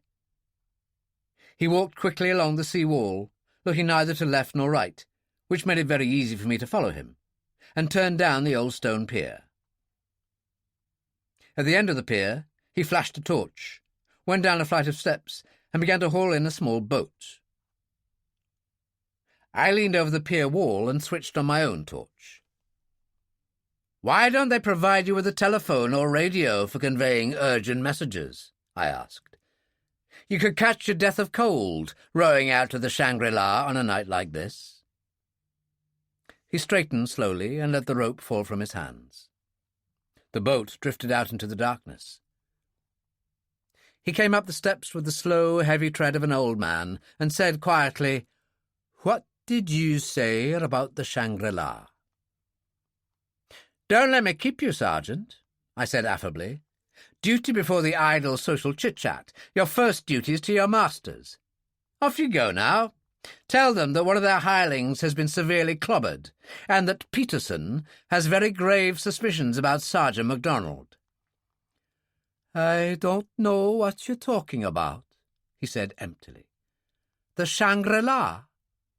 I'm not going anywhere near the Shangri-La." "Where are you going, then? Do tell. Fishing? Kind of forgotten your tackle, haven't you?" "And how would you like to mind your own damn business?" MacDonald said heavily. "That's what I'm doing. Come off it, Sergeant. Think I give a damn about our Italian pal? You can charge him with playing tiddlywinks in the high street for all I care. I just threw him at you, together with a hint that you yourself were up to no good, to see what the reaction would be, to remove the last doubts in my mind. You reacted beautifully." I am maybe not the cleverest, Mr. Peterson, he said with dignity. Neither am I a complete idiot. I thought you were one of them or after the same thing as them. He paused. You're not? You're a government agent? I'm a civil servant. I nodded to where the firecrest lay not 20 yards away. You'd better come to meet my boss. I don't take orders from civil servants. Suit yourself, I said indifferently, turned away and looked out over the sea wall. About your 2 sons, Sergeant MacDonald, the 16-year-old twins who, I'm told, died in the Cairngorm some time back. What about my sons? He said tonelessly. Just that I'm not looking forward to telling them that their own father wouldn't lift a finger to bring them back to life again. He just stood there in the darkness, quite still, saying nothing. He offered no resistance when I took his arm and led him towards the firecrest. Uncle Arthur was at his most intimidating, and Uncle Arthur in full intimidating cry was a sight to behold. He'd made no move to rise when I brought MacDonald into the saloon, and he hadn't asked him to sit. The blue basilisk stare, channelled and magnified by the glittering monocle, transfixed the unfortunate sergeant like a laser beam. "So your foot slipped, Sergeant," Uncle Arthur said without preamble. He was using his cold, flat, quite uninflected voice, the one that curled your hair. "The fact that you stand here now indicates that. Mr. Calvert went ashore with a prisoner, and enough rope for you to hang yourself, and you seized it with both hands. Not very clever of you, Sergeant. You should not have tried to contact your friends." "They are no friends of mine, sir," MacDonald said bitterly. "I'm going to tell you as much as you need to know about Calvert. Peterson was a pseudonym, and myself, and what we are doing." Uncle Arthur hadn't heard him. "If you ever repeat any part of what I say to anyone, it will cost you your job, your pension, any hope that you will ever again, in whatever capacity, get another job in Britain, and several years in prison for contravention of the Official Secrets Act. I myself will personally formulate the charges." He paused, then added in a masterpiece of superfluity, "Do I make myself clear?" "You'll make yourself very clear," MacDonald said grimly. So Uncle Arthur told him all he thought MacDonald needed to know, which wasn't much, and finished by saying, "I am sure we can now count on your 100% cooperation, Sergeant." "Calvert is just guessing at my part in this," he said dully. "Oh, for God's sake," I said. "You knew those customs officers were bogus. You knew they had no photocopier with them. You knew their only object in coming aboard was to locate and smash that set, and locate any other we might have. You knew they couldn't have gone back to the mainland in that launch. It was too rough. The launch was, in fact, the Shangri-La's tender, which is why you left without lights. And no launch left the harbour after your departure. We'd have heard it. The only life we saw after that was when they switched on their lights in the Shangri-La's wheelhouse to smash up their own radio. One of their own radios, I should have said. And how did you know the telephone lines were down in the Sound? You knew they were down, but why did you say the Sound? Because you knew they had been cut there. Then, yesterday morning, when I asked you if there was any hope of the lines being repaired, you said no. Odd. One would have thought that you would have told the customs boys going back to the mainland to contact the GPO at once. But you knew they weren't going back there. And your 2 sons, Sergeant. The boys supposed to be dead. You forgot to close their accounts. Because you knew they weren't dead." "I forgot about the accounts," MacDonald said slowly. "And all the other points. I'm afraid I'm not good at this sort of thing." He looked at Uncle Arthur, I know this is the end of the road for me. They said they would kill my boys, sir. If you will extend us your full cooperation, Uncle Arthur said precisely, I will personally see to it that you remain the Torbay police sergeant until you're falling over your beard. Who are they? The only men I've seen is a fellow called Captain Emery and the two customs men, Duran and Thomas. Duran's real name is Quen. I don't know the others' names. I usually met them in my house after dark. I've been out to the Shangri-La only twice, to see Emery. And Sir Anthony Scoras? I don't know. MacDonald shrugged helplessly. He's a good man, sir. He really is. Or I thought so. Maybe he is mixed up in this. Anyone can fall into bad company. It's very strange, sir. Isn't it? And what's been your part in this? There's been funny things happening in this area in the past months. Boats have vanished. People have vanished. Fishermen have had their nets torn in harbour. And yacht engines have been mysteriously damaged, also in harbour. This is when Captain Emery wants to prevent certain boats from going certain places at the wrong time. And your part is to investigate with great diligence and a total lack of success. Uncle Arthur nodded. You must be invaluable to them, Sergeant. A man with your record and character is above suspicion. Tell me, Sergeant, what are they up to? Before God, sir, I have no idea. You're totally in the dark? Yes, sir. I don't doubt it. This is the way the very top men operate.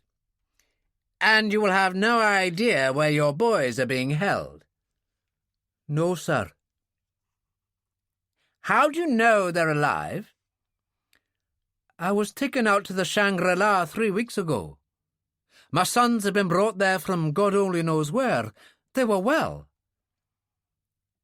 And are you really so naive as to believe that your sons will be well and will be returned alive when all this is over? Even although your boys will be bound to know who their captors are, and will be available for testimony and identification if the time came for that. Captain Emery said they would come to no harm if I cooperated. He said that only fools ever used unnecessary violence. You are convinced, then, they wouldn't go to the length of murder? Murder? What are you talking about, sir? Calvert? Sir? A large whisky for the sergeant. Yes, sir. When it came to lashing out with my private supplies, Uncle Arthur was generous to a fault. Uncle Arthur paid no entertainment allowance. So I poured the sergeant a large whisky, and, seeing that bankruptcy was inevitable anyway, did the same for myself. 10 seconds later, the sergeant's glass was empty. I took his arm and led him to the engine room. When we came back to the saloon in a minute's time, the sergeant needed no persuading to accept another glass. His face was pale. I told you that Calvert carried out a helicopter reconnaissance today, Uncle Arthur said conversationally. What I didn't tell you was that his pilot was murdered this evening. I didn't tell you that 2 other of my best agents have been killed in the last 60 hours, and now, as you've just seen, Hunslet. Do you still believe, Sergeant, that we are dealing with a bunch of gentlemanly lawbreakers to whom human life is sacrosanct? What do you want me to do, sir? Colour was back in the brown cheeks again, and the eyes were cold and hard and a little desperate. You and Calvert will take Hunslet ashore to your office. You will call in the doctor and ask for an official post-mortem. We must have an official cause of death. For the trial. The other dead men are probably beyond recovery. You will then row out to the Shangri-La and tell Emery that we brought Hunslet and the other man, the Italian, to your office. You will tell them that you heard us say that we must go to the mainland for new depth-sounding equipment and for armed help, and that we can't be back for 2 days at least. Do you know where the telephone lines are cut in the Sound? Yes, sir. I cut them myself. When you get back from the Shangri-La, get out there and fix them, before dawn.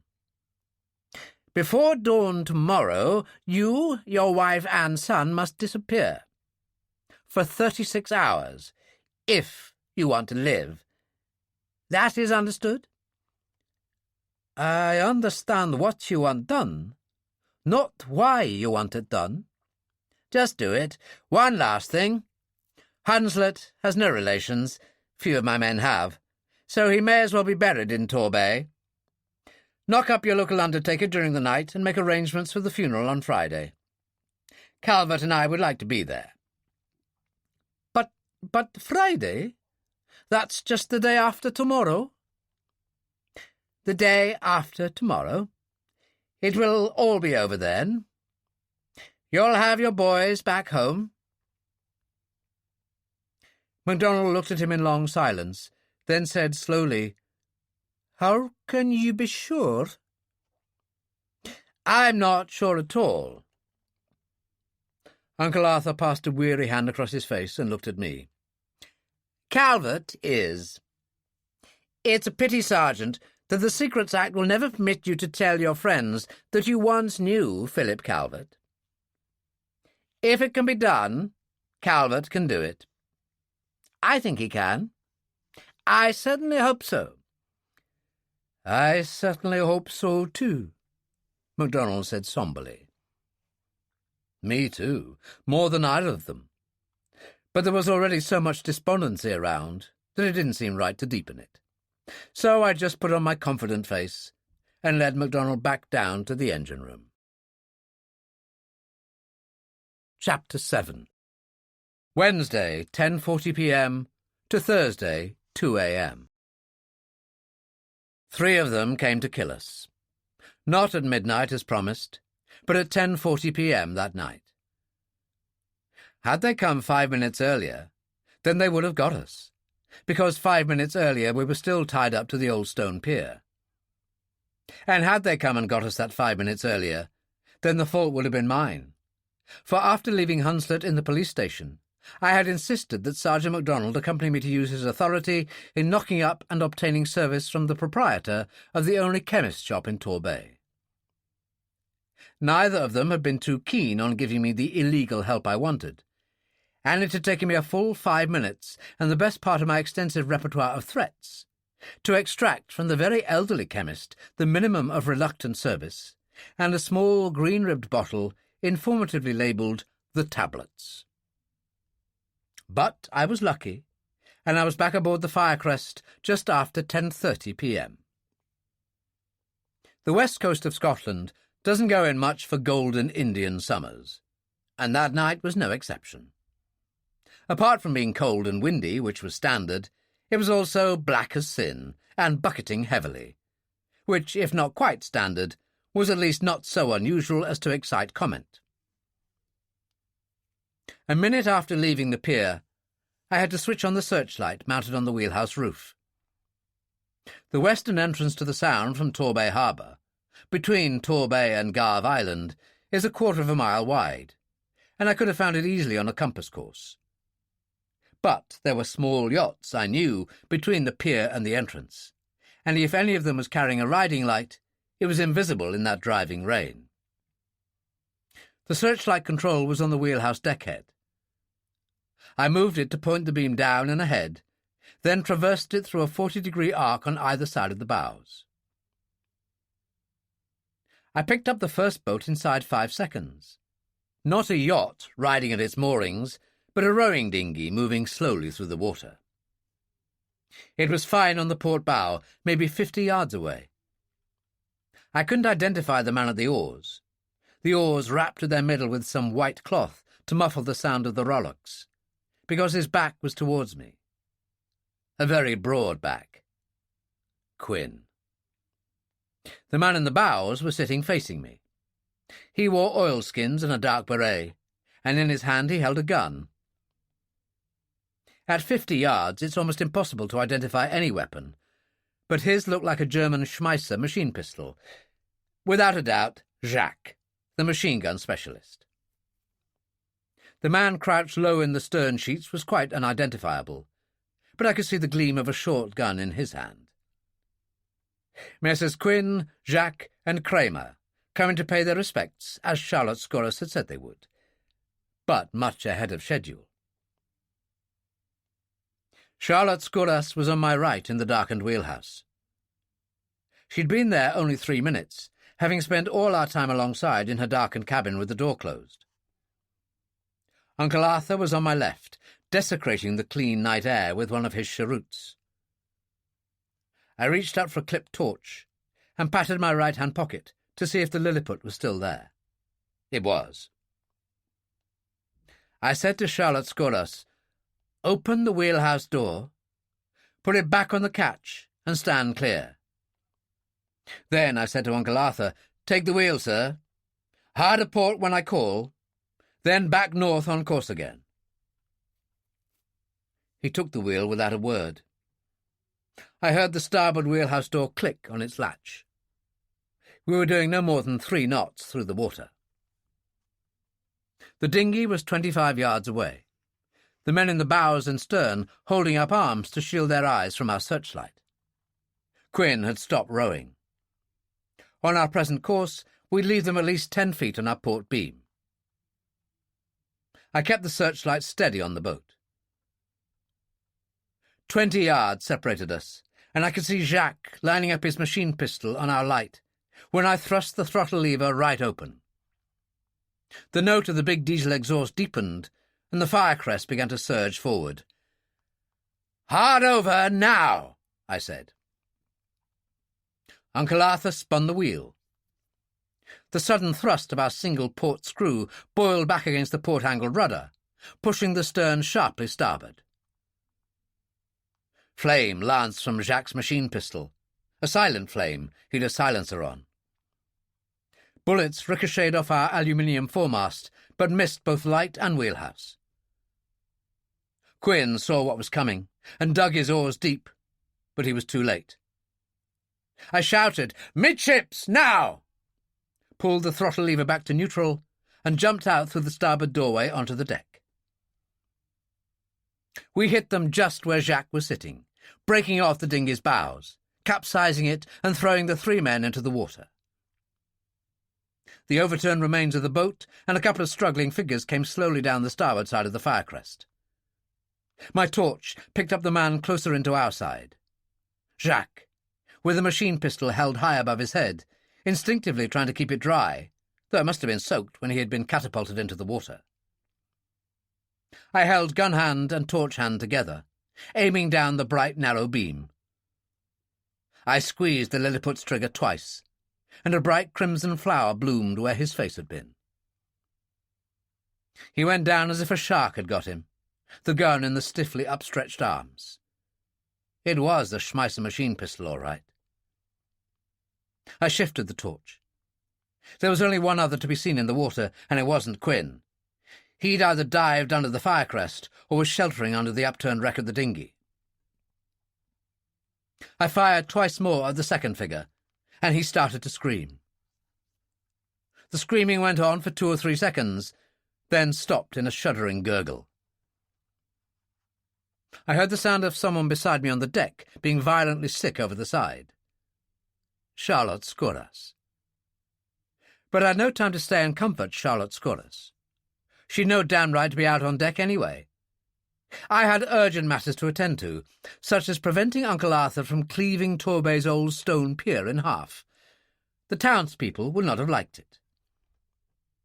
Uncle Arthur's idea of midships differed sharply from mine. He'd brought the firecrest round in a 3/4 circle. He would have been the ideal man at the helm of one of those ram-headed Phoenician galleys that specialised in cutting the opposition in two.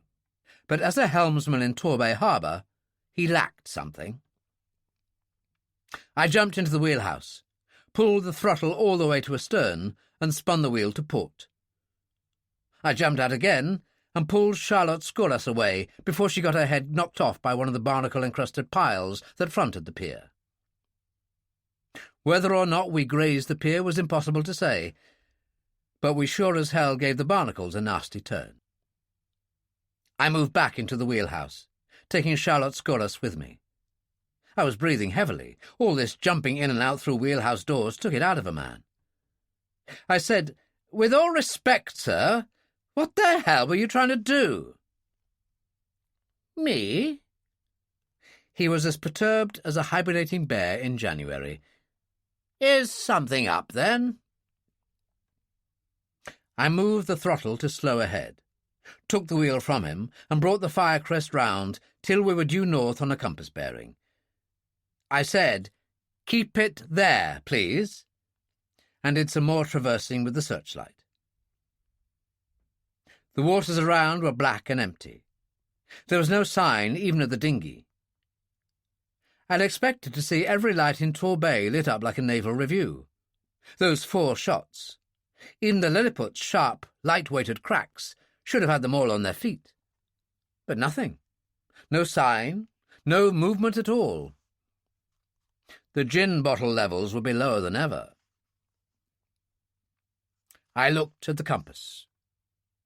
North 20 west. Like the honeybee for the flower, the iron filing for the magnet, Uncle Arthur was determinedly heading straight for the shore again. I took the wheel from him gently but firmly and said, "You came a bit close to the pier back there, sir." "I believe I did." He took out a handkerchief and wiped his monocle. "Damn glass missed it up just at the wrong moment. I trust, Calvert, that you weren't just firing at random out there."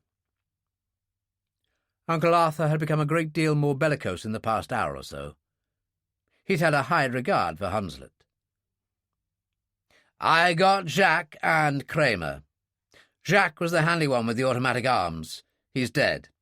I think Kramer is too. Quinn got away."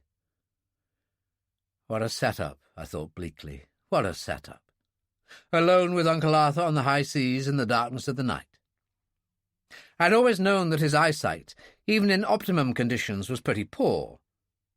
But I'd never suspected that when the sun was down he was virtually blind as a bat. But, unfortunately, unlike the bat, Uncle Arthur wasn't equipped with a built-in radar, which would enable him to shy clear of rocks, headlands, islands, and such-like obstructions of a similarly permanent and final nature with which we might go bump in the dark. To all intents and purposes, I was single-handed. This called for a radical revision in plans, only I didn't see how I could radically revise anything. "Not too bad," Uncle Arthur said approvingly. "Pity about Quinn, but otherwise not too bad at all. The ranks of the ungodly are being satisfactorily depleted. Do you think they'll come after us?" "No, for 4 reasons. 1, they won't know yet what has happened. 2, both their sorties this evening have gone badly, and they won't be in a hurry to try any more boarding expeditions for some time. 3, they'd use the tender for this job, not the Shangri-La. And if they get that tender 100 yards, I've lost all faith in Demerara sugar. 4th, there's mist or fog coming up. The lights of Torbay are obscured already. They can't follow us because they can't find us." Till that moment, the only source of illumination we'd had in the wheelhouse had come from the reflected light of the compass lamp.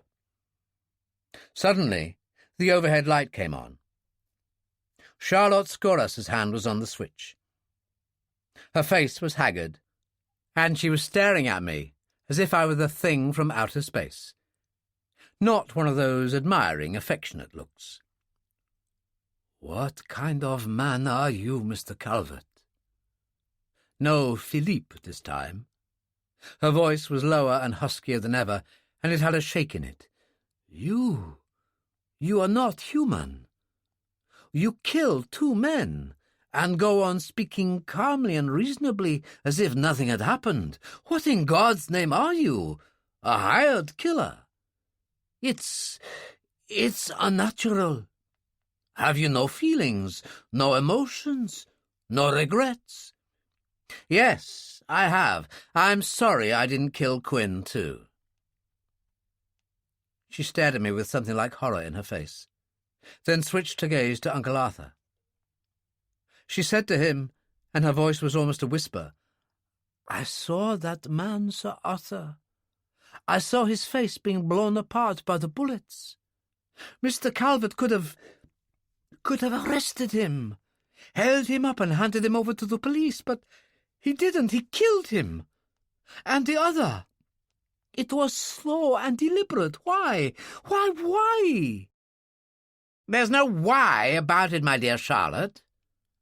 Sir Arthur sounded almost irritable. "There's no justification needed. Calvert killed them, or they killed us. They came to kill us. You told us that yourselves.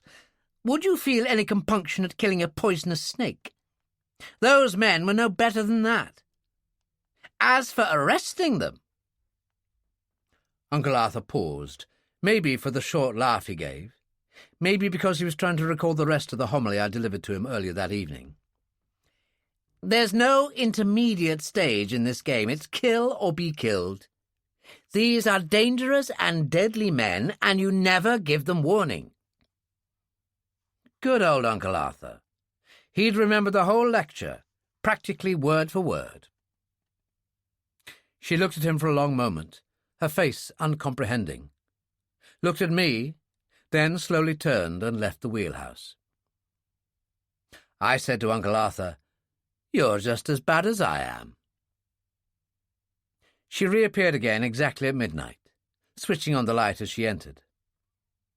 Her hair was combed and neat. Her face was less puffy, and she was dressed in one of those synthetic fibre dresses, white, ribbed, and totally failing to give the impression that she stood in need of a good meal.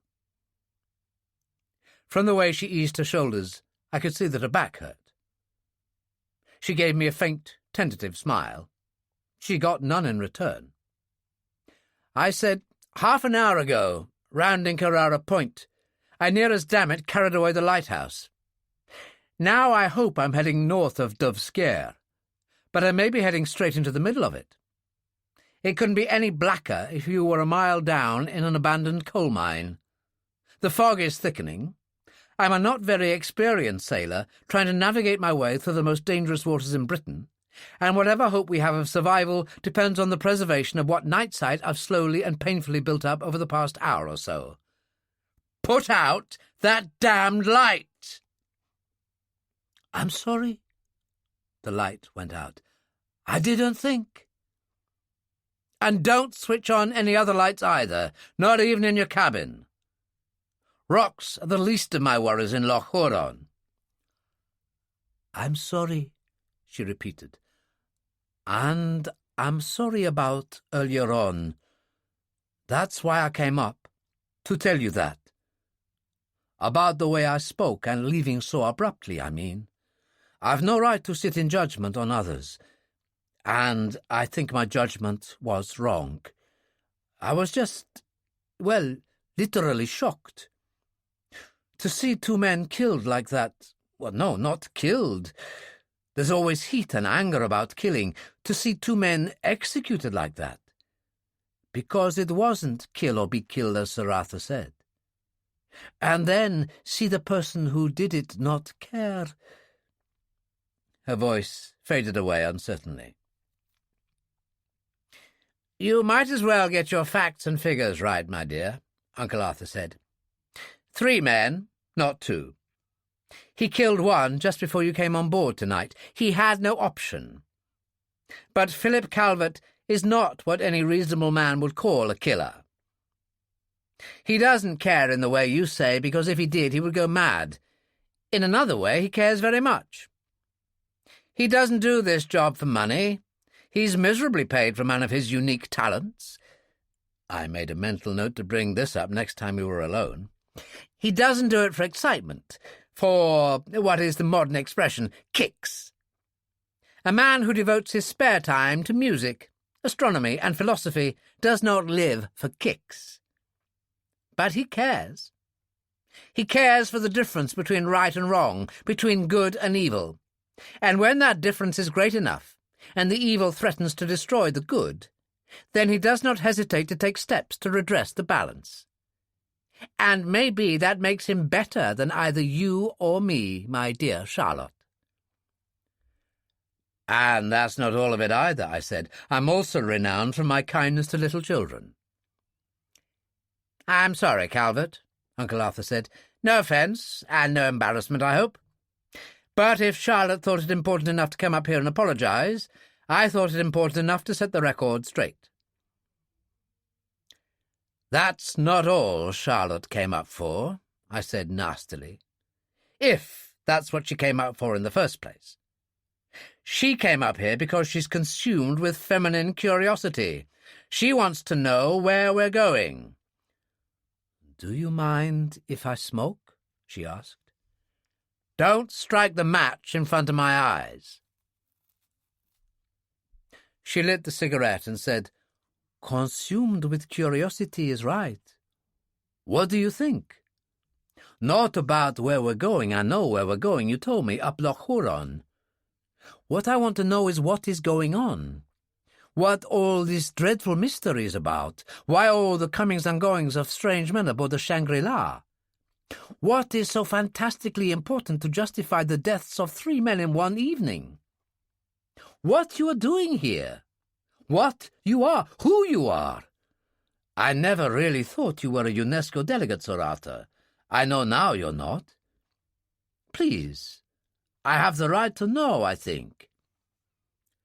Don't tell her, I advised. Why ever not? Uncle Arthur said huffily. As she says, she's deeply involved, whether she wants it or not. She does have the right to know. Besides, the whole thing will be public knowledge in a day or two. You didn't think of that when you threatened Sergeant MacDonald with dismissal and imprisonment if he contravened the Official Secrets Act. Merely because he could ruin things by talking out of turn, he said stiffly. Charlotte, is in no position to do so. Not, of course, he went on quickly, that she would ever dream of doing so. Preposterous. Charlotte is an old and dear friend, a trusted friend, Calvert. She shall know. Charlotte said quietly, I have the feeling that our friend Mr. Calvert does not care for me overmuch. Or maybe he just does not care for women. I care like anything, I said. I was merely reminding the Admiral of his own dictum. Never, never, never, I forget how many nevers, I think there were 4 or 5, tell anyone anything unless it's necessary, essential, and vital. In this case, it's none of the 3. Uncle Arthur lit another vile cheroot and ignored me. His dictum was not meant to refer to confidential exchanges between members of the aristocracy. He said, This is the case of the missing ships, my dear Charlotte. 5 missing ships, to be precise. Not to mention a fair scattering of very much smaller vessels, also missing or destroyed. 5 ships, I said. On the 5th of April of this year, the SS Homewood disappeared off the south coast of Ireland. It was an act of piracy. The crew was imprisoned ashore, kept under guard for 2 or 3 days, then released unharmed. The Homewood was never heard of again. On the 24th of April, the MV Antara vanished in St. George's Channel. On the 17th of May, the MV Headley Pioneer disappeared off Northern Ireland. On the 6th of August, the SS Hurricane Spray disappeared after leaving the Clyde. And finally, last Saturday, a vessel called the Nanteville vanished soon after leaving Bristol. In all cases, the crews turned up unharmed. Apart from their disappearances, and the safe reappearances of their crews, those 5 vessels all had one thing in common. They were carrying extremely valuable and virtually untraceable cargoes. The Homewood had £2.5 million of South African gold aboard. The Antara had £1.5 million worth of uncut Brazilian diamonds for industrial use. The Headley Pioneer had close on £2 million worth of mixed cut and uncut Andean emeralds from the Muzo mines in Colombia.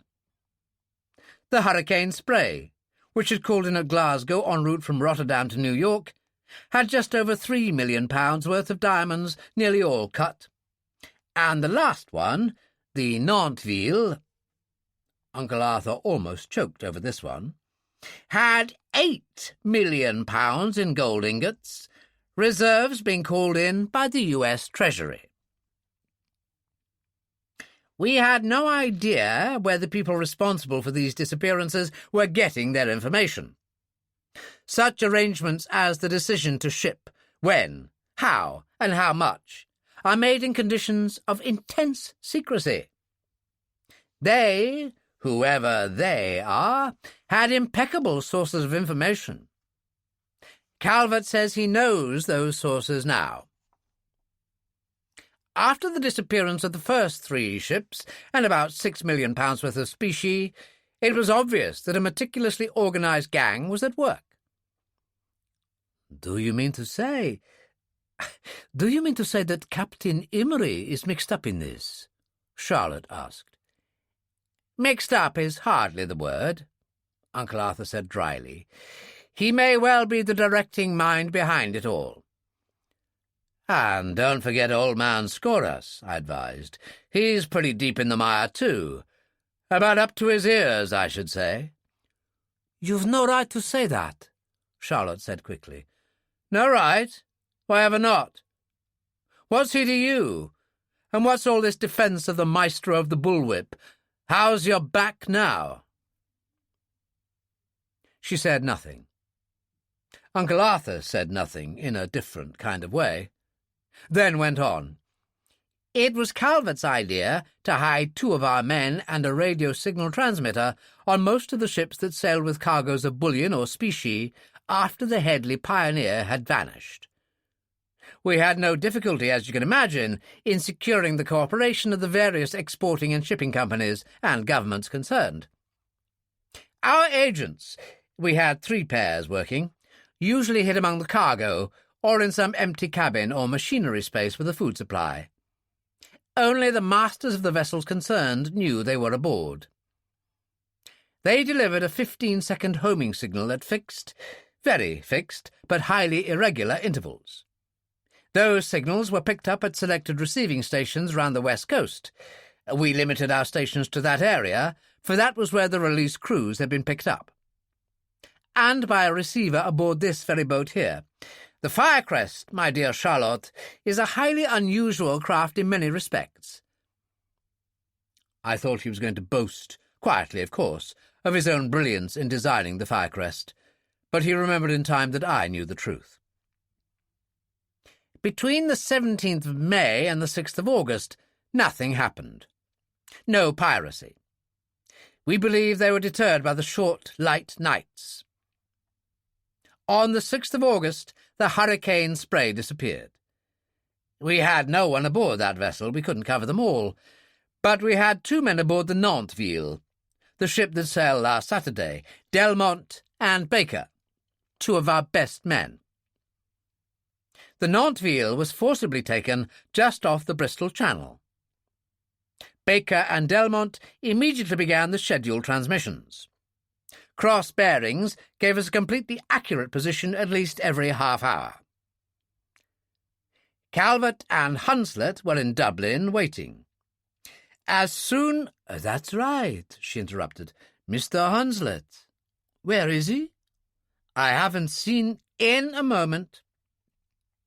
The Firecrest moved out, not following the Nanterville, but moving ahead of its predicted course.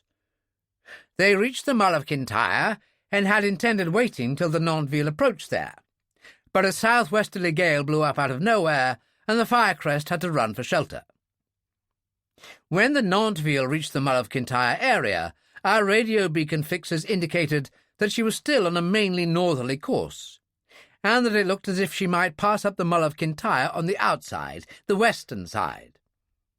Calvert took a chance, ran up Loch Fyne and through the Crinan Canal. He spent the night in the Crinan Sea Basin. The sea lock is closed at night. Calvert could have obtained the authority to have it opened, but he didn't want to. The wind had veered to westerly late that evening, and small boats don't move out of Crinan through the Doris Moor in a westerly gusting up to force 9. Not if they have wives and families to support. And even if they haven't. During the night, the Nantville turned out west into the Atlantic. We thought we had lost her. We think we know now why she turned out. She wanted to arrive at a certain place at a certain state of the tide in the hours of darkness, and she had time to kill. She went west, we believe, firstly because it was the easiest way to ride out the westerly gale, and secondly because she didn't want to be seen hanging around the coast all of the next day, and preferred to make a direct approach from the sea as darkness was falling. The weather moderated a fair way overnight. Calvert left Crinan at dawn, almost at the very minute the Nantville turned back east again. Radio transmissions were still coming in from Baker and Delmont, exactly on schedule. The last transmission came at 10:22 hours that morning. After that, nothing. Uncle Arthur stopped, and the cheroot glowed fiercely in the darkness. He could have made a fortune contracting out to the cargo shipping companies as a one-man fumigating service. Then he went on very quickly, as if he didn't like what he had to say next, and I'm sure he didn't. We don't know what happened. They may have betrayed themselves by some careless action. I don't think so. They were too good for that. Some member of the prize crew may just have stumbled over their hiding place. Again, it's unlikely. And a man who stumbled over Baker and Delmont wouldn't be doing any more stumbling for some time to come. Calvert thinks, and I agree with him, that by the one unpredictable chance in 10,000, the prize crew's radio operator happened to be traversing Baker and Delmont's waveband at the very moment they were sending their 15-second transmission. At that range, he'd about have his head blasted off, and the rest was inevitable. A plot of the Nantville's fixes between dawn and the last transmission showed her course as 082 degrees true. Predicted destination, Loch Huron. Estimated time of arrival, sunset. Calvert had less than a third of the Nantville's distance to cover, but he didn't take the Firecrest into Loch Huron because he was pretty sure that Captain Imrie would recognise a radio beacon transmitter when he saw one, and would assume that we had his course. Calvert was also pretty sure that if the Nantville elected to continue on that course, and he had a hunch that it would, any craft found at the entrance to Loch Huron would receive pretty short shrift, either by being run down or sunk by gunfire. So he parked the Firecrest in Torbay and was skulking around the entrance to Loch Huron in a frogman suit and with a motorised rubber dinghy when the Nantville turned up. He went aboard in darkness. The name was changed, the flag was changed, one mast was missing and the superstructure had been repainted, but it was the Nantville. Next day, Calvert and Hunslet were stormbound in Torbay, but on Wednesday, Calvert organised an air search for the Nantville, or some place where she might have been hidden. He made a mistake. He considered it extremely unlikely that the Nantville would still be in Loch Huron, because Imrie knew that we knew that he'd been headed there, and therefore would not stay there indefinitely, because the chart showed Loch Huron as being the last place in Scotland where anyone in their sane minds would consider hiding a vessel, and because, after Calvert had left the Nantville that evening, she'd got under way and started to move out to Carrara Point. Calvert thought she'd just stayed in Loch Huron till it was dark enough to pass undetected down the sound of Torbay or round the south of Torbay Island to the mainland. So he concentrated most of his search on the mainland and on the sound of Torbay and Torbay itself. He thinks now the Nantville is in Loch Huron. We're going there to find out. His cheroot glowed again. And that's it, my dear. Now, with your permission, I like to spend an hour on the saloon settee. These nocturnal escapades." He sighed and finished, "I'm not a boy any longer. I need my sleep." I liked that. I wasn't a boy any longer either, and I didn't seem to have slept for months. Uncle Arthur, I knew, always went to bed on the stroke of midnight, and the poor man had already lost 15 minutes. But I didn't see what I could do about it. One of my few remaining ambitions in life was to reach pensionable age, and I couldn't make a better start than by ensuring that Uncle Arthur never laid hands on the wheel of the Firecrest. "But surely that's not it," Charlotte protested. "That's not all of it. Mr. Hunslet. Where is Mr. Hunslet? And you said Mr. Calvert was aboard the Nantville. How on earth did he—" "There are some things you're better not knowing, my dear. Why distress yourself unnecessarily? Just leave this to us." "You haven't had a good look at me recently, have you, Sir Arthur?" she asked quietly. "I don't understand." "It may have escaped your attention, but I'm not a child anymore. I'm not even young anymore. Please don't treat me as a juvenile. And if you want to get to that settee tonight, very well, if you insist. The violence, I'm afraid, has not all been one-sided. Calvert, as I said, was about the Nantville. He found my two operatives, Baker and Delmont." Uncle Arthur had the impersonal, emotionless voice of a man checking his laundry list. "Both men had been stabbed to death. This evening, the pilot of Calvert's helicopter was killed when the machine was shot down in the Sound of Torbay. An hour after that, Hunslet was murdered. Calvert found him in the Firecrest's engine room with a broken neck." Uncle Arthur's cheroot glowed and faded at least half a dozen times before Charlotte spoke. The shake was back in her voice. "They are fiends. Fiends!" A long pause. Then, "How can you cope with people like that?" Uncle Arthur puffed a bit more, then said candidly, "I don't intend to try. You don't find generals slugging it out hand-to-hand in the trenches. Calvert will cope with them. Good night, my dear."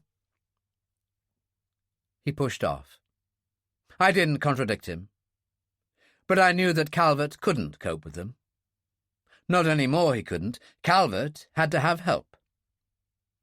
With a crew consisting of a myopic boss and a girl who, every time I looked at her, listened to her or thought of her, started the warning bells clanging away furiously in the back of my head, Calvert had to have a great deal of help. And he had to have it fast. After Uncle Arthur had retired, Charlotte and I stood in silence in the darkened wheelhouse. But a companionable silence. You can always tell. The rain drummed on the wheelhouse roof. It was as dark as it ever becomes at sea, and the patches of white fog were increasing in density and number. Because of them, I had cut down to half speed, and with the loss of steerage way, and that heavy westerly sea coming up dead astern, I'd normally have been hard put to it to control the direction of the Firecrest. But I had the autopilot on, and switched to fine, and we were doing famously. The autopilot was a much better helmsman than I was, and streets ahead of Uncle Arthur. Charlotte said suddenly, "What is it you intend to do tonight?" "You are a gourmand for information.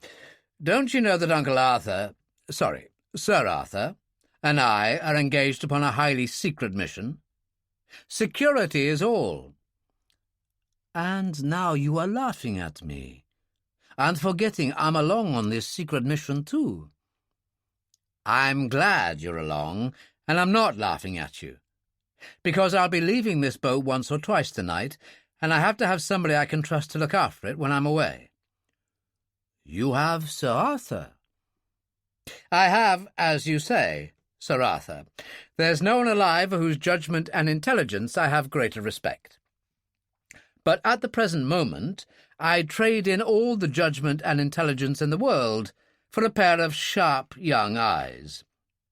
Going by tonight's performance, Sir Arthur shouldn't be allowed out without a white stick. How are yours?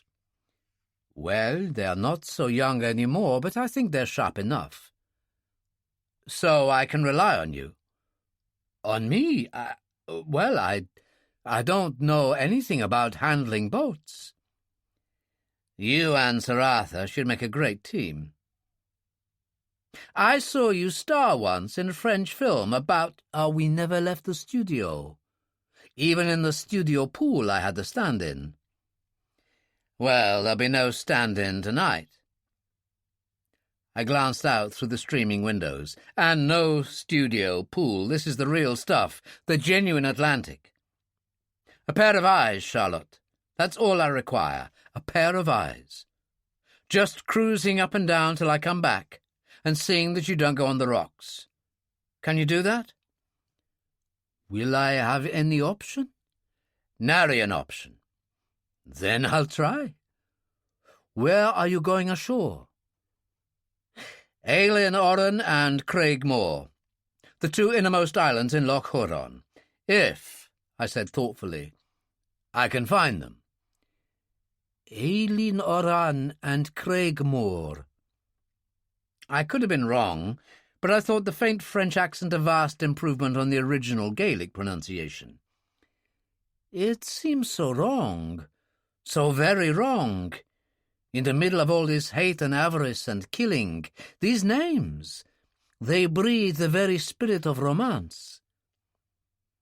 A highly deceptive form of respiration, my dear.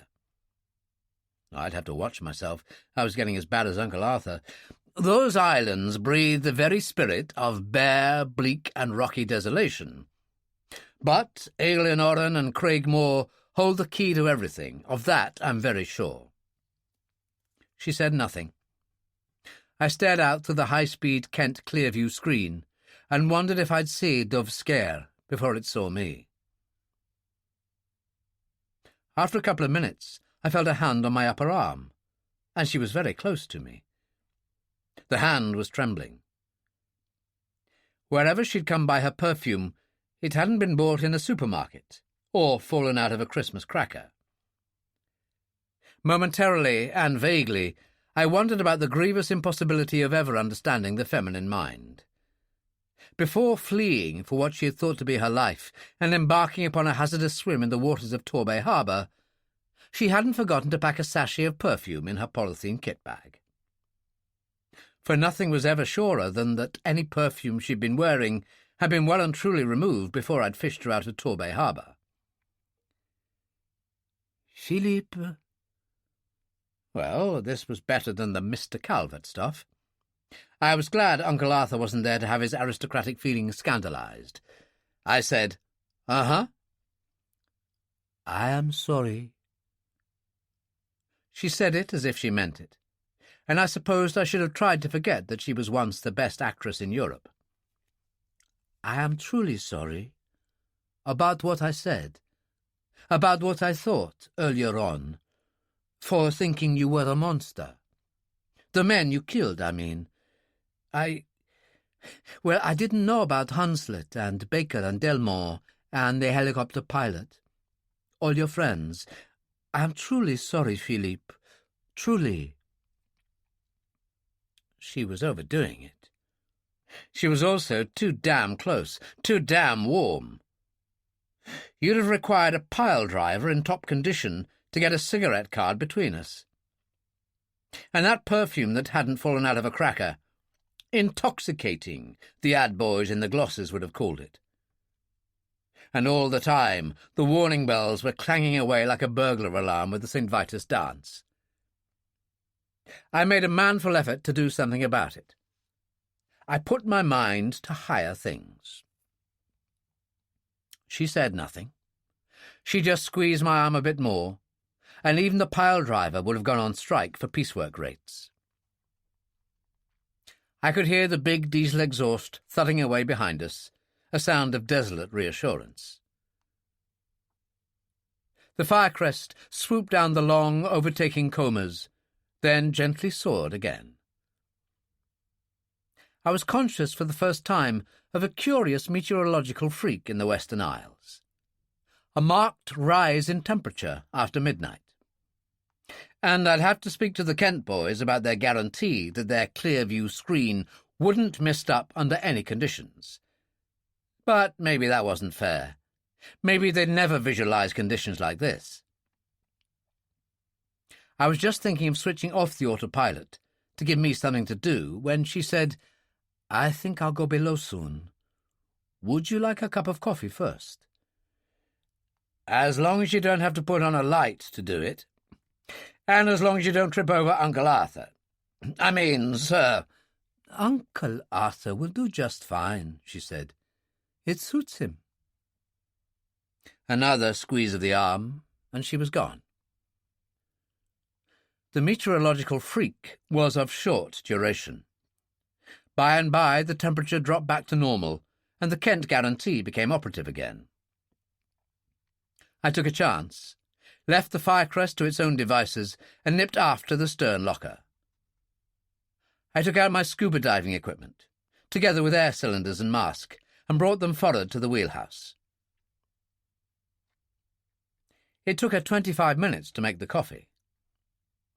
Calor gas has many times the calorific efficiency of standard domestic coal gas, and even allowing for the difficulties of operating in darkness, this was surely a world record for slowness in making coffee at sea.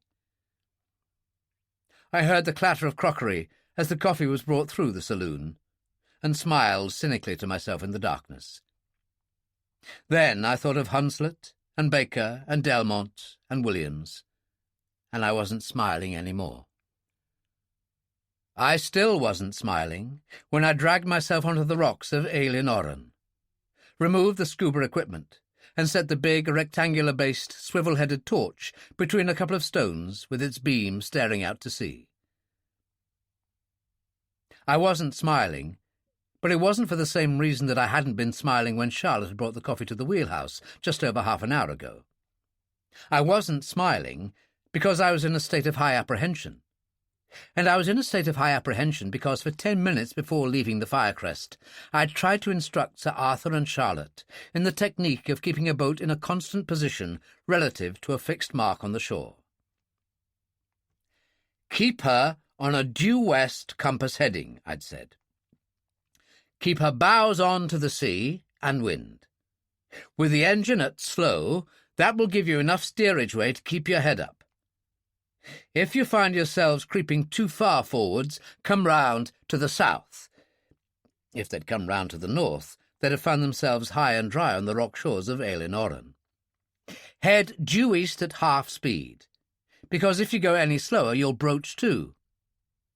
Come sharply round to the north, then head west again at slow speed. You can see those breakers on the south shore there. Whatever you do, keep them at least 200 yards away on the starboard hand when you're going west, and a bit more when you're going east." They had solemnly assured me that they would do just that, and seemed a bit chuffed because of what must have been my patent lack of faith in them both. But I'd reason for my lack of faith, for neither had shown any marked ability to make a clear distinction between shore breakers and the north-south line of the foaming tops of the waves rolling eastwards towards the mainland. In desperation, I'd said I'd place a fixed light on the shore, and that would serve as a permanent guide. I just trusted to God that Uncle Arthur wouldn't emulate the part of an 18th-century French sloop skipper vis-à-vis the smuggler's lamp on a rock-girt Cornish shore, and run the damn boat aground, under the impression that he was heading for a beacon of hope. He was a very clever man, was Uncle Arthur, but the sea was not his home. The boat shed wasn't quite empty, but it wasn't far off it. I flashed my small torch around its interior and realized that McKeekan's boat shed wasn't the place I was after. There was nothing there but a weather-beaten, gunwale-splintered launch, with amidships an unboxed petrol engine that seemed to be a solid block of rust. I came to the house. On its northern side, the side remote from the sea, a light shone through a small window. A light at 1:30 in the morning. I crawled up to this and hitched a wary eye over the windowsill. A neat, clean, well-cared-for small room, with lime-washed walls, mat-covered stone floor, and the embers of a driftwood fire smouldering in an ingle nook in the corner. Donald McKeechan was sitting in a cane-bottomed chair, still unshaven, still in his month-old shirt, his head bent, staring into the dull red heart of the fire. He had the look of a man who was staring into a dying fire because that was all that was left in the world for him to do. I moved round to the door, turned the handle, and went inside. He heard me and turned around, not quickly, just the way a man would turn who knows there is nothing left on earth that can hurt him. He looked at me, looked at the gun in my hand, looked at his own 12-bore hanging on a couple of nails on the wall, then sank back into his chair again. He said tonelessly, "Who in the name of God are you?" "Calvert's my name. I was here yesterday." I pulled off my rubber hood, and he remembered all right. I nodded to the 12-bore. "You won't be needing that gun tonight, Mr. McKeechan. Anyway, you had the safety catch on." "You don't miss much," he said slowly. "There were no cartridges in the gun." "And no one standing behind you, was there?" "I don't know what you mean," he said tiredly. "Who are you, man? What do you want?" "I want to know why you gave me the welcome you did yesterday."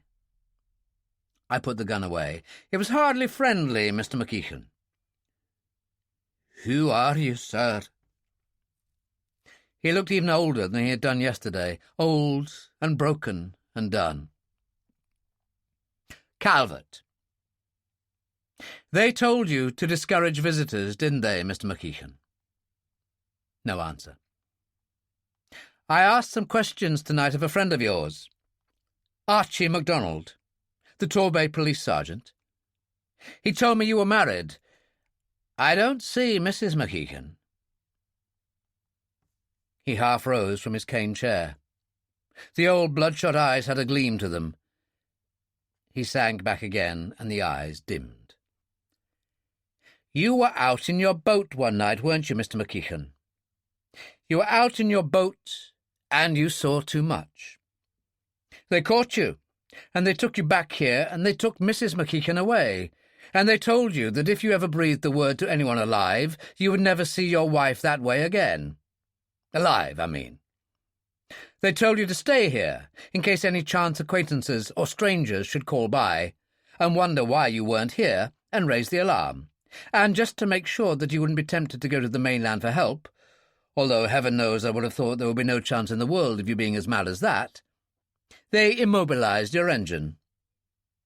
Salt-water-impregnated sacks, I shouldn't wonder, so that any chance caller would think it was due to neglect and disuse, not sabotage." "Aye, they did that."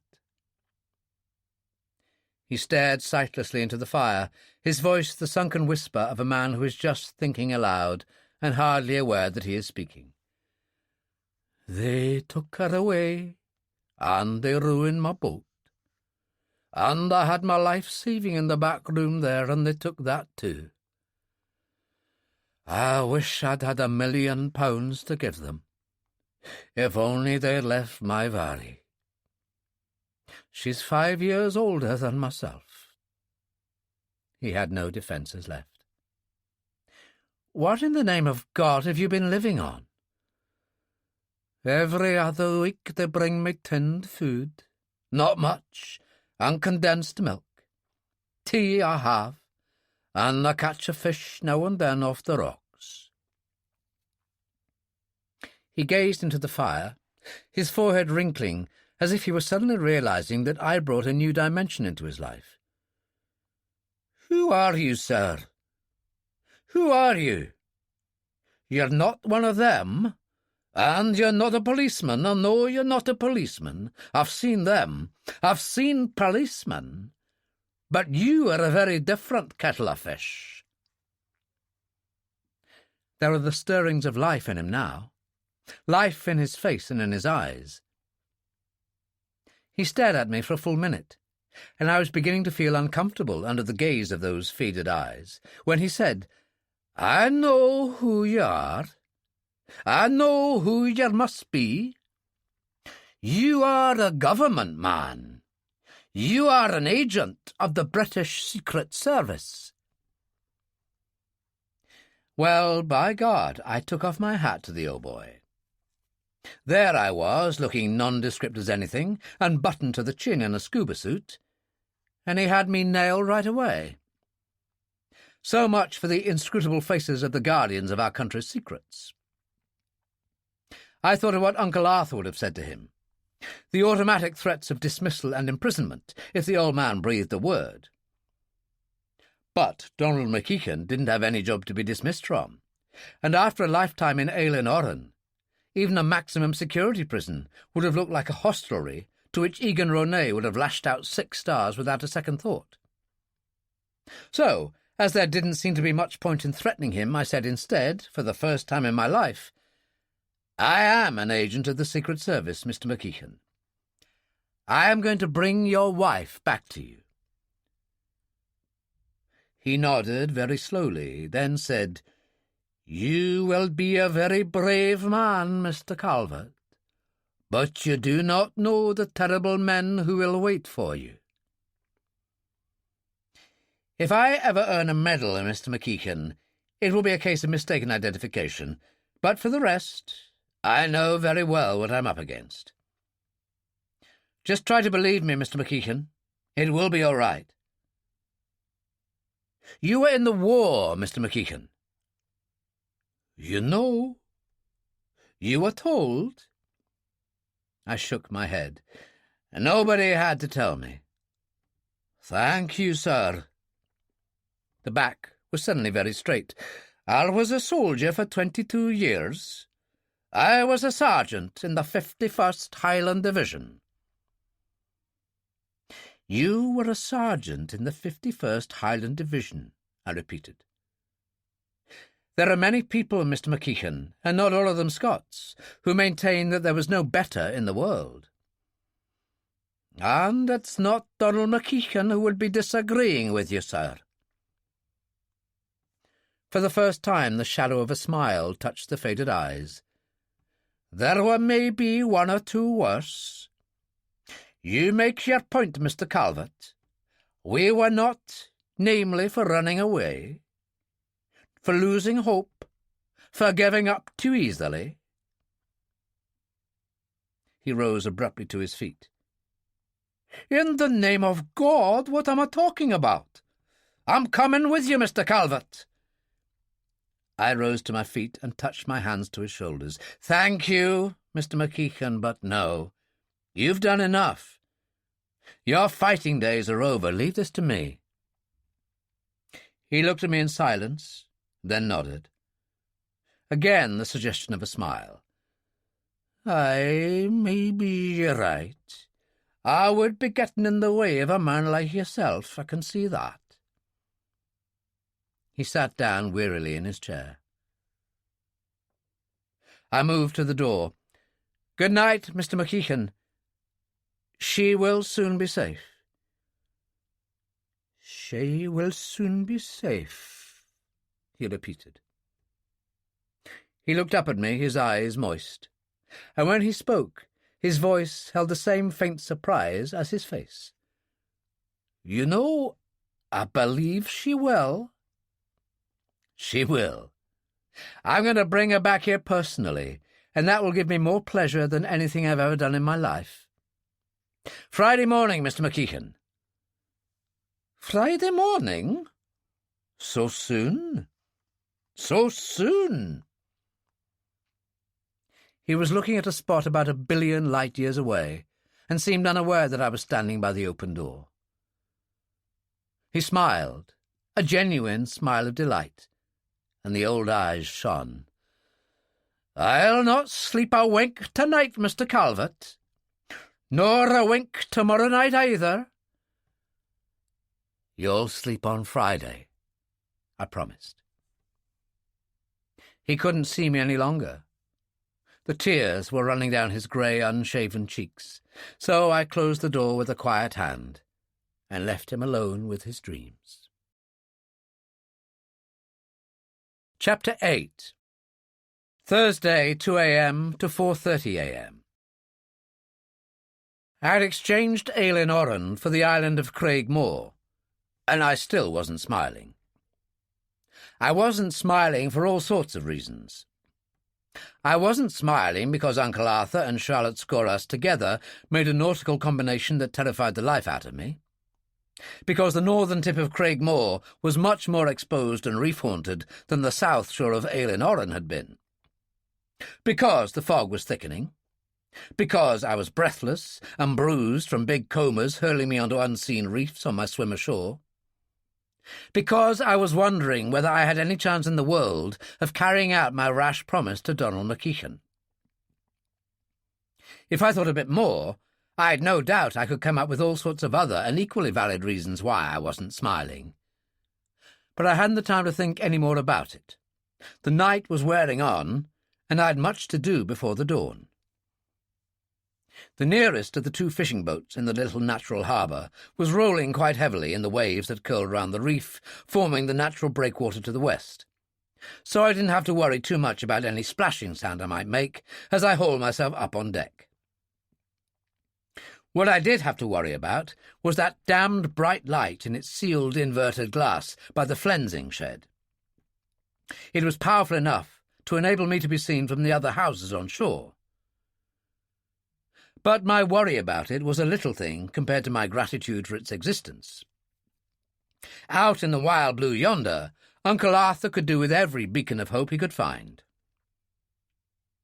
It was a typical MFV, about 45 feet long, and with the general look of a boat that could laugh at a hurricane. I went through it in 2 minutes.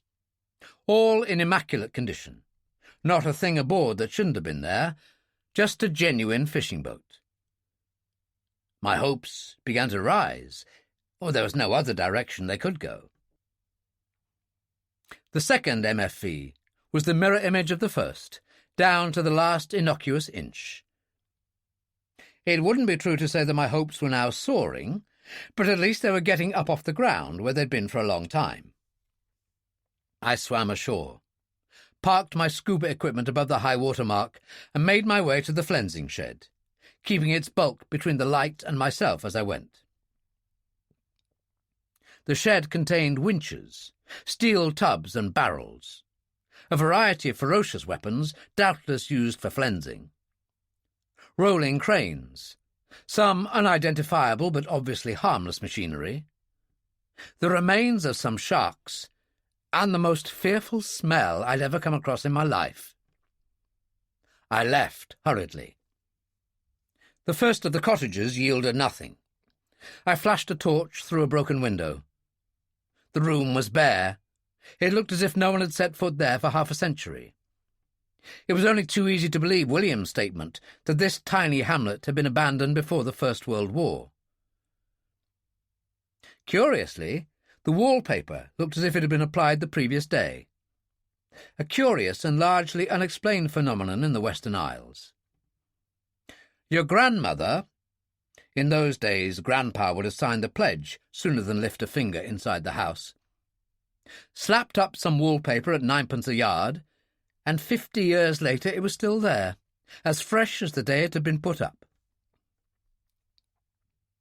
The second cottage was as deserted as the first. The third cottage, the one most remote from the flensing shed, was where the shark fishers lived. A logical and very understandable choice, one would have thought. The farther away from that olfactory horror, the better.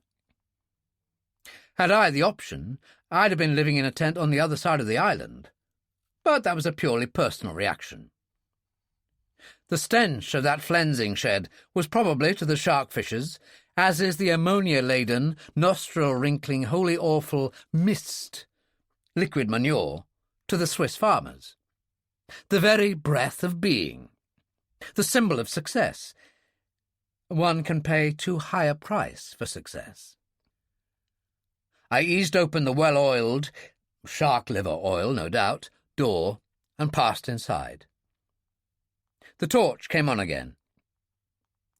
Grandma wouldn't have gone very much on this front parlour, but Grandpa would cheerfully have sat there, watching his beard turn white through the changing seasons, without ever wanting to go down to the sea again. One entire wall was given up to food supplies. A miserable couple of dozen crates of whisky, and score upon scores of crates of beer. Australians, Williams had said. I could well believe it. The other 3 walls, there was hardly a scrap of wallpaper to be seen, was devoted to a form of art, in uninhibited detail and glorious technicolor, of a type not usually to be found in the better-class museums and art galleries. Not Grandma's cup of tea at all. I skirted the furniture, which hadn't come out of Harrods, and opened the interior door. A short corridor lay beyond. 2 doors to the right, 3 to the left. Working on the theory that the boss of the outfit probably had the largest room to himself, I carefully opened the first door to the right.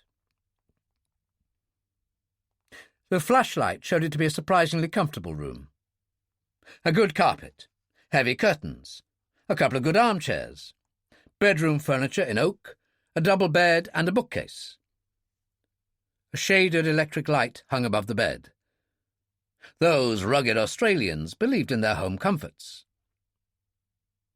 There was a switch beside the door. I touched it, and the overhead lamp came on. There was only one person in the double bed, but even at that he was cramped in it. It's hard to gauge a man's height when he's lying down, but if this lad tried to stand up in a room with a ceiling height of less than 6 feet 4 inches, he'd finish up with concussion. His face was towards me, but I couldn't see much of it. It was hidden by a head of thick black hair that had fallen over his brows, and the most magnificently bushy black beard I'd ever clapped eyes on. He was sound asleep. I crossed to the bed, prodded his ribs with a gun barrel, and of pressure sufficient to wake a lad of his size, and said, "Wake up." He woke up. I moved a respectful distance away. He rubbed his eyes with one hairy forearm, got his hands under him, and heaved himself to a sitting position. I wouldn't have been surprised to see him wearing a bearskin, but no, he was wearing a pair of pyjamas in excellent taste. I might have chosen the colour myself. Law-abiding citizens, woken in the dark watches of the night by a gun-pointing stranger, react in all sorts of ways, varying from terror to apoplectically purple outrage. The man in the beard didn't react in any of the standard ways at all. He just stared at me from under dark, overhanging cliffs of eyebrows, and the expression in the eyes was that of a Bengal tiger mentally tucking in his napkin before launching himself on the 30-foot leap that is going to culminate in lunch. I stepped back another couple of paces and said, "Don't try it." "Put that gun away, sonny boy," he said. The deep, rumbling voice seemed to come from the innermost recesses of the Carlsbad cavern. "Put it away, or I'll have to get up and clobber you and take it from you." "Don't be like that," I complained. Then added politely, "If I put it away, will you clobber me?" He considered this for a moment, then said, "No."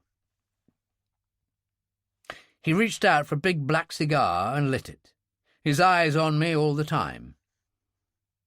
The acrid fumes reached out across the room, and as it isn't polite for a guest in another's house to rush to open the nearest window without permission, I didn't, but it was a near thing.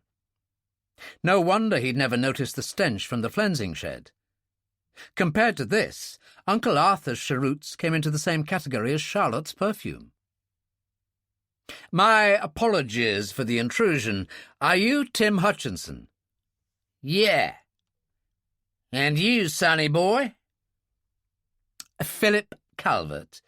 I want to use one of your boat's transmitters to contact London. I also need your help.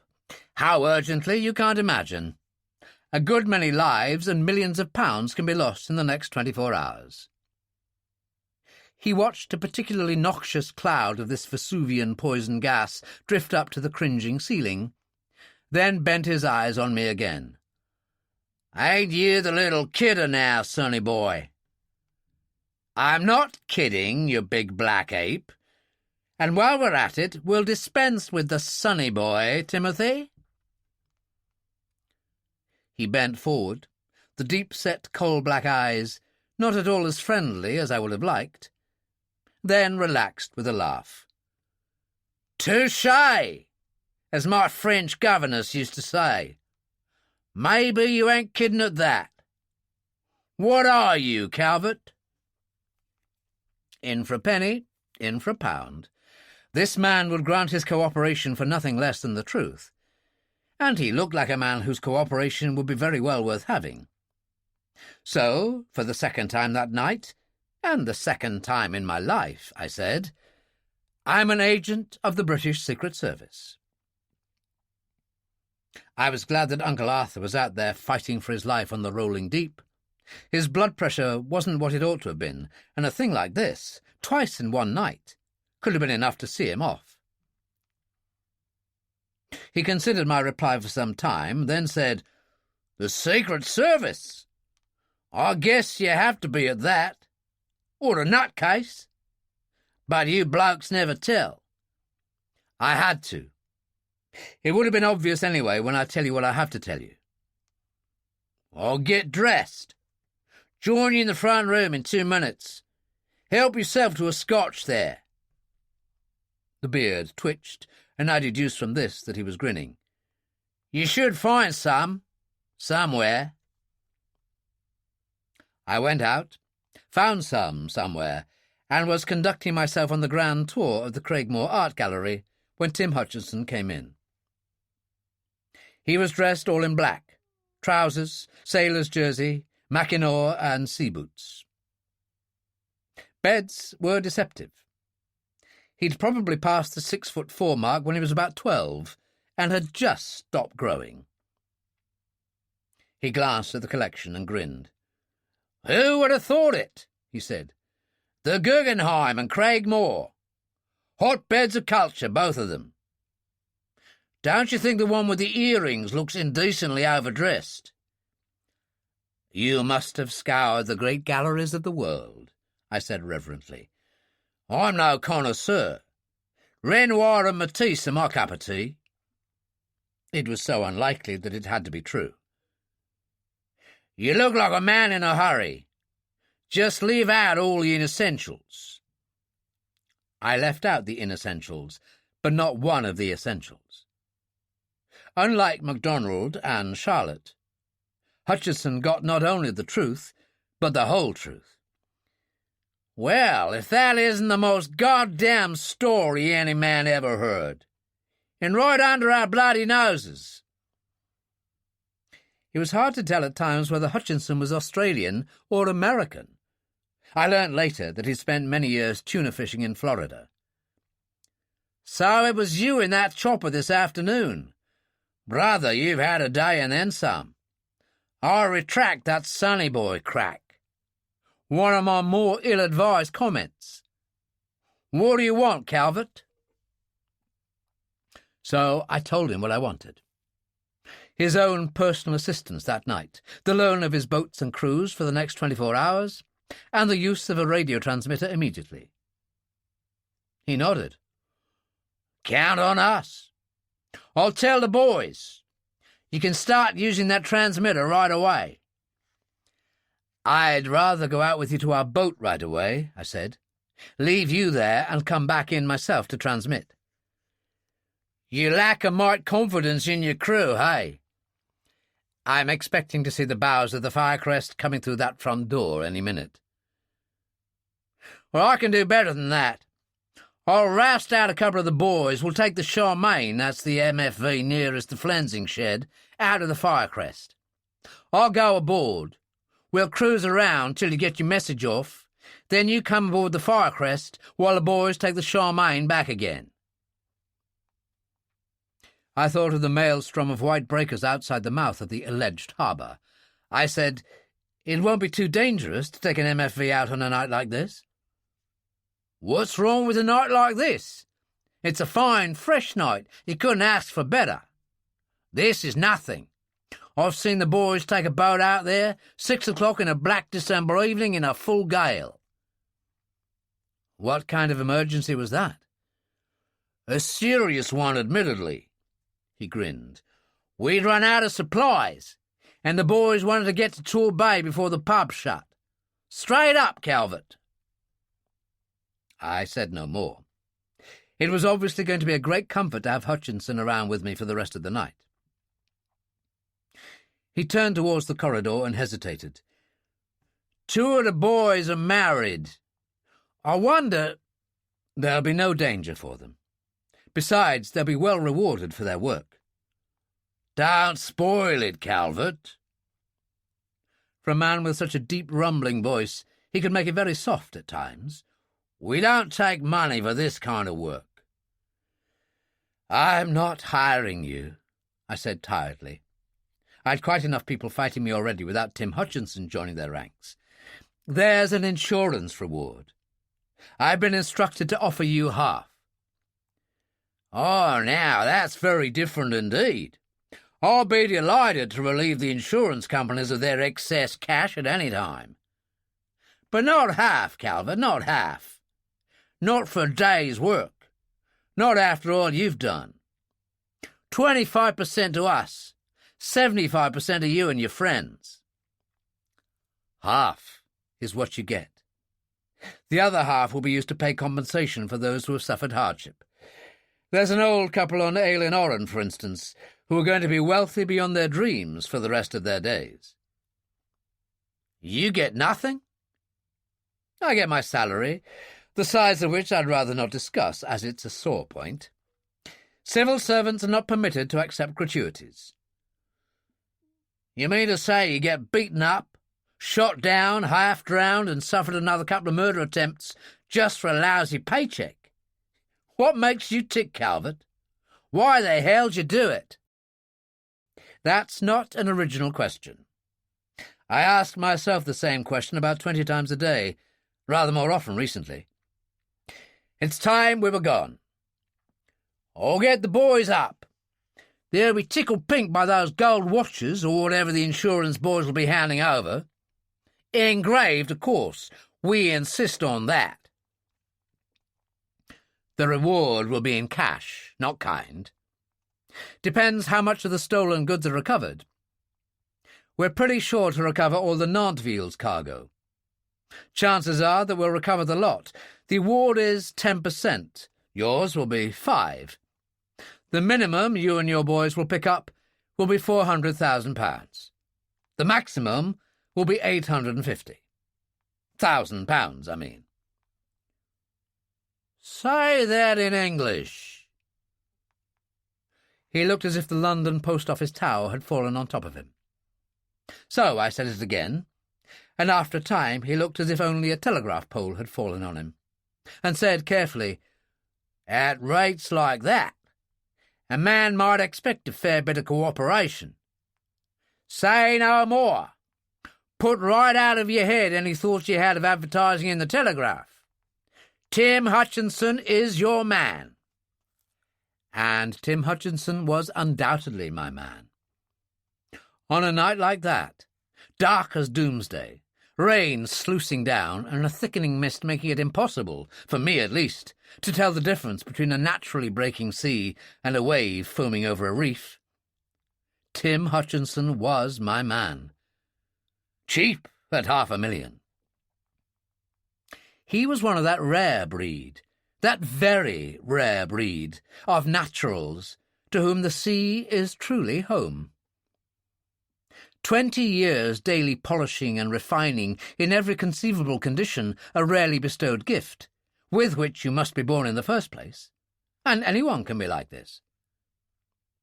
Just as the great Grand Prix drivers, the Caracciolas and Nuvollaris and Clarks, operate on a level incomprehensible to highly competent drivers of very fast cars, so Hutchinson operated on a level incomprehensible to the finest of amateur yachtsmen. Search your ocean racing clubs and Olympic yachting teams the world over, and you will not find men like this. They are to be found, and even then so very seldom, only in the ranks of the professional deep-sea fishermen. Those huge hands on throttle and wheel had the delicacy of a moth. He had the night sight of a barn owl, and an ear which could infallibly distinguish between waves breaking in the open sea, on reefs, or on shores.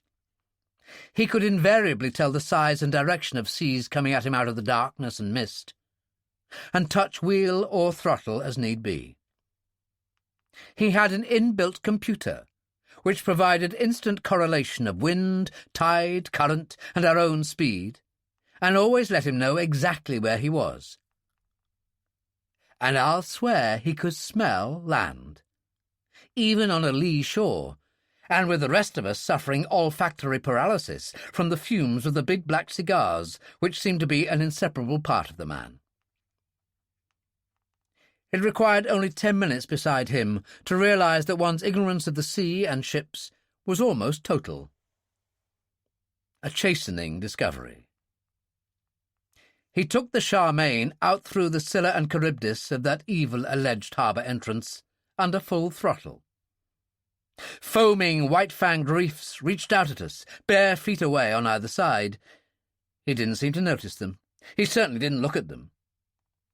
The 2 boys he'd brought with him, a couple of stunted lads of about 6'2" or thereabouts, yawned prodigiously.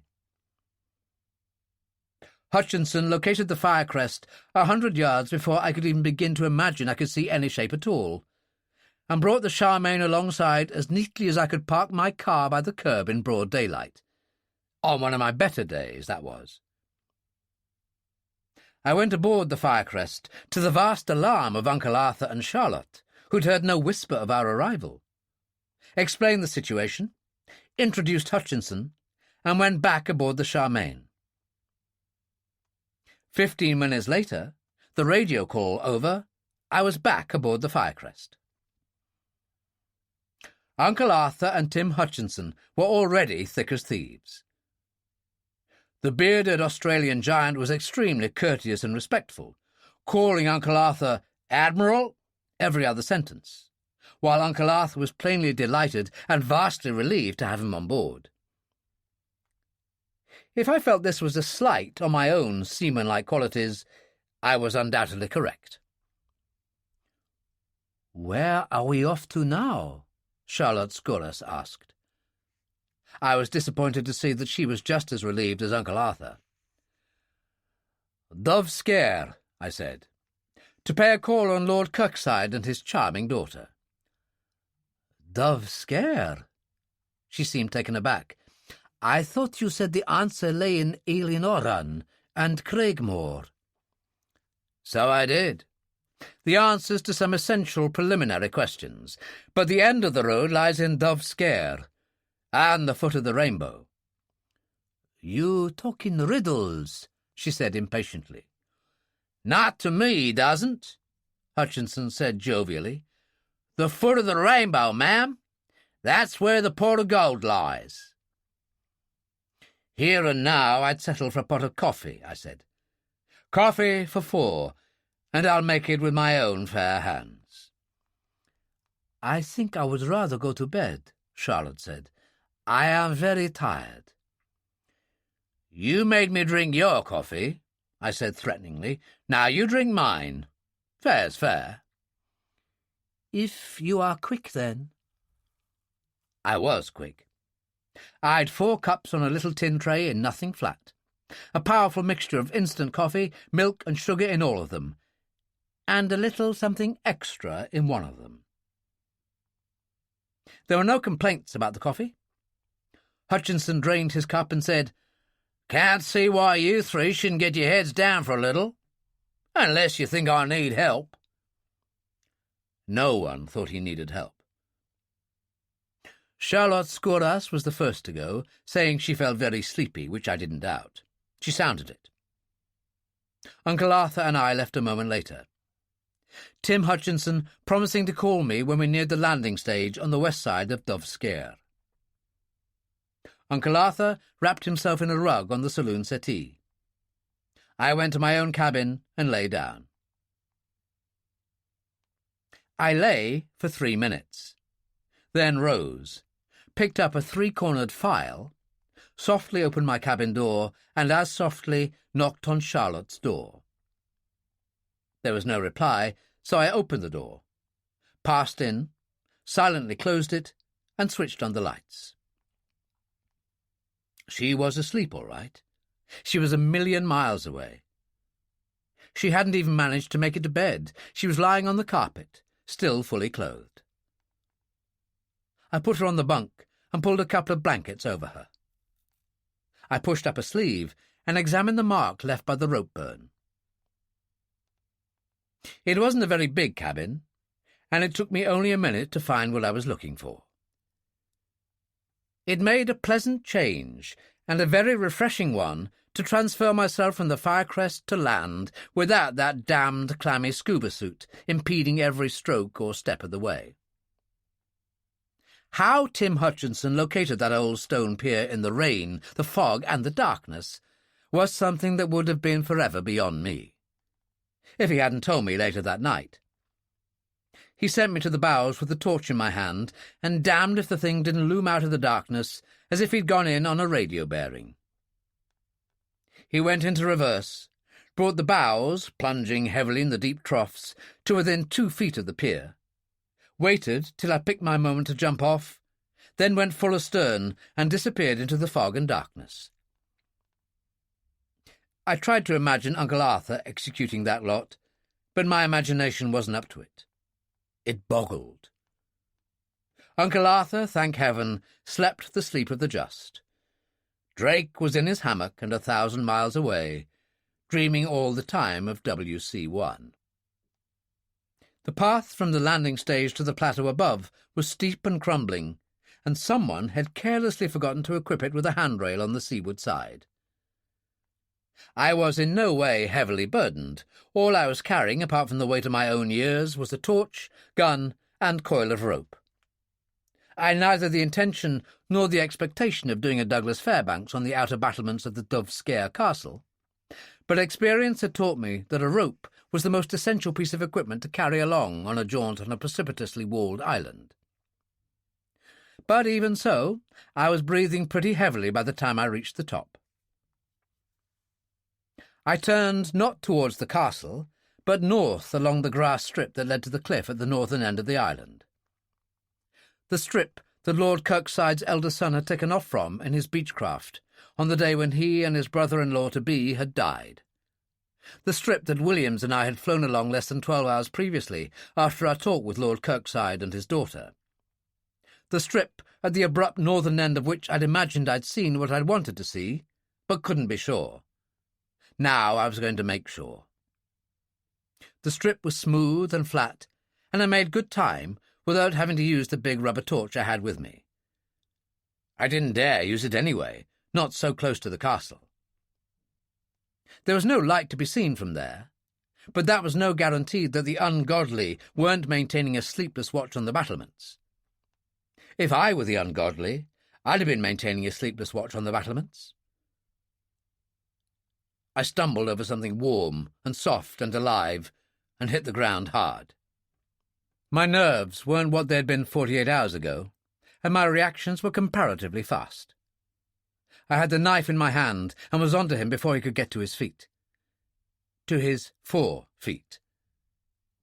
He had about him the pungent aroma of a refugee from Tim Hutchinson's flensing shed. Well might they say, "Why stinks the goat on yonder hill, who seems to dote on chlorophyll?" I said a few conciliatory words to our 4-footed friend, and it seemed to work, for he kept his horns to himself.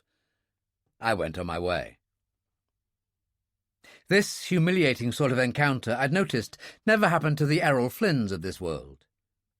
Moreover, if Errol Flynn had been carrying a torch, a little fall like that would not have smashed it. Had he been carrying only a candle, it would still have kept burning brightly in the darkness. But not my torch, not my rubber-encased, rubber-mounted bulb, plexiglass-guaranteed, unbreakable torch. It was kaput. I fished out the little pencil torch and tried it inside my jacket. I could have spared myself the caution. A glowworm would have sneered at it. I stuck it back in my pocket and kept going. I didn't know how far I was from the precipitous end of the cliff, and I'd no intention of finding out the hard way. I dropped to my hands and knees and crawled forward, the glowworm leading the way. I reached the cliff edge in 5 minutes, and found what I was looking for almost at once. The deep score on the cliff edge was almost 18 inches in width and 4 in depth in the centre. The mark was fresh, but not too fresh. The grass had grown in again in most places. The time factor would be just about right. It was the mark that had been left by the tail fuselage of the Beechcraft plane when, with no one aboard, it had been started up, throttle opened, and then the chocks removed. It hadn't had enough speed to become airborne, and had fallen over the cliff edge, ripping this score in the earth as it had gone. That was all I needed. That, and the whole hull of the Oxford expedition boat, and the dark circles under the blue eyes of Susan Kirkside. Here was certainty. I heard a slight noise behind me. A moderately fit 5-year-old grabbing me by the ankles could have had me over the edge with nothing I could do to prevent it. Or maybe it was Billy the Kid, back to wreak vengeance for the rude interruption of his night's sleep. I swung round with torch and gun at the ready. It was Billy the Kid, his yellow eyes staring balefully out at the night. But his eyes belied him. He was just curious or friendly, or both. I moved back slowly till I was out of butting range, patted him weakly on the head, and left. At this rate, I'd die of heart failure before the night was out. The rain had eased by this time, and the wind fallen away quite a bit. But to compensate for this, the mist was worse than ever. It swirled clammily around me, and I couldn't see 4 feet in front of my face. I wondered grimly how Hutchinson was getting on in this lot, but put him quickly out of my mind. I'd no doubt he was a damn sight better at his job than I was at mine. I kept the wind on my right cheek and continued towards the castle. Under my rubber canvas raincoat, my last suit was sodden. The civil service was going to be faced with a cleaner's bill of some note.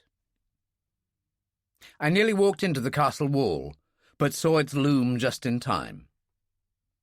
I didn't know whether I was to the right or the left of the entrance gate on the landward side, so I felt my way cautiously to the left to find out.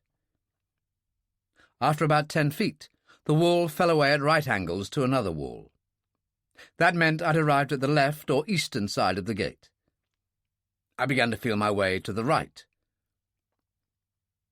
It was as well I'd come upon the castle wall where I had done. Had I arrived at the right-hand side, I'd have been upwind of the central gate and would never have smelled the tobacco smoke. It wasn't much as tobacco went, nothing like as robust as Uncle Arthur's cheroots, and positively anemic as compared to Tim Hutchinson's portable poison gas factories. But tobacco smoke for all that. Someone at the entrance gate was smoking a cigarette.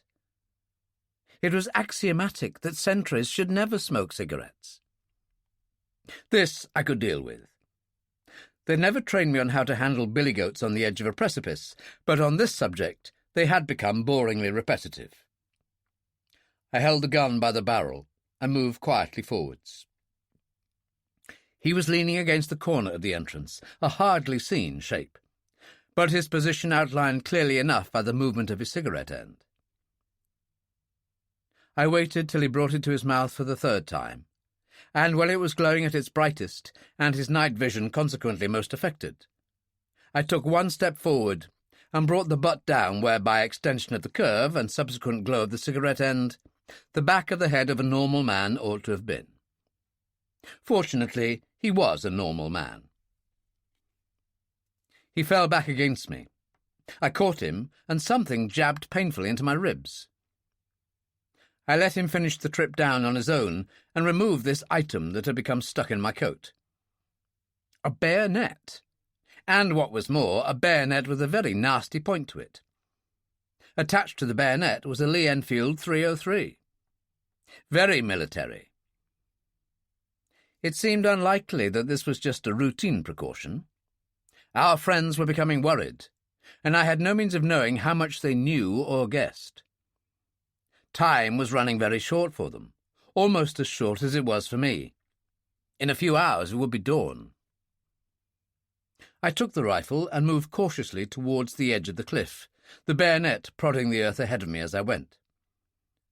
By this time I was becoming quite adept at not falling over the edges of precipices, and besides, with a rifle and bayonet stretched out in advance, you have 5 feet notification of where eternity begins. I found the edge, stepped back, reversed the rifle, made 2 parallel scores in the sodden turf about a foot apart and 18 inches in length, terminating on the very edge. I wiped the butt clean and placed the rifle on the ground. When the dawn came, the sentry changed and a search made, I trusted the proper conclusions would be drawn. I hadn't hit him as hard as I'd thought. He was beginning to stir and moan feebly by the time I got back to him. This was all to the good. The alternative would have been to carry him, and I was in no fit state to carry anyone. I stuffed a handkerchief into his mouth, and the moaning stopped. Bad practice, I knew, for a gagged man with a head cold or nasal obstruction can die of suffocation in 4 minutes. But I hadn't the facilities to carry out a sinus examination, and, more importantly, it was his health or mine. He was up on his feet in 2 minutes. He didn't try to run away or offer resistance, for by this time he had his ankles on a short hobble, his hands tied securely behind his back, and the barrel of an automatic pressing into the side of his neck. I told him to walk, and he walked. 200 yards away, at the head of the path leading down to the landing stage, I led him off to one side, tied his wrists and ankles together, and left him there. He seemed to be breathing without too much difficulty. There were no other sentries, at least not on the main gate. I crossed the hollow square of a courtyard and came to the main door. It was closed, but not locked. I passed inside and said a few hard things to myself about myself for not having searched that sentry for the torch he would almost certainly have been carrying. The window curtains must have been drawn, and the darkness inside that hall was total. I didn't much fancy moving around a Scottish baronial hall in total darkness. The risk of bringing down a suit of armour with a resounding metallic crash, or impaling oneself on targes, claymores, or a royal set of antlers must be high. I took out my pencil flash, but the glowworm inside was breathing its last. Even when hard pressed against the face of my wristwatch, it was impossible to tell the time. It was impossible to see the wristwatch.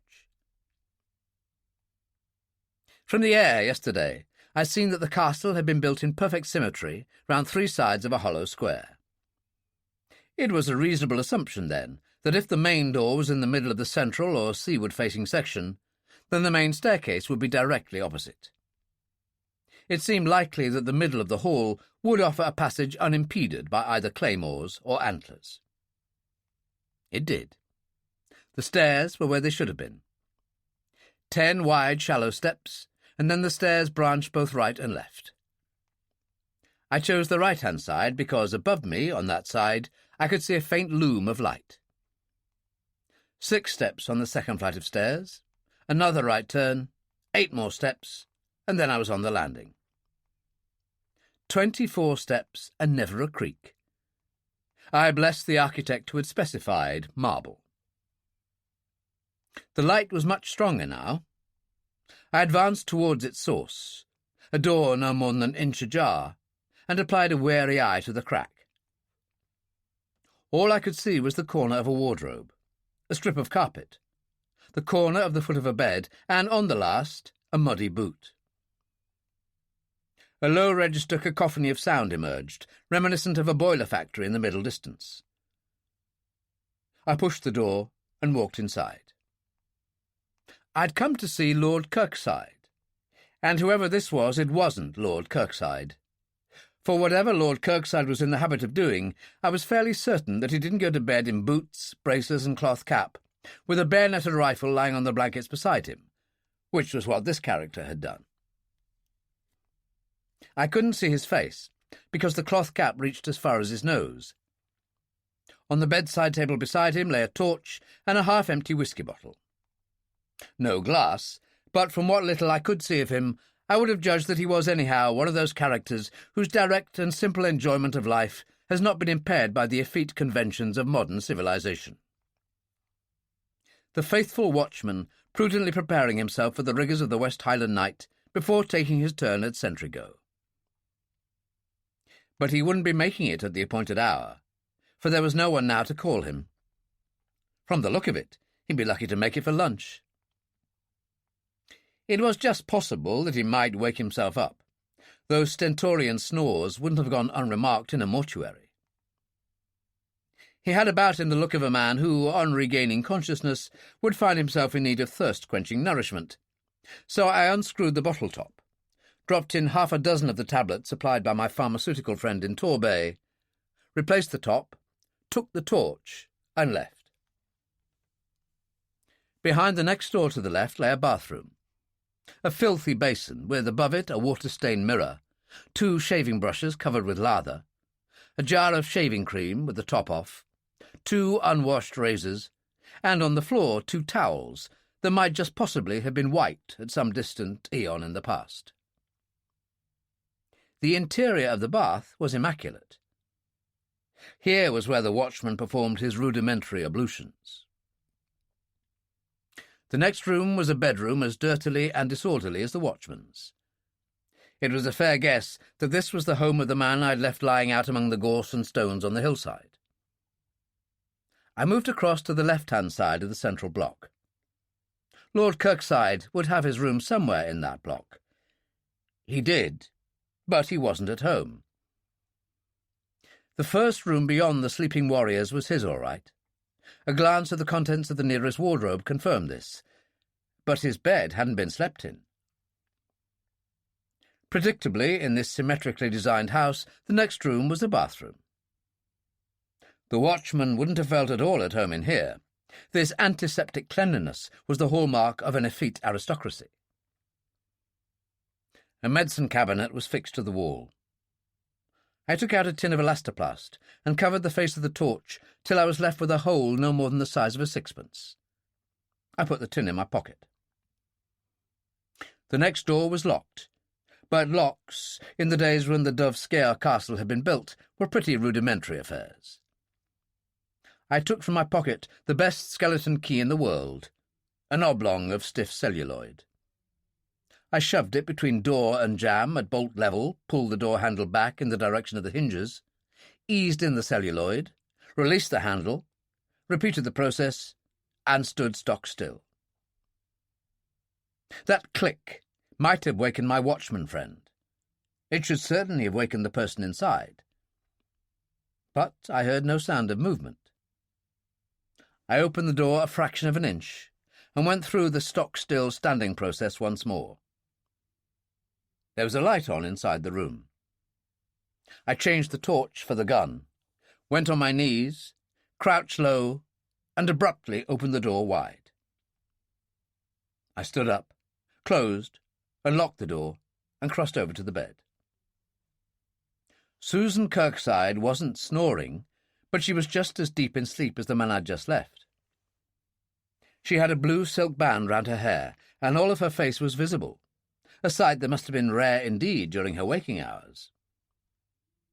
21, her father had said she was, but lying there asleep, smudged eyes and all, she looked no older than 17. A magazine had slipped from her hands to the floor. On the bedside table was a half-empty glass of water, and beside that a bottle containing a commercial brand of Nembutal tablets. Oblivion appeared to be a pretty hard thing to come by in Dove's Skier, and I'd no doubt Susan Kirkside found it more difficult than most. I picked up a towel from a basin in the corner of the room, removed the worst of the moisture and dirt from head and face, combed my hair into some semblance of order, and gave my kindly, reassuring smile a tryout in the mirror. I looked like someone from the pages of the Police Gazette. It took almost 2 minutes to shake her awake, or at least to pull her up from the dark depths of oblivion to a state of semi-awareness. Full consciousness took another minute, and it was probably this that saved me from a screaming match. She had time to adjust herself to the slow realization of the presence of a stranger in the middle of the night. Mind you, I had my kindly smile going full blast till my face ached, but I don't think it helped much. "Who are you? Who are you?" Her voice was shaking, the blue eyes, still misted with sleep, wide open and scared. "Don't you touch me! Don't you! I'll scream for help! I took her hands, just to show her that there was touching and touching. "I won't touch you, Sue Kirkside. And a fat lot of good screaming for help would do around these parts. Don't scream, there's a good girl. In fact, don't even talk above a whisper. I don't think it would be very wise or safe, do you?" She stared at me for a few seconds, her lips moving as if she were about to speak, but the fear slowly leaving her eyes. Suddenly she sat bolt upright. "You're Mr. Johnson, the man from the helicopter." "You should be more careful," I said reproachfully. "They'd have you arrested for that in the Folies Bergère." Her free hand hauled the blankets up to her chin, and I went on. "My name is Calvert. I work for the government. I'm a friend. I think you need a friend, don't you, Susan? You and your old man, Lord Kirkside, that is." "What do you want?" she whispered. "What you doing here?" "I'm here to end your troubles," I said. "I'm here to cadge an invitation to your wedding to the Honourable John Rollinson. Make it about the end of next month, will you? I'm due some leave then." "Go away from here." Her voice was low and desperate. "Go away from here, or you'll ruin everything. Please, please, please go away. I'm begging you. Go away. If you're a friend, go away, please. Oh, please go away." It seemed that she wanted me to leave. I said, "It appears that they have you pretty well brainwashed.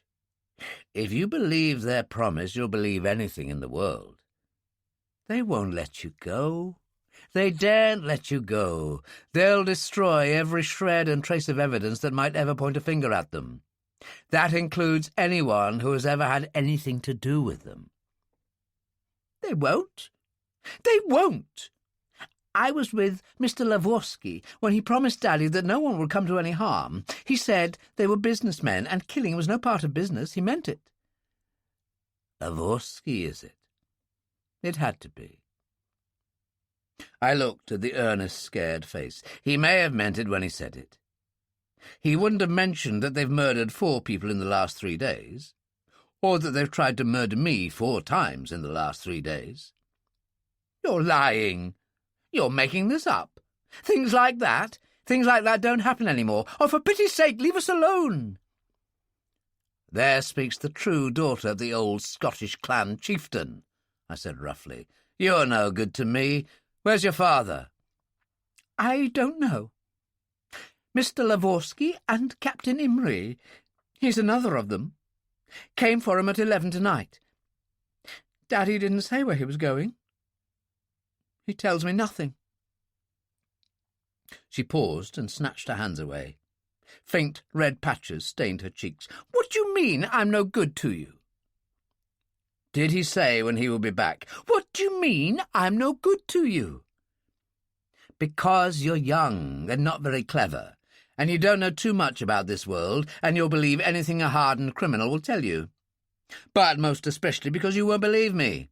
You won't believe the one person who can save you all. You're a stupid and pig-headed young fool, Miss Kirkside. If it wasn't that he was jumping from the frying pan into the fire, I'd say the Honourable Rollinson has had a lucky escape." "What do you mean?" It is hard for a mobile young face to be expressionless, but hers was then. "He can't marry you when he's dead," I said brutally. "And he is going to die. He's going to die because Sue Kirkside let him die. Because she was too blind to know truth when she saw it." I had what was for me an inspiration. I turned down my collar and pulled my scarf away. "Like it?" I asked. She didn't like it at all. The red faded from her cheeks. I could see myself in a dressing-table mirror, and I didn't like it either. Quinn's handiwork was in full bloom.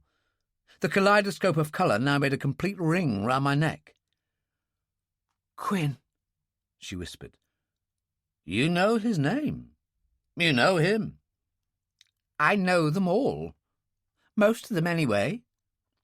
Cook said that one night, after he'd too much to drink, he'd been boasting in the kitchen about how he'd once been the strong man in a stage act.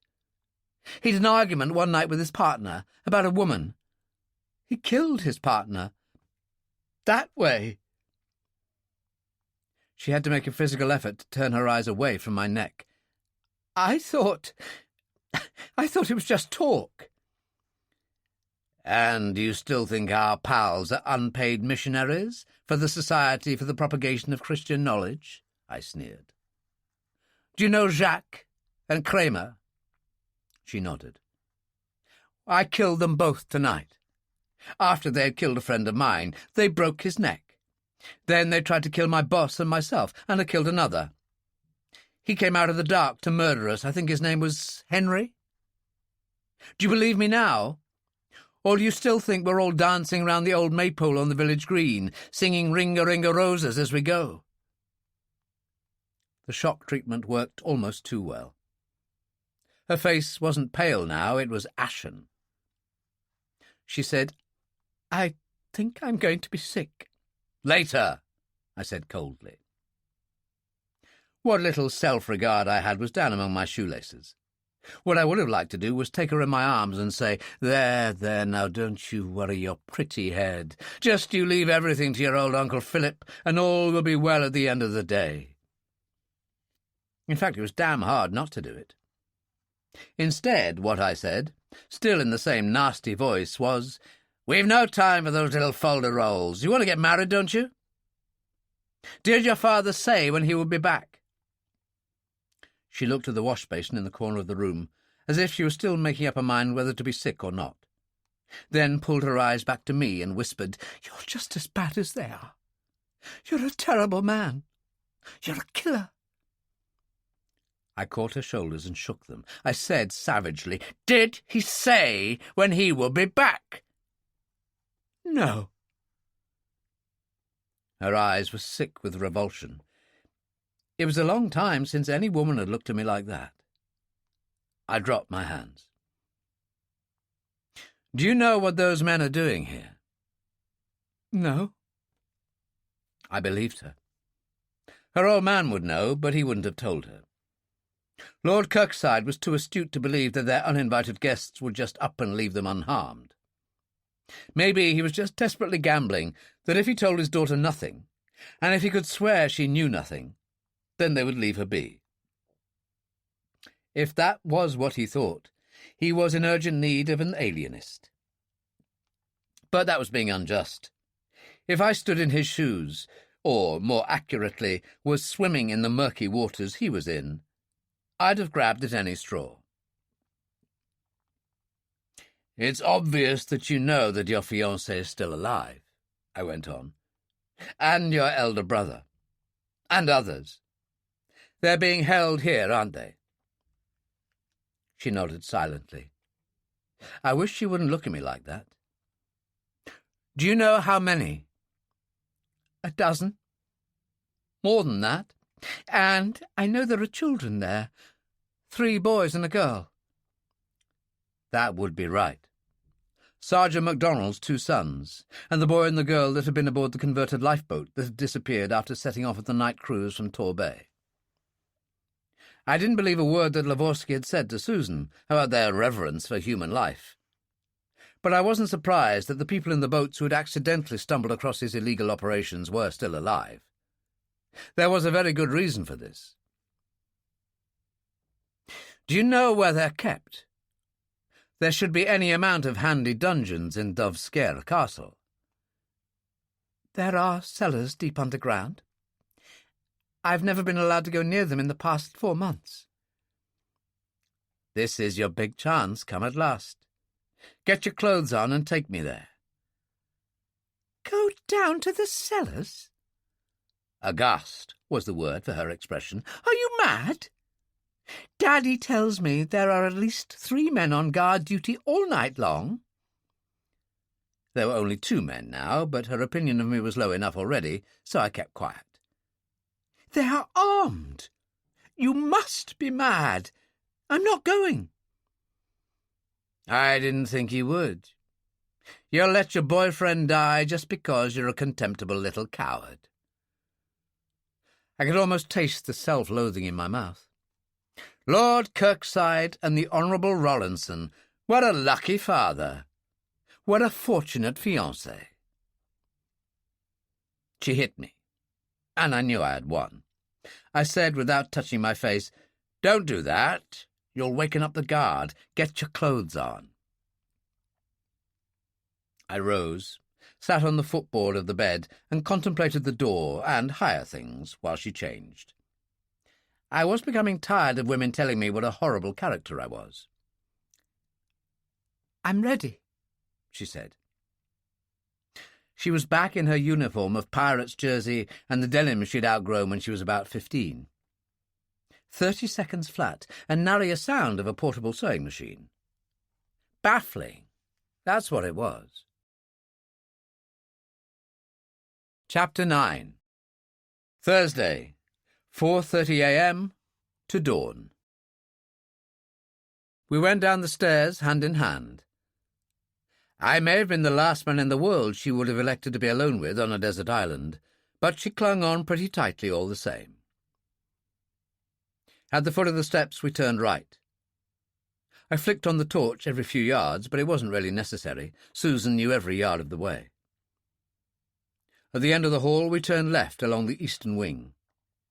8 yards, and we stopped at a door on the right-hand side.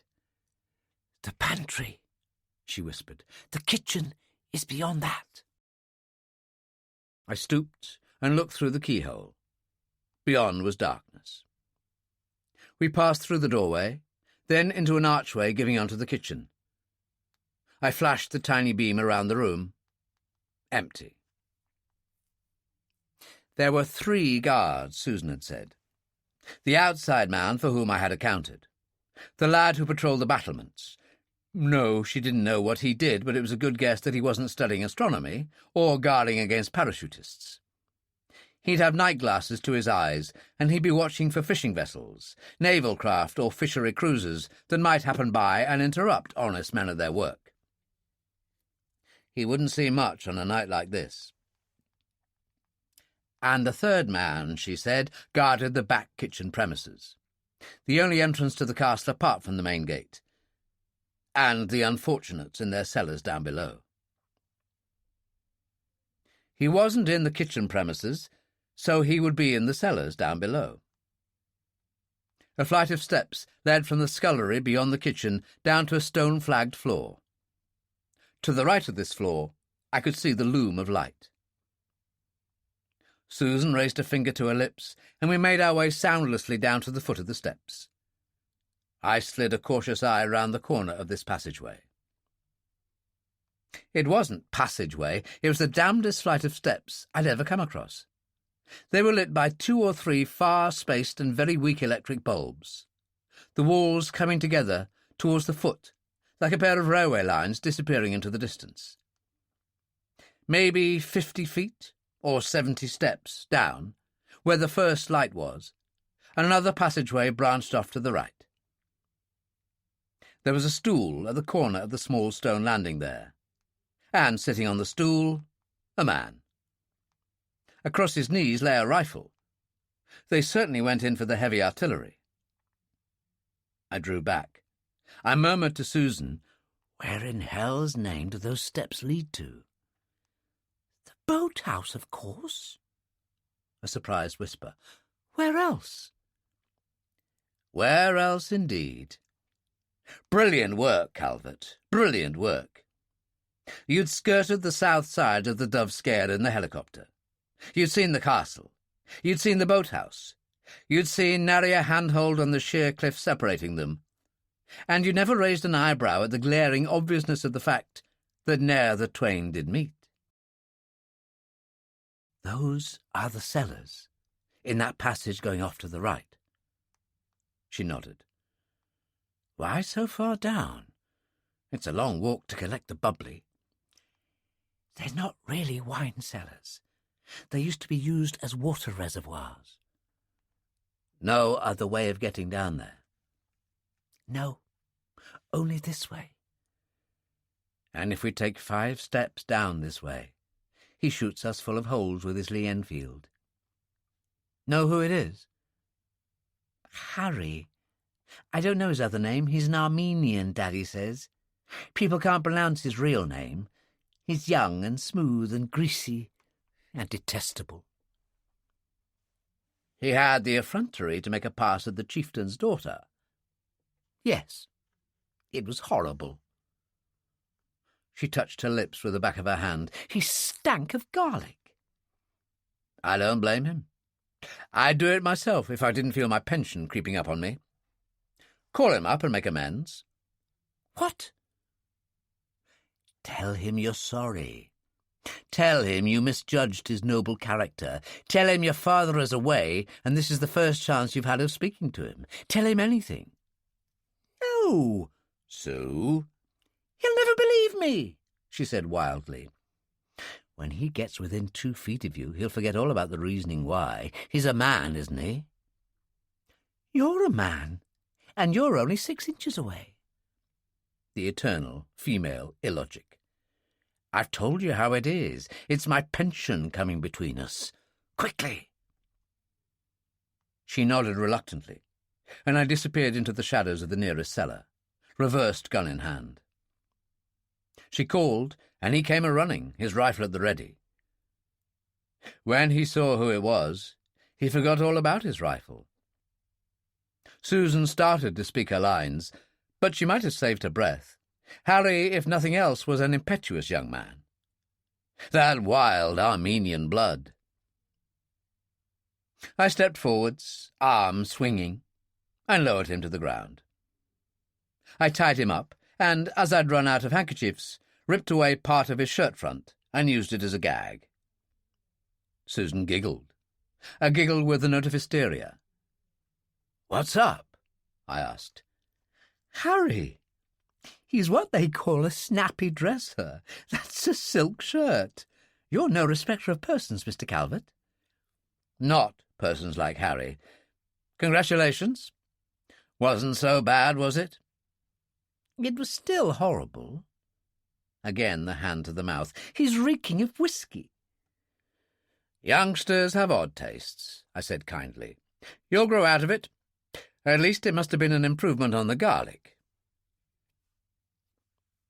The boathouse wasn't really a boathouse at all. It was a large vaulting cave formed in a cleft in a natural fault in the cliff strata. At the inner end of the cave, longitudinal tunnels stretched away on either side, paralleling the coastline, until they vanished beyond the reach of my torch. From the air, the boathouse in the small artificial harbour, a structure of about 20 feet by 20, had seemed incapable of housing more than 2 or 3 fair-sized rowing boats. Inside, it was big enough to berth a boat the size of the Firecrest, and then leave room to spare. Mooring bollards, 4 in number, lined the eastern side of the boathouse. There were signs of recent work where the inner end of the cave had been lengthened in the direction of the longitudinal tunnels to increase the berthing space and provide a bigger working platform. But otherwise, it was as it must have been for hundreds of years. I picked up a boat hook and tried to test the depth, but couldn't find bottom. Any vessel small enough to be accommodated inside could enter and leave at any state of the tide. The two big doors looked solid, but not too solid. There was a small dry land doorway on the eastern side. The berth was empty, as I'd expected to find it. Our friends were apprehensive and on piecework rates. It wasn't difficult to guess what they were working at. The working platform was liberally stacked with the tools of their trade. An oil-engine-driven air compressor with a steel reservoir with outlet valves, a manually operated two-cylinder double-acting air pump with two outlets, two helmets with attached corselets, flexible, non-collapsible air tubes with metal couplings, weighted boots, diving dresses, life-cum-telephone lines, lead weights and scuba equipment such as I had myself, with a stack of compressed air cylinders at the ready. I felt neither surprise nor elation. I'd known this must exist for the past 48 hours, although I'd become certain of the location only that night. I was faintly surprised, perhaps, to see all this equipment here, for this would surely be only the spares. But I shouldn't have been even vaguely surprised. Whatever this bunch lacked, it wasn't a genius for organisation. I didn't see that night, nor did I ever see, the cellars where the prisoners were housed. After I'd huffed and puffed 3/4 of the way up that interminable flight of steps, I turned left along the passageway, where we'd first seen Harry taking his ease. After a few yards, the passageway broadened out into a low, damp chamber containing a table made of beer cases, some seats of the same, and in one corner some furniture that hadn't yet been drunk. A bottle of whisky, nearly full, stood on the table. Harry's remedy for garlic halitosis. Beyond this chamber was a massive wooden door, secured by an equally massive-looking lock, with the key missing. All the celluloid in the world wouldn't open this lot, but a beehive plastic explosive would do a very efficient job indeed. I made another of the many mental notes I'd made that night, and went up the stairs to rejoin Susan. Harry had come too.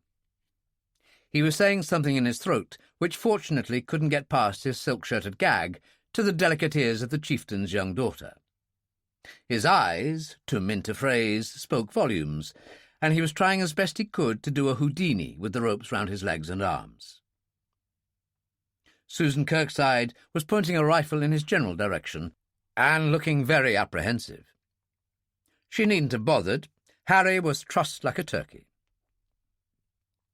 "Those people down in the cellars," I said. "They've been there for weeks, some for months. They'll be as blind as bats and weak as kittens by the time they get out." She shook her head. "I think they'll be all right. They're taken out on the landing strip there for an hour and a half every morning under guard. They can't be seen from the sea. We're not allowed to watch, or not supposed to. I've seen them often. Daddy insisted on it. And Sir Anthony." "Well, good old Daddy." I stared at her. "Old man Skoras. He comes here?" "Of course." She seemed surprised at my surprise. "He's one of them. Lavorsky and this man Dolman, the men that do all the arranging, they work for Sir Anthony, didn't you know? Daddy and Sir Anthony are friends. Were friends before this. I've been in Sir Anthony's London home often." "But they're not friends now?" I probed keenly. "Sir Anthony has gone off his head since his wife died," Susan said confidently. I looked at her in wonder, and tried to remember when I'd last been so authoritatively dogmatic on subjects I knew nothing about. I couldn't remember. "He married again, you know. Some French actress or other. That wouldn't have helped. She's no good. She caught him on the rebound." "Susan," I said reverently, "you're really wonderful. I don't believe you'll ever understand what I mean by my pension coming between us. You know her well?" "I've never met her." "You didn't have to tell me. And poor old Sir Anthony, he doesn't know what he's doing, is that it? He's all mixed up, she said defensively. He's sweet. Really, he is. Or was.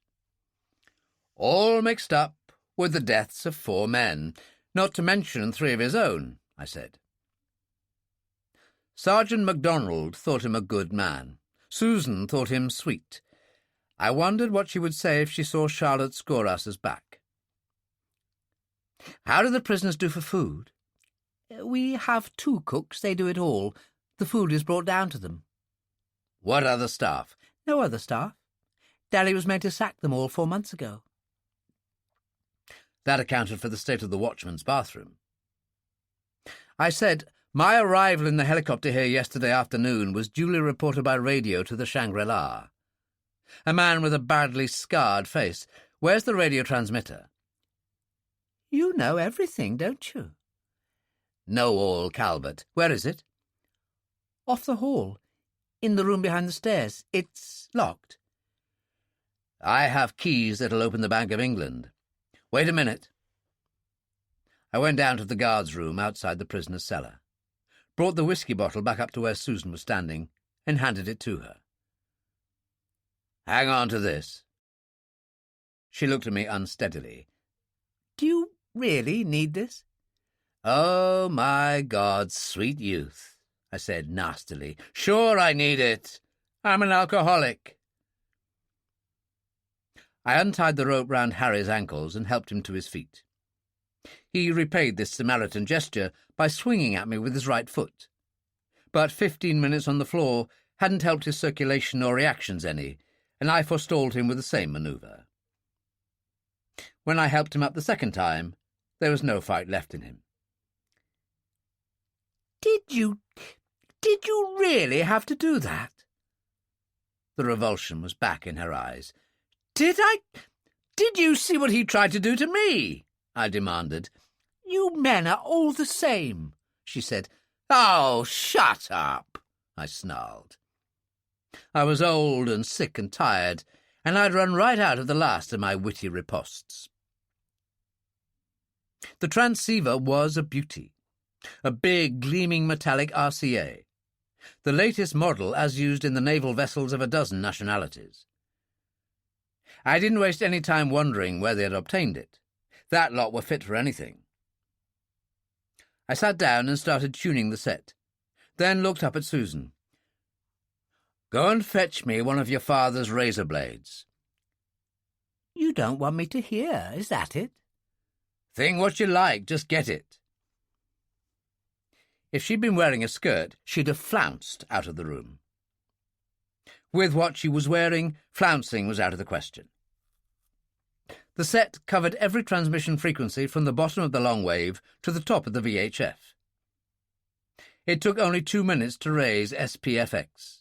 It was manned night and day the year round. It really was most considerate of the ungodly to provide me with such a magnificent instrument. Sue Kirkside was back before I started speaking. I was 10 minutes on the microphone altogether. Apart from code names and map references, I used plain English throughout. I had to. I had no book, and time was too short anyway. I spoke slowly and clearly, giving precise instructions about the movements of men, the alignment of radio frequencies, the minutest details of the layout of Dovescare Castle, and asking all-important questions about recent happenings on the Riviera. I didn't repeat myself once, and I asked for nothing to be repeated to me, because every word was being recorded. Before I was halfway through, Susan's eyebrows had disappeared up under the blonde fringe, and Harry was looking as if he'd been sandbagged. I signed off, reset the tuning band to its original position, and stood up. That's it, I said. I'm off. You're what? The grey-blue eyes were wide, the eyebrows still up under the fringe, but with alarm this time, not astonishment. You're leaving? You're leaving me here? I'm leaving. If you think I'd stay a minute longer in this damned castle than I have to, you must be nuts. I've played my hand far enough already. Do you think I want to be around here when the guards change over? Or when the toilers on the deep get back here? Toilers on the deep? What do you mean? Skip it. I'd forgotten she knew nothing about what our friends were doing. It's Calvert for home. You've got a gun, she said wildly. You could capture them, couldn't you? Capture who? The hell with the grammar. The guards. They're on the second floor. They'll be asleep. How many? 8 or 9, I'm not sure. 8 or 9, she's not sure. Who do you think I am, Superman? Stand aside. Do you want me to get killed? And, Susan, tell nothing to anybody. Not even Daddy. Not if you want to see Johnny Boy walk down that aisle. You understand? She put her hand on my arm and said quietly, but with the fear still in her face, You could take me with you. I could. I could take you with me and ruin everything. If I as much as fired a single shot at any of the sleeping warriors up top, I'd ruin everything.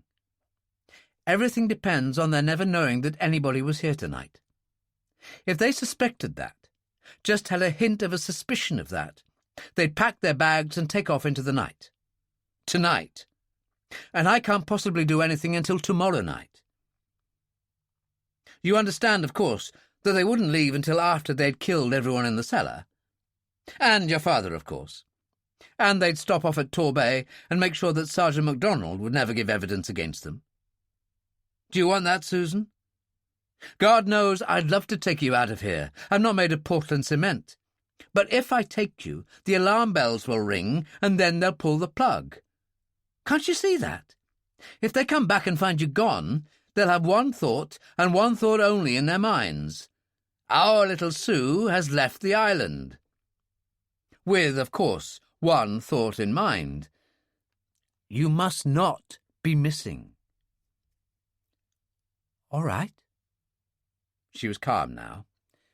But you're overlooking something. I'm a great old overlooker. What? Harry. He'll be missing. He'll have to be. You can't leave him to talk. He'll be missing. So will the keeper of the gate. I clobbered him on the way in. She started to get all wide-eyed again, but I held up my hand, stripped off coat and windbreaker, unwrapped the razors she'd brought me, and nicked my forearm, not too deeply, the way I felt I needed all the blood I had, but enough to let me smear the bottom 3 inches of the bayonet on both sides. I handed her the tin of elastoplast, and without a word she stuck a strip across the incision. I dressed again, and we left, Susan with the whiskey bottle and torch, myself with the rifle, shepherding Harry in front of me. Once in the hall, I relocked the door with the skeleton key I'd used to open it. The rain had stopped, and there was hardly any wind, but the mist was thicker than ever, and the night had turned bitterly cold. The Highland Indian summer was in full swing. We made our way through the courtyard, across to where I'd left the bayonet lying on the cliff edge, using the torch, now with the elastoplast removed from its face, quite freely, but keeping our voices low. The lad maintaining his ceaseless vigil on the battlements couldn't have seen us 5 yards away with the finest night glasses in the world, but sound, in heavy mist, has unpredictable qualities. It can be muffled, it can be distorted, or it can occasionally be heard with surprising clarity. And it was now too late in the day to take chances. I located the bayonet and told Harry to lie face down in the grass. If I'd left him standing, he just might have been tempted to kick me over the edge. I gouged the grass in assorted places with heel and toe, made a few more scores with the butt of a bayonet, stuck the blade of the gatekeeper's bayonet in the ground at a slight angle, so that the rifle was just clear of the ground, laid Harry down so that the blood-stained bayonet tip was also just clear of the ground, so preventing the blood from running off among the wet grass, scattered most of the contents of the whiskey bottle around, and carefully placed the bottle, about a quarter full now, close to one of the bayonets. I said to Susan, "And what happened here, do you think?" It's obvious. They had a drunken fight. and both of them slipped on the wet grass over the edge of the cliff. And what did you hear? Oh, I heard the sound of two men shouting in the hall. I went onto the landing, and I heard them shouting at the tops of their voices. I heard the one tell Harry to get back to his post, and Harry saying, no, by God, he was going to settle it now. I'll say both men were drunk, and I won't repeat the kind of language they were using. The last I heard, they were crossing the courtyard together, still arguing. Good girl. That's exactly what you heard. She came with us as far as the place where I'd left the gatekeeper. He was still breathing. I used most of what rope I'd left to tie them together at the waist, a few feet apart, and wrapped the end of it in my hand. With their arms lashed behind their backs, they weren't going to have much balancing power, and no holding power at all on the way down that steep and crumbling path to the landing stage. If I either slipped or stumbled, I might be able to pull them back to safety with a sharp tug. There was going to be none of this alpine stuff with the rope around my waist also. If they were going to step out into the darkness, they were going to do it without me. I said, "Thank you, Susan. You've been a great help. Don't take any more of those Nembutal tablets tonight. They'd think it damn funny if you were still asleep at midday tomorrow." I wish it were midday the next day. I won't let you down, Mr. Calvert. Everything's going to be all right, isn't it? Of course. There was a pause. Then she said, You could have pushed these two over the edge if you wanted to, couldn't you? But you didn't. You could have cut Harry's arm, but you cut your own. I'm sorry for what I said, Mr. Calvert. About you being horrible and terrible. You do what you have to do. Another pause. I think you're rather wonderful. They all come round in the end, I said. But I was talking to myself. She'd vanished into the mist. I wished drearily that I could have agreed with her sentiments.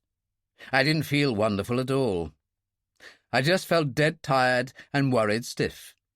For with all the best planning in the world, there were too many imponderables, and I wouldn't have bet a brass farthing on the next 24 hours.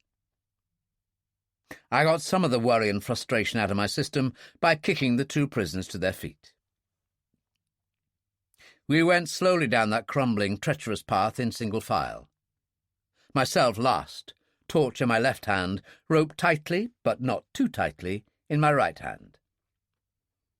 I wondered vaguely as we went why I hadn't nicked Harry instead of myself. It would have been so much more fitting. Harry's blood on Harry's bayonet. "You had a pleasant outing, I trust?" Hutchinson asked courteously. "It wasn't dull. You would have enjoyed it." I watched Hutchinson as he pushed the Firecrest into the fog and the darkness. "Let me into a professional secret. How in the world did you find your way back into this pier tonight? The mist is twice as bad as when I left. You cruise up and down for hours? Impossible to take any bearings. There's the waves, tide, fog, currents. And yet there you are, right on the nose to the minute. It can't be done." "It was an extraordinary feat of navigation," Hutchinson said solemnly. "There are such things as charts, Calvert, and if you look at that large-scale one for this area, you'll see an 8-fathom bank, maybe a cable in length, lying a cable and a half out of the west of the old pier there. I just steamed out straight into wind and tide, waited till the depth sounder showed I was over the bank, and dropped the old hook. At the appointed hour, the great navigator lifts his hook and lets wind and tide drift him ashore again. Not many men could have done it." "I'm bitterly disappointed," I said. "I'll never think the same of you again. I suppose you used the same technique on the way in?" "More or less. Only I used a series of 5 banks and patches. My secrets are gone forever." "Where now?" "Didn't Uncle Arthur say?" "You must judge Uncle Arthur. He says he never interferes with you in, what was it? The execution of a field operation." I plan, he said. I coordinate. Calvert finishes the job. He has his decent moments, I admitted. He told me a few stories about you in the past hour. I guess it's a privilege to be along. Apart from the 400,000 quid or whatever. Apart, as you say, from the Green Men. Where to, Calvert? Home, if you can find it in this lot. Craigmore? I can find it. He puffed at his cigar and held the end close to his eyes. I think I should put this out. It's getting so I can't even see the length of the wheelhouse windows, far less beyond them. Uncle Arthur's taking his time, isn't he? Uncle Arthur is interrogating the prisoners. I wouldn't say he'd get much out of that lot. Neither would I. They're not too happy. Well, it was a nasty jump from the pier to the foredeck, especially with the bows plunging up and down as they were, and more especially with their arms tied behind their backs. One broken ankle and one broken forearm, I said. It could have been worse. They could have missed the foredeck altogether. You have a point, Hutchinson agreed. He stuck his head out the side window and withdrew it again. It's not the cigar, he announced. No need to quit smoking. Visibility is zero, and I mean zero. We're flying blind on instruments. You may as well switch on the wheelhouse lights. Makes it all that easier to read the charts, depth sounder and compass, and doesn't affect the radar worth a damn. He stared at me as the light came on. What the hell are you doing in that flaming awful outfit? This is a dressing gown, I explained. I've 3 suits, and all 3 are soaked and ruined. Any luck, sir? Uncle Arthur had just come into the wheelhouse. One of them passed out. Uncle Arthur wasn't looking very pleased with himself. The other kept moaning so loudly that I couldn't make myself heard. Well, Calvert, the story. The story, sir? I was just going to bed. I've told you the story. 6 quick sentences that I couldn't hear above their damned caterwauling, he said coldly. The whole story, Calvert. I'm feeling weak, sir. I've rarely known a time when you weren't feeling weak, Calvert. You know where the whiskey is? Hutchinson coughed respectfully. I wonder if the Admiral would permit— Certainly, certainly, Uncle Arthur said in a quite different tone. Of course, my boy. The boy was a clear foot taller than Uncle Arthur. And while you're at it, Calvert, you might bring one for me, too, a normal-sized one. He had his nasty side to him, had Uncle Arthur. I said good night 5 minutes later. Uncle Arthur wasn't too pleased. I'd the feeling he thought I'd missed out on the suspense and fancy descriptions. But I was as tired as the old man with the scythe after Hiroshima. I looked in on Charlotte Skouras. She was sleeping like the dead. I wondered about that chemist back in Torbay. He'd been 3 parts asleep, myopic as a barn owl and crowding 80. He could have made a mistake. He could have had only a minimal experience in the prescribing of sleep-inducing drugs for those who lived in the land of the Hebridean prayer. Would that the peats might cut themselves and the fish jump on the shore, that I upon my bed might lie and sleep for evermore. But I'd done the old boy an injustice. After what was, to me, a miraculous arrival in Craigmore's apology for a harbour, it had taken me no more than a minute to shake Charlotte into something resembling wakefulness. I told her to get dressed. A cunning move, this, to make her think I didn't know she was still dressed. And come ashore.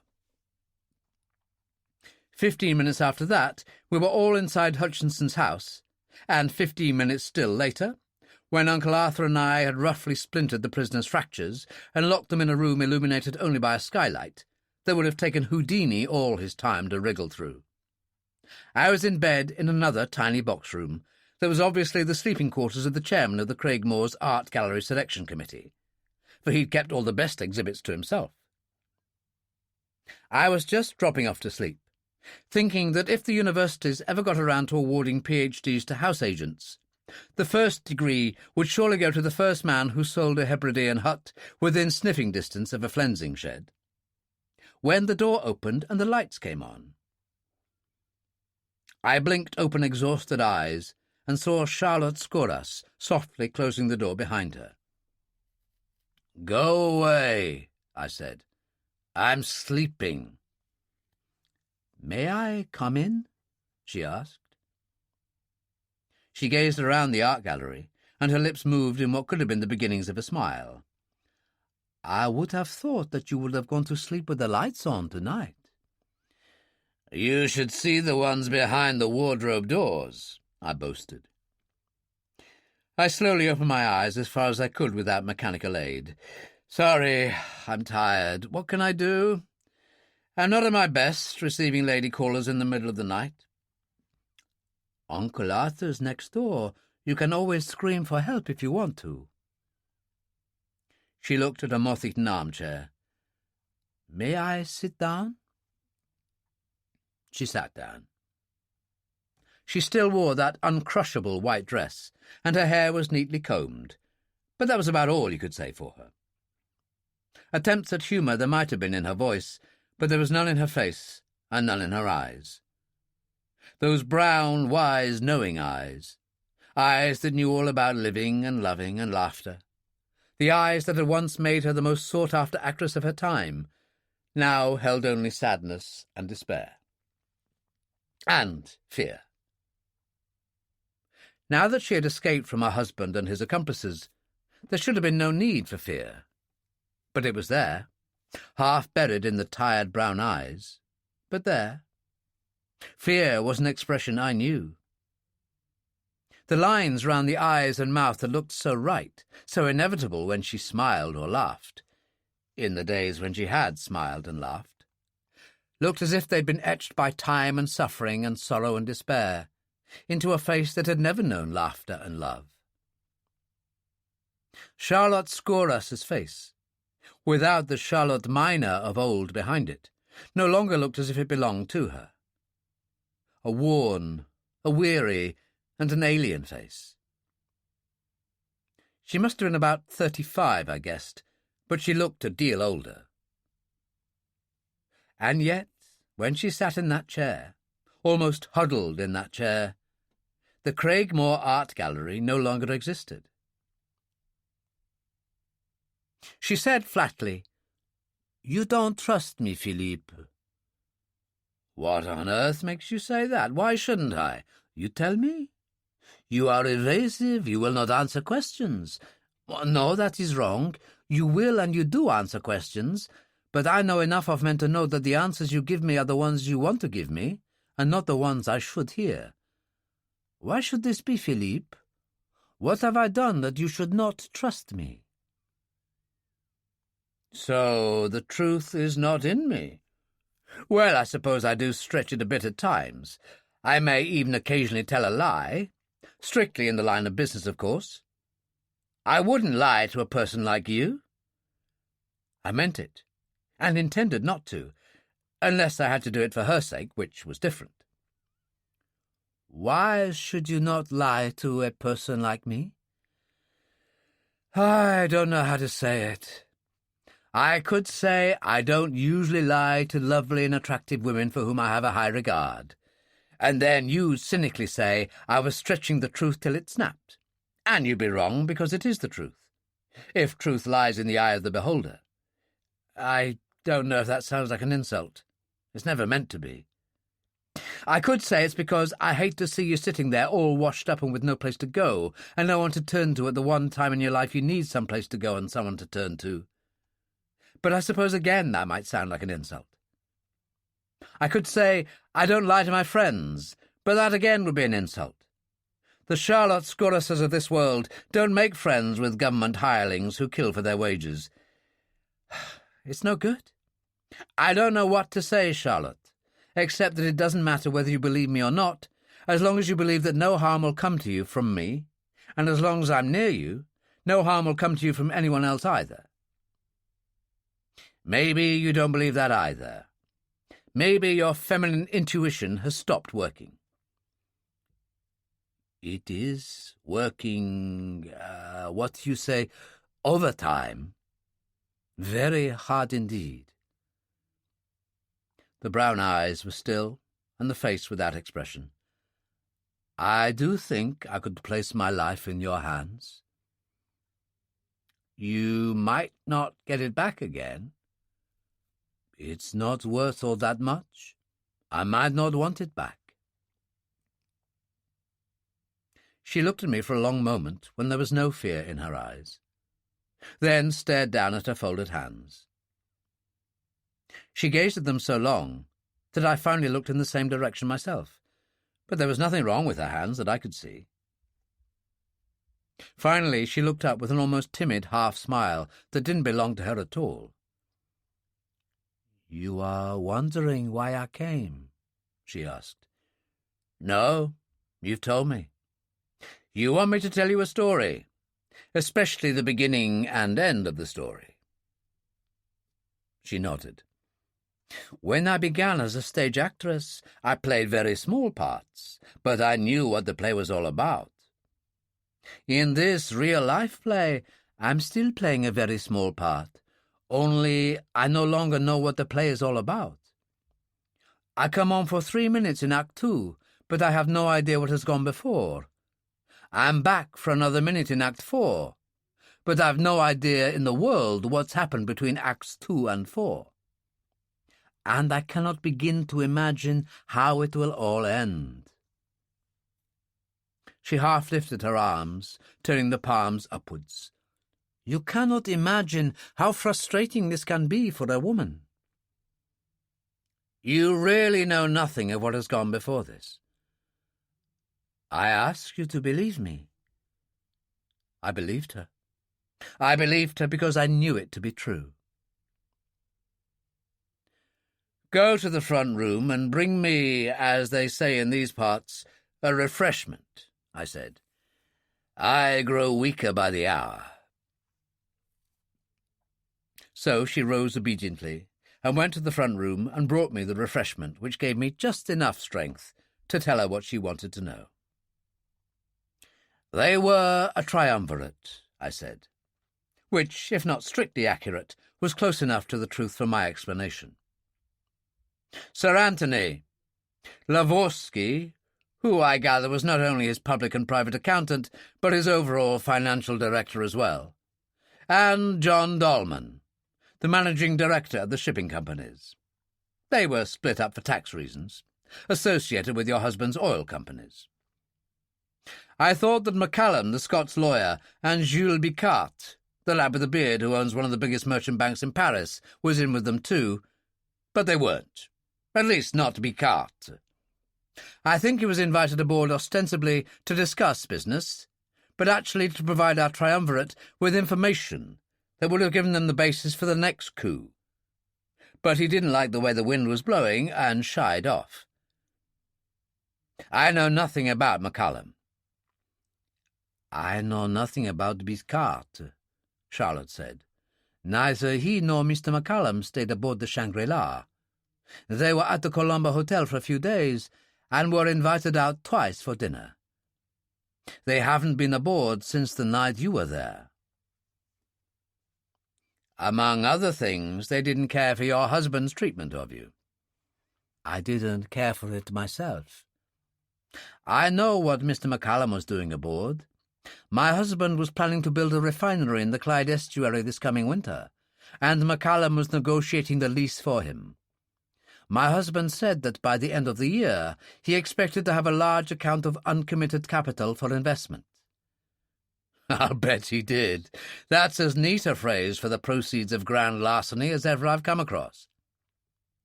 Lavorsky, I think we'll find, was the instigator and guiding brain behind all this. Lavorsky would have been who discovered that the Skoras Empire was badly in need of some new lifeblood in the way of hard cash, and saw the way of putting matters right by using means they already had close to hand." But my husband was never short of money," Charlotte objected. "He had the best of everything. Yachts, cars, houses. He was never short in that sense. Neither were half the millionaires who jumped off the New York skyscrapers at the time of the stock market crash. Now do be quiet, there's a good girl. You know nothing about high finance. Coming from a character who eked out a bare living from an inadequate salary, I reflected, that was very good indeed. Lavorsky struck upon the happy idea of piracy on a grand scale. Vessels carrying not less than £1 million worth of specie at a time. She stared at me, her lips parted. I wished I had teeth like that, instead of having had half of them knocked out by Uncle Arthur's enemies over the years. Uncle Arthur, I mused bitterly, was 25 years older than I was, and was frequently heard to boast that he'd still to lose his first tooth. She whispered, "You are making all this up." Lavorsky made it all up. I'm just telling you, I wouldn't have the brains to think of something like that. Having thought up this splendid scheme for making money, they found themselves with 3 problems to solve. How to discover when and where large quantities of specie were being shipped. How to seize those ships, and how to hide them while they opened the strong room. A process which in ships fitted with the most modern strong rooms can take anything up to a day. And remove said specie. Problem number 1 was easy. I have no doubt that they may have suborned high-ranking banking officials. The fact that they tried it on with Picard is proof of that. But I don't think it will ever be possible to bring those men to justice. But it will be possible to arrest and very successfully indict their ace informant, their trump card, our good friend the belted broker, Lord Charnley. To make a real good-going success of piracy, you require the cooperation of Lloyd's. Well, that's an actionable statement. The cooperation of someone in Lloyd's, someone like Lord Charnley. He is, by profession, a marine underwriter at Lloyd's. Stop staring at me like that, you're putting me off. A large proportion of valuable marine cargoes are insured at Lloyd's. Charnley would know of at least a number of those. He would know the amount, the firm or bank of dispatch, and possibly the date of dispatch and vessel. "But Lord Charnley is a wealthy man," she said. "Lord Charnley gives the appearance of being a wealthy man," I corrected. Granted, he had to prove that he was a man of substance to gain admission to the old club, but he may have backed the wrong insurance horses or played the stock market. He either needed money or wanted money. He may have plenty, but money is like alcohol. Some people can take it and some can't. And with those who can't, the more money they have, the more they require. Dahlman solved problem 2. The hijacking of the specie. I shouldn't imagine this strained his resources too far. Your husband ships his oil into some very odd and very tough places indeed, and it goes without saying that he employs some very odd and very tough people to do it. Dahlman wouldn't have recruited the hijacking crew himself. He probably singled out our good friend Captain Imrie, who will prove to have a very interesting history, and gave him the authority to go through the Skoras fleets and hand-pick suitable men for the job. Once the hijacking crew was assembled and ready, Messrs. Skoras, Lavorsky, and Dahlman waited till the victim was on the high seas, dumped you and the stewardess in a hotel, embarked the lads on the Shangri-La, intercepted the specie-carrying vessel, and by one of a series of ruses I'll tell you about later, succeeded in boarding it and taking over. Then the Shangri-La landed the captured crew under guard, while the prize crew sailed the hijacked vessel to the appointed hiding place. "It can't be true. It can't be true," she murmured. It was a long time since I'd seen any woman wringing her hands, but Charlotte Skoras was doing it then. Her face was quite drained of colour. She knew that what I was saying was true, and she'd never heard of any of it before. "Hiding place, Philippe? What hiding place?" "Where would you hide a ship, Charlotte?" "How would I know?" She shrugged tiredly. "My mind is not very clear tonight. Up in the Arctic, perhaps, or in a lonely Norwegian fjord, or some desert island. I can't think any more, Philippe. There cannot be many places. A ship is a big thing." "There are millions of places. You can hide a ship practically anywhere in the world. All you have to do is open the bilge valves and engine room non-return valves to the bilges and detonate a couple of scuttling charges." You mean that—" "I mean just that. You send it to the bottom. The west side of the Sound to the east of Doveskär Island. A cheery stretch of water rejoicing in the name of Björn-Nanwerve. The mouth of the grave must be the most densely packed marine graveyard in Europe today. At dead slack water, the valves were opened at a very carefully selected spot in the Björn-Nanwerve, and down they went, all 5 of them, gurgle, gurgle, gurgle. Tide tables showed that, coincidentally, most of them were sunk at or near midnight. Cease upon the midnight, as the poet says, only in this case with a very great deal of pain, at least for the underwriters involved. Björn-Nanwerve. Odd. I never thought of it before. A very apt name indeed, the mouth of the grave. Damn place is printed far too large in the chart. It doesn't have to be very obvious to be too obvious for Calvert.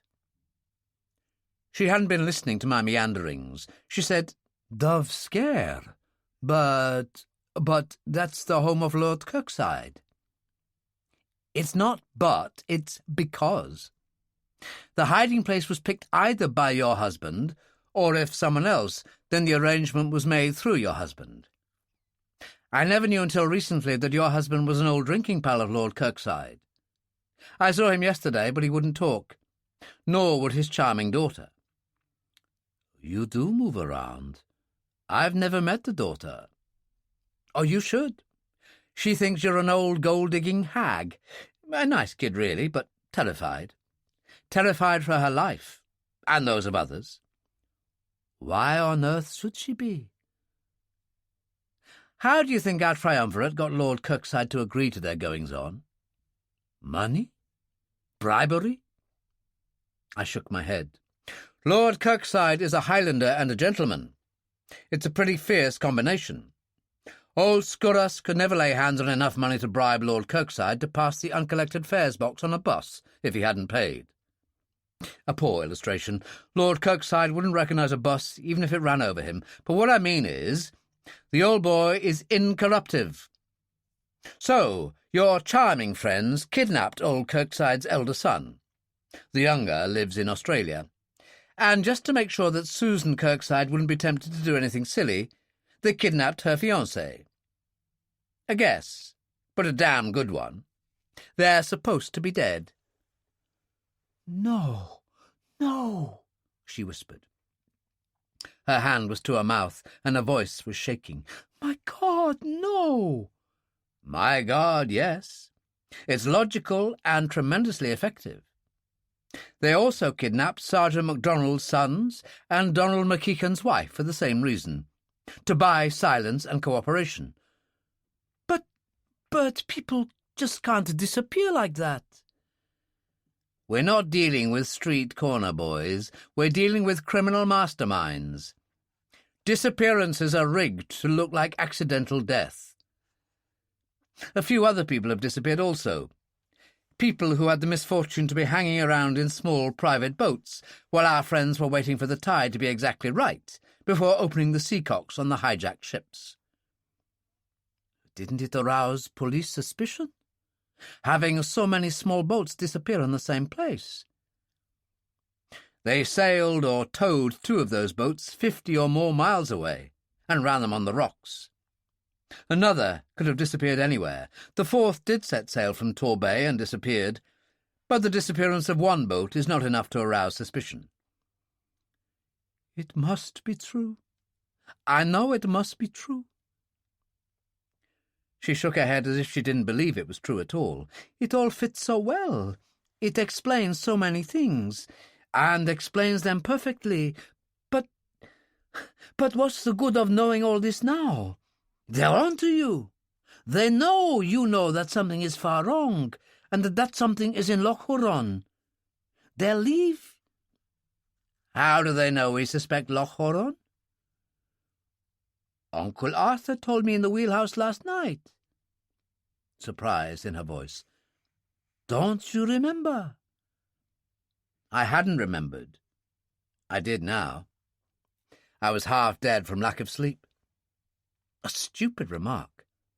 Perhaps even a giveaway remark. I was glad Uncle Arthur hadn't heard that one. Calvert nears the sunset of his days, I said. My mind's going. Sure, they'll leave, but not for 48 hours yet. They will think they have plenty of time. It's less than 8 hours since we instructed Sergeant MacDonald to tell them that we were going to the mainland for help. I see, she said dully. And what did you do on Dove Scare tonight, Philippe? Not much, but enough. Another little white lie, enough to confirm my every last suspicion. I swam ashore to the little harbour and picked the side door of the boathouse. It's quite a boathouse. Not only is it 3 times as big on the inside as it is from the outside, but it's stacked with diving equipment. Diving equipment? Oh, heaven help us all, you're almost as stupid as I am. How on earth do you think they recovered the stuff from the sunken vessels? They use a diving boat, and the Dove Scare boathouse is its home. Was that all you found out? There was nothing more to find out. I had intended taking a look round the castle. There's a long flight of steps leading up to it from the boatyard inside the cliff itself. But there was some character sitting about 3 parts of the way up with a rifle in his hand, a guard of some sort. He was drinking out of some sort of bottle, but he was doing his job for all that. I wouldn't have got within 100 steps of him without being riddled. I left. Dear God, she murmured, what a mess, what a terrible mess. And you've no radio. We're cut off from help. What are we going to do? What are you going to do, Philippe? I'm going there in the Firecrest this coming night. That's what I'm going to do. I have a machine gun under the settee of the saloon in the Firecrest, and Uncle Arthur and Tim Hutchinson will have a gun apiece. We'll reconnoitre. Their time is running short, and they'll want to be gone tomorrow at the latest. The boathouse doors are ill-fitting, and if there's no light showing, that will mean they still haven't finished their diving. So we wait till they have finished, and come in. We'll see the light 2 miles away when they open the door to let the diving boat in, to load up all the stuff they've cached from the 4 other sunken ships. The front doors of the boathouse will be closed, of course, while they load up. So we go in through the front doors, on the deck of the Firecrest. The doors don't look all that strong to me. Surprise is everything. We'll catch them napping. A submachine gun in a small enclosed space is a deadly weapon. You'll be killed! You'll be killed! She crossed to and sat on the bedside, her eyes wide and scared. Please, Philippe, please don't! You'll be killed, I tell you. I beg of you, don't do it. She seemed very sure that I would be killed. I have to, Charlotte. Time has run out. There's no other way. Please. The brown eyes were full of unshed tears. This I couldn't believe. Please, Philippe, for my sake. No. A teardrop fell at the corner of my mouth. It tasted as salt as the sea. Anything else in the world, but not this. She rose slowly to her feet and stood there, arms hanging limply by her side, tears trickling down her cheeks. She said dully, "Is the maddest plan I've ever heard in my life," turned and left the room, switching off the light as she went. I lay there staring into the darkness. There was sense in what the lady said. It was, I thought, the maddest plan I'd ever heard in my life. I was damned glad I didn't have to use it. Chapter 10. Thursday, noon, to Friday, dawn. "Let me sleep," I said. I kept my eyes shut. "I'm a dead man. Come on! Come on!" Another violent shake, a hand like a power shovel. "Up!" "Oh, God!" I opened the corner of one eye. "What's the time?" "Just afternoon. I couldn't let you sleep any more." "Noon? I asked to be shaken at 5. Do you know—" "Come here." He moved to the window, and I swung my legs stiffly out of bed and followed him. I had been operated on during my sleep, no anaesthetic required in the condition I was in, and someone had removed the bones from my legs. I felt awful. Hutchinson nodded towards the window. "What do you think of that?" I peered out into the grey, opaque world. I said irritably, "What do you expect me to see in that damn fog?" "The fog." "I see," I said stupidly. "The fog." "The 2 a.m. shipping forecast," Hutchinson said. He gave the impression of exercising a very great deal of patience.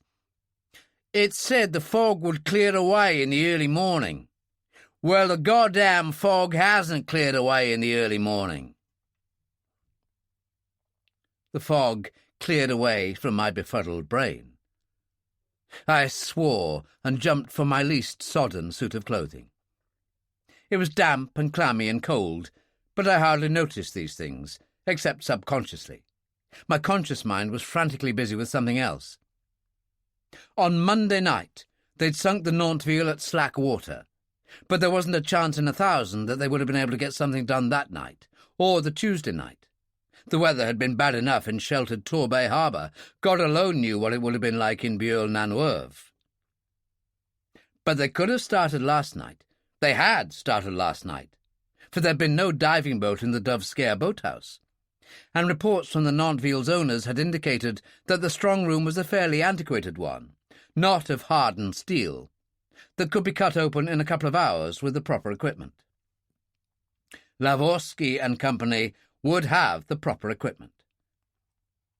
The rest of last night, even had they 3 divers and reliefs working all the time, they could have brought up a fair proportion of the bullion, but I'd been damn sure they couldn't possibly bring up all 18 tons of it. Marine salvage had been my business before Uncle Arthur had taken me away. They would have required another night, or at least a good part of the night, because they only dared work when the sun was down, when no one could see them. But no one could see them in dense fog like this. This was as good as another night thrown in for free. "Give Uncle Arthur a shake. Tell him we're on our way, in the Firecrest. He'll want to come. He'll have to stay. He'll know damn well he'll have to stay. Bueil-Naneuve, tell him." "Not Dove Scare? Not the boathouse?" "You know damn well we can't move in against that until midnight." "I'd forgotten," Hutchinson said slowly. "We can't move in against it until midnight." The Bueil-Naneuve wasn't living up to its fearsome reputation. At that time in the afternoon it was dead slack water, and there was only the gentlest of swells running up from the southwest. We crossed over from Ballarat to the extreme north of the eastern shore of Dove Scare, and inched our way southward with bare steerage way on. We'd cut the bypass valve into the underwater exhaust, and even in the wheelhouse we could barely hear the throb of the diesel. Even with both wheelhouse doors wide open, we could just hear it and no more. But we hadn't the wheelhouse doors open for the purpose of hearing our own engine. By this time, We were almost halfway down the eastern patch of miraculously calm water that bordered the normal mill race of Bueil-Nanueuvre, the one that Williams and I had observed from the helicopter the previous afternoon. For the first time, Hutchinson was showing something approaching worry.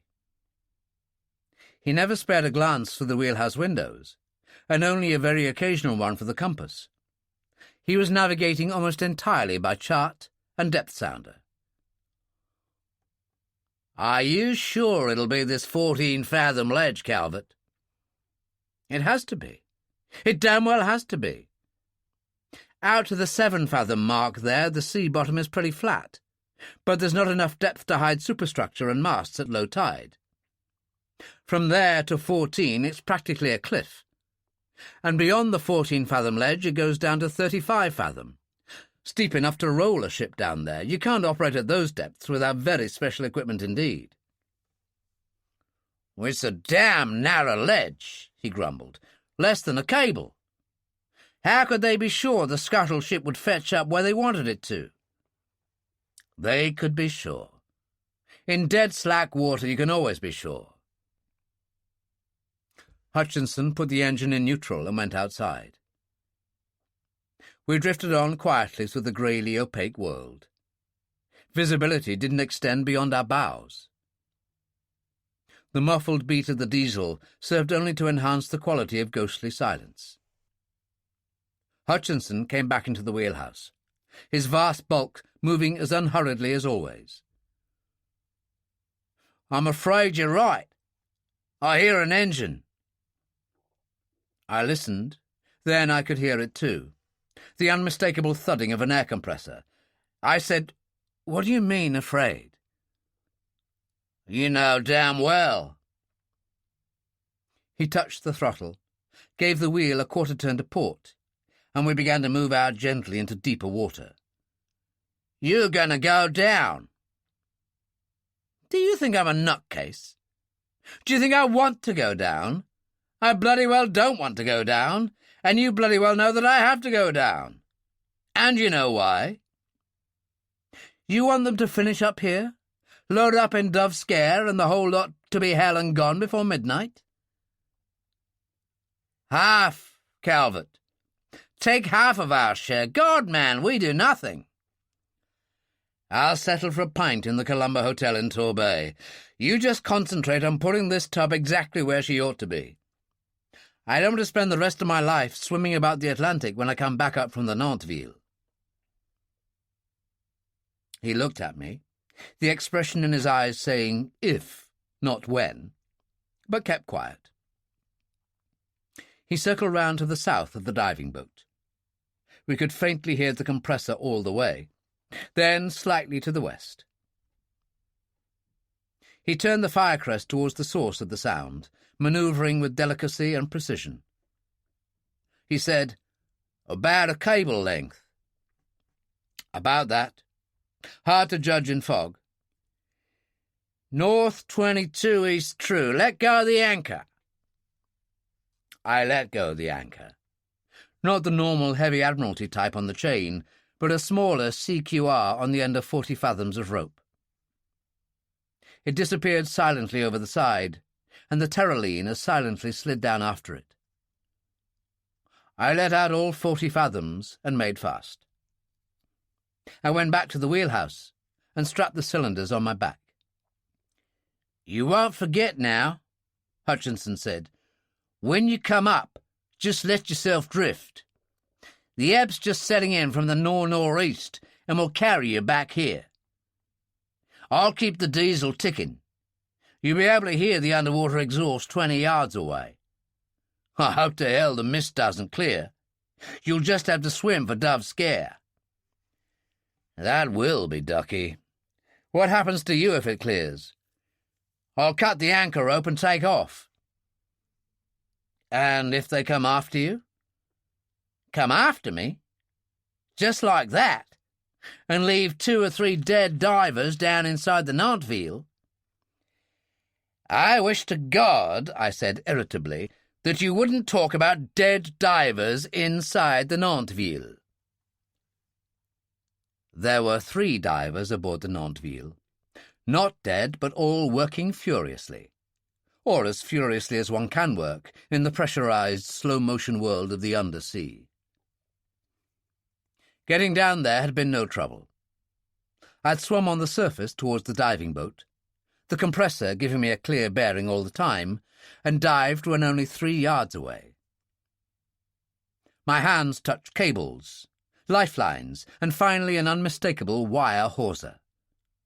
The wire hawser was the one for me. I stopped my descent on the wire when I saw the dim glow of light beneath me. I swam some distance to one side, then down, until my feet touched something solid. The deck of the Nantville. I moved cautiously towards the source of the light.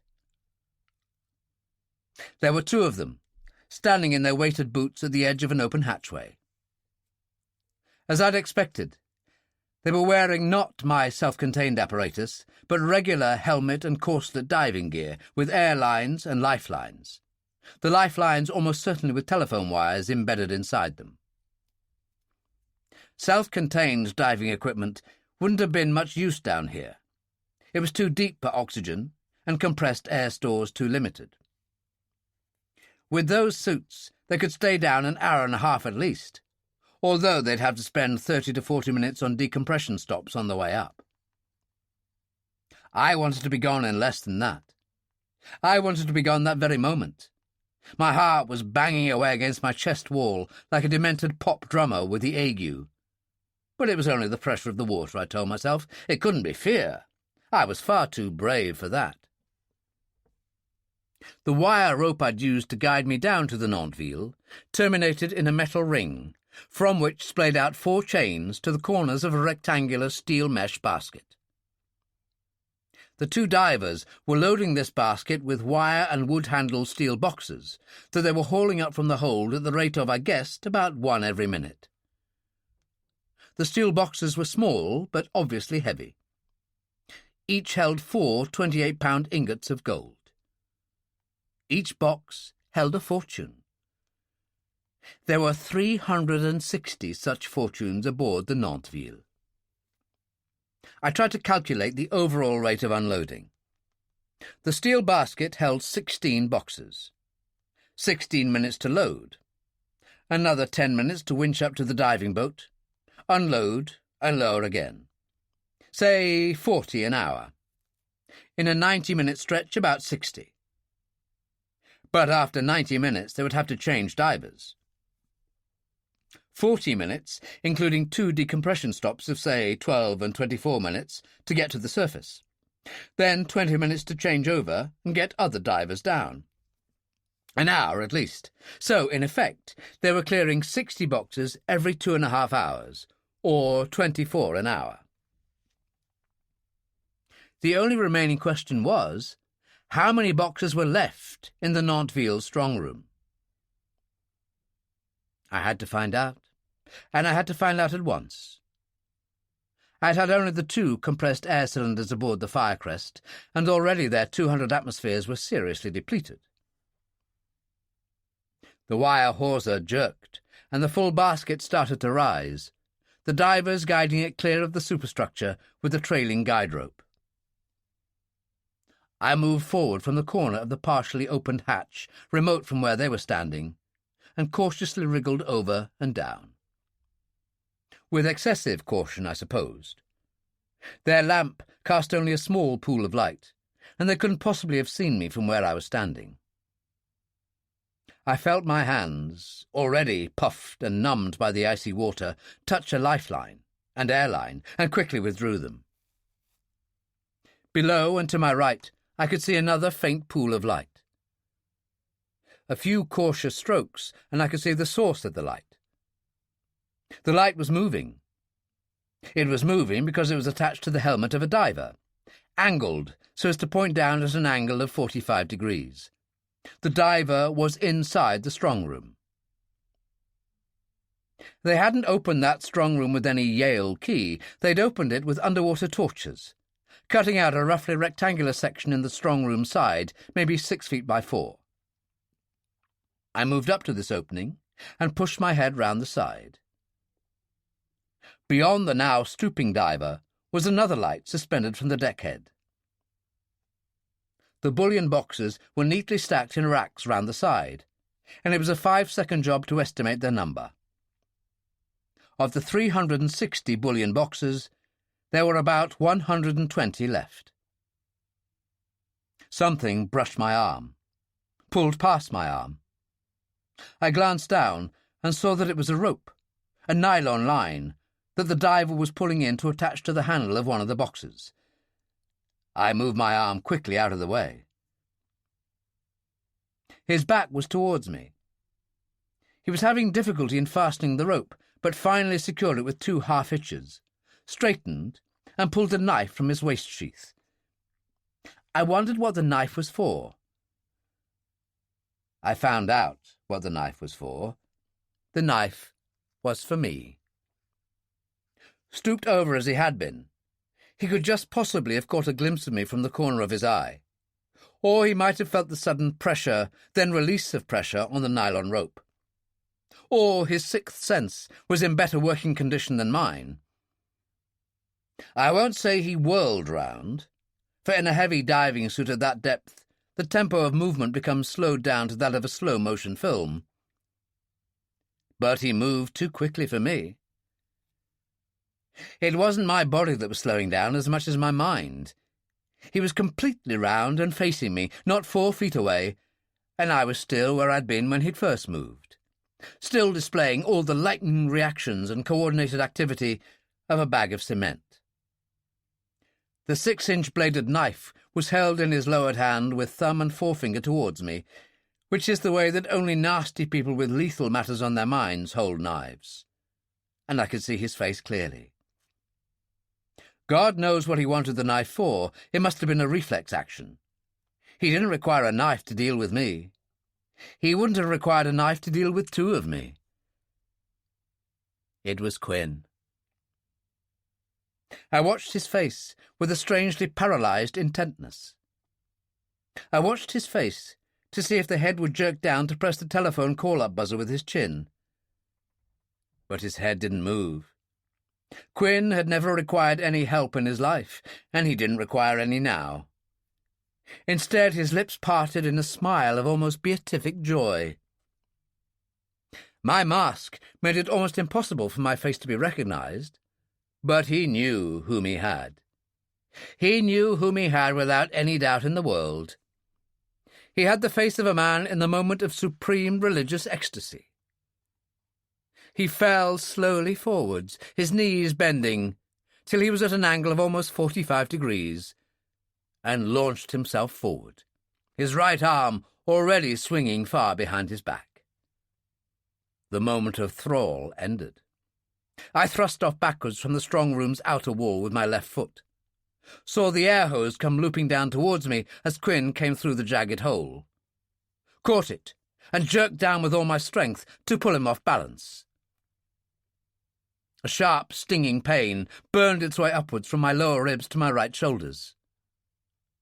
I felt a sudden jerk in my right hand. I fell backwards onto the floor of the hold, and then I couldn't see Quinn any more. Not because the fall had dazed me, nor because Quinn had moved, but because he had vanished in the heart of an opaque, boiling, mushrooming cloud of dense air bubbles. A non-collapsible air hose can, and often has to, stand up to some pretty savage treatment.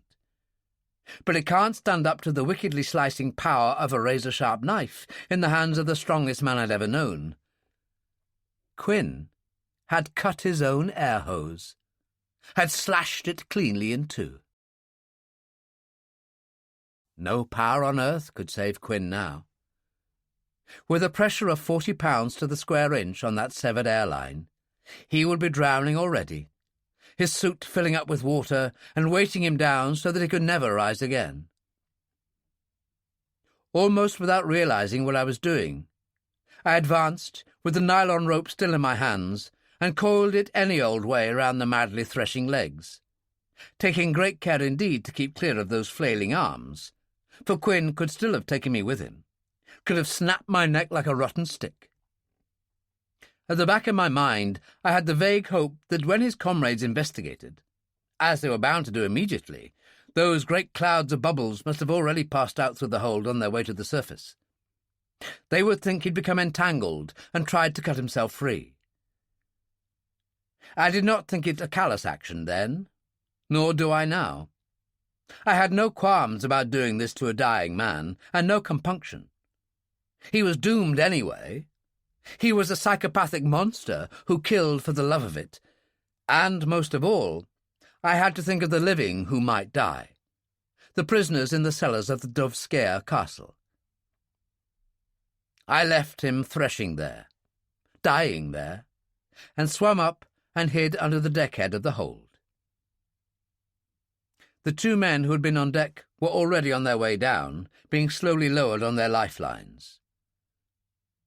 As soon as their helmets sunk below my level, I came up through the hatchway, located the wire hawser, and made my way up. I'd been down for just under 10 minutes, so when my wrist depth gauge showed a depth of 2 fathoms, I stopped for a 3-minute decompression period. By now, Quinn would be dead.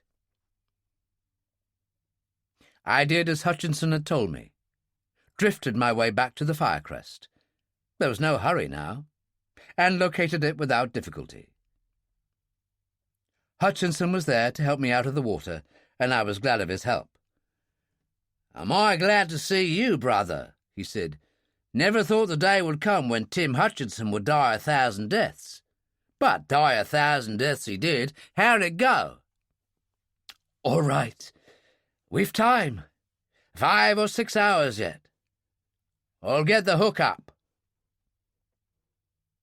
3 minutes later, we were on our way, and 3 minutes after that, we were out near enough in the mid-channel of the Bier na Nueve, heading north-northeast against the gathering ebb.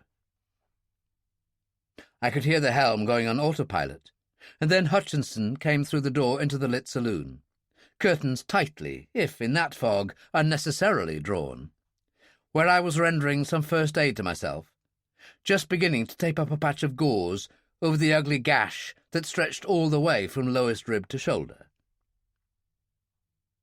I couldn't see the expression behind the darkly luxuriant foliage of that beard, but his sudden immobility was expression enough.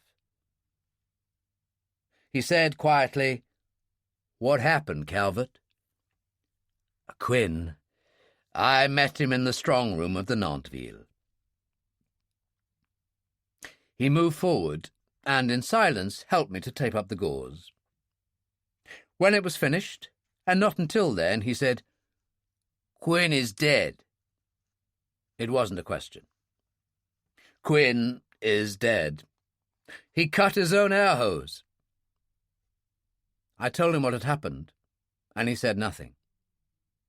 He didn't exchange a dozen words all the way back to Craigmore. I knew he didn't believe me. I knew he never would. Neither did Uncle Arthur. He never believed me till the day he died. But his reaction was quite different. It was one of profound satisfaction. Uncle Arthur was, in his own avuncular fashion, possessed of an absolute ruthlessness. Indeed, he seemed to take half the credit for the alleged execution. "It's not 24 hours, he denounced at the tea-table, since I told Calvert to seek out and destroy this man by whatever means that came to hand. I must confess that I never thought the means would consist of the blade of a sharp knife against an air hose. A neat touch, my boy. A very neat touch indeed." Charlotte scored us, believe me. I don't know why, but she believed me. While she was stripping off my makeshift bandage, cleaning the wound and rebandaging it very efficiently, a process I suffered with unflinching fortitude because I didn't want to destroy her image of a Secret Service agent by bellowing out loud at the top of my voice, I told her what had happened, and there was no doubt that she believed me without question. I thanked her for bandage and belief, and she smiled. 6 hours later, 20 minutes before our 11 p.m. deadline for taking off in the Firecrest, she was no longer smiling. She was looking at me the way women usually look at you when they had their minds set on something and can see that they're not going to get their own way. A rather less than affectionate look. "I'm sorry, Charlotte," I said. "I'm genuinely sorry, but it's not on. You're not coming with us, and that's that." She was dressed in dark slacks and sweater, like one who had, or had had, every intention of coming with us on a midnight jaunt. "We're not going picnicking on the Thames. Remember what you said yourself this morning. There will be shooting. Do you think I want to see you killed?" "I'll stay below," she pleaded. "I'll stay out of harm's way. Please, Philippe, let me come." "No." "You said you'd do anything in the world for me. Remember?" "That's unfair, and you know it. Anything to help you, I meant, not anything to get you killed. Not you, of all people." "Of all people? You think so much of me?" I nodded. "I mean so much to you?" I nodded again. She looked at me for a long time, her eyes wide and questioning, her lips moving as if about to speak, and yet not speaking. Then took a step forward, latched her arms around my neck, and tried to break it. At least that was the way it felt. The dead Quin's handiwork was still with me, but it wasn't that at all. She was clinging to me, as she might cling to a person who she knew she would never see again. Maybe she was fey. Maybe she had second sight. Maybe she could see old Calvert floating face down in the murky waters of the Dove Scare boathouse. When I thought about it, I could see it myself, and it wasn't an attractive sight at all. I was beginning to have some difficulty with my breathing when she suddenly let me go, half led, half pushed me from the room, and closed the door behind me. I heard the key turn in the lock. "Our friends are at home," Tim Hutchinson said. We'd circled far to the south of Dove Scare, close into the southern shore of Loch Huron, and were now drifting quickly on the flood tide, engine stopped, in an east by northerly direction past the little man-made harbour of Dove Scare. "You were right, Calvert. They're getting all ready for their moonlit flitting." "Calvert is usually right," Uncle Arthur said, in his best trained-him-myself voice. "And now, my boy?" The mist had thinned now, giving maybe 100 yards visibility. I looked at the T-shaped crack of light showing where the boathouse doors didn't quite meet each other in the middle, and where the tops of the doors sagged away from the main structure. "Now it is," I said. I turned to Hutchinson. "We've all of a 15-foot beam. That entrance is not more than 20 wide. There's not a beacon or a mark on it. There's a 4-knot tide running. You really think it can be done? Taking her through that entrance at 4 or 5 knots? Fast enough to smash open those doors without piling ourselves up on the rocks on the way in?" "There's only one way to find out." He pressed the starter button, and the warm diesel caught fire at once, its underpass exhaust barely audible. He swung around to the south on minimum revs, continued on this course for 2 cables, westwards for the same distance, curved round to the north, pushed the throttle wide open, and lit a cigar. Tim Hutchinson, preparing for action. In the flare of the match, the dark face was quiet and thoughtful, no more. For just over a minute there was nothing to be seen, just the darkness and patches of grey mist swirling past our bows. Hutchinson was heading a few degrees west of north, making allowance for the set of the tide. All at once we could see it, slightly off the starboard bow as it had to be to correct for the tide, that big T-shaped light in the darkness fairly jumping at us. I picked up the submachine gun, opened and latched back the port wheelhouse door, and stood there, gun in left hand, door jam in right, with one foot on the outside deck and the other still in the wheelhouse. Uncle Arthur, I knew, was similarly positioned on the starboard side. We were as firmly braced as it was possible to be. When the Firecrest stopped, it would stop very suddenly indeed. 40 yards away, Hutchinson eased the throttle and gave the wheel a touch to port. That bright T was even farther round on our starboard side now, but directly in line with us, and the patch of dark water to the west of the almost phosphorescently foaming whiteness that marked the point where the flood tide ripped past the outer end of the eastern breakwater. 20 yards away, he pushed the throttle open again. We were heading straight for where the unseen west breakwater must be. We were far too far over to port. It was impossible now that we could avoid smashing bow first into it. Then, suddenly, Hutchinson had the wheel spinning to starboard, the tide pushing him the same way, and we were through. And not an inch of Uncle Arthur's precious paintwork had been removed. Hutchinson had the engine in neutral. I wondered briefly whether, if I practised for the rest of my life, I could effect a manoeuvre like that. I knew damn well that I couldn't. I told Hutchinson that the bollards were on the starboard side of the boathouse, so that the diving boat would be tied up on that side. He angled the boat across the tiny harbour towards the right-hand crack of light, spun the wheel to port till we were angling in towards the central crack of light, and put the engine full astern. It was no part of the plan to telescope the Firecrest's bows against the wall of the boathouse and send it, and us, to the bottom. As an entrance, it erred, if anything, on the spectacular side. The doors, instead of bursting open at their central hasps, broke off at the hinges, and we carried the whole lot before us with a thunderous crash. This took a good knot off our speed. The aluminium foremast, with Uncle Arthur's fancy telescopic aerial inside, almost tore the tabernacle clear of the deck before it sheared off, just above wheelhouse level, with a most unpleasant metallic shrieking. That took another knot off. The screw, biting deep in maximum revs astern, took off yet another knot, but we still had a fair way on when, amid a crackling splintering of wood, partly of our planking, but mainly of the doors, and the screeching of the rubber tires on our well-fended bows, we stopped short with a jarring shock, firmly wedged between the port quarter of the diving boat and the port wall of the boathouse. Uncle Arthur's feelings must have been almost as bruised and lacerated as the planking of his beloved Firecrest. Hutchinson moved the throttle to slow ahead to keep us wedged in position, and switched on the 5-inch searchlight, less to illuminate the already sufficiently well-lit shed than to dazzle bystanders ashore. I stepped out on the deck with a machine pistol in my hands.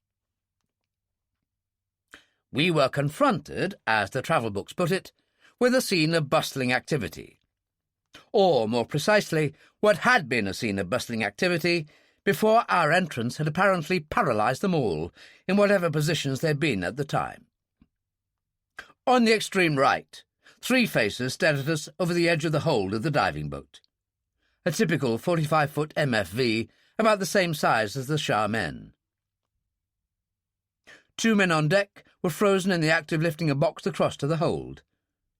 Another 2 were standing upright, one with his hands stretched above his head, waiting for another box, swinging gently from a rope suspended from a loading boom. That box was the only moving thing in the boathouse. The winchman himself, who bore an uncommon resemblance to Thomas, the bogus customs officer, one lever against his chest and another held in his outstretched right hand, looked as if the lavas of Vesuvius had washed over him 20 centuries ago and left him frozen forever. The others, backs bent, were standing on the wall at the head of the boathouse, holding a rope attached to a very large box, which 2 frogmen were helping to lift clear of the water.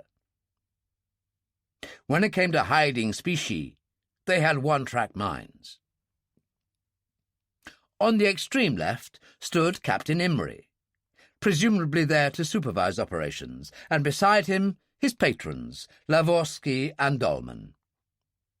This was the big day. This was the culmination of all their dreams, and they weren't going to miss a moment of it. Imrie Lavorsky, and Dolman were the ones for me. I moved forward until I could see the barrel of the machine gun, and until they could also see that it was pointing at them. "Come close," I said. "Yes, you three. Captain Imrie, speak to your men. Tell them that if they move, if they try anything at all, I'll kill all three of you. I've killed 4 of you already. If I double the number, what then? Under the new laws, you get only 15 years. For murderous vermin, that is not enough. I'd rather you died here. Do you believe me, Captain Imrie?" "I believe you." The guttural voice was deep and sombre. "You killed Crane this afternoon." "He deserved to die." "He should have killed you that night on the Nantville," Imrie said. "Then none of this would have happened." "You will come aboard our boat, one at a time," I said. "In this situation, Captain Imrie, you are without question the most dangerous man. After you, Lavorsky. Then—" "Please, keep very still. Terribly still." The voice behind me was totally lacking in inflection, but the gun, pressed hard against my spine, carried its own message, one not easily misunderstood. "Good. Take a pace forward, and take your right hand away from the gun." I took a pace forward and removed my right hand. This left me holding the machine pistol by the barrel. "Lay the gun on the deck." It obviously wasn't going to be much use to me as a club, so I laid it on the deck. I'd been caught like this before, once or twice, and just to show that I was a true professional, I raised my hands high and turned slowly round. "Why, Charlotte Skouras," I said. Again I knew what to do, how to act, the correct tone for the circumvented agent, bantering but bitter. "Fancy meeting you here. Thank you very much, my dear." She was still dressed in the dark sweater and slacks, only they weren't quite as spruce as the last time I'd seen them. They were soaking wet. Her face was dead white and without expression. The brown eyes were very still. "And how in God's name did you get here?" "I escaped through the bedroom window and swam out. I hid in the after cabin." "Did you indeed? Why don't you change out of those wet clothes?" She ignored me. She said to Hutchinson, "Turn off that searchlight." "Do as the lady says," I advised. He did as the lady said. The light went out, and we were all now in full view of the men ashore. Imrie said, "Throw that gun over the side, Admiral." "Do as the gentleman says," I advised. Uncle Arthur threw the gun over the side. Captain Imrie and Lavorsky came walking confidently towards us. They could afford to walk confidently. The 3 men in the hold, the 2 men who had suddenly appeared from behind the diving boat's wheelhouse, and the winch driver, a nice round total of 6, had suddenly sprouted guns. I looked over this show of armed strength and said slowly, "You were waiting for us." "Certainly we were waiting for you," Lavorsky said jovially. "Our dear Charlotte announced the exact time of your arrival. Haven't you guessed that yet, Calvert?" "How do you know my name?" "Charlotte, you fool! By heavens, I believe we have been grievously guilty of overestimating you." "Mrs. Skouras was a plant," I said. "A bait," Lavorsky said cheerfully. I wasn't fooled by his cheerfulness. He'd have gone into hysterics of laughter when I came apart on the rack. "Swallowed hook, line, and sinker. A bait with a highly effective, if tiny, transmitter and a gun in a polythene bag. We found the transmitter in your starboard engine." He laughed again, until he seemed in danger of going into convulsions. "We've known of every move you've made since you left Torbay. And how'd you like that, Mr. Secret Agent Calvert?" "I don't like it at all. What are you going to do with us?" "Don't be childish. What are you going to do with us?" asks he naively. "I'm afraid you know all too well." "How did you locate this place?" "I don't talk to executioners." "I think we'll shoot the Admiral through the foot to begin with," Lavorsky beamed. "A minute afterwards through the arm, then the thigh." "All right." "We had a radio transmitter aboard the Nanterville." "We know that. How did you pinpoint Dove Scare?" "The boat belonging to the Oxford Geological Expedition. It is moored fore and aft in a little natural harbour south of here. It's well clear of any rock, yet it's badly holed. It's impossible that it would be holed naturally where it lay. It was holed unnaturally, shall we say? Any other boat you could have seen coming from a long way off, but that boat had only to move out to be in full sight of the boathouse, and the anchored diving boat. It was very clumsy." Lavorsky looked at Imry, who nodded. "He would notice that. I advised against it at the time." "Was there more, Calvert?" "Donald McKeekan, on Eilean Oran. You should have taken him, not his wife. Susan Kirkside. You shouldn't have allowed her out and about. When did you last see a fit young 21-year-old with blue shadows that size under her eyes? A fit young 21-year-old with nothing in the world to worry about, that is. And you should have disguised that mark made by the tail fuselage of the Beechcraft belonging to Lord Kirkside's elder son when you ran it over the edge of the North Cliff. I saw it from the helicopter." "That's all?" Lavorsky asked. I nodded, and he looked again at Imry. "I believe him," Imry said. "No one talked. That's all we need to know. Calvert first, Mr. Lavorsky." They were certainly a brisk and businesslike outfit. I said quickly, "2 questions. The courtesy of 2 answers. I'm a professional. I'd like to know. I don't know if you understand." "And 2 minutes." Lavorsky smiled. "Make it quick. We have business on hand." "Where is Sir Anthony Scoras? He should be here." "He is? He's up in the castle with Lord Kirkside and Lord Charnley. The Shangri-La is tied up at the west landing stage." "Is it true that you and Dolman engineered the whole plan? That you bribed Charnley to betray insurance secrets? That you, or Dolman rather, selected Captain Imry to pick his crew of cutthroats? And that you were responsible for the capture and sinking of the ships, and the subsequent salvaging of the cargoes? And, incidentally, the deaths, directly or indirectly, of our men?" "It's late in the day to deny the obvious." Again Lavorsky's booming laugh. "We think we did rather well, eh, John?"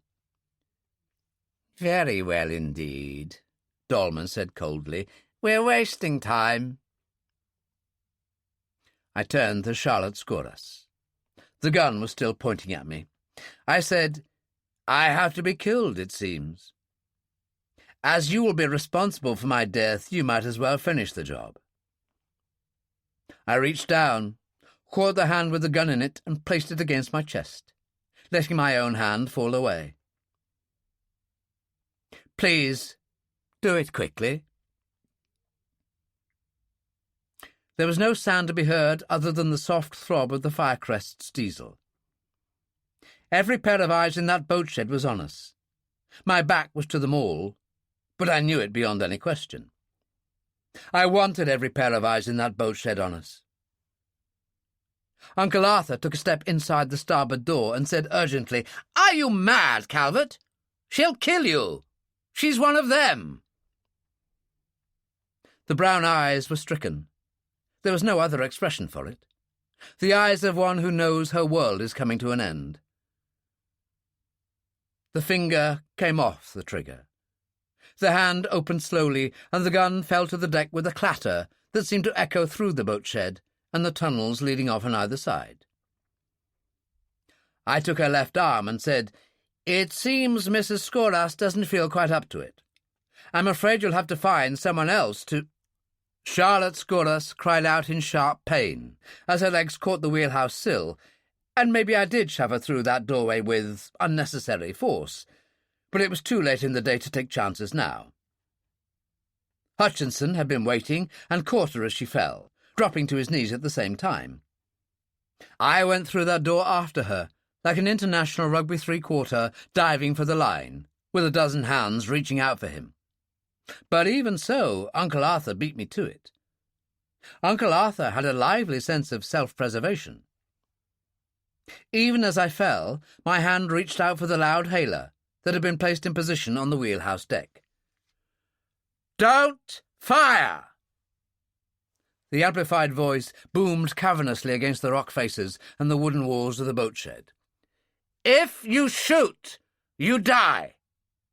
One shot, and you may all die. There's a machine gun lined up on the back of every man in this boathouse. Just turn round, very, very slowly, and see for yourselves." I half rose to my feet, hoisted a wary eye over the lower edge of a wheelhouse window, got the rest of the way to my feet, went outside, and picked up the machine gun on the deck. Picking up that machine gun was the most superfluous and unnecessary action I'd performed for many a long day. If there was one thing that boathouse was suffering from at the moment, it was a plethora of machine guns. There were 12 of them in all, shoulder-slung machine pistols, in 12 of the most remarkably steady pairs of hands I'd ever seen. The 12 men were ranged in a rough semicircle round the inner end of the boathouse. Big, quiet, purposeful-looking men dressed in woolen caps, grey and black camouflage smocks and trousers, and rubber boots. Their hands and faces were the colour of coal. Their eyes gleamed whitely, like performers in the black-and-white minstrel show. But with that, every hint of light entertainment ended. "Lower your hands to your sides and let your guns fall." The order came from a figure in the middle of the group, a man indistinguishable from the others. "Do please be very careful. Slowly down, drop the guns, utter stillness. My men are very highly trained commandos. They've been trained to shoot on suspicion. They know only how to kill. They have not been trained to wound or cripple." They believed him. I believed him. They dropped their guns and stood very still indeed. "Now clasp your hands behind your necks." They did. All but one, Lavorsky. He wasn't smiling any more, and his language had little to recommend it. That they were highly trained I could believe. No word or signal passed. The commando nearest Lavorsky walked towards him on soundless soles, machine pistol across his chest. The butt seemed to move no more than 3 inches. When Lavorsky picked himself up, the lower part of his face was covered in blood, and I could see the hole where some teeth had been. He clasped his hands behind his neck. "Mr. Calvert?" the officer asked. Me," I said. "Captain Rawley, sir. Royal Marine Commandos." "The castle, Captain?" "In our hands." "The Shangri-La?" "In our hands." "The prisoners?" "2 men are on the way up, sir. I said to Imry. "How many guards?" He spat and said nothing. The commander who had dealt with Lavorsky moved forward, machine pistol high. Imry said, "2." I said to Rawley, "2 men enough?" "I hope, sir, that the guards will not be so foolish as to offer resistance." Even as he finished speaking, the flat, rapid-fire chatter of a submachine gun came echoing down the long flight of stone steps. Rawley shrugged. "They'll never learn to be wise now. Robinson," this to a man with a waterproof bag over his shoulder, "go up and open the cellar door. Sergeant Evans, line them up in 2 rows against the wall there, 1 standing, 1 sitting." Sergeant Evans did. Now that there was no danger of being caught in crossfire, we landed, and I introduced Uncle Arthur, full military honours and all, to Captain Rawley. Captain Rawley's salute was something to see. Uncle Arthur beamed. Uncle Arthur took over. "Capitally done, my boy," he said to Rawley. "Capitally. There'll be a little something for you in this New Year's list. Ah, here come some friends." They weren't all exactly friends, this group that appeared at the bottom of the steps.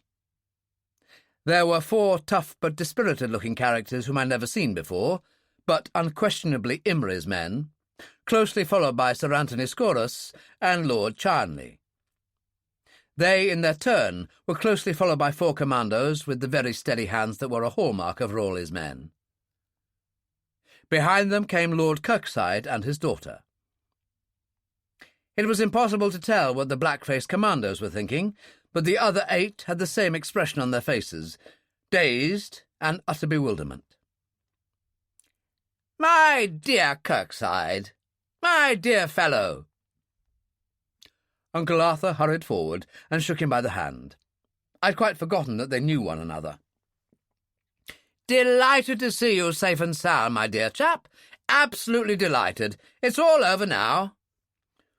"What in God's name is happening?" Lord Kirkside asked. You've got them. You have them all. Where is my boy? Where is Rawlinson? What?" An explosive crack, curiously muffled, came down the flight of steps.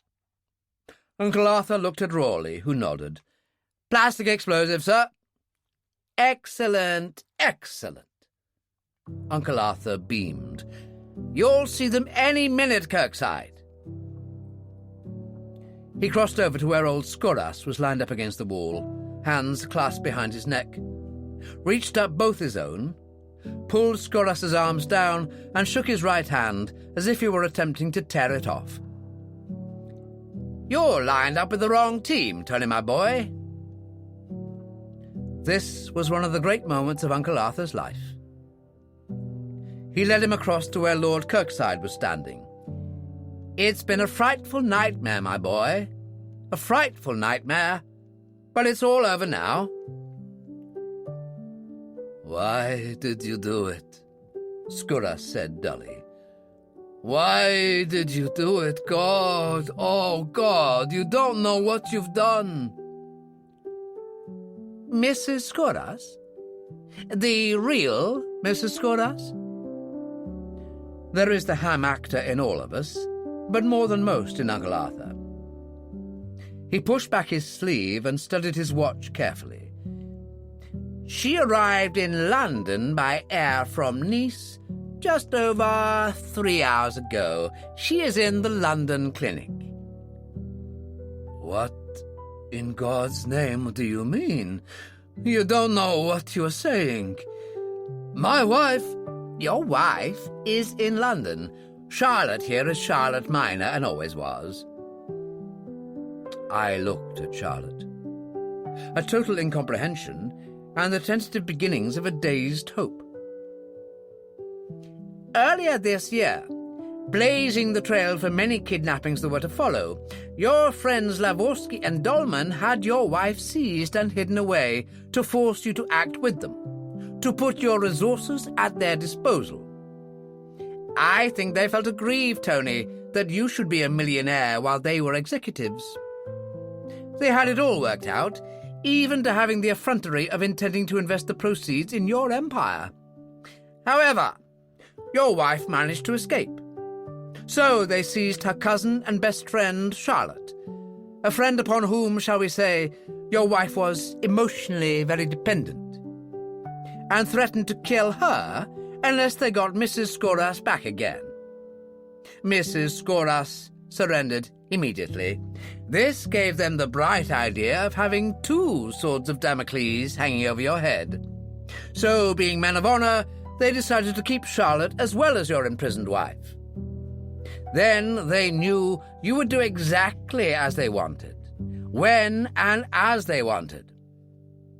To have a good excuse to keep both you and Charlotte under their surveillance at the same time, and to reinforce the idea that your wife was well and truly dead, they gave out that you had been secretly married.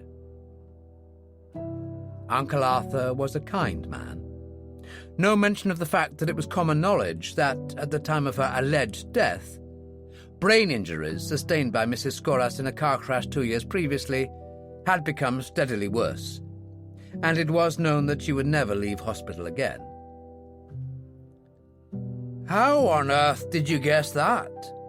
Lord Kirkside asked. "No guess. Must give my lieutenants their due," Uncle Arthur said in his best magnanimous taught-em-all-I-know voice. "Hunslet radioed me at midnight on Tuesday. He gave me a list of names of people about whom Calvert wanted immediate and exhaustive inquiries made. That call was tapped by the Shangri-La, but they didn't know what Hunslet was talking about, because in our radio transmissions, all proper names are invariably coded. Calvert told me later that when he'd seen Sir Anthony on Tuesday night, he thought Sir Anthony was putting on a bit of an act. He said it wasn't all act. He said Sir Anthony was completely broken and desolated by the thought of his dead wife. He said he believed the original Mrs. Skoras was still alive, that it was totally inconceivable that a man who so patently cherished the memory of his wife should have married again 2 or 3 months later, that he could only have pretended to marry again for the sake of the one person whom he ever and so obviously loved. I'd radioed France. Riviera police dug up the grave in Beaulieu where she'd been buried near the nursing home where she died. They found a coffin full of logs. Well, you knew this, Tony? Old Skoras nodded. He was a man in a dream. It took them half an hour to find out who had signed the death certificate, and most of the rest of the day to find the doctor himself. They charged him with murder. This can be done in France on the basis of a missing body. The doctor wasted no time at all in taking them to his own private nursing home, where Mrs. Skoras was in a locked room. The doctor, matron, and a few others are in custody now. Why in God's name didn't you come to us before? They had Charlotte, and they said they would kill my wife out of hand. What would you have done? God knows, Uncle Arthur said frankly. She's in fair health, Tony. Calvert got radio confirmation at 5 a.m. Uncle Arthur jerked a thumb upwards. On Lavorski's big transceiver in the castle. Both Skoras and Lord Kirkside had their mouths open. Lavorski, blood still flowing from his mouth, and Dolman looked as if they'd been sandbagged. Charlotte's eyes were the widest wide I'd ever seen. She was looking at me in a very peculiar way. It's true, Susan Kirkside said. I was with him. He told me to tell nobody. She crossed to take my arm and smiled up at me. I'm sorry again for what I said last night. I think you're the most wonderful man I've ever known. Except Royley, of course. She turned round at the sound of footsteps coming down the stairs and promptly forgot all about the second most wonderful man she'd ever known. Royley! She cried. Royley! I could see Royley bracing himself. They were all there. I counted them. Kirkside's son, the Honourable Rawlinson, the policeman's sons, the missing members of the small boats, and behind them all, a small, brown-faced old woman in a long, dark dress with a black shawl over her head. I went forward and took her arm. "Mrs. McGeechan," I said, "I'll take you home soon. Your husband is waiting." "Thank you, young man," she said calmly. "That will be very nice." She lifted her arm and held mine in a proprietorial fashion. Charlotte Skouras came and held my other arm, not in quite so proprietorial a fashion, but there for everyone to see. I didn't mind. She said, "You were on to me? You were on to me all the time?" "He was," Uncle Arthur said thoughtfully. "He just said he knew. You never quite got round to explaining that bit, Calvert." "It wasn't difficult, sir. If you know all the facts, that is," I added hastily. "Sir Anthony put me on to you. That visit he paid me on the Firecrest to allay any suspicion we might have had about our smashed radio set only served, I'm afraid, to make me suspicious. You wouldn't have normally come to me. You'd have gone ashore immediately to the police, or to a phone, sir. Then, in order to get me talking about the cut telephone wires, you wondered if the radio wrecker, to complete our isolation from the mainland, had smashed the 2 public call boxes. From a man of your intelligence, such a suggestion was fatuous. There must be scores of houses in Torbay with their private phone. But you thought it might sound suspicious if you suggested cut lines, so you didn't.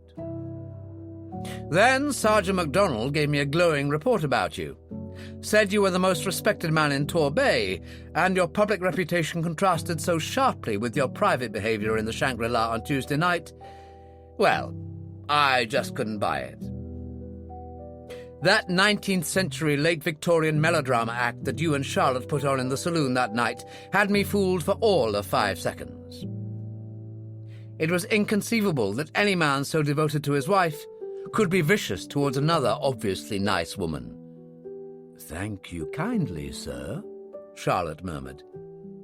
It was inconceivable that he sent her for his wife's photograph unless he had been ordered to do so. And you had been ordered to do so by Lavorsky and Dolman. And it was inconceivable that she would have gone. The Charlotte Miner I knew would have clobbered you over the head with a marlin spike. Ergo, if you weren't what you appeared to be, neither were you, Charlotte. The villains, they thought, were laying a foundation for an excellent reason for your flight from the wicked Baron to the Firecrest, where you could become their eyes and ears and keep them informed of all our plans and moves, because they'd no idea how long their secret little transmitter in the engine room would remain undetected. After they knew we'd found Hunslet, they'd removed the transmitter by that time, it was inevitable that they would try to get you aboard the Firecrest. So they laid a little more groundwork by giving you a bruised eye — the dye is nearly off already — and some wicked wheels across your back, and dumped you into the water with your little polythene kit bag with the microtransmitter and gun inside it. Do this, they said, or Mrs. Skouras will get it. She nodded. They said that. I have 20/20 eyesight. Sir Arthur hasn't. His eyes were badly damaged in the war. I had a close look at those wheels on your back. Genuine wheels. Also genuine pinpricks, where the hypodermic with the anaesthetic had been inserted before the lashes were inflicted. To that degree at least, someone was humane. I could stand the most things, Skouras said heavily. I couldn't stand the thought of...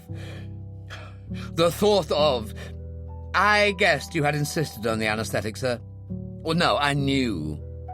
The same way that I knew that you had insisted that the crews of all those small yachts be kept alive, or the hell with the consequences. Charlotte, I ran a fingernail down one of those wheels. You should have jumped through the saloon roof. You never batted an eyelid. After submersion in salt water. After that, I knew.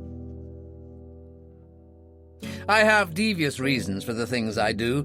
You told us that you'd come to warn us of our deadly danger, as if we didn't know. I told you we were leaving Torbay within the hour, so off you trotted to your little cabin and told them we were going to leave within the hour. So Quinn, Jacques, and Kramer came paddling across well in advance of the time you'd told us they would be coming, trusting we would have been lulled into a sense of false security. You must love Mrs. Skouras very much, Charlotte. A clear-cut choice, she or us, and you made your choice. But I was waiting for them, so Jacques and Kramer died. I told you we were going to Alien Oren and Craigmore, so off you trotted down to your little cabin and told them we were going to Alien Oren and Craigmore, which wouldn't have worried them at all. Later on, I told you we were going to Dove Scare. So off you trotted down to your little cabin again. But before you could tell them anything, you passed out on your cabin deck, possibly as a result of a little nightcap I put in your coffee. I couldn't have you telling your friends here that I was going to Dove Scare, now could I? They would have had a reception committee all nicely organized. You were in my cabin. You said I was on the floor. Don Juan has nothing on me. I flit in and out of ladies' bedrooms like anything. Ask Susan Kirkside. You were on the floor. I put you to bed. I looked at your arms, incidentally, and the rope marks were gone. They'd used rubber bands, twisted pretty tightly, just before Hunslet and I had arrived. She nodded. She looked dazed. I also, of course, found the transmitter and gun. Then, back in Craigmore, you came and pumped me for some more information. And you did try to warn me. You were about torn in half by that time. I gave you that information. It wasn't the whole truth, I regret, but it was what I wanted you to tell Lavorsky and Company, which, I said approvingly, like a good little girl, you did. Off you trotted to your little whitewashed bedroom. Philippe Calvert, she said slowly, you are the nastiest, sneakingest, most low-down, double-crossing... There are some of Lavorsky's men aboard the Shangri-La, old Skouras interrupted excitedly. He had rejoined the human race. They'll get away. They'll get life, I said. They're in irons, or whatever Captain Rawley's men here are in the habit of using. But how did you know where the Shangri-La was? In the darkness, in the mist. It's impossible. How's the Shangri-La's tender working? I asked. The what? The Shangri-La's... What the devil? He calmed down. It's not working. Engines out of order. Demerara sugar has that effect upon them, I explained. Any sugar has, in fact, when dumped in the petrol tanks. But Demerara was all I could lay hands on that Wednesday night, after Sir Arthur and I had left you, but before we took the Firecrest into the pier. I went aboard the tender with a couple of pounds of the stuff. I'm afraid you'll find the valves are ruined. I also took with me a homing signal transmitter, a transistorized battery-powered job, which I attached to the inner after bulkhead of the anchor locker, a place that's not looked at once a year. So, when you hauled the incapacitated tender aboard the Shangri-La, well, we knew where the Shangri-La was. I'm afraid I don't follow, Calvert. Look at Messrs. Dolman, Lavorsky, and Imrie. They follow all right. I know the exact frequency that transmitter sends on. After all, it was my transmitter. One of Mr. Hutchinson's skippers was given this frequency and tuned into it. Like all MFVs, it has a loop aerial for direction finding. He just had to keep turning the loop till the signal was at full strength. He couldn't miss. He didn't miss. Mr. Hutchinson's skippers, Skora said carefully. MFVs, you said. It was as well, I reflected, that I wasn't overly troubled with self-consciousness. What with Mrs. McKeekan on one hand, Charlotte on the other, and every eye, a large proportion of them hostile to a degree, bent upon me, it could have been embarrassing to a degree. Mr. Hutchinson has 2 shark fishing boats. Before I came to Dove Scare last night, I radioed from one of his boats asking for help, the gentleman you see here. They said they couldn't send boats or helicopters in this weather, in almost zero visibility. I told them the last thing I wanted was their damned noisy helicopters. Secrecy was everything, and not to worry about the sea transport. I knew some men for whom the phrase zero visibility was only a joke. Mr. Hutchinson's skippers. They went to the mainland and brought Captain Raleigh and his men back here. I didn't think they'd arrive until late at night. That's why Sir Arthur and I were afraid to move before midnight. What time did you get here, Captain Raleigh? 9:30. So early. I must admit it was a bit awkward without a radio. Then ashore in your little rubber boats, through the side door, waited until the diving boat came back, and waited and waited. We were getting pretty stiff, sir. Lord Kirkside cleared his throat. Maybe he was thinking of my nocturnal assignation with his daughter. Tell me this, Mr. Calvert. If you radioed from Mr. Hutchinson's boat in Craigmore, why did you have to radio again from here later that night? If I didn't, you'd be down among the dead men by this time. I spent the best part of 15 minutes giving highly detailed descriptions of Dove's Gare externally and of the castle and boathouse layout internally. Everything that Captain Raleigh and his men have done had to be done in total darkness. You'll keep an eye on our friends, Captain Raleigh. A fishery cruiser will be off Dove's Gare shortly after dawn. The Marines herded them off into the left-hand cave, set 3 powerful lights shining into the prisoners' faces, and mounted a 4-man guard with machine pistols at the ready. Our friends would undoubtedly keep until the fishery cruiser came in the morning. Charlotte said slowly, That was why Sir Arthur remained behind this afternoon, when you and Mr. Hutchinson went to the Nantville, to see that I didn't talk to the guards and find out the truth. Why else? She took her arm away and looked at me without affection. So you put me through the hoop, she said quietly. You let me suffer like this for 30 hours, while you knew all the time. Fair's fair. You were doing me down. I was doing you down. I'm very grateful to you, she said bitterly. If you aren't, you damn well ought to be, Uncle Arthur said coldly. This was one for the books. Uncle Arthur talking to the aristocracy, even if only the aristocracy by marriage, in this waspish tone. If Calvert won't speak for himself, I will. Point 1. If you hadn't kept on sending your little radio messages, Lavorsky would have thought that there was something damned fishy going on, and might well have left the last ton or 2 of gold in the Nantville and taken off before we got here. People like Lavorsky have a highly attuned 6th sense of danger. Point 2. They wouldn't have confessed to their crimes unless they thought we were finished. Point 3. Calvert wanted to engineer a situation where all attention was on the Firecrest, so that Captain Raleigh and his men could move into position and so eliminate all fear of unnecessary bloodshed. Maybe your blood, my dear Charlotte. Point 4, and more important, if you hadn't been in constant radio contact with them, advising them of our impending arrival right up to the moment we came through those doors. We'd even left the saloon door open, so that you could clearly overhear us and know all we were doing.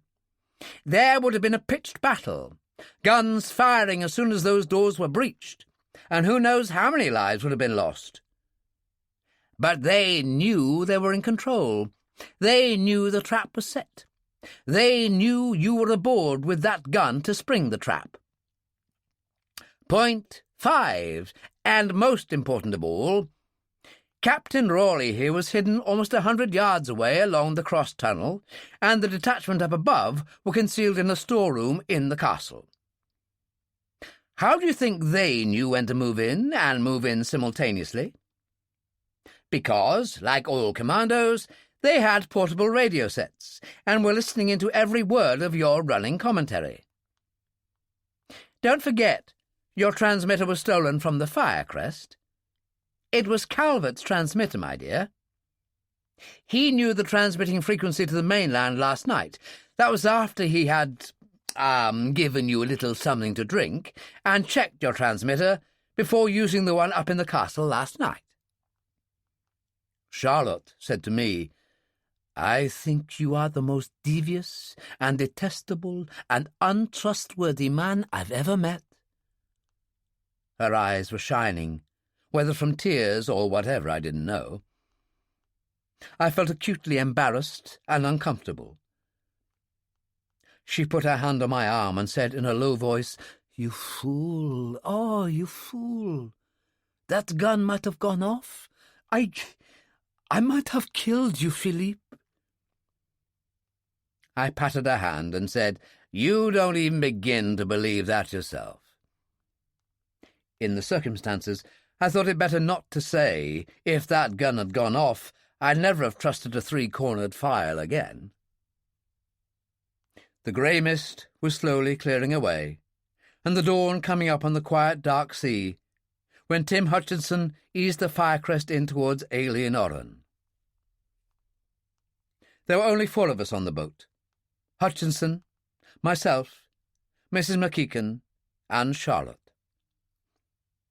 I told Charlotte to find a bed in Dovescare Castle for the night, but she'd simply ignored me, helped Mrs. McKeekan onto the Firecrest, and had made no move to go ashore again.